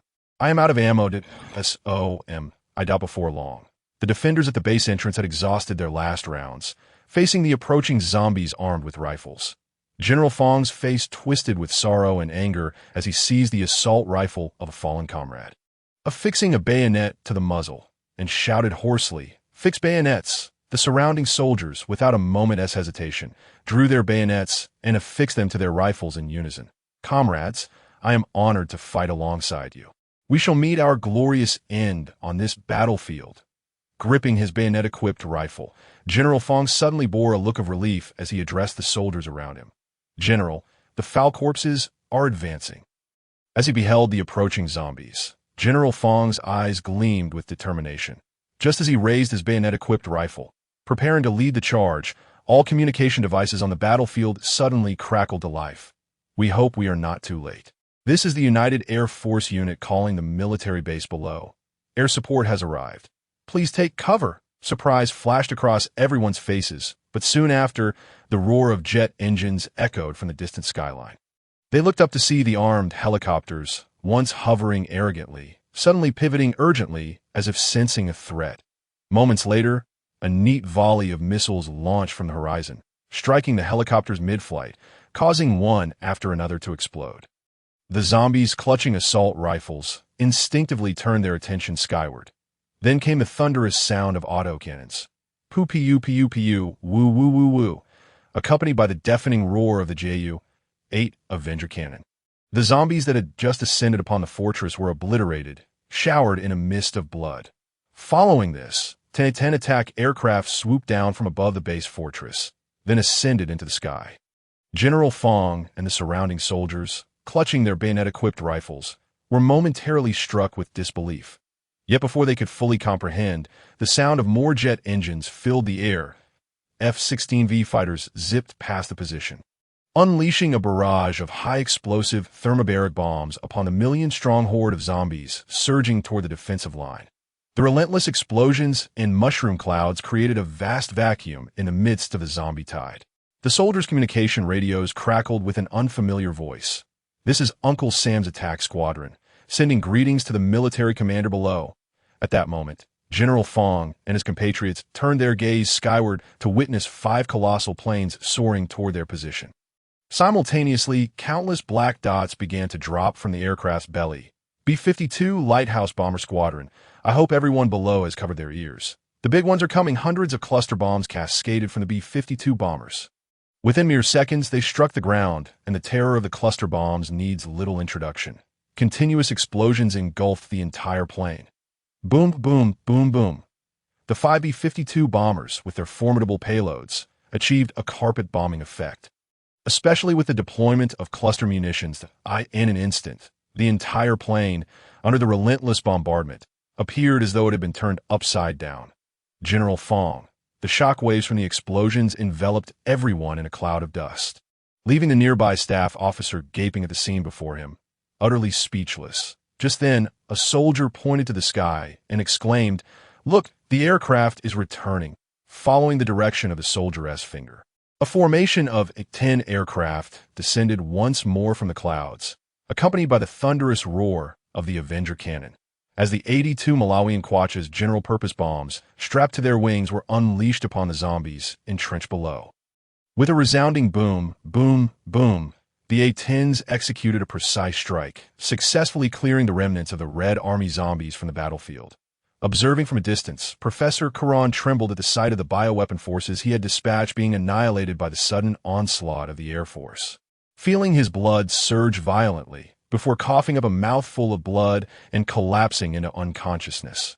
High above, the E-3 Sentry AWACS, and alone escorting F-16V, soared amidst the clouds, with a radar dome atop the AWACS spinning incessantly.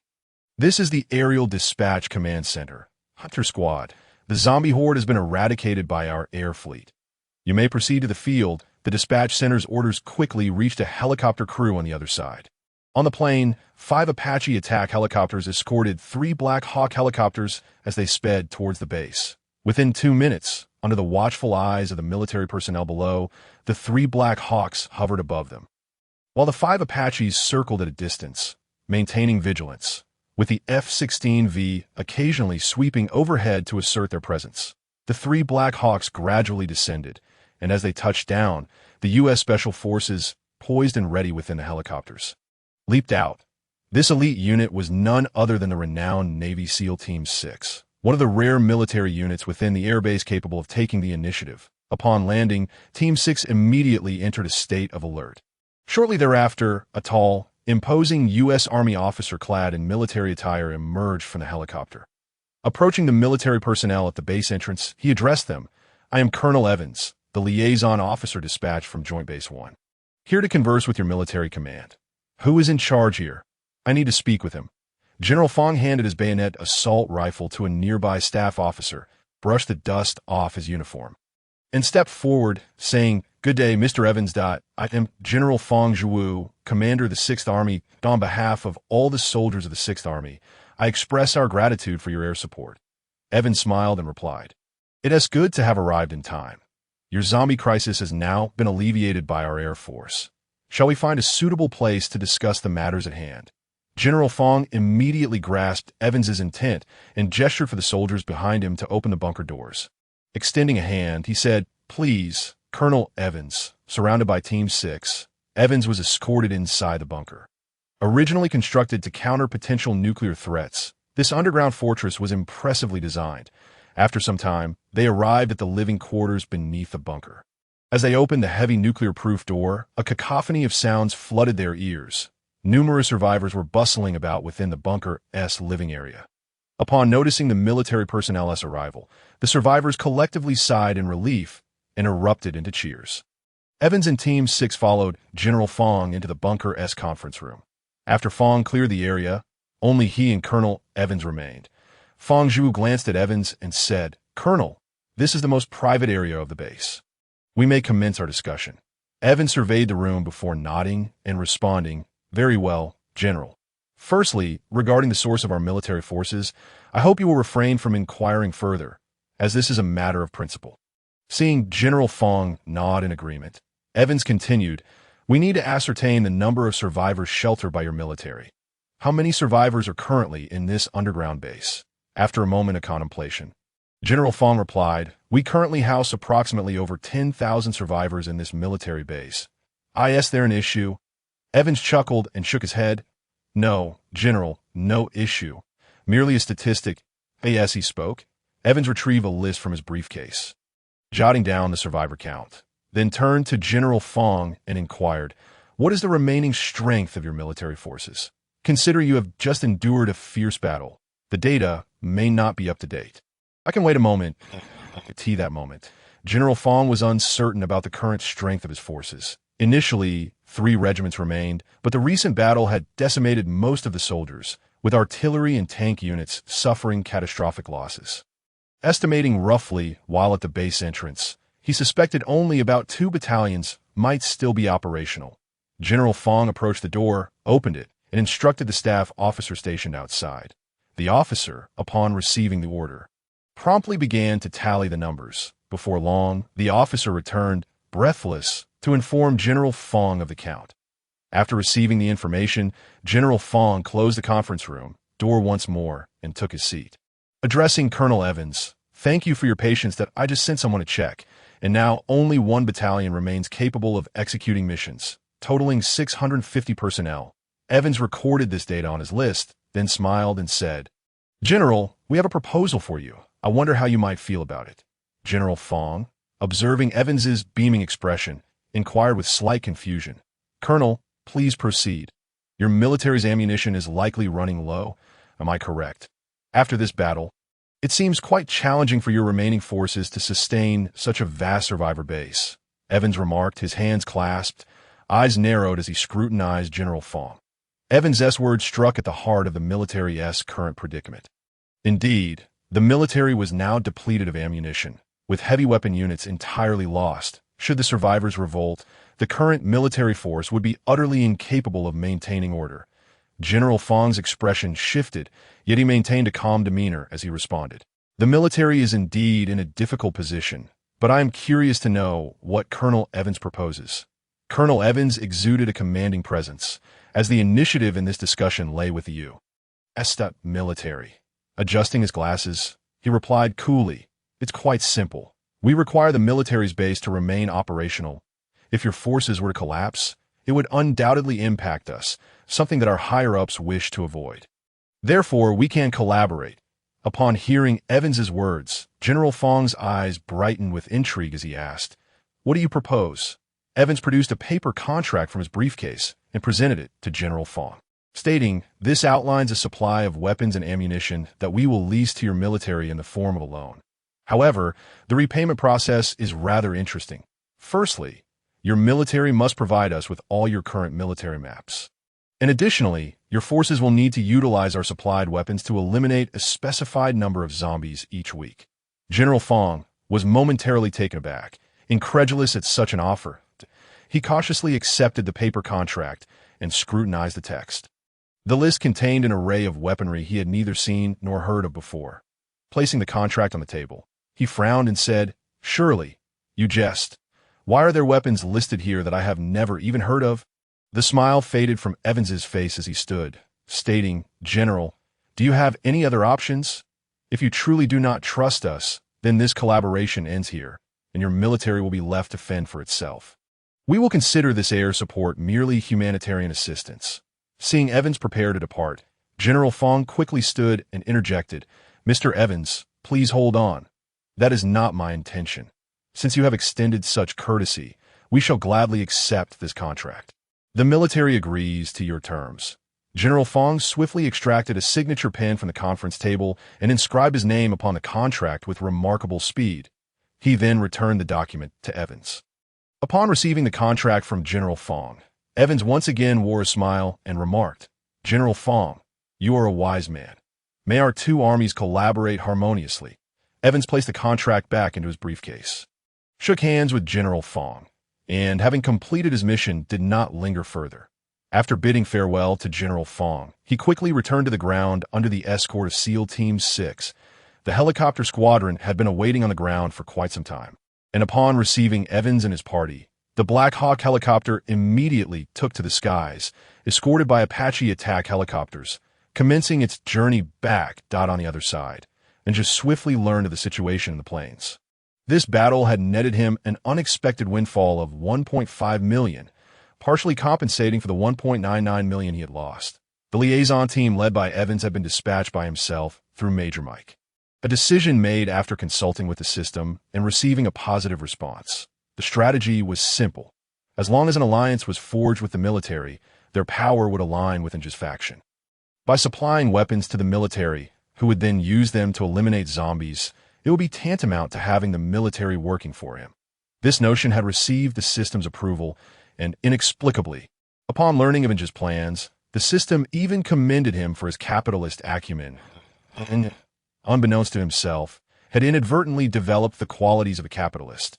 Oh dear, the capitalist is indeed me, in an effort to encourage Ninja's capitalist tendencies. The system promptly launched a substantial aid package for the military, which included 1,000 AKM assault rifles, 200 PKM light machine guns, 20 million rounds of ammunition, 100 RPG-7 rocket launchers, 1,000 assorted rockets, 20 T-62 main battle tanks, and a significant quantity of corresponding ammunition. The total value of this array of weaponry granted Ninja a discounted price of $500,000, although Ninja would need to front the cost for this equipment. It opened the door to a continuous flow of energy as the military, equipped with his provided arsenal, would effectively be earning back energy for him, with so many personnel from the military working for him. The $500,000 would be recouped swiftly, and future profits would pour in, painting a bright prospect ahead. Joy. But as for the military misusing this equipment, well, first of all these weapons were outdated relics of the Bear Nation. Moreover, air superiority was firmly in his grasp. Extinguishing the military would be a mere triviality. In the worst-case scenario, he still possessed a formidable weapon that had yet to be employed.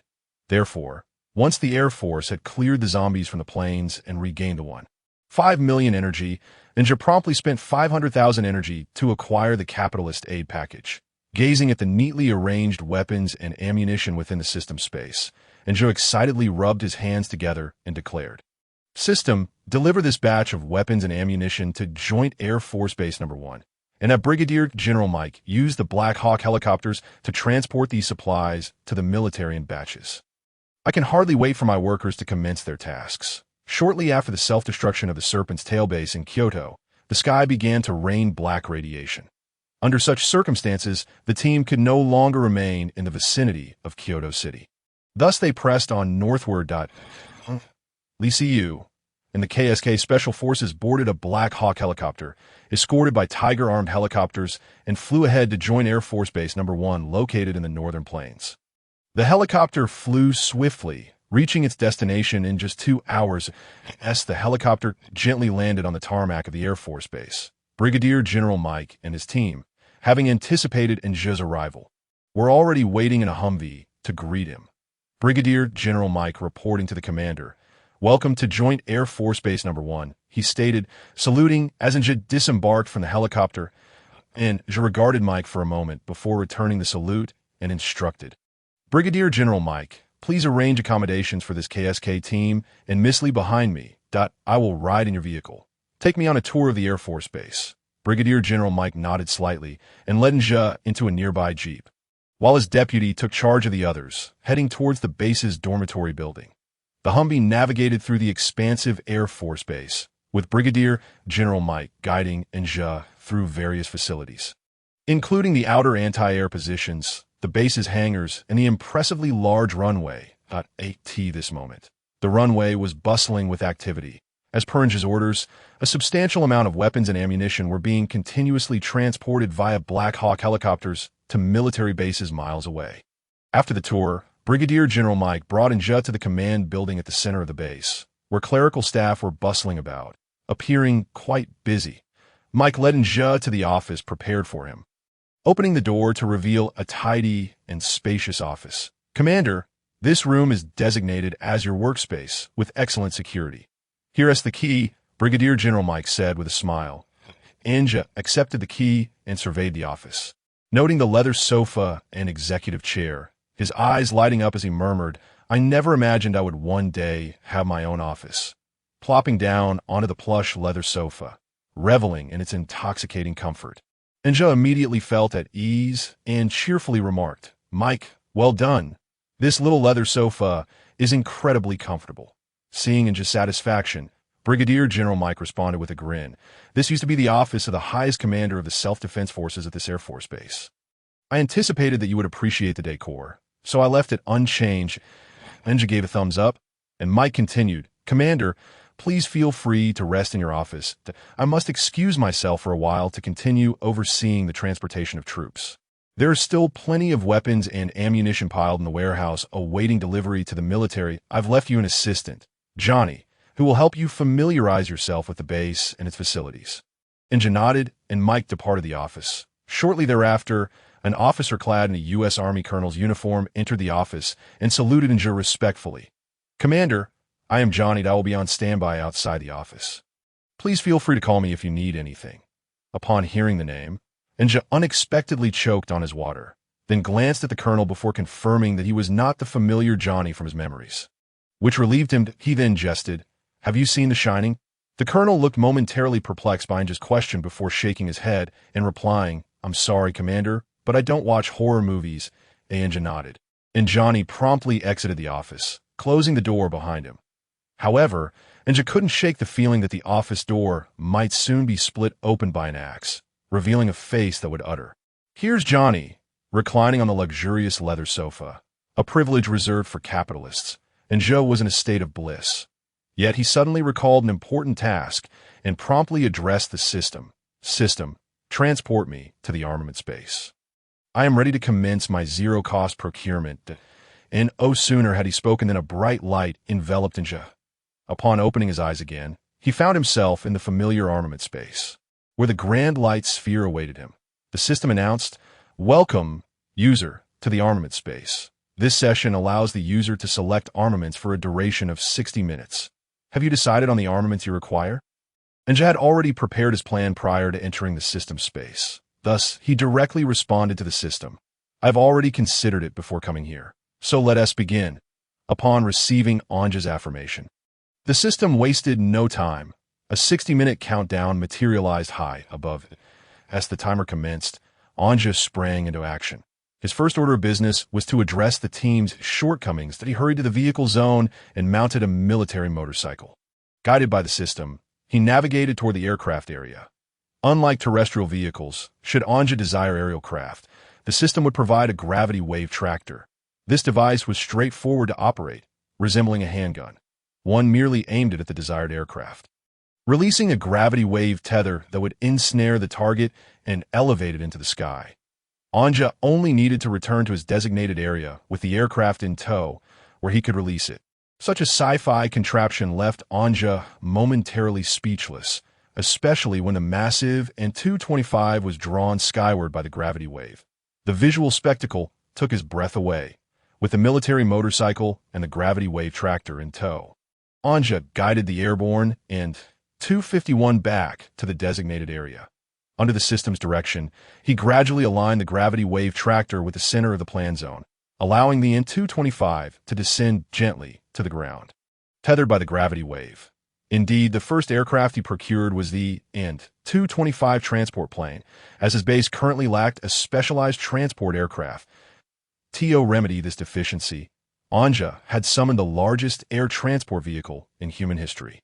Furthermore, as the system assimilated the data of the An-225, it undertook a series of detail modifications, the most notable being the addition of a rear ramp, granting this colossal machine the capability to deliver military supplies from the air. The back-and-forth journey consumed nearly 10 minutes. However, it was unfortunate that the gravity wave tractor could only target one aircraft at a time, compelling Anja to make several trips.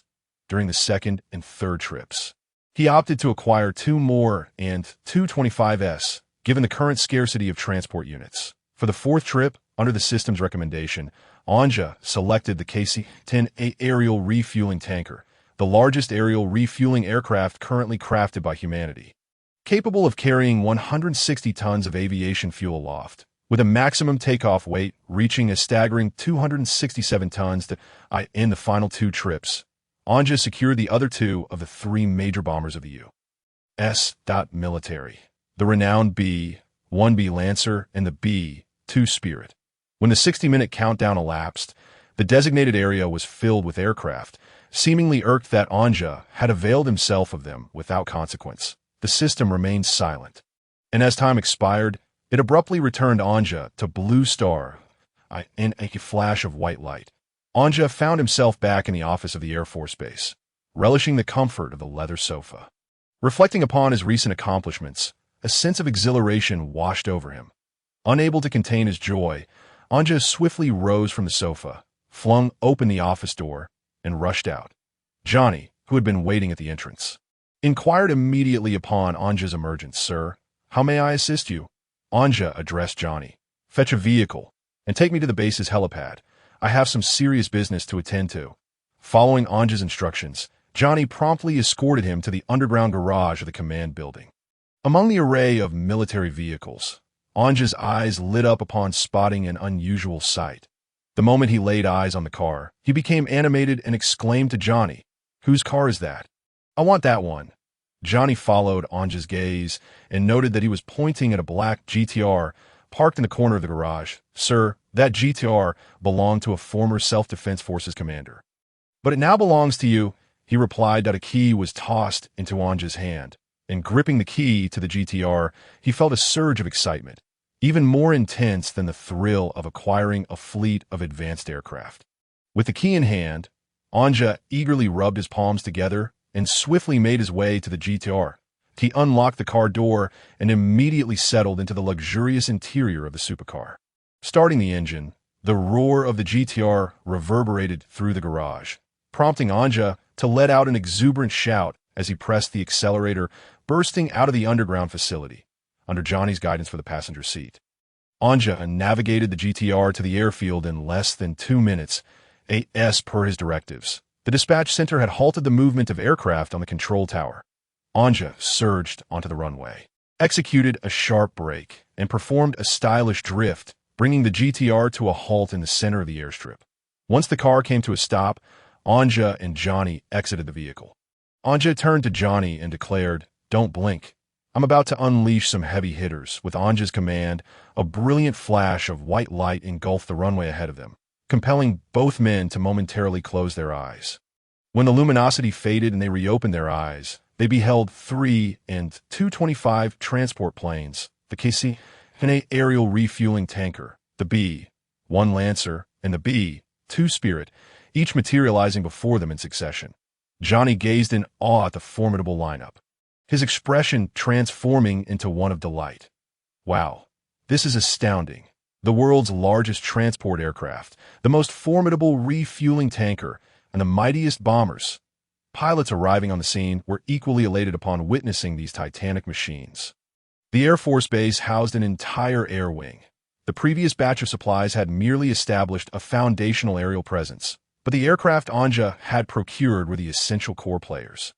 The ground crew swiftly sprang into action, with the B-2, a delicate marvel, being the first to be escorted into a climate-controlled hangar. While powerful, it was also exceptionally sensitive. It required constant climate control when not in use. And the U.S. military had previously experienced catastrophic incidents due to B-2s being exposed to moisture. Fortunately, the facilities at United One Air Force Base were sufficient, with enough climate-controlled hangars to accommodate several squadrons of aircraft. However, despite securing the B-2 bomber, the cost of replenishing its munitions was staggering.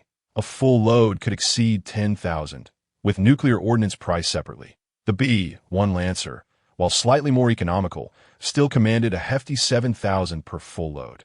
Only the B-52, known for its durability and large payload capacity, was more manageable at $5,000 for a full load. With the arrival of the AN-225, it immediately assumed its duties, previously due to the absence of transport aircraft. Equipment such as T-62 tanks had remained unshipped. Now that the AN-225 was at their disposal, Anja began planning the transport of these heavy assets. However, unlike the AC-130, the AN-225 could not land just anywhere. Thus, Anja promptly commenced strategizing the next phase of operational requirements. The military base lacked suitable large airports in the vicinity. Even expanding the search yielded no viable options.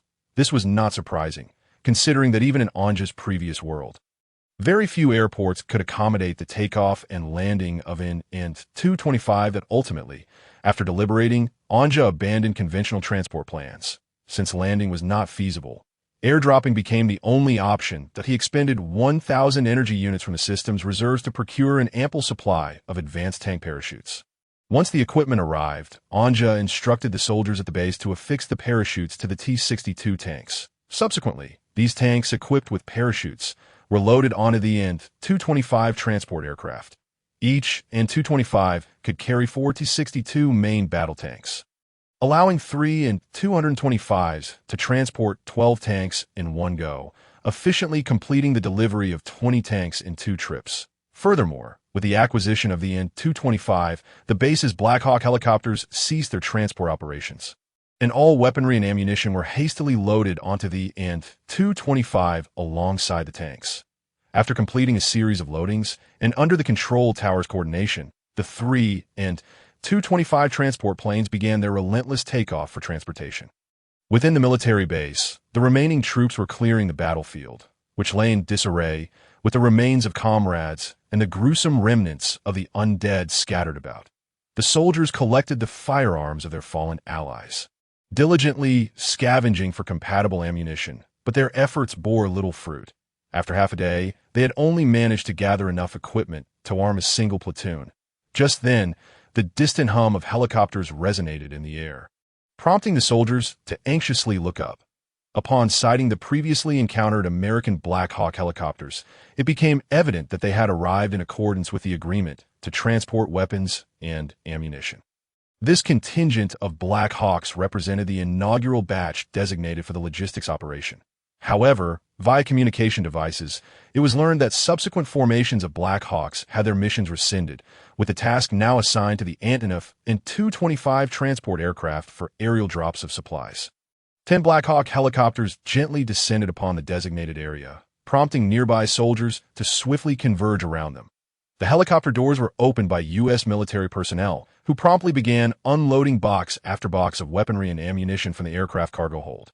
Observing this scene, the soldiers under their respective commanders' orders rushed to assist the Americans in transporting the armaments, and through their combined efforts, the initial batch of weapons and ammunition was swiftly stacked in the open space of the encampment. The U.S. officer responsible for this initial transfer extended his hand to General Fong, stating, "General Fong, the first shipment of weapons and ammunition has been delivered promptly, as per your request. You may inspect this batch of equipment. The subsequent supplies, including heavy armaments and tanks, are en route, so we kindly ask for your patience." General Fong, not one to dawdle, accepted a crowbar handed to him by a nearby soldier. With it, he pried open a green wooden crate marked with the letters AKM. Upon opening the crate, General Fong unveiled a neatly arranged collection of 5 pristine AKM assault rifles, his expression illuminated with astonishment as he retrieved one of the rifles. Under the guidance of the accompanying U.S. officer, he procured the corresponding ammunition and magazine from a nearby box, completing the loading process. With a resounding click, the AKM's bolt was engaged. General Fong's eyes sparkled with excitement as he raised the rifle, aiming at a sandbag position 100 meters away, before decisively pulling the trigger. The rhythmic gunfire of the AKM reverberated throughout the encampment as General Fong emptied the 30-round magazine in rapid succession. After expending the magazine, he exhaled deeply, feeling invigorated. He had never experienced an assault rifle of such remarkable quality. Having completed the entire procedure, General Fong recognized the rifle's attributes: its simplicity in design, formidable firepower, and undeniable reliability. He marveled at how this unexpected, enigmatic armed force not only aided them, but also provided such exceptional weaponry. Comparing the AKM to the military's existing rifles, he wasted no time in discarding the latter. While the military's rifles might boast a slight advantage in accuracy due to their smaller caliber, they paled in comparison regarding firepower and reliability. Subsequently, under the guidance of the U.S. officer, General Fong opened another crate containing PKM machine guns. Clearly, the U.S. officer anticipated General Fong's evaluation of this weapon with great interest. After executing a series of operations, General Fong positioned the PKM machine gun on the ground and assumed a prone position to operate it. The thunderous sound of the PKM filled the air, and without ear protection, General Fong felt the reverberations in his ears, yet he displayed no signs of dissatisfaction. Rather, he was brimming with excitement. Although the PKM and the military's previous light and heavy machine guns each had their merits, the PKM's overall performance was evidently superior. Given that the military had largely lost access to machine guns, the PKM was undoubtedly an excellent choice. The grand finale was the introduction of the RPG-7 rocket launcher, a device with which the military was familiar, as their previous rocket launchers bore similarities to the M72 used by American forces during the Vietnam War.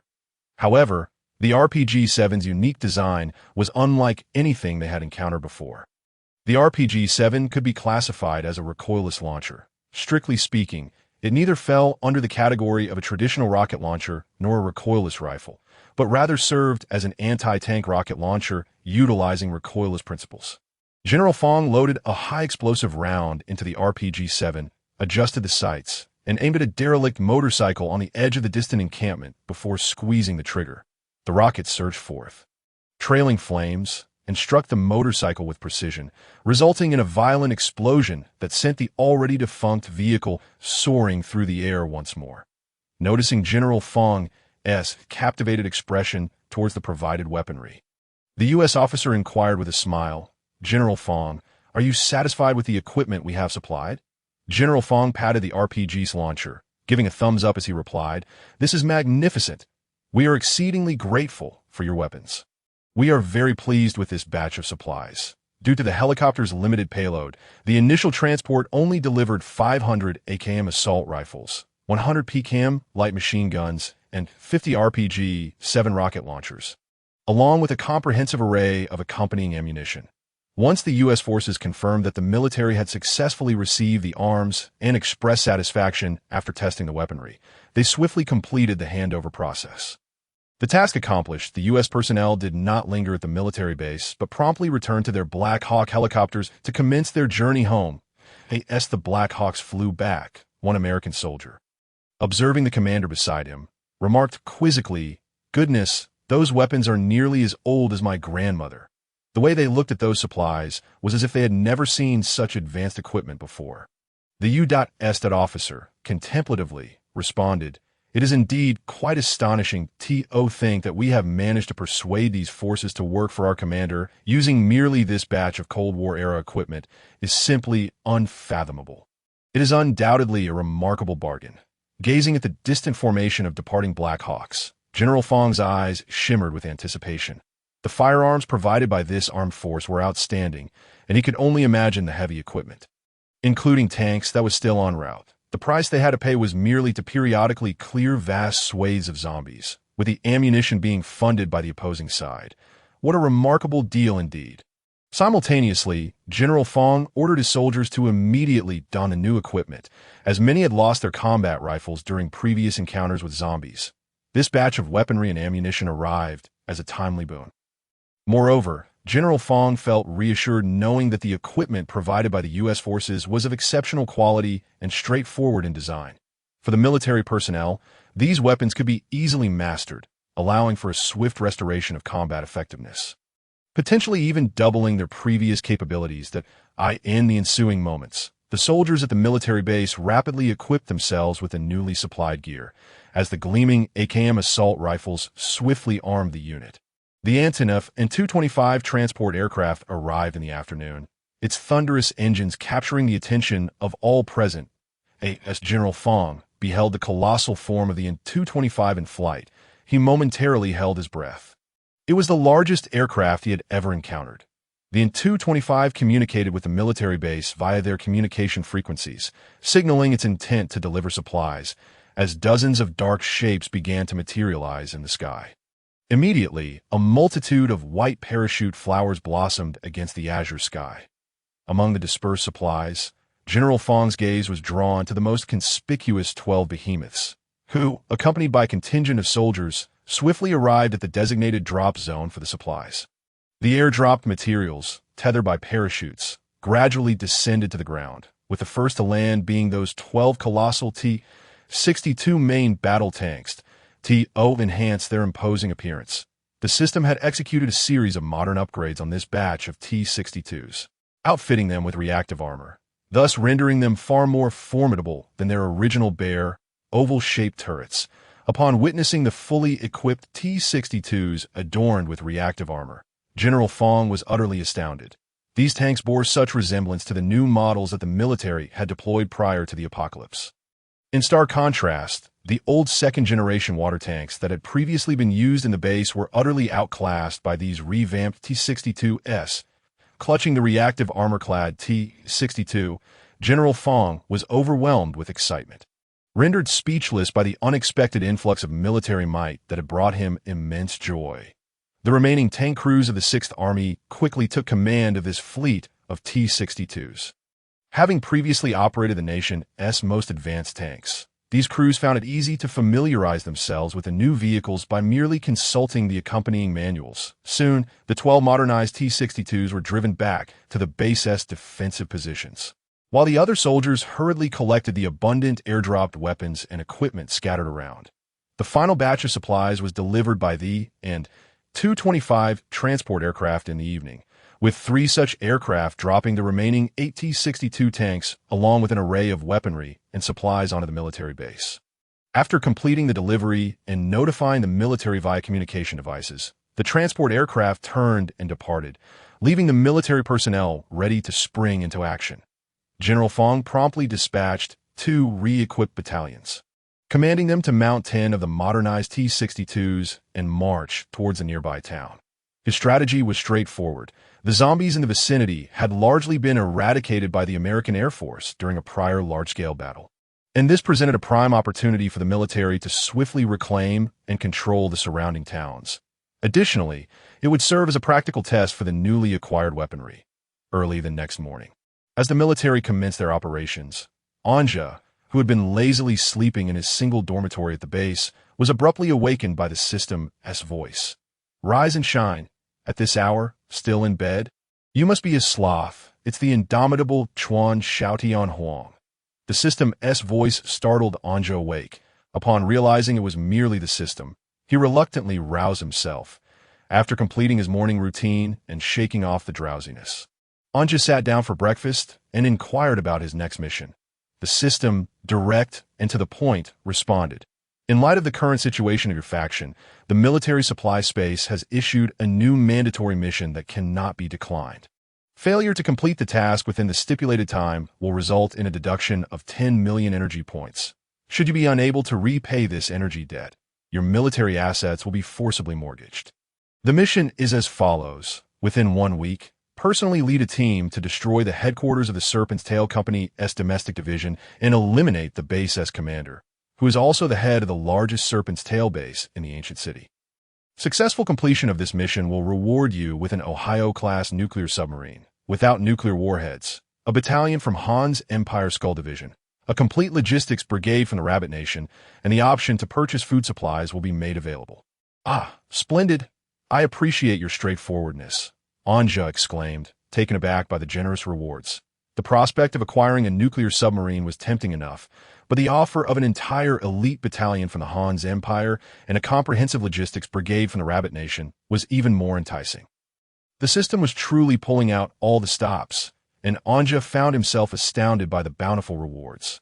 However, such generous incentives hinted at the complexity of the task ahead. Regardless, Anja decided to accept the mission. "I'll take on this task." To his surprise, the system's subsequent statement nearly left him choking. "User, the danger level of this mission is quite high. The system can provide you with a special forces package at a reasonable price of 500,000 energy points." Anja was at a loss for words, then calmly replied, "KSK, Signal Flag, SEAL Team 6. Don't you think I have enough special forces at my disposal?" "Oh, that's nothing. Look here, special forces should be diverse. How about the Nyonyo Nation's Special Operations Airborne Regiment and SAS? A great deal. Purchase now and receive a limited-time character, John Price, from the COD series. Buying it is a steal." The system's voice was rife with enthusiasm. Although Anja was reluctant, the mention of John Price invigorated him. This was indeed a heavyweight contender. Furthermore, acquiring the Nyonyo Nation's Special Operations Airborne Regiment for 500,000 energy points didn't seem like a bad deal. Thus, under the system's coaxing, Anja ultimately succumbed and placed the order, with the 500,000 energy points vanishing instantly. Soon after, a contingent of 600 SAS operatives materialized at the United No. 1 Air Force Base. As Anja observed the fully equipped Special Forces clad in chemical protection gear, his expression shifted. Just as he was lost in thought, a familiar voice rang out. "Captain John Price of the Special Air Service reporting for duty. SAS is fully prepared and awaiting orders, dressed in a beret, sporting a rugged beard, a cigar between his lips, and cradling an M4A1 assault rifle." John Price stood beside Anja. This iconic image momentarily left Anja speechless, steeped in British flair, before he regained his composure and replied, "Welcome, Captain Price. Your arrival with the SAS is most timely. We require your expertise for an upcoming special operation." The map revealed the location of the Serpent's Tail base in the ancient city, but it was evident that this position was more defensible than assaultable. Commander Moore of SEAL Team 6 scrutinized the map and remarked, "I recommend that the Air Force conduct a comprehensive bombing campaign to ensure that there are no threats on the ground before our special forces are deployed. The SAS should take the lead in this operation due to their numbers," suggested Commander Skymantle of the KSK headquarters. Anja, observing the various special forces commanders deliberating, hesitated and proposed, "What if we wait for Signal Flag S. Andre to arrive before we proceed?" Moore shook his head. "That would be too slow. Commander, we should strike immediately while the enemy is still reeling from our previous assault on the plains. Any delay will allow them to regroup and fortify." Captain Price, taking a drag from his cigar, nodded in agreement with Moore's assessment. "Given the current situation, I concur with Major Moore that we must act swiftly. We can adopt Commander Scamantle's suggestion to initiate large-scale bombings by the Air Force, followed by the entry of our special forces. Since the system mandated that Anja personally lead the team, he could not remain uninvolved. Once the consensus among the commanders was reached, he stated, in that case, "We shall proceed according to Commander Scamantle's plan. However, this will be a long-distance engagement, so I suggest everyone prepare accordingly. We will depart this afternoon." Just as Anja was about to conclude the meeting, Scamantle interjected, "What will our operation be called?" Anja sputtered a sip of water and, after clearing his throat, thoughtfully replied, "Let us call it Operation Counterstrike, as we are launching from the ancient city to deliver a decisive blow." As the operational objectives and plans were established during the discussion meeting, the various units within the Air Force Base once again sprang into action, with a flurry of dispatch orders emanating from the command center. The pilots at the base, having only enjoyed a brief respite of one night, were soon confronted with new combat directives, while the ground crew meticulously inspected all operational aircraft on the premises. A significant number of bombs were loaded into the bomb bays of B-52 bombers, and an array of rockets was inserted into the launch pods of A-10 attack aircraft, as the fighter pilots swiftly donned their flight G-suits. This operation required merely one and two 25 transport aircraft, into which members of various special forces quickly assembled. Then 225's formidable payload capacity allowed it to accommodate over 1,000 personnel without issue, with all units prepared. The Advanced Forces aircraft took to the skies first, led by formations of F-16V fighters and E-3 AWACS, closely followed by the A-10 Squadron and KC-10 aerial refueling aircraft trailing behind. Accompanying the takeoff of the AN-225 were 5 B-52 bombers. And for the first time, Anja found himself aboard the transport aircraft, his heart racing as he observed the armed special operations personnel around him. The massive aerial formation, under the deft coordination of the E-3 AWACS, proceeded methodically towards the ancient city. Transitioning to another chapter, intelligence gathered from multiple sources indicated that this building, steeped in history, bore witness to many dark events. More perused the information regarding the Ouroboros base situated in the ancient city, stating that Lagouge was initially a castle, complete with a dungeon, designed to be impregnable. The structure had weathered innumerable harsh winters, but its inhabitants had not been so fortunate. When a new government was established domestically, this castle was repurposed as a prison, and over time, due to financial constraints, it was gradually abandoned. Upon the rise of Ouroboros Company, it was acquired and converted into their base in the ancient city. If Commander Anja desires the life of the Ouroboros base commander, then we shall locate him. Joker 1-1, H2-1. This is Joker 1-1.2 F-16 versus are on course, armed with 4 HARM missiles, prepared to breach enemy air defense suppression.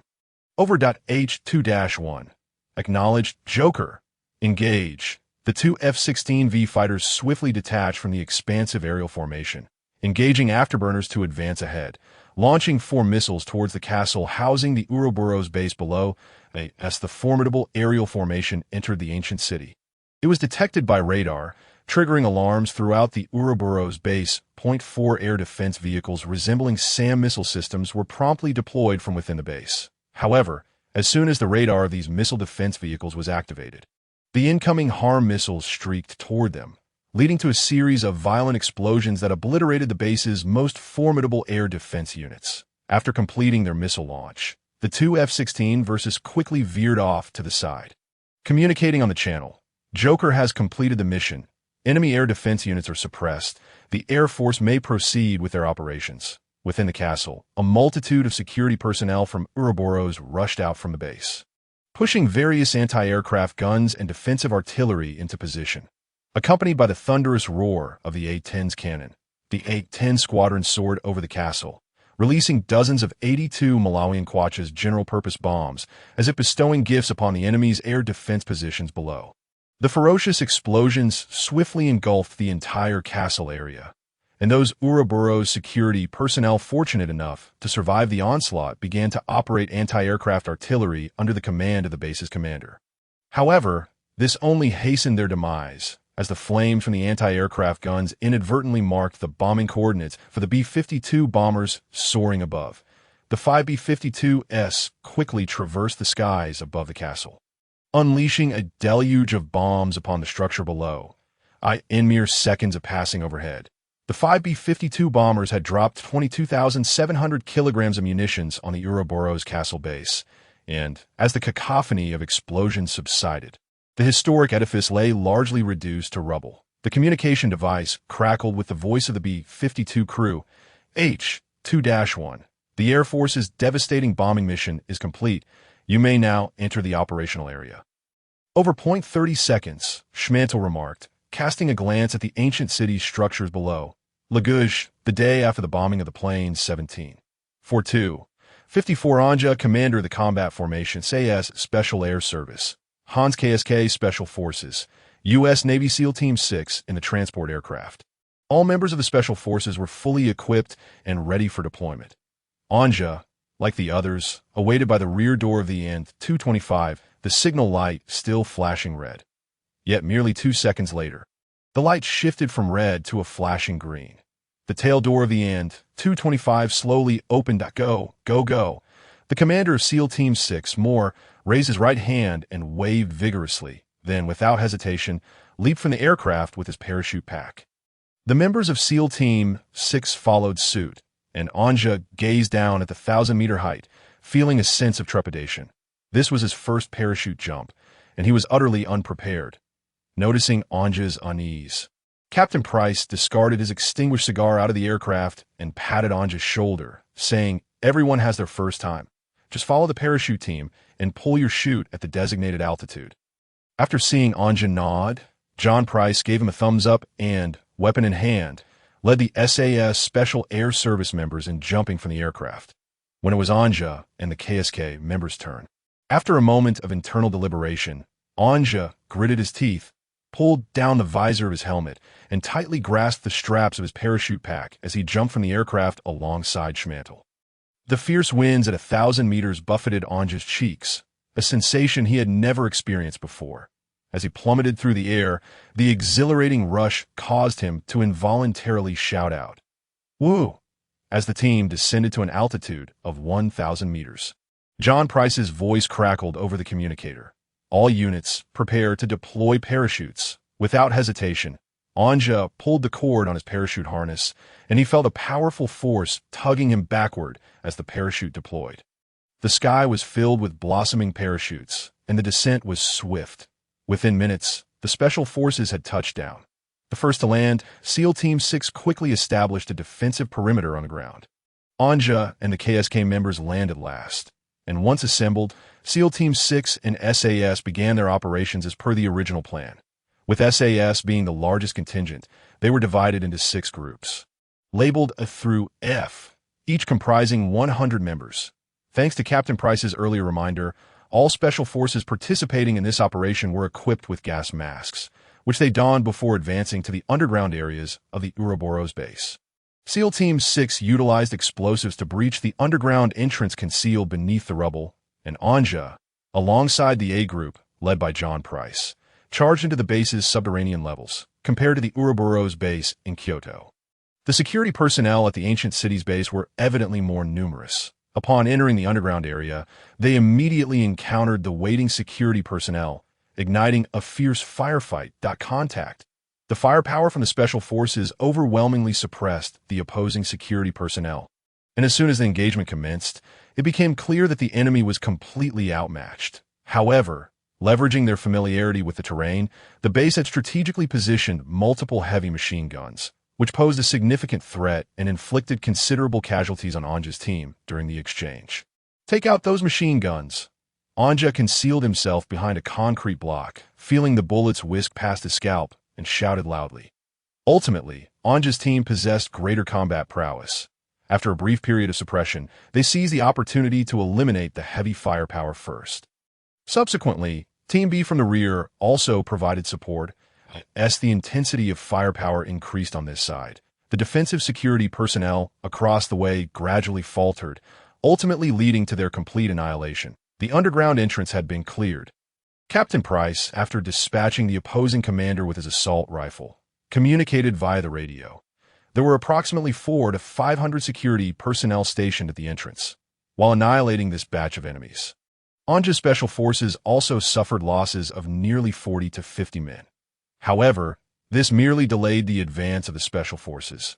The wounded were swiftly evacuated, while the Special Air Services DEF Team 3 maintained ground surveillance and undertook emergency rescue operations from above. With Black Hawk helicopters forming up shortly after the formation launched, they followed closely behind. However, due to their slower flight speed, they had yet to reach the ancient capital.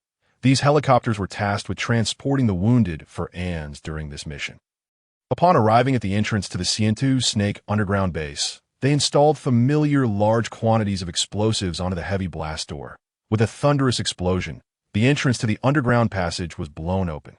In the following moment, the security personnel behind the door engaged in a fierce exchange of fire, with the Special Forces' .2 heavy machine guns positioned behind the door fiercely suppressed the advancing Special Forces.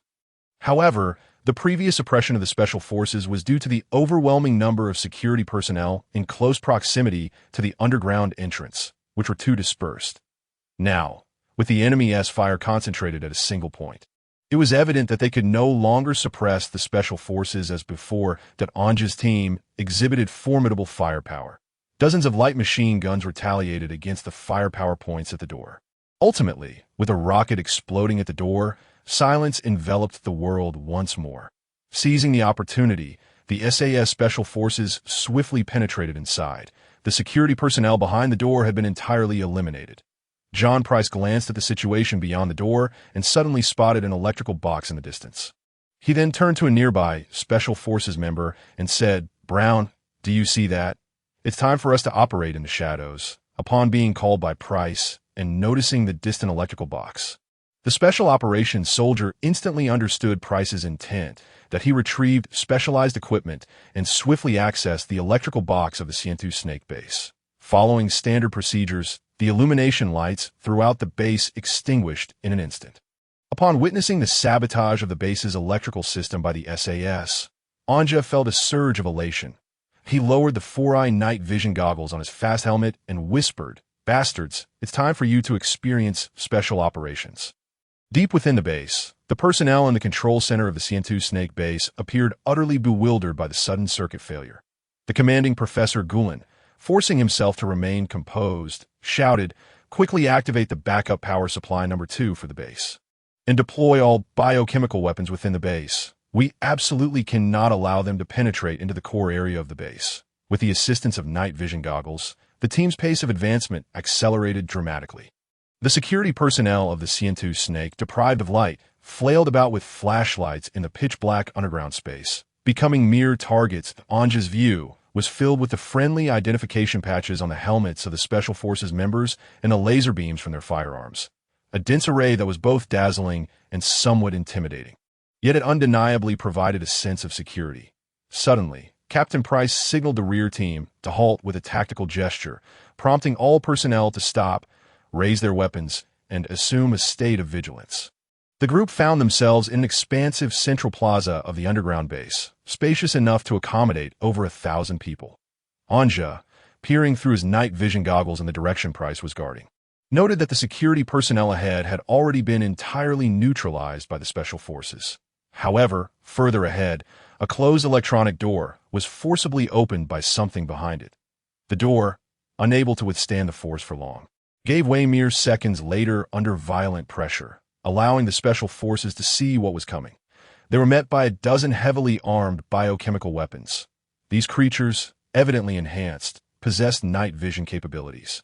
Easily spotting the vigilant group from a distance in the dark corridor, without unnecessary banter, the two sides opened fire immediately. Hoffman, wielding an Iron Fist 3 rocket launcher, fired a shot at the foremost biochemical weapon, obliterating it.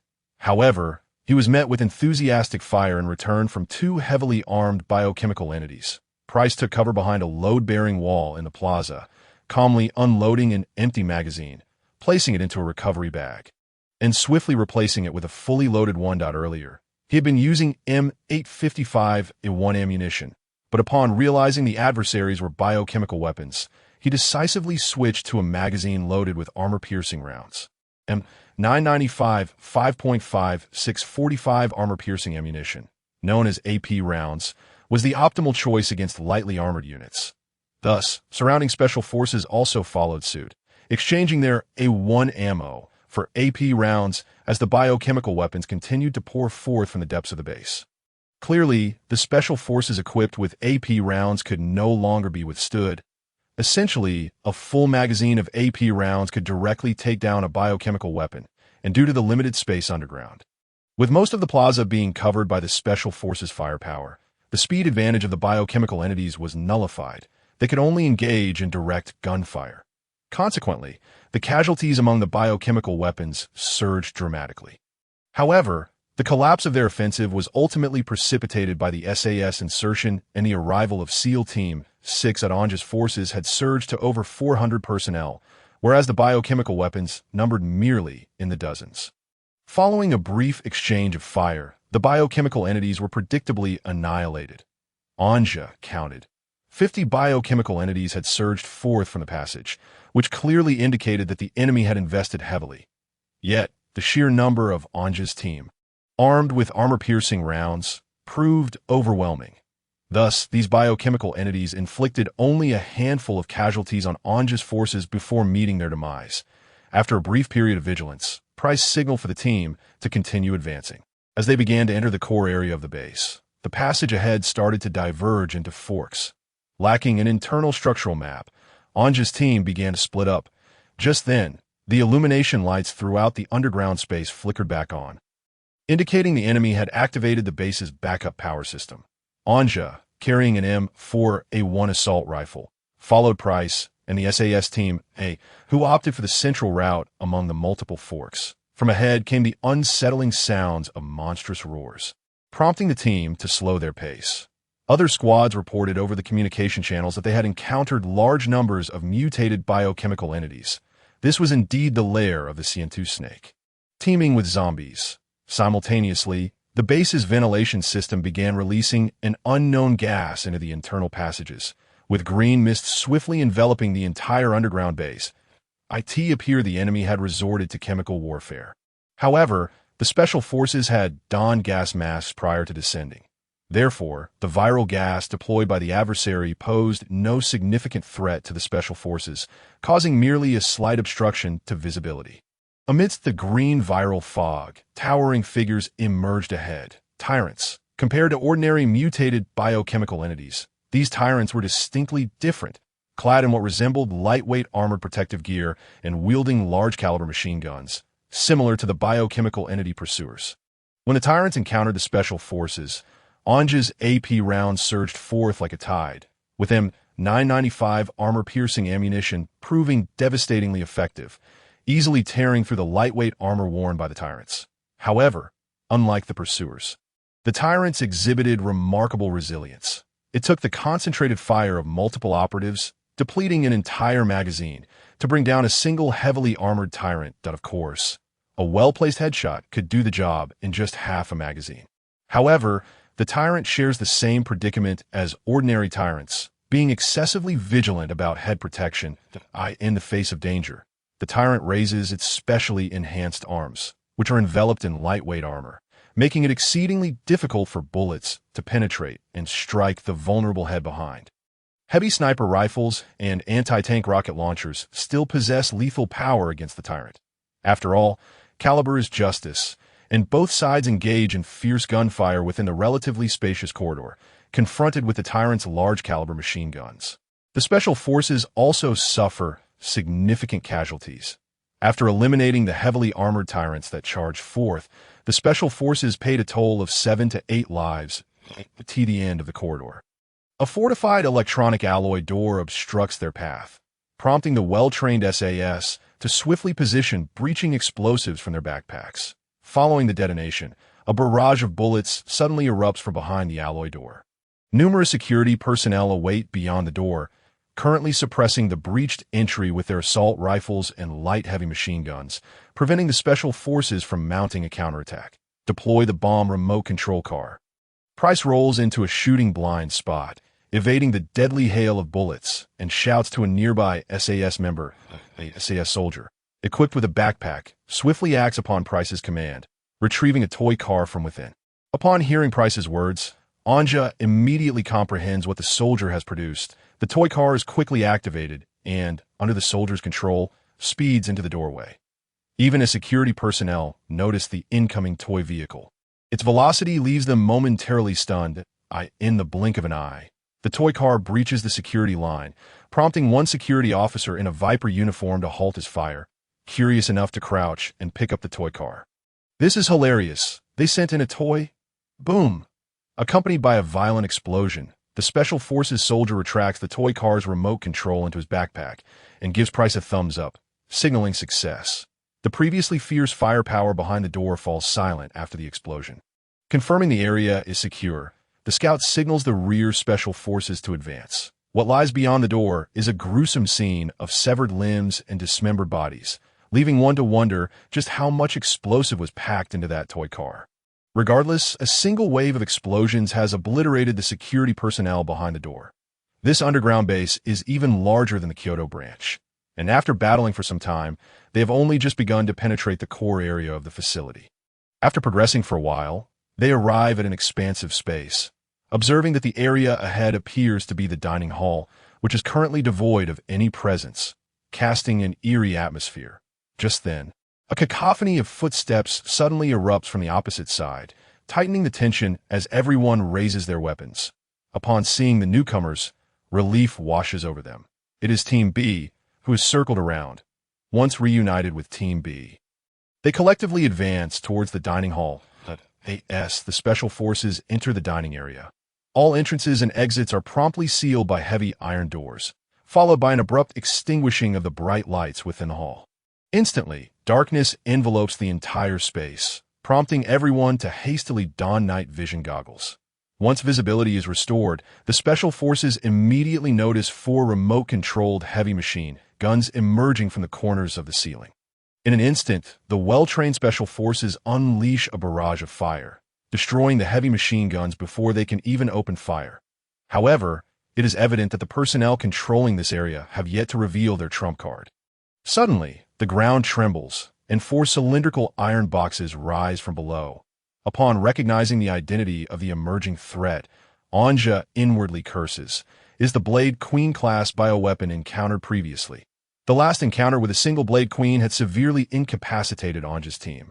And now, there are 4. Without hesitation, Anja commands all personnel to concentrate their fire. A relentless hail of bullets rains down upon the cylindrical iron boxes, shattering the glass used for internal identification. Under the intense assault, the Blade Queens within the boxes swiftly break free, brandishing their long blades as they charge towards the center of the dining hall where the Special Forces are positioned. Each of the 4 Blade Queens endures a barrage from nearly 50 assault rifles, sustaining severe damage. However, the injured Blade Queens begin to perform their ancestral skill, bracing against the onslaught of bullets as they prepare to merge. Anja realizes the gravity of the situation and urgently instructs the Special Forces to intensify their fire. Anti-tank rocket launchers, heavy sniper rifles, and grenades are unleashed upon the rapidly approaching Blade Queens. Yet it remains uncertain whether the Blade Queens possess an invincibility buff before merging. They dart through the hail of bullets. Converging together, as the Blade Queens prepare to merge, the intensity of the Special Forces firepower escalates, with various explosives hurled in their direction. Despite the relentless assault, the Blade Queens appear to be minimally affected. Successfully completing their fusion, the newly merged Blade Queen emits a thunderous roar, resembling a larger version of the Tyrant, albeit with 2 sharp blades on each arm. The monster bellows defiantly, charging towards the Special Forces amidst their fierce onslaught. Moving with a speed that belies its massive form, several nearby Special Forces are instantly incapacitated by the monstrous entity.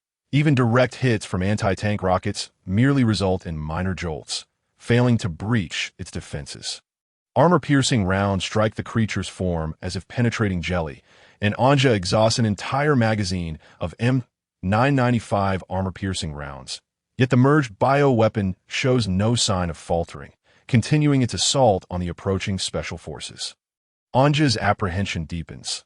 This fused Blade Queen is evidently stronger than the last encounter. Previously, anti-tank missiles had inflicted some effective damage, yet now, it appears impervious, merely swaying slightly before resuming its rampage.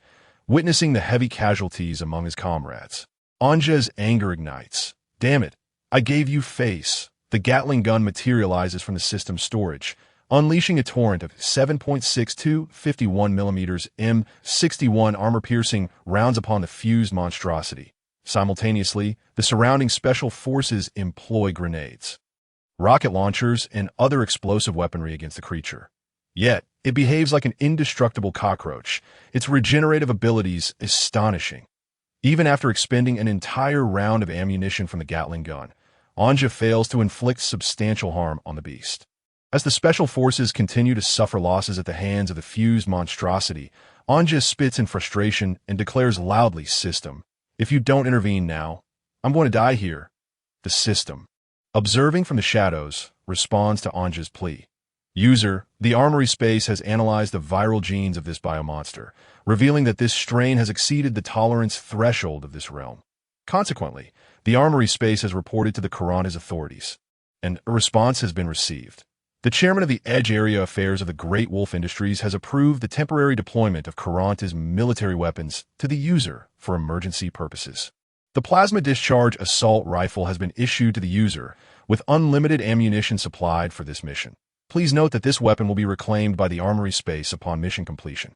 As the system's voice fades, a flash of white light envelopes Anja's hand, revealing a heavy, futuristic black assault rifle. Taking a deep breath, Anja raises the plasma discharge assault rifle, aiming at the rampaging fused monstrosity. "Hey, you bastard!" Anja's voice booms, and inexplicably, the fused monstrosity seems to hear him. Pausing mid-swing to slowly turn, its grotesque face displaying a hint of confusion as it regards Anja. The game is over. Anja gazed at the sci-fi-inspired screen of his scope, observing the fusion mutant's form, and promptly pulled the trigger of his assault rifle. A dazzling blue beam erupted from the muzzle of his weapon like a tempest, and upon striking the mutant, it detonated with a tremendous explosion. Anja aimed at the creature, his finger resolutely squeezing the trigger, his arms firmly clutching the rifle's foregrip to withstand the massive recoil. It was only when the rifle emitted a sharp click, signaling an empty chamber, that he ceased fire. The atmosphere around him fell into a profound silence as the Special Forces soldiers stared in awe at Anja's display of prowess, clutching his futuristic assault rifle. As a large energy cell tumbled from the magazine slot of his weapon, the once menacing biomutant crumpled to the ground, reduced to a charred corpse. Anja, somewhat numbly, glanced at his rifle, licked his parched lips, and slowly remarked, "Why is everyone staring at me? Get back to your duties." Upon hearing Anja's words, the Special Forces team snapped back to reality.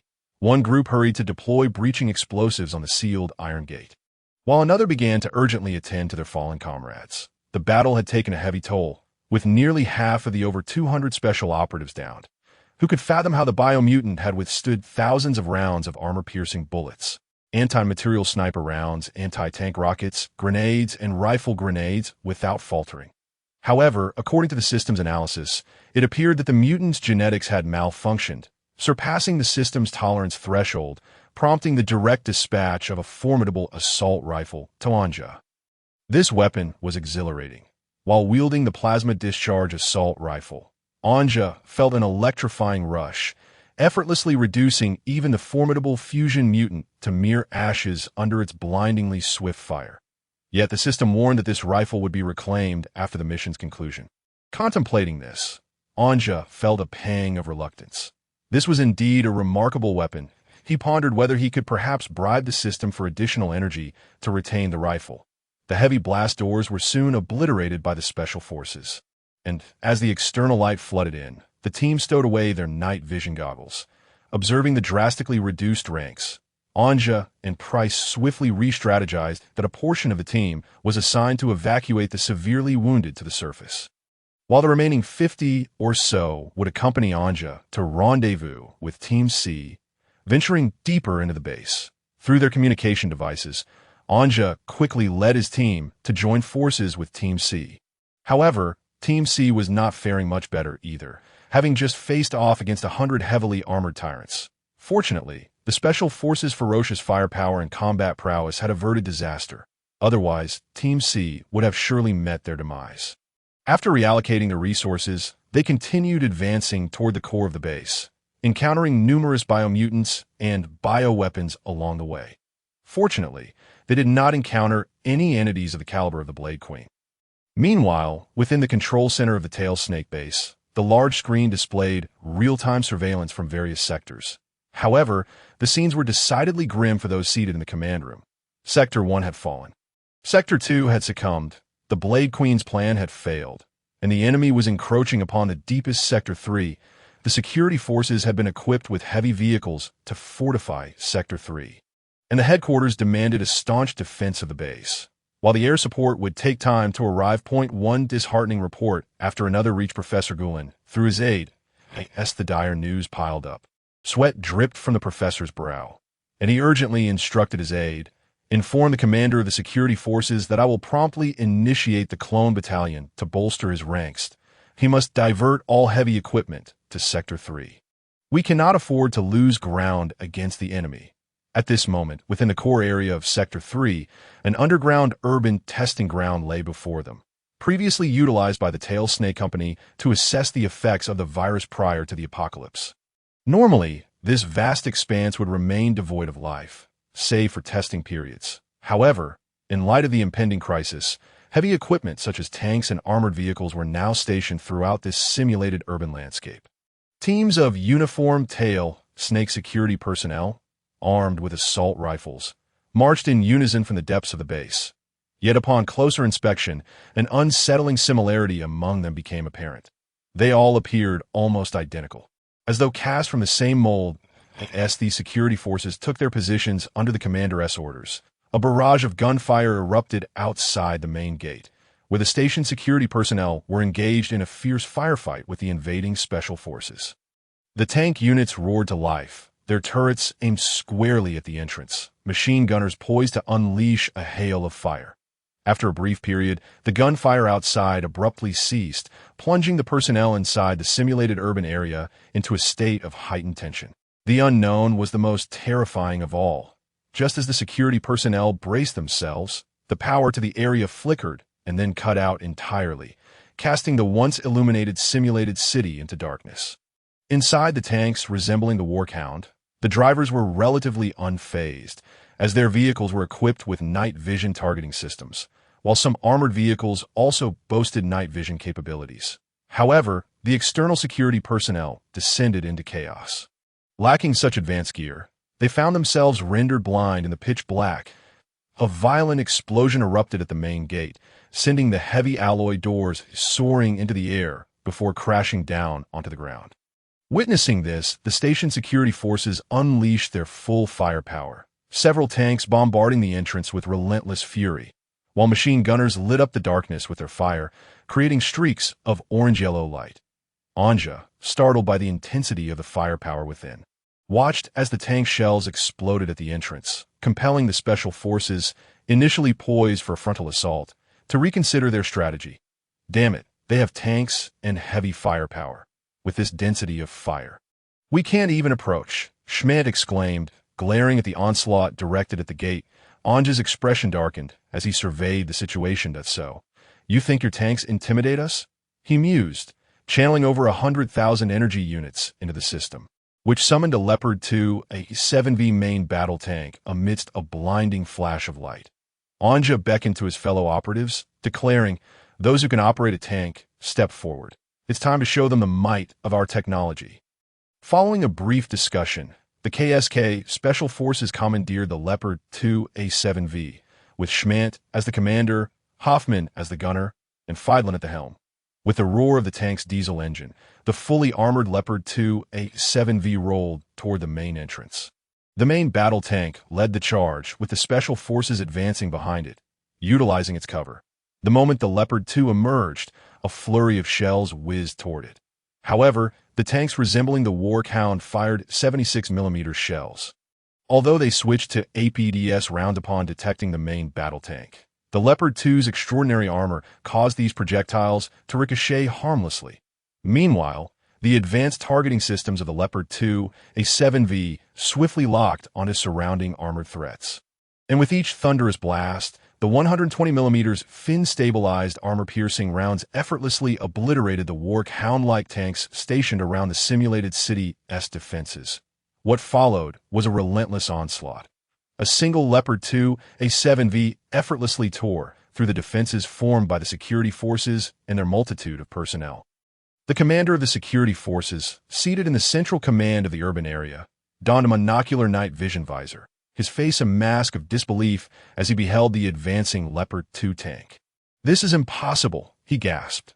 Although the tunnels of the Ouroboros underground base are relatively spacious, it is utterly impossible for a main battle tank to traverse the numerous narrow passageways, even if the heavy armored units stationed in this simulated urban area wished to ascend. They would have to navigate through another concealed route to reach the surface. The security forces commanding officer gazed at the formidable Leopard 2 main battle tank and was suddenly struck by an absurd thought. Surely it could not have arrived here through some sort of spatial teleportation. Meanwhile, one of his subordinates rushed in the dark to report, "Sir, the defense line is collapsing. We must retreat to the rear of Zone 3 quickly. The heavy biomechanical soldiers will buy us enough time."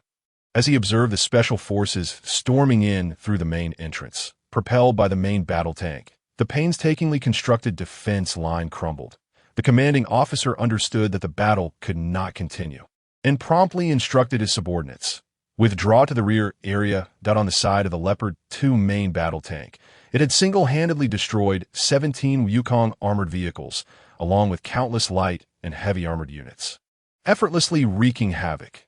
The fire points along the simulated city streets were systematically annihilated by the Leopard 2's 120mm main gun, guided by the Special Forces.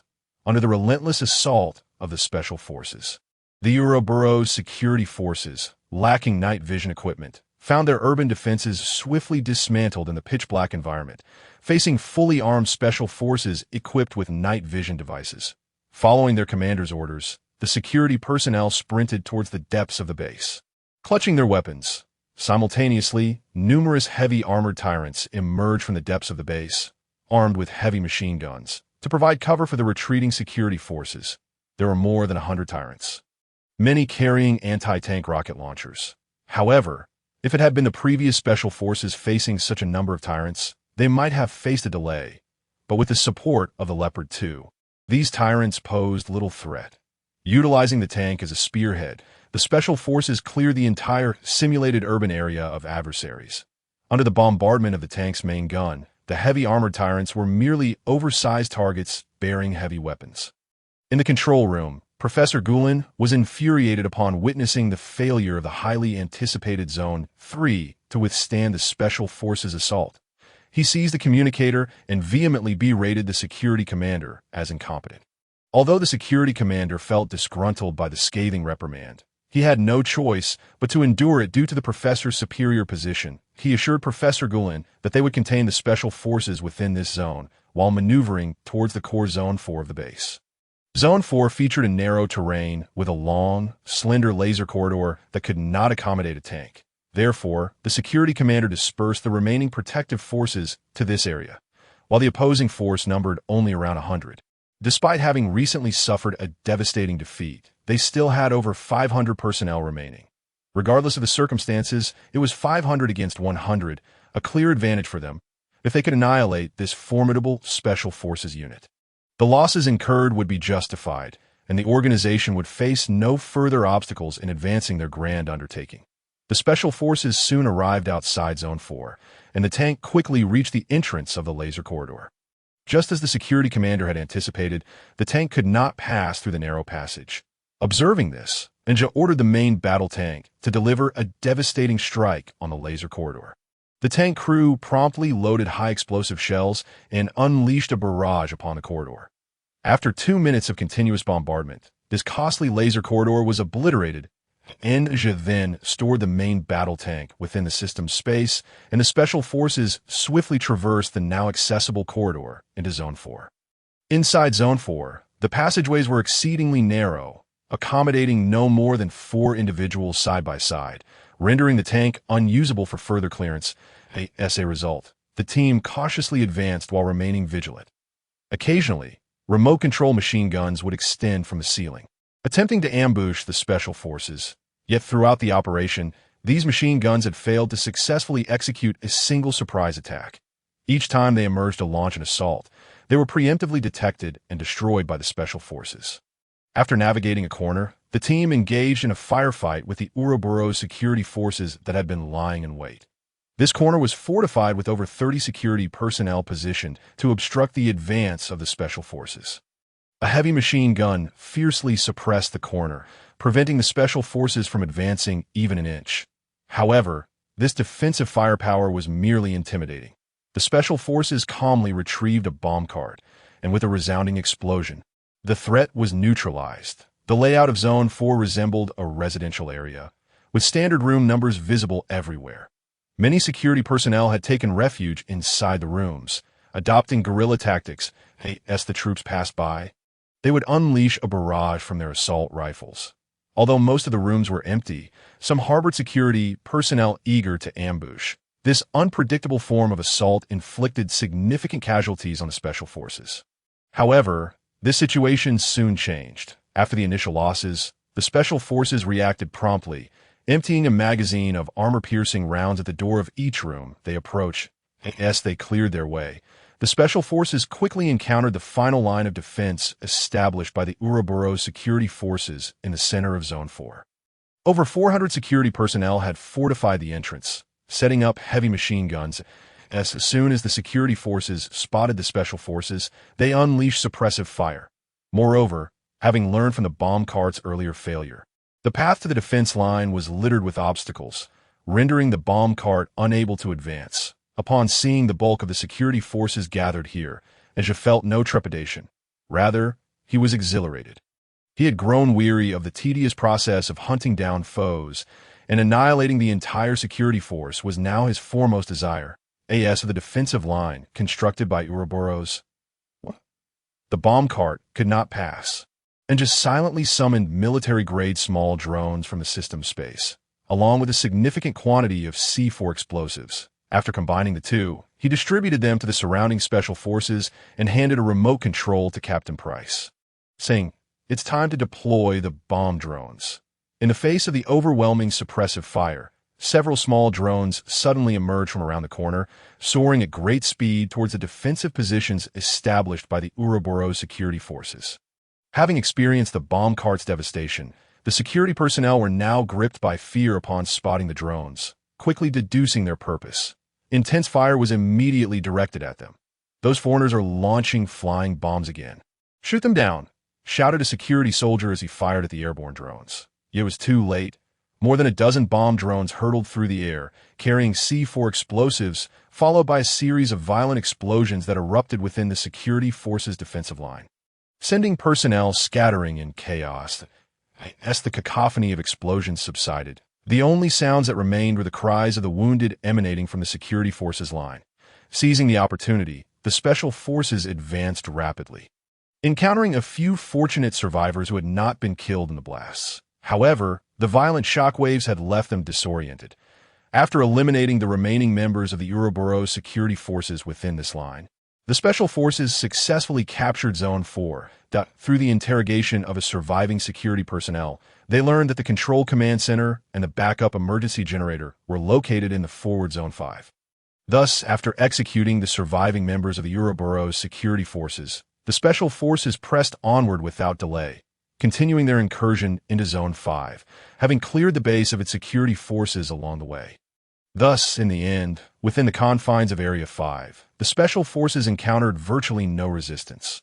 The unit swiftly advanced into the depths of Area 5, where Anja gestured towards a nearby, tightly sealed alloy door, declaring, "Ladies and gentlemen, ahead lies the central command center of the Serpent's Tail base. The battle has reached its final moments. Charge!" Leading the charge, Anja quickly approached the door, fervently slapping several packs of C4 explosives onto it. Following this, he retreated to a safe distance and pressed the button on the remote control, watching intently. The last core area of the base was breached by the special forces after a violent explosion, and as the alloy door exploded open, a throng of special forces stormed into the command center, brandishing an array of weapons, after swiftly neutralizing a few command personnel who dared to resist. The situation was swiftly brought under control by the incoming special forces. Anja, wielding a plasma assault rifle, strode in with assured steps. "Who the hell is the commander of this base? Get out here. Now." Anja's voice boomed, reverberating throughout the command center. Almost immediately, a trembling hand was raised, and Anja's gaze followed it to a middle-aged man wearing glasses and clad in a white lab coat. "What the hell are you doing with those glasses?" "Come forward," Anja commanded, raising his assault rifle and fixing a steely gaze on the man, his tone laced with menace. Professor Gulen, kicked by Moore, the commander of SEAL Team 6 behind him, stumbled forward, nearly losing his balance before regaining composure and awkwardly approaching Anja. Anja pulled a chair from the side and casually sat down, looking at the bespectacled professor, stating, "You will answer my questions. Any defiance will reveal the true meaning of pain." The man nodded, and without further ado, Anja began his interrogation. "Name?" "Gulen," Professor Gulen replied. "What kind of name is that?" "Age," Anja muttered under his breath before continuing. Point 51. Gulen responded, a flicker of discomfort crossing his face at Anja's earlier remark. "Gender?" Anja inquired, still examining his plasma assault rifle without raising his head. Gulen froze, disbelief etched on his face as he looked up at Anja. Smack! A resounding slap landed on Gulen's face, swelling it instantly. The force of the blow reverberated back to Anja, causing his own hand to sting painfully. Shaking off the pain, Anja suppressed his fury and remarked, "I've lost many elite brothers taking down your base. My mood is far from pleasant, so please refrain from dancing around the fire." "Male," Gulen stammered, his swollen face betraying his distress. Anja diverted his gaze back to the plasma rifle, coolly stating, "What do you know about that individual known as Mr. Mystery? Spill every detail you possess." Upon hearing Anja's words, Professor Gulen seemed to recall something terrifying, his pupils dilating as he stuttered, "I can't say if I do, I will die." Another slap followed, accompanied by Anja's furious retort, "Why are you so difficult? I'm not asking for your bank details. It's as if you think I'm out to kill your father. Just share one person's information. Why is that so hard?" The second slap left Gulen's other cheek swollen as well. But he remained reticent, fear etched across his features, his lips sealed. Just as Anja was about to hand Gulen over to Captain Price for further interrogation, the large screen in the command room suddenly flickered to life, revealing a masked young man. The young man glanced at the battered Professor Gulen and remarked approvingly, "Professor, you have performed admirably. Your loyalty is commendable. You shall ascend to the heavens." In that moment, Gulen began to convulse violently, foam spewing from his mouth as he collapsed to the ground. Captain Price rushed to Gulen's side, checking for signs of life before shaking his head grimly. The man was dead. Witnessing Gulen's demise startled Anja. But the masked youth continued, "Intruders, submit to me and join the Rebirth Organization. Let us purify this decaying world together. We possess powers beyond this realm, do we not?" Anja regarded the masked youth with a look of derision, rolling his eyes and responding, "You think your little schemes are clever, don't you? You expect me to submit to you? Who do you think you are? Your forces are formidable, but I, or rather the Rebirth Organization as it stands, holds dominion over the entire world. Do you truly believe your current strength can rival that of the world? You may think that by dismantling the Rebirth bases in Flame Country, you've dealt a significant blow. However, let me be clear. Flame Country is merely a testing ground for the Rebirth on a global scale. The true might of the Rebirth is beyond your comprehension." The masked youth continued his soliloquy, concluding with a sip of water and extending another olive branch. "Join us and make the world great again." Anja, now feeling quite amused, raised his middle finger in a dismissive gesture after the youth's grandiloquent speech, retorting, yes, what you cherish is indeed your life. Little brat, isn't your lair in Edo? Spare me your theatrics. I assure you, when I arrive in Edo, I will reveal your masked visage and deliver a well-deserved beating." Anja's friendly banter caused the masked youth to lose composure, exclaiming, "Bakayuru, you'll die." After delivering this harsh statement, the masked young man abruptly severed the video communication, retreating in disgrace. Anja, witnessing this, burst into laughter, turning away from the screen and giving a thumbs up, saying, "Ha, he is panicking." Feeling exhilarated after the encounter, Anja was suddenly jolted by the flashing of emergency lights throughout the base, the glaring red illuminating every corner. The mechanical voice of the base's PA system blared, "Attention, self-destruct sequence initiated that a nuclear bomb will detonate in 1 hour. All personnel are to evacuate in an orderly manner. Repeat, self-destruct sequence initiated. The nuclear bomb will detonate in 1 hour. All personnel must evacuate immediately." Anja was taken aback by this unexpected warning. Following the lead of the surviving command personnel, they swiftly made their way through an emergency exit to the surface. Upon reaching the ground, now shrouded in night, the starry sky adorned the landscape, and breathing in the fresh air brought Anja a sense of relief. Under Anja's orders, the Special Forces executed all remaining members of the Serpent's Tail on the spot. Though these individuals had provided guidance, they could not be spared. Subsequently, the unit regrouped with the 3 major divisions of the Special Air Service on ground. However, a dilemma soon arose. The earlier Black Hawk helicopter squad had already evacuated the wounded, and time was short for a return trip. Yet, Anja discovered that his assault on the Serpent's Tail base had netted him over 2 million. Upon inquiring with the system, he learned that a significant portion of this sum stemmed from the fusion mutation creature, valued a staggering 1 million, while the rest was from the heavily armored tyrant and other biomutants. Moreover, the military had not disappointed Anja, generating 500,000 energy using his equipment. Thus, Anja's account now boasted over 3 million in deposits. Consequently, with a wave of his hand, he purchased 5 Mi-26 helicopters at 600,000 each, instantly rendering himself cash-strapped, as the 5 massive helicopters, glowing brilliantly, materialized on the open ground. The Mi-26 can accommodate 90 soldiers at once. And with approximately 400 personnel on Anja's side, 5 helicopters were perfectly suited to transport them all. Given the circumstances, Anja could not afford to lament his dwindling funds, ordering the Special Forces to swiftly commandeer the helicopters. After all, there lies a nuclear warhead below, poised to detonate imminently. If we do not depart soon, we shall inevitably face dire consequences. Within the confines of the cabin, Anja exhaled a sigh of relief as he observed the surrounding Special Forces members. Their fatigue palpable from the recent fierce battle, the air thick with the acrid stench of blood and gunpowder. The helicopter, under the pilot's deft control, swiftly began its ascent as the massive aircraft lifted off the ground. The collective anxiety of the crew dissipated, and Anja gazed out the window at the ancient city's architecture, a wave of melancholy washing over him. This city would soon be reduced to ruins in a nuclear explosion. And even if there were survivors, their fate would be equally grim. The helicopter formation quickly departed the ancient city, and just as they cleared the perimeter, a colossal mushroom cloud erupted behind them. The nuclear blast illuminating the night as if a great sun had arisen. The shockwave from the explosion disrupted the air currents surrounding the Mi-26 helicopter formation, causing the massive aircraft to shudder. Anja could sense that this nuclear weapon was far more powerful than the one that struck Kyoto. Had they been at a similar distance to that of Kyoto, it would have been apocalyptic.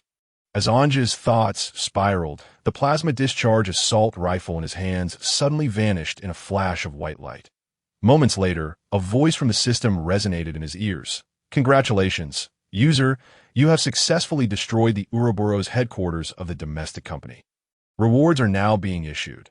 Among the rewards was a U.S. Navy Ohio-class nuclear submarine, without nuclear warheads, the Hans Empire Skeleton Division, and an entire logistics brigade from the Rabbit Nation. Furthermore, the armament space has opened options for food and supplies exchange. The user can now procure provisions within the armament space. Listening to the list of rewards, Anja spoke somewhat glumly. "Hey, system, can we negotiate? How about you let me keep that plasma discharge assault rifle? And I can trade you something for it?" The system replied decisively. "Certainly. Usered as you wish, the Hans Empire Skeleton Division and the Rabbit Nation's Logistics Brigade will be allocated to you, that I, in return, the armament space will retain the antiquated plasma discharge assault rifle of the Clannis Empire for you." Anja was taken aback by the system's assertiveness. Flustered, he quickly smiled and said, never mind. What plasma discharge assault rifle? I'm not familiar with it at all, but we are young and vibrant. We must rely on our own strength and make steady progress." The Mi-26 helicopter formation returned to Joint Base 1 with the first light of dawn. After a night aboard the helicopter, Anja, sporting dark circles under his eyes, disembarked from a Mi-26 transport helicopter. As he stepped off the aircraft, he was greeted by the resounding military song. A little flower blooms in the wilderness. Her name is Erica. Thousands of little bees rush towards her, drawn by the sweetness hidden in her heart. The petals exuding an enchanting fragrance. Following the sound, Anja turned to see a regiment of soldiers marching towards him with precise steps. Instantly, his drowsiness evaporated, and he was fully alert. Field Marshal Erwin Rommel of the Hans Empire Army. Reporting with all members of the Skeleton Division, Rommel, clad in the uniform of a Hans Empire Field Marshal, saluted Anja before continuing. Anja, momentarily taken aback by Rommel's presence, surveyed the soldiers in Hans Empire uniforms wielding modern Hans Federation weaponry and nodded in acknowledgement. Field Marshal Rommel, could you provide me with a brief overview of the Skeleton Division's strength?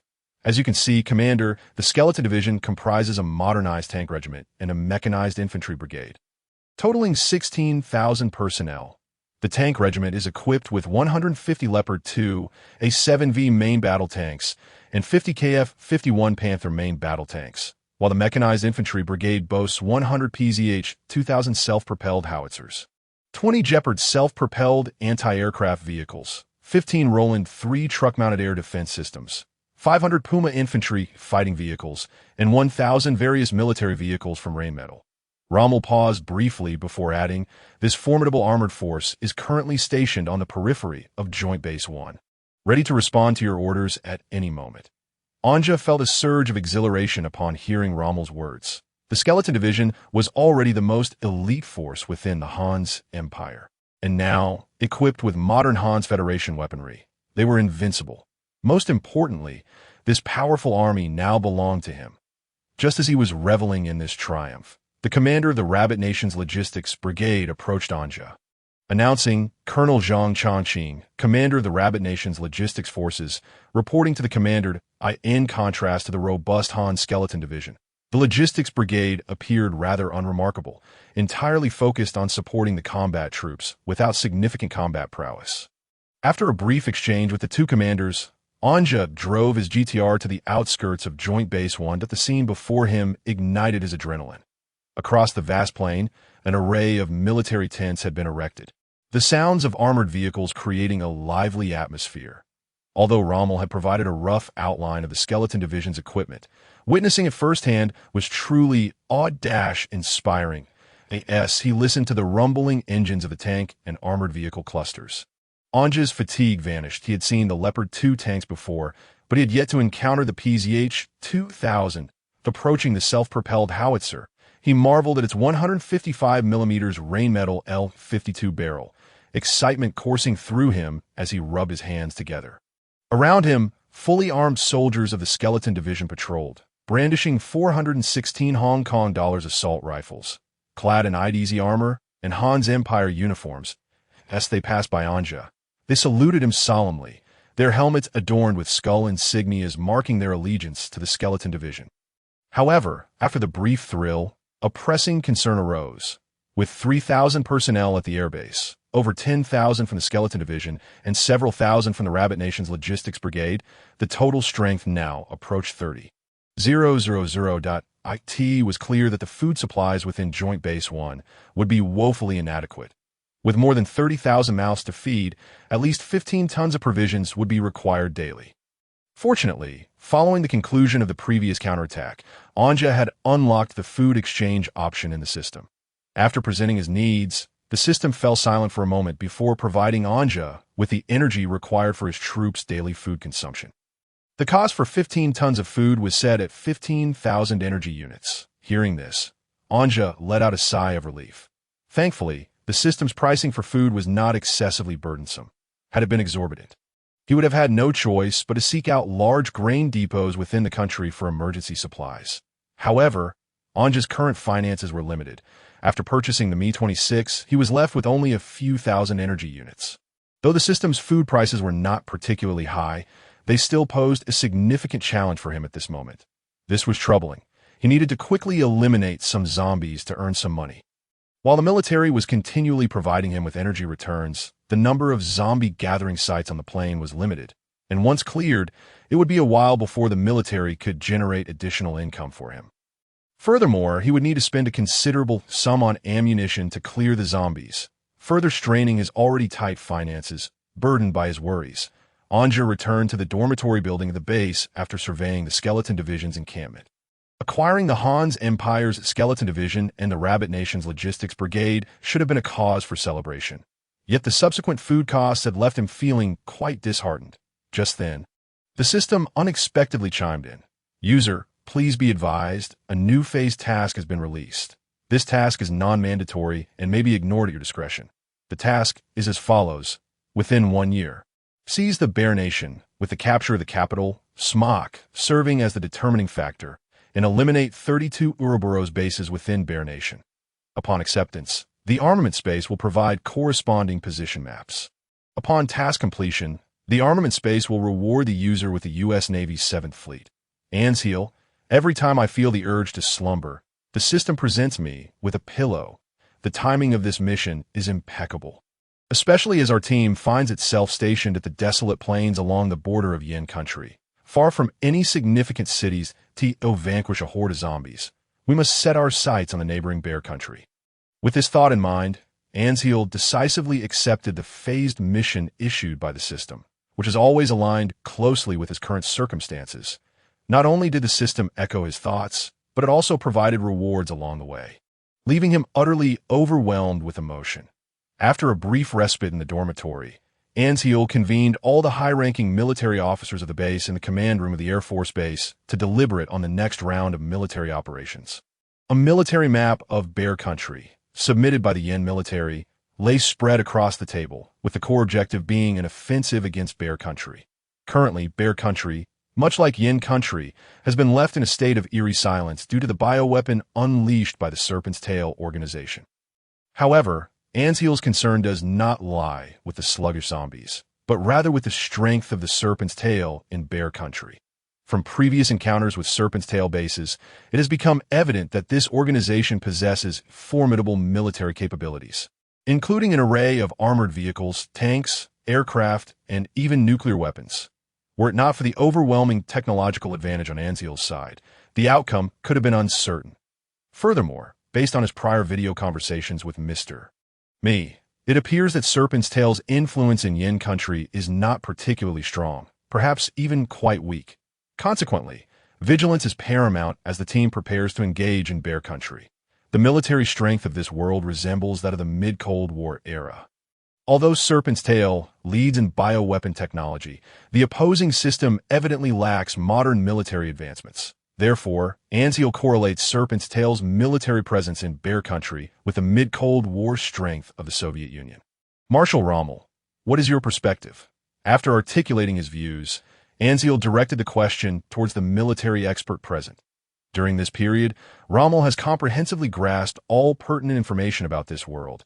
Upon receiving Ansheel's cue, Marshal Rommel began to share his insights with those assembled in the command room. I propose that our joint forces, under the cover of the Air Force, advance from this designated area on the map as our breakthrough point. The armored divisions should spearhead the assault on the eastern city of Salin, subsequently capturing Vukal and Midiansk, ultimately bearing down on the capital, Smok. Brigadier General Mike raised an eyebrow at Rommel's overall strategy and remarked, "Blitzkrieg. It's a tactic seldom employed these days, yet proves quite practical in the current context." Rommel, swelling with pride, nodded affirmatively, stating, "Indeed, my suggestion is to execute a lightning strike on Bear Country, as the military forces there have been severely weakened by the viral onslaught. The primary adversaries we must contend with are merely the armed forces of Serpent's Tail. The officers present remain silent. After all, Blitzkrieg is considered somewhat outdated within modern military frameworks. However, when the opponent consists of mindless zombies and a drastically inferior armed force, the situation is markedly different." Ansheel surveyed the assembled officers and, after a prolonged pause, noted their lack of dissent. "Since no objections have been raised, I shall assume unanimous agreement with Marshal Rommel's Blitzkrieg strategy. In that case, Brigadier General Mike, commence the Air Force's deployment at once. Marshal Rommel, I require the Skeleton Division to mobilize their combat units promptly and head towards Bear Country." Upon receiving Ansheel's orders, Both Brigadier General Mike and Marshal Rommel expressed their immediate compliance. Rommel then turned to Anziel and inquired, "Commander, what shall we designate as the code name for this operation?" Without hesitation, Anziel replied, "The operation will be codenamed Barbassa." With a resounding gunshot, a zombie's head exploded, and it collapsed awkwardly to the ground. Moments later, a rugged old man from Bear Country emerged from a field of wheat, brandishing a large-caliber hunting rifle. Approaching the felled zombie, he delivered a forceful kick to its corpse before gesturing to the two figures emerging from the wheat field, an elderly woman with silvery hair and a young child, scarcely 10 years old. "Alexei, Anton needs some milk. Go check the farmhouse ahead," the grandmother called out, glancing at the unsteady child. Alexei, understanding the urgency of the situation upon seeing Anton's distressed expression, nodded to the duo and hurried towards the farmhouse, rifle in hand. The golden wheat field was dotted with ripened ears, yet it seemed unlikely that anyone would harvest them in the future. Alexei trudged through the planting area until he reached the farmhouse. The farmhouse was neatly arranged, exuding an eerie tranquility. Cautiously, Alexei entered the room with his large-caliber rifle at the ready. The moment he stepped inside, a strong metallic scent filled his nostrils. Following the scent, he arrived at the master bedroom, where the farm's owner sat lifeless in a chair behind the desk, having taken his own life with his hunting rifle, the back of his head blown apart, leaving blood and bone fragments splattered across the curtains. The sight of the deceased farmer struck a chord with Alexei, a fellow fruit farmer. Had it not been for the survival of his wife and nephew, he too might have succumbed to despair and taken his own life in the wake of this apocalyptic world, after conducting a brief search of the farmhouse and ensuring it was safe. Alexei slung his shotgun over his shoulder and proceeded to the adjacent barn. Inside, the dairy cows were still alive, and fortunately, their condition appeared robust. Judging by the eager calf nearby, the cow was currently at its peak milk-producing capacity. After feeding the cows, Alexei began to milk the cow, filling a bowl with fresh milk. He gently patted the cow's head before returning to the farmhouse, where his silver-haired wife had also brought Anton in from the wheat field. Informing her that the surroundings were temporarily secure, he began to heat the milk. "Anton, don't go to the master bedroom," he warned, noticing his nephew's inclination to ascend the stairs. Upon hearing Alexei's admonition, Anton halted, silently taking a seat in the living room, his wide eyes fixed on Alexei as he tended to the boiling milk. "Yelena, keep an eye on Anton. That I have yet to handle the corpse upstairs, so he should refrain from going up there for now," Alexei instructed after managing the firewood. Yelena glanced at the disheartened Anton and nodded. This farmhouse marked their third refuge during the month-long ordeal, and soon they would need to cross the Solin River to reach the other side of the country. In this wretched world, they faced not only the terrifying undead, but also the relentless pursuit of those clad in serpent's tail uniforms. These individuals had taken a keen interest in survivors like Alexei's family, and while they had once traveled with a larger group, only Alexei's family remained after the trials of their journey. Had it not been for Alexei's past service in Bear Country's military, they too might have met a grim fate. However, the bad news was that Alexei's family had drawn the attention of Serpent's Tail operatives.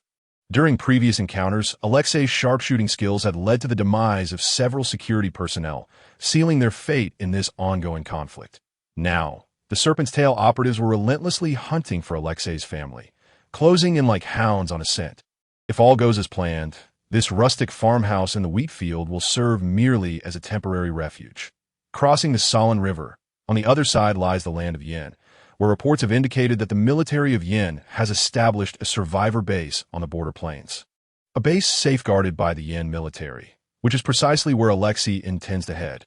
However, if everything unfolds as expected, then an unexpected turn of events is likely on the horizon at that moment.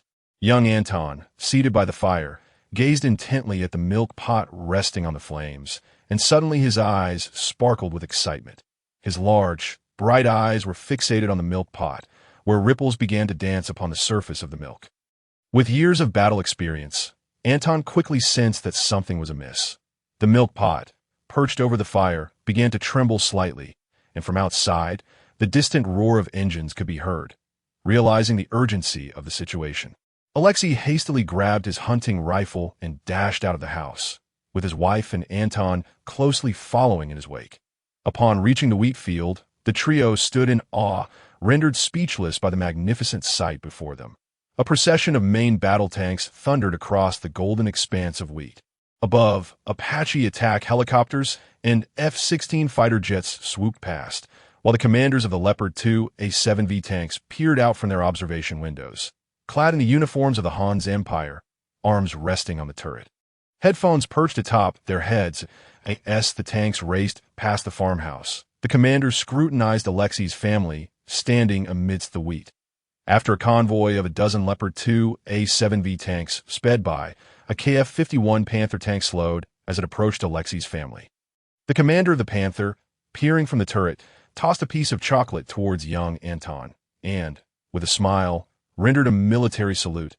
Anton, bewildered, caught the chocolate and glanced at Alexei, who was equally perplexed. However, observing the lack of hostility in the gaze of the tank commanders, Alexei nodded in approval to Anton. With Alexei's silent consent, Anton eagerly tore open the package of Hans packaged chocolate. Instantly, the rich aroma of chocolate wafted from the wrapper. It had been ages since Anton had savored such a sweet treat. Without a moment's hesitation, he popped the chocolate into his mouth, relishing the delightful flavor. The colossal convoy of tanks took several minutes to pass before them. Yet the spectacle did not end there. As a myriad of vehicles, Cheetah anti-aircraft vehicles, PZH-2000 self-propelled howitzers, Roland three-wheeled anti-aircraft trucks, and Puma Infantry Fighting Vehicles continued to roll past. Above them, the fighter jets let out a deafening roar, asserting their presence. Alexei yearned to engage with the personnel of this formidable convoy, but whether it was the tank commanders perched atop their vehicles or the soldiers seated in the trucks, they all spoke in the incomprehensible Hans language. Just as Alexei contemplated giving up, a BTR-2 infantry fighting vehicle halted before the family, its hatch swinging open to reveal a group of imposing figures, the bear-like soldiers. One of them, Andrei Blavich, brandishing an AK-12 assault rifle, approached Alexei and said, "Good day, sir. My name is Andrei Blavich. Our unit is preparing to launch an offensive against the Tail Snake S distribution base in Solin to liberate it. This area will soon become a war zone. You must take your family and leave at once." Upon hearing the familiar baritone, Alexei was filled with excitement and grasped Andrei's hand, saying, "Those tail snake beasts have abducted my nephew's parents and killed many. I previously served in the 2nd Motorized Corps of the Bear Nation. May I join you in liberating Solin?" Andrei, observing the elderly man's fervor, shook his head with regret that, "I'm sorry, sir, but our unit cannot take someone of your age into combat. However, please provide me with their names, and I will make a note of them. Perhaps we can find them and inform them to come to you." After hearing Andrei's words, Alexei, though somewhat prepared for this outcome, sighed and replied, "My nephew's father's name is Jacob Talon, and his mother's name is Ivanovskia." Andrei jotted down the names of his notebook and waved farewell to Alexei. The convoy could not linger here. The Signal Flag Special Forces had to follow the main troops to execute a swift strike on the city of Solin. As Andrei boarded the infantry fighting vehicle, the Signal Flag Special Forces convoy hurriedly joined the main force. Watching the massive contingent depart, a glimmer of hope rekindled in Alexei's eyes, which had long since lost faith in life. He turned to his wife and nephew, saying, "Let us remain in this farmhouse for the time being, hoping that this unit can rescue the unfortunate Jacob family. Anton, let us return. The milk should be ready to boil on the desolate street." Two soldiers clad in Tail Snake Security Force uniforms strolled leisurely. Surprisingly, despite the numerous zombies roaming the streets, those who would typically attack upon sight seemed to ignore the two entirely. "Have you heard? The Resurrection Organization's headquarters in Yen was taken down by an unidentified military force. Recently, the SMOC headquarters has ordered us to heighten our alertness," one soldier remarked to his companion. The other soldier pulled a cigarette from his pocket, placed it between his lips, lit it, and took a deep drag before responding. "Who doesn't he know that the Yin Division is the weakest among the Resurrection Organization? They can only dabble in research on mutated viruses and even have to borrow Red Army zombies from our Bear Nation division to assault a Yin military base. And they still Haven T1.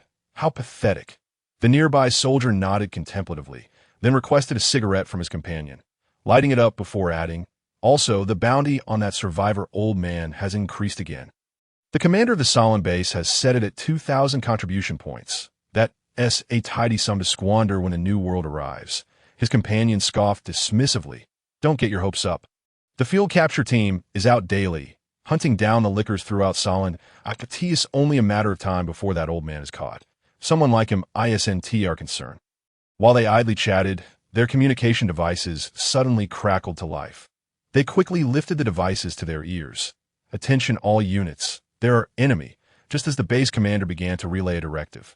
The line erupted into a cacophony of electronic static, drowning out the message. What is going on? The sudden noise left the two-tailed snake soldiers with a faint ringing in their ears. Pulling the devices away in confusion, the Air Command Center reported the E-3 AWACS has initiated electronic suppression over the entire Solon City. Additionally, the battlefield situation awareness data has been uploaded to all operational command unit displays. Combat operations may commence. The E-3 AWACS, rotating its radar dome, transmitted the latest battlefield intelligence to the ground forces below. This is the F-16V fighter formation, which is locked onto all anti-air units within Solon City. Commencing suppression mission, a squadron of F-16V fighters banked sharply, releasing a volley of HARM anti-radiation missiles toward the designated anti-air weapons. The missiles, trailing plumes of flame, hurtled toward their targets, and with thunderous explosions. The blitz on Solon City officially began. This is the F-16V formation. Explosion assessment is excellent. All enemy anti-air missile systems are disabled. Follow-up forces may now engage. After successfully neutralizing the anti-air firepower over Solon, the F-16 formation swiftly withdrew from the city's airspace. Hulk formation, it's our turn. We've locked onto multiple armored targets in the city below. Open the canisters and engage. Above Solon City, the A-10 ground attack aircraft formation adjusted their flight posture, diving downwards in a manner reminiscent of certain famed aircraft. The roaring aircraft cannon, accompanied by Mk-82 general-purpose bombs, inflicted devastating damage on the tail snake military equipment within Solon. With numerous tanks being overturned before they could even start their engines, the soldiers of the Ouroboros, having regained their senses, were thrown into disarray by the explosive power of the Mk-82 that, however, due to the finite Air Force resources of Joint Force 1, it was impossible for them to comprehensively cover the entire city of Solon. The primary mission of the Air Force was merely to incapacitate a significant portion of the enemy's heavy equipment. Following a devastating assault by the A-10 and B-52 bomber formations on Solon, the Air Force units, having expended their munitions, departed without further ado, leaving the subsequent operations to the Army. Artillery units, take note. Target, Solon City. Commence saturation bombardment post-haste. On a nearby plain, 100 PZH 2,000 self-propelled howitzers had already chosen their firing positions, their barrels aligned towards the distant city. I could see the command of the artillery officer. 155 millimeters howitzers simultaneously unleashed their fire. The relentless bombardment continued for half an hour, so intense that numerous structures within the city were reduced to rubble. The border town, devoid of tall buildings, primarily consisted of 2 to 3-story structures. As soon as the order for ceasefire was given, the self-propelled artillery group informed the Allied forces. Upon receiving word from the artillery, Otto, commanding the tank battalion, shouted "Auf Findenkampf." The Ready Leopard 2 tanks surged forth from their concealed positions, accompanied by Apache attack helicopters flying overhead. Numerous infantry from the Skeleton Division, armed with 416 Hong Kong dollars rifles, flanked the tanks to engage in combined arms operations, while the American Lion infantry fighting vehicles closely followed behind. Zilos Findigamact. Inside the Black Panther main battle tank, Otto monitored the latest developments in Solon City via the vehicle's display screen. Just as the tank units were poised to penetrate Solon, a shell whistled out from within the city, striking the hollow armor of a Leopard 2, a 7V on the left flank, only to ricochet harmlessly away. The well-trained crew swiftly turned their turret towards the origin of the fire, spotting a vehicle resembling an M60 tank lurking around the street corner ahead. As a reward for the ricochet, the unfortunate Patton tank was instantly subjected to concentrated fire from 6 Leopard main battle tanks. Its turret violently blasted off by the explosion as the tanks, infantry, and infantry fighting vehicles entered the city, An urban harvesting operation commenced, with approximately 500,000 zombies residing within Soling, half of whom had been eliminated by the Air Force.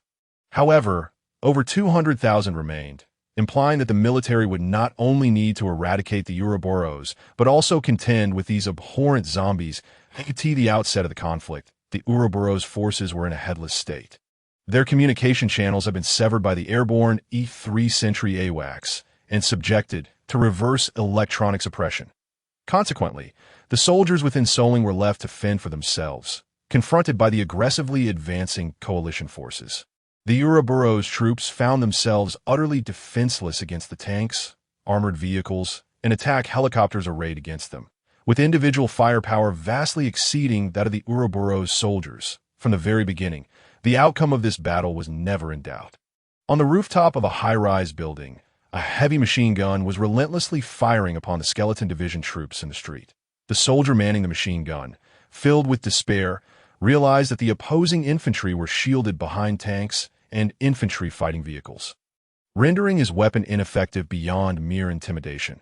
Following a cannonade from a Leopard 2 tank aimed at the rooftop, the structure collapsed, effectively neutralizing that bothersome machine gun position. However, there was misfortune on the side of the Skeleton Division as well. During the street-clearing operation, a sniper from the Ouroboros utilized his rifle to ambush a Skeleton Division soldier trailing behind an American Line Infantry Fighting Vehicle. With the crack of the sniper's shot, the targeted soldier fell, the sniper's ambush successful. Yet this success also revealed the sniper's location. The American Line Infantry Fighting Vehicle unleashed a 30mm autocannon barrage upon the entire floor, and afterward, it even directed a long-rod anti-tank missile into the window from which the sniper had fired. The soldier struck by the sniper lay incapacitated on the ground, prompting his comrades to call out, "Sani Tieta! We need Sani Tieta's assistance here." At the behest of the Skeleton Division soldiers, a medic adorned with a red cross on his helmet hurriedly approached, medical equipment in hand. "Hold on, brother. Sani Tieta is here. With me around, you won't fall." Upon arrival, the medic first alerted the surrounding soldiers to remain vigilant before producing his medical instruments to administer urgent care to the injured soldier. The tank units advancing towards the city center finally encountered a foe capable of putting up a fight. Several modernized M60 main battle tanks emerging from an underground garage in the city center, having just been detected by the Air Force. Unfortunately, before these tanks could engage the Leopard 2 formations, they were targeted by the Apache attack helicopters circling above like wolves, Hellfire anti-tank missiles soaring down upon them. As a line of M60-like tanks erupted in explosions, the anticipated tank battle was abruptly extinguished. The tank commander, scowling at the helicopters in the sky, resented how the pilots had snatched away the Iron Cross that was almost within their grasp. To the commander's dismay, the Air Force, having seized the advantage, began to boast. "This is the Apache attack helicopter squadron. Ground armor threats have been neutralized. Tank units may proceed without gratitude. Hellfire missiles were prepared for them. Targeting them is as effortless as opening a can." The tank commander, visibly frustrated, replied in a cordial tone, "Helicopter squadron, please assist the infantry behind us. We will handle the area ahead. The infantry requires your support more." Realizing they had overstayed their welcome, the helicopter squadron, aware of their advantageous position, promptly decided to withdraw. "Indeed, we shall assist the infantry." Best of luck, it became evident that the leaderless Ouroboros' defensive forces were less effective than the zombies. As the troops pushed into the city center, the greatest resistance did not come from the Ouroboros' defensive units, but rather from the hordes of zombies. These zombies had not always been present. In fact, at the onset of the battle, the Air Force's B-52 bombers had specifically targeted the zombie congregations in the city center, causing the remaining zombies to regroup thereafter. Compared to earlier, the number of zombies in the city center had significantly decreased. Shinkai, the commander of the Iron Blood Company, surveyed the densely packed swarm of zombies ahead and felt a chill run down his spine. He promptly called for artillery support via communication devices.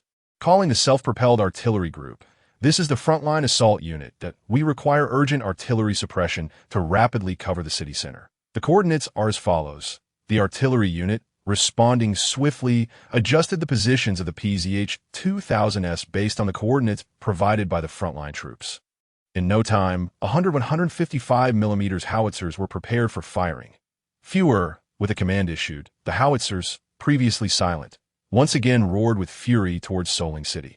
The PZH-2000S boasted an exceptionally rapid firing rate, capable of delivering 13 rounds within a minute under optimal conditions.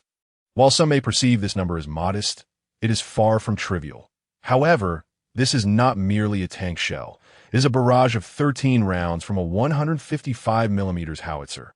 One must understand that a single 155 millimeters howitzer shell possesses a lethality radius of up to 360 meters, sufficient to encompass an entire street.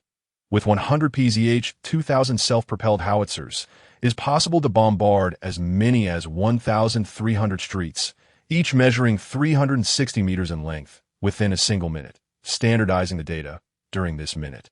If all 1,300 shells were to converge upon a specific area in the city center, the relentless rain of 155 millimeters howitzer shells would create catastrophic shock waves and sonic booms, leaving nearby friendly forces reeling from the impact, almost causing them to spit blood from the sheer force. The artillery units outside the city unleashed a sustained barrage on the city center for an entire minute. Upon the conclusion of the bombardment, the artillery units promptly relayed the message of the cessation of the shelling to the advancing frontline troops. Upon receiving the artillery's report, the assault forces immediately commenced an assessment of the battlefield. By this point, the city center lay in ruins, having endured successive bombardments from B-52 bombers and the ground-based PZH-2000 howitzers. When the commander of the frontline troops utilized binoculars for reconnaissance, the once plentiful hordes of zombies were nowhere to be seen. After being subjected to a relentless barrage from the 155 millimeter shells, no carbon-based life form could withstand such firepower unless sheltered in underground bunkers. Shinkai lowered his binoculars, acknowledging the exceptional coordination of the Han's forces' firepower. This wave of bombardment had effectively eliminated the opposing zombie players, which was outstanding to AT that moment. Shinkai's attention was drawn to a helicopter flying overhead. This Black Hawk helicopter, adorned with friendly insignia, appeared somewhat different. It had been airborne since the onset of hostilities, escorted throughout by Hank's Tiger attack helicopter. He gestured to a nearby soldier from the Skeleton Brigade and inquired, "Who was aboard that helicopter?" The soldier from the Skeleton Brigade, after glancing at the flying helicopter, calmly replied, "That is Marshal Rommel. It is his customary practice to be present in the air during battles, directing operations from his aircraft." Shinkai then recalled that among numerous commanders, Marshal Rommel was indeed a formidable figure. After all, he was a high-ranking officer, personally overseeing operations in the complex battlefield environment from the AT that moment.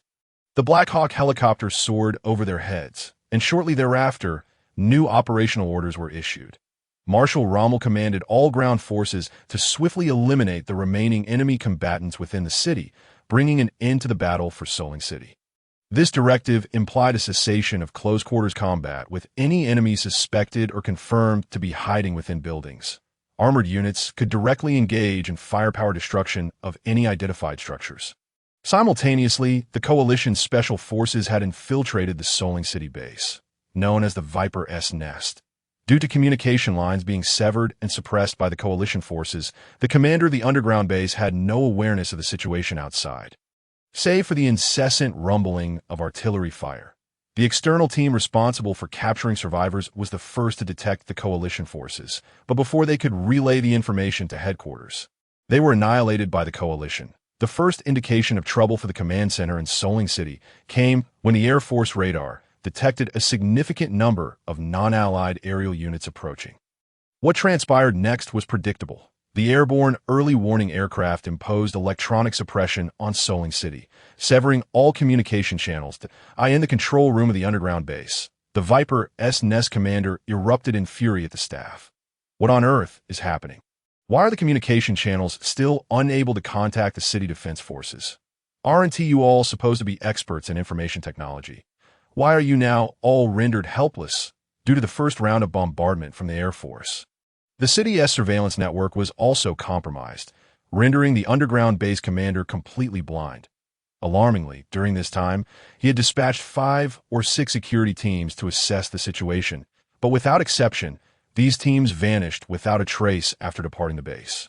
Feeling the relentless tremors from the explosions in the city center, the base commander's anxiety intensified, leading him to make a decision that went against his principles. Hold your ground. I shall seek assistance.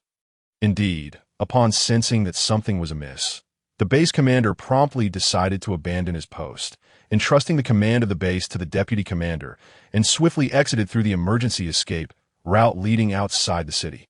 The deputy commander had long harbored ambitions of ascending to the commander's position. However, he never anticipated that this opportunity would arise under such dire circumstances. Given the current situation, it was evident to any astute observer that the situation was deteriorating. The highest commander had fled, leaving the position to the deputy commander, effectively passing him a hot potato. Although the deputy commander was not particularly clever, he was not devoid of intelligence. Thus, after careful consideration, he too arrived at a decision that defied tradition, loudly proclaiming to all personnel in the control center, "It is time to prove your loyalty to the organization. Hold the base until the last moment. I will also seek assistance from the Supreme Commander. Best of luck to you all." Immediately thereafter, the deputy commander slipped away, following the lead of the Supreme Commander through the hidden passage of the underground base. Within the expansive control center, the personnel exchanged glances, suddenly engulfed in confusion. The Supreme Commander could escape due to his high status, but for these ordinary workers, fleeing would mean execution if captured by the organization.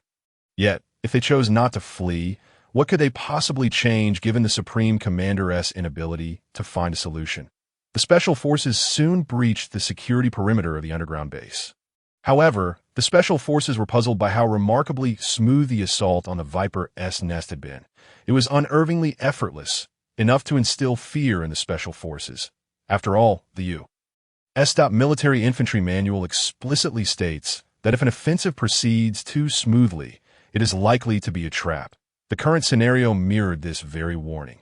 Faced with the ferocious assault of the Special Forces, the security personnel of the Viper's nest were devoid of the will to fight.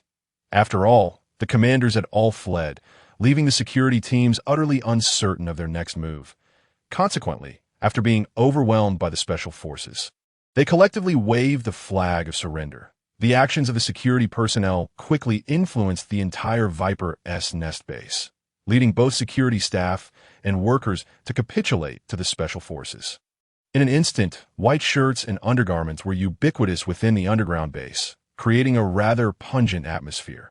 The Special Forces were left at a loss in the face of this unexpected turn of events. They had prepared for a fierce battle, only to find the opposing forces comprised entirely of surrendering individuals, waving flags in submission. Nevertheless, this development was advantageous, as it spared the Special Forces from further arduous combat.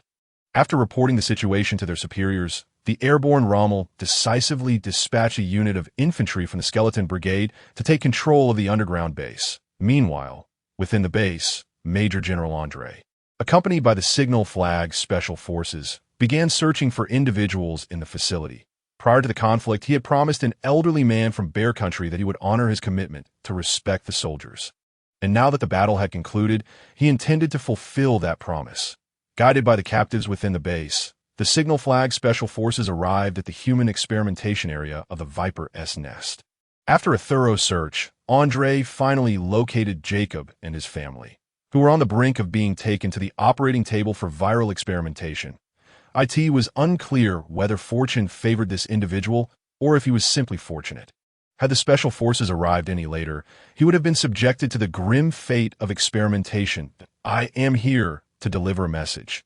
There is an elderly man named Alexei, along with his wife and child, waiting for you at a farmhouse in a wheat field south of Soling City. Take your wife and leave this place at once.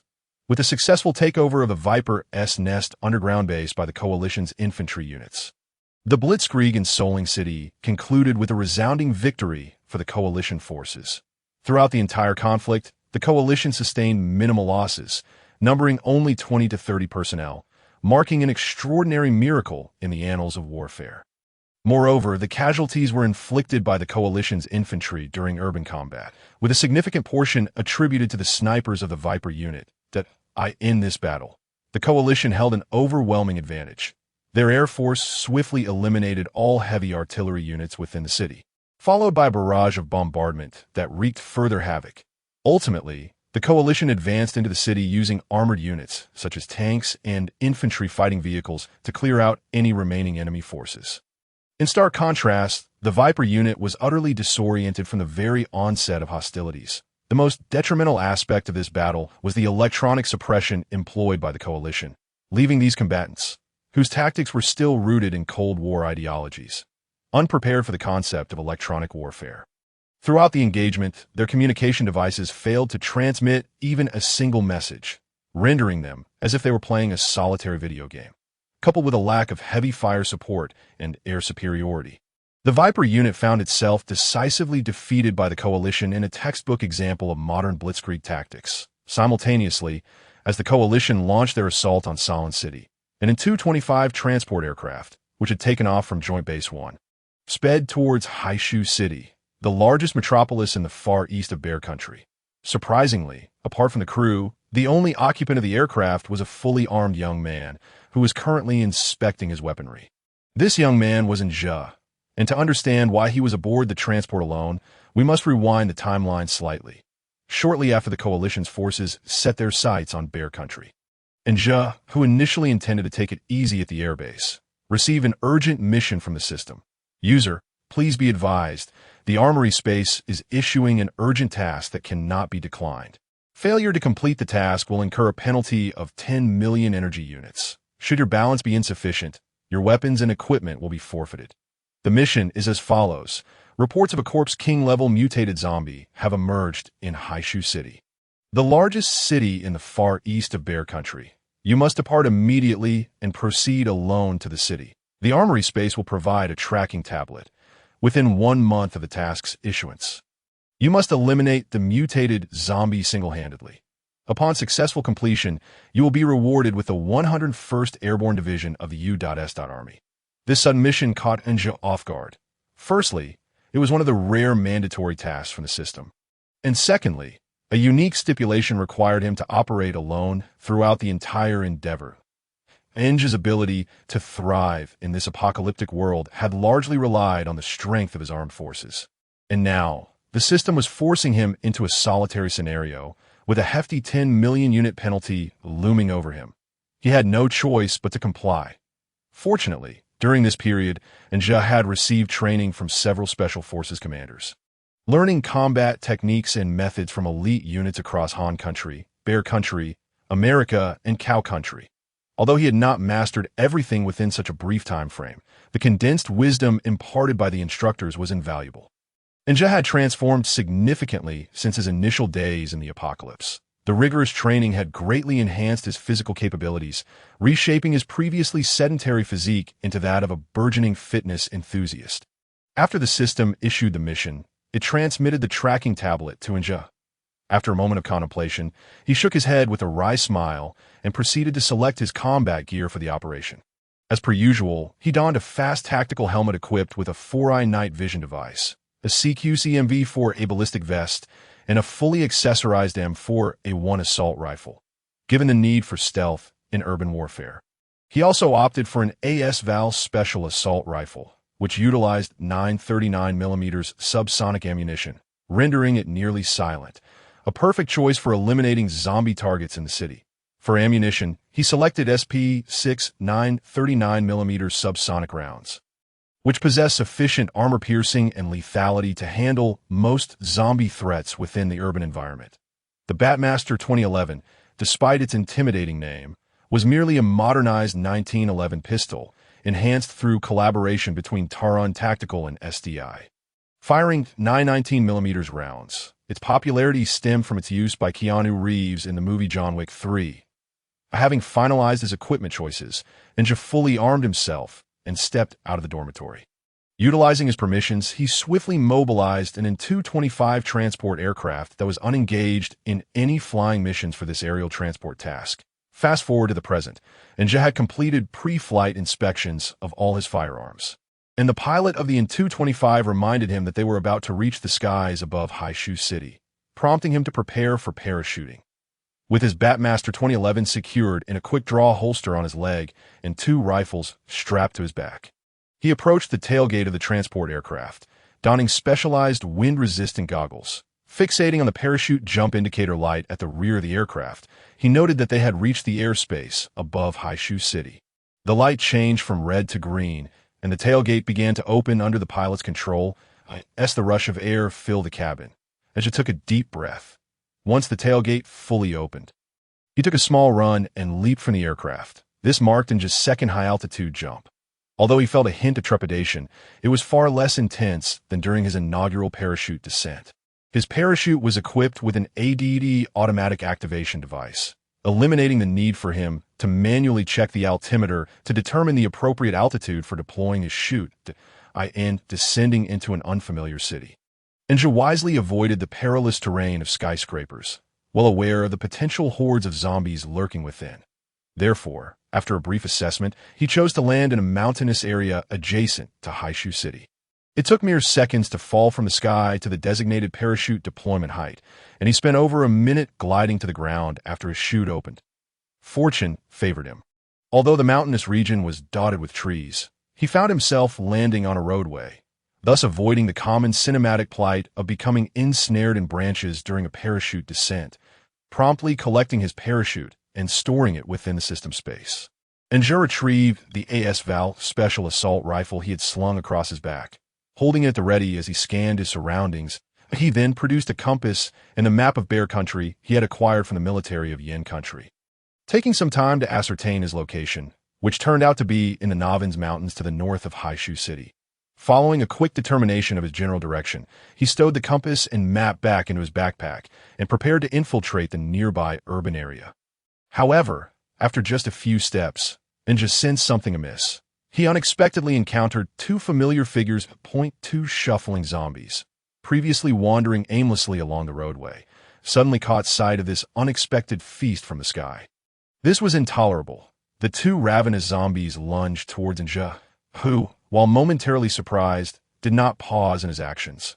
With the AS-Val special assault rifle at the ready, Ninja swiftly locked onto the heads of the approaching zombies using the PS-1 optical sight, and in rapid succession, fired 2 shots. The explosive impact of the 939mm SP6 rounds shattered the zombies' heads, swiftly neutralizing this unforeseen threat, thanks to the use of subsonic ammunition and the rifle's specialized suppressor. Ninja's shots were virtually soundless. Moreover, even if the zombies were to hear, the level of noise produced would not capture their attention. Clutching the AS special assault rifle, Ninja proceeded with particular caution after the sudden ambush by the 2 zombies. It was indeed quite challenging to detect these creatures when they remained silent. A momentary lapse could lead to dire consequences. Vigilantly advancing, it took Ninja over half an hour to traverse from the Novins mountain area to the northern outskirts of Haishu City. As he surveyed the landscape, he discovered that the northern suburbs of Haishu City were a developing villa district, where numerous construction worker zombies, donned in hard hats, aimlessly wandered the streets. Utilizing the tracking tablet provided by the system, Ninja found no traces of the Zombie King. This particular tablet was somewhat different from those he had used previously, as it did not directly display the location of the Zombie King. Instead, it would only begin to identify the Zombie King's information once Ninja approached within a certain proximity while holding the tablet. This design was undeniably unsettling for Ninja, significantly increasing the difficulty of the task at hand. After confirming that there were no signs of the Zombie King in the area, he stowed away the tracking tablet, preparing to clear out the zombies in the vicinity and find a suitable location to establish a base for the upcoming mission. After some deliberation, Ninja finally settled on a nearly completed standalone villa. The opulence of the villa's decor was striking. One might easily mistake it for the residence of a royal or noble. He pushed open the slightly ajar iron gate of the villa and, with his AS special assault rifle at the ready, stepped inside. Within the confines of the villa's walls lurked 2 or 3 construction worker zombies, who, upon spotting Ninja, charged towards him with unrestrained excitement. These famished zombies. Ninja appeared as a bountiful gift from nature. Naturally, he had no intention of offering his flesh to these ravenous creatures. Instead, he aimed for their heads and fired several rounds of 939 ammunition as the faint echo of gunfire faded away, and dragged the lifeless bodies of the zombies outside, tossing them out of the villa. Having cleared the zombies surrounding the villa's walls, and cautiously entered the interior of the building. Upon stepping inside, he was greeted by a lavishly adorned space that elicited an involuntary gasp of admiration. The opulence was palpable. This was indeed a world of the wealthy, with his AS special assault rifle in hand, and meticulously cleared all rooms on the first floor, relieved to find no traces of zombies within the expansive area. Ascending the gilded spiral staircase, he arrived on the second floor. Peering cautiously into the hallway, and noted that the second-floor corridor was eerily silent, devoid of any signs of biological activity. However, he did not dare to let his guard down. He gently opened each door, needing to personally verify that no zombies lurked within. Yet, as fate would have it, just when he was about to push open the door to the last room on the second floor, he discovered that it had been locked from the inside. Sensing something amiss, and swiftly retreated to the entrance of a previously cleared room. Aiming his firearm at the door, in a hushed tone, he called out, "Is anyone in there? If so, please say something. If it's a zombie, feel free to groan." His voice was neither loud nor soft, sufficient to carry through the door. After a tense 2 seconds, a low, guttural growl emanated from behind the door, followed by a series of violent thuds. I could see that moment. Even a fool would recognize the imminent danger lurking beyond the door. Inja wasted no time. His fingers squeezed the trigger of the AS Val special assault rifle, unleashing a barrage of gunfire upon the door. The 939 SP6 rounds, with their armor-piercing capabilities, easily penetrated the solid wooden barrier, creating a multitude of gaping holes and continuing to impact whatever lay behind. The creature behind the door, struck by the onslaught, began to wail in agony. After expending an entire magazine, it swiftly reloaded, stowing the spent cartridge in a pouch at his waist while inserting a fresh 30-round magazine from the supply. After a brief pause, the assault rifle resumed its relentless output, unleashing a torrent of bullets through the battered door, culminating in a final, desperate scream as the creature collapsed, never to rise again. With a powerful kick, and shattered the already damaged door, which had been ravaged by over 60 rounds, cautiously gripping his handgun. He entered the room, where he found a zombie lying on the ground, riddled with bullet holes. Upon closer inspection, Inja's brow furrowed in disgust. The zombie's visage was grotesque, its jaw shattered and abdomen mangled, while maggots crawled across its decaying flesh, creating a particularly repulsive sight. Furrowing his brow, Inja stepped further into the room, conducting a thorough inspection. After confirming that no further zombie threats existed, he quickly exited, the ghastly scene leaving him feeling somewhat nauseated. Ultimately, he designated the master bedroom on the second floor as his resting place within the villa. Although the villa lacked any ready-made furniture, Inja had previously salvaged some from the presidential suite of the Lingataiho Hotel, which would now serve him well. Please note that the setting indicates the presence of Ouroboros Corporation in Haishu City, but there are no operational bases established in this city. While it is the largest city in the eastern part of the Bear Country, it lacks significant strategic value, unlike border cities such as Sulin between Bear Country and Flame Country.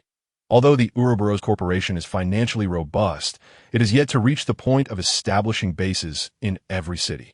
After thoroughly clearing the villa, Inja secured the main entrance with a chain lock and strategically placed anti-personnel mines in several corners of the yard. Time slipped away as he focused on fortifying the villa. And upon checking the hour, he noted it was already 7:50 p.m.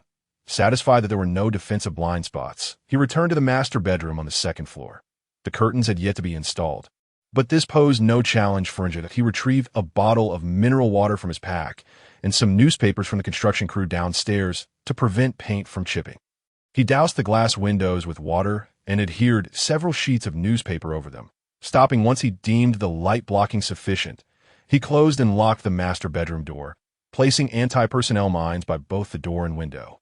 As the sun began to set, the city, stripped of power, was on the verge of plunging into darkness, a time when zombies became most active. As night descended, the zombies heightened their senses, wandering the streets while howling in a disconcerting chorus. Inja, wrapped in his blanket, fought to force himself into slumber.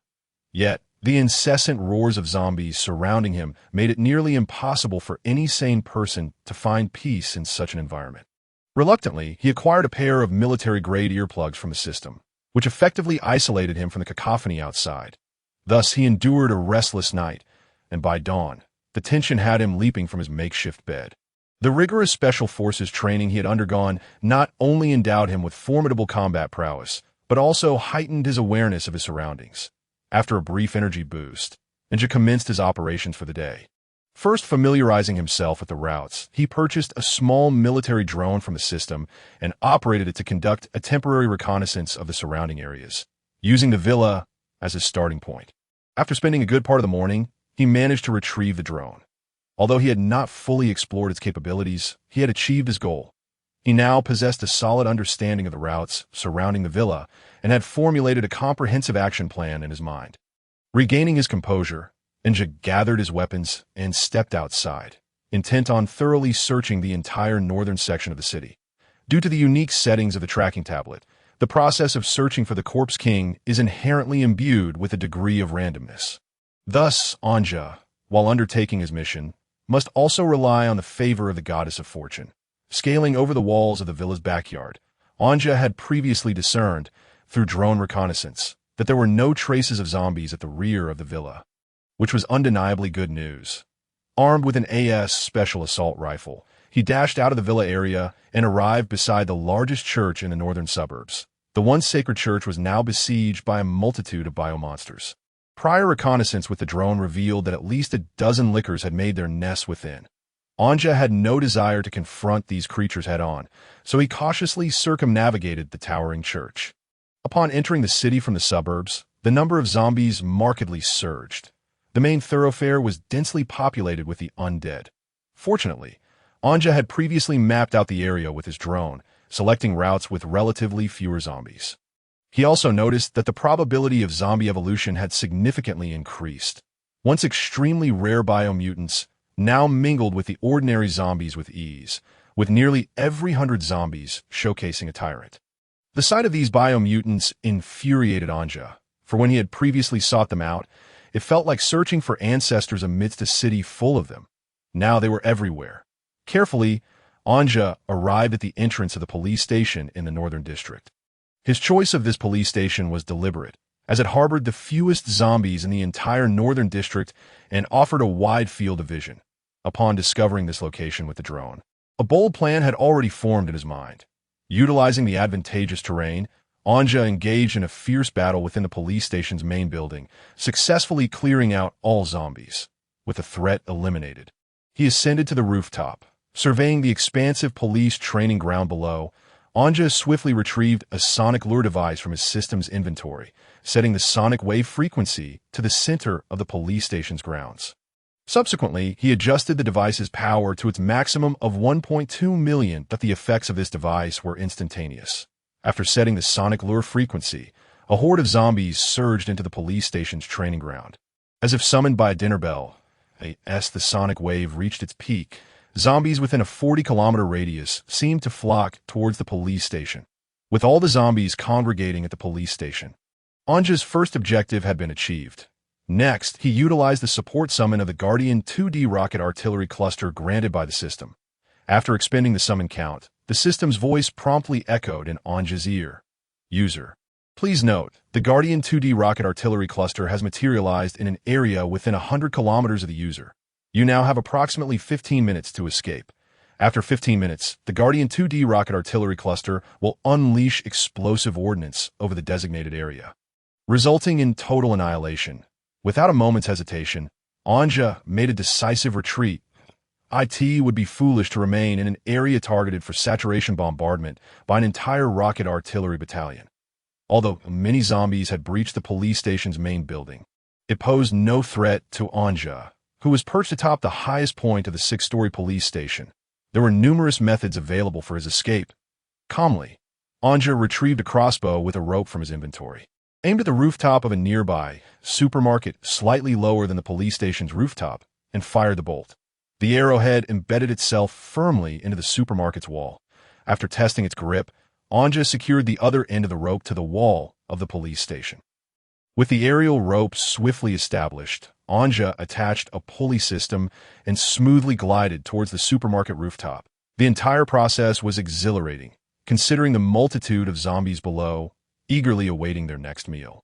Any misstep could lead to dire consequences. Fortunately, he navigated the rope successfully and landed on the supermarket's rooftop. With over 1.2 million zombies drawn to the police station, the surrounding supermarket area also teemed with the undead.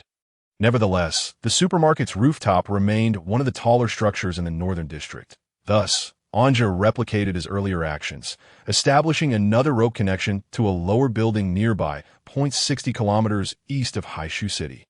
In an otherwise barren plain, a dazzling white light heralded the abrupt arrival of hundreds of Guardian 2D rocket artillery launchers. This formidable artillery cluster entered combat readiness almost instantaneously. The 12 tube launchers of every artillery vehicle were aimed toward the direction of Haishu City. After completing a series of data calibrations, without any further notice, the first rocket ignited and ascended into the sky, followed by a symphony of rockets soaring into the air. After executing a series of maneuvers, Anja successfully escaped the horde of over 1 million zombies, now positioned on the rooftop of a 2-story building. However, the countdown initiated by the system was drawing to a close as the 15 minutes elapsed. A multitude of meteoric streaks, trailing fire, descended upon the ground. As the luminous projectiles drew near, the undead realized these were not meteors, but a barrage of rockets. The promised saturation bombardment from the Guardian 2D rocket artillery cluster commenced. In an instant, thousands of explosive ordnance rained down upon the area surrounding the police station, with relentless explosions generating tremendous shockwaves, even from several kilometers away. Anja felt the force of the blasts. When the cacophony of explosions subsided, Anja beheld the devastation. The area he had designated for bombardment was reduced to rubble. Simultaneously, the system's voice resounded. The Guardian 2D rocket artillery cluster has completed its mission and has been returned to military storage. The artillery strike has yielded a total of 1.5 million energy points for the user. Anja swallowed hard. Such was the marvel of modern technology that, in a heartbeat, 1.5 million zombies were obliterated. Regrettably, upon checking the progress of his quest for the Corpse King, no advancement was noted, indicating that the sonic lure device had failed to attract such a formidable entity. Initially, Anja had intended to draw the Corpse King in with a sonic lure, followed by a decisive strike from the Guardian 2D rocket artillery. Yet, it seemed this creature was of a higher caliber, rendering the device ineffective, leaving Anja with only a substantial financial windfall. Following the strike from the Guardian 2D rocket artillery, Haishu City was poised to erupt into chaos, as zombies from other regions would undoubtedly be drawn to the commotion. Anja contemplated whether to deploy the Dongfeng 41 missile for a second round of bombardment. Ultimately, however, he dismissed this notion, recognizing that nuclear weapons were a last resort for survival. And using them against a mere Corpse King would be a waste that was a pity. If only he could summon the Guardian 2D rocket artillery cluster more frequently, the awe-inspiring spectacle lingered in his mind. With the realization that he could not linger any longer, Anja swiftly descended to the ground, rifle in hand, and surveyed the surroundings. This street had been previously mapped by his drone during its flight, allowing Anja to easily locate the route back to the villa area as he had predicted. The zombies of Haishu City were converging from all directions toward the police station, targeted by the Guardian 2D rocket artillery bombardment. In the previously cleared northern district alone, many zombies that had not been attracted by the sonic lure were now emerging from their hideouts, heading toward the explosion site. Cold knowledge. The sonic lure device has a maximum capacity to attract 2 million zombies. Exceeding this limit may result in some being overlooked, although it can still continue to attract those within range. Anja encountered numerous zombies along his path. However, his firepower was sufficiently formidable, rendering the scattered dozen or so zombies utterly incapable of posing any threat. Faced with SP-6 ammunition, they could only succumb to the ground. Yet there were still formidable obstacles blocking his way. Just as Anja was about to return to the Villa District, he turned a corner and unexpectedly collided with several tyrants. Momentarily taken aback, the tyrants quickly charged excitedly towards Anja. However, it was evident that they had chosen the wrong day to confront him. Anja swiftly slung his AS Special Assault Rifle onto his back and switched to the M4A1 assault rifle he had on him. Almost instantly, the ferocious M995 rounds felled the oncoming tyrants. The tyrants prided themselves on their heavy defensive capabilities, yet no matter how thick their defenses, they could not withstand the might of an armored vehicle. The M995 armor-piercing rounds were indeed capable of tearing through the defenses of such vehicles. Thus, the ensuing skirmish concluded without suspense. Once he dealt with this minor interruption, Anja stowed his M4A1 assault rifle and hastily made his way back to the villa district. Anja sprinted back to the temporary shelter within the villa district, scaled the wall, and deftly avoided several claymore mines laid out in the yard. Breathless, he returned inside the villa. That moment, the zombies throughout the city were converging towards the police station, causing the previously desolate North District to come alive. The recent sounds of cluster rocket bombardments had undoubtedly captured the attention of the Zombie King. However, Anja needed to re-evaluate his strategy regarding the actions against the Zombie King. It was clear that the Zombie King was now lurking in the vicinity of the North District. Nevertheless, locating the Zombie King amidst millions of zombies would undoubtedly be a Herculean task. Yet as the old adage goes, there are always more solutions and difficulties. It was now lunchtime. Anja first teleported the weaponry, ammunition, and food required by the coalition from the system space to the Joint Air Force Base No. 1, instructing the transport planes to airdrop supplies to the front lines. Subsequently, he summoned a large bag of milk chocolate from the system space and reclined on the sofa in the villa's living room, munching on chocolate while furrowing his brow in deep contemplation. For a moment, Anja's mind whirled like a cosmic explosion, with various strategies and methods flashing through his thoughts. Eventually, it was as though a light bulb illuminated above him, and a brilliant idea manifested in his mind. Anja retrieved the drone he had previously used for reconnaissance, and then connected the tracking tablet provided by the system to the underside of the drone. This method was quite simple. He would have the drone carry the tracking tablet to fly throughout the entire North District, as long as the Zombie King entered the range of the tracking tablet. It would be detected. Once the drone with the tracking tablet pinpointed the Zombie King, the subsequent actions would be straightforward. Anja would merely need to carry his weapon and make his way over to have a word with the Zombie King. Without hesitation, the tracking tablet was quickly connected to the small military drone. After conducting a thorough check to ensure there were no issues, Anja activated the drone's controller. He brought the drone to the small courtyard of the villa. And with a flick of the controller, the drone's 4 propellers began to spin rapidly, lifting the entire drone into the air. The drone, equipped with the tracking tablet, soared into the sky. Anja piloted the drone through the real-time footage from the camera on the controller.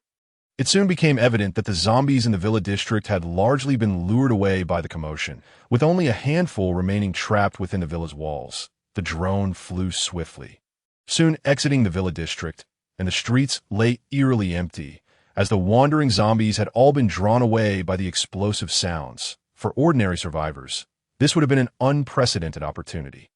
The supermarket, once heavily guarded by hordes of zombies, was now devoid of any presence, allowing for easy access to the resources within. Unfortunately, no survivors appeared. After some time, the drone reached the area that had been bombarded by the 2D rocket artillery. The once towering police station now lay in ruins, reduced to rubble, with the surrounding streets similarly flattened. Amidst the debris, countless zombies wandered through the explosive remnants. The drone, carrying the tracking tablet, flew over the mass of corpses. Regrettably, the tracking tablet did not immediately reveal the whereabouts of the Zombie King as Anja had anticipated. Feeling a sense of frustration, Anja set the drone controller down and took a substantial bite of the milk chocolate. As he chewed, an epiphany struck him.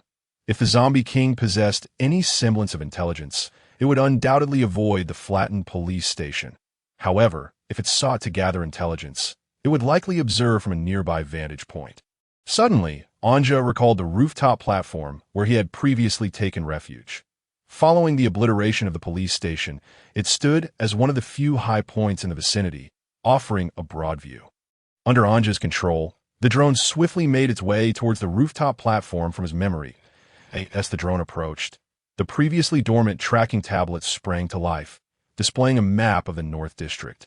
With a red dot flashing rapidly, Anja instantly recognized that they might have a lead as the drone hovered above the rooftop platform. Adjusting the camera's angle, he beheld several towering tyrants surrounding a diminutive zombie on the rooftop below.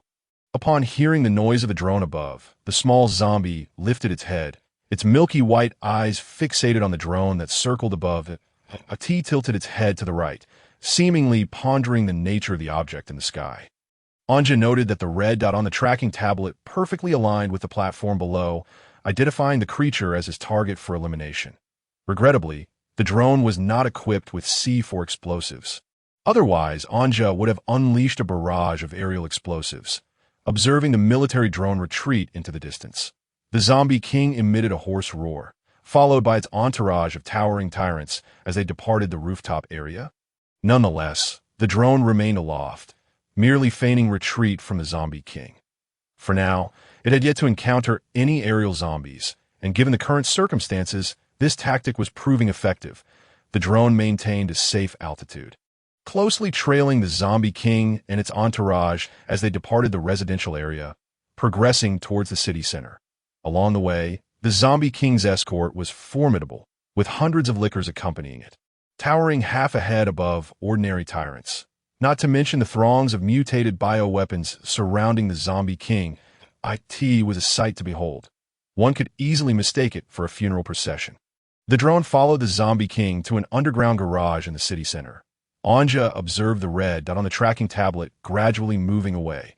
After a few minutes, the dot came to a halt, remaining stationary. The environment within the underground garage was quite complex, and as the drone approached, it experienced slight electromagnetic interference. Consequently, after a cursory examination, Anja decided against sending the drone inside to explore further. It seemed this was the lair of the zombie king. Anja rubbed his hands together in excitement. However, had this operation not mandated solo action, he would have already summoned the Joint Air Force Base No. 1 to dispatch fighter jets for support. If the Air Force were to arrive, they would undoubtedly unleash a barrage of thermobaric bombs, penetrating munitions, and large-caliber aerial ordnance. Alas, the system required him to proceed with his solitary mission against the zombie king. If Anja were to adhere to his original plan, he would retract the drone first, then outfit it with C4 explosives to function as a bomb-laden aircraft, launching a surprise attack on the zombie king's lair. If only the complexities of the underground garage were the only obstacle. However, the true reason that dissuaded Anja from his intentions was the sudden electromagnetic interference emanating from the underground garage. It seemed likely that the lair of the zombie king housed something formidable, which explained the system's generous rewards. After confirming the location of the zombie king's lair, Anja began to utilize a drone to ascertain the route from the villa to the lair. Once he memorized the route map, he retracted the drone and proceeded with his pre-battle preparations. Anticipating a potential encounter with a horde of zombies, Anja thoughtfully acquired an M32 rotary grenade launcher, a personal artillery piece with a range exceeding 300 meters, sufficient to address various unforeseen circumstances. The rotary magazine could accommodate different types of 40mm grenades, making it a reliable pillar of firepower. Securing the M32 grenade launcher at his waist, Anja, for the sake of amusement, also prepared several Molotov cocktails, complete with lit fuses, after replenishing the ammunition required for the various personal equipment he carried. Anja set forth. Time was of the essence. As previously mentioned, a significant number of zombies throughout the city had been drawn to the ruins. Thus, Anja only needed to clear a small number of remaining zombies from streets. Delaying could lead to unpredictable consequences. Swiftly vaulting over the villa's perimeter wall, Anja brandished his AS Special Assault Rifle, jogging briskly and adeptly navigating out of the villa district. As expected, the streets were eerily desolate, devoid of any signs of zombies. The zombie king's lair lay to the east of the city center, and walking there would consume considerable time. However, Anja was not one to linger. He promptly exchanged for a quieter electric scooter from the system space. To his surprise, the scooter bore the brand AI Muchin, a model he had used frequently during his previous life as a wage slave. Encountering this familiar electric scooter evoked a sense of nostalgia. Skillfully mounting the scooter, Anja inserted the key and sped toward the city center. Riding the scooter, he encountered little to no resistance from zombies, In just over 10 minutes, he arrived at the exit of the underground garage that the drone had last surveyed. Retracting the scooter back into the system space, he gazed into the impenetrable darkness of the underground garage and equipped his M4A1 assault rifle, checking the chamber for M995 armor-piercing rounds. Then he cautiously descended the sloped exit of the garage. As visible light faded, plunging his vision into darkness, that he activated the 4-eye night vision device on his helmet. Subsequently, Anja illuminated the darkness with the invisible laser pointer of the ANPEC 15 mounted on the M4A1's foregrip, allowing him to delve deeper into the inky void of the underground garage. The C3 tactical headset he wore picked up on the faintest sounds within the spacious garage, enhancing his responsiveness to any sudden emergencies. The environment in the garage was particularly complex, and Anja remained vigilant, scanning for suspicious points to prevent any zombies from ambushing him from the shadows. It was crucial to remember that, although ordinary zombies lost their sight in the darkness, their other senses were significantly heightened, and some mutated bioweapons possessed night vision capabilities, which necessitated Anja's utmost caution. That moment, a licker lay in wait on the ceiling, fixated on the armed Anja as its long tongue flicked out.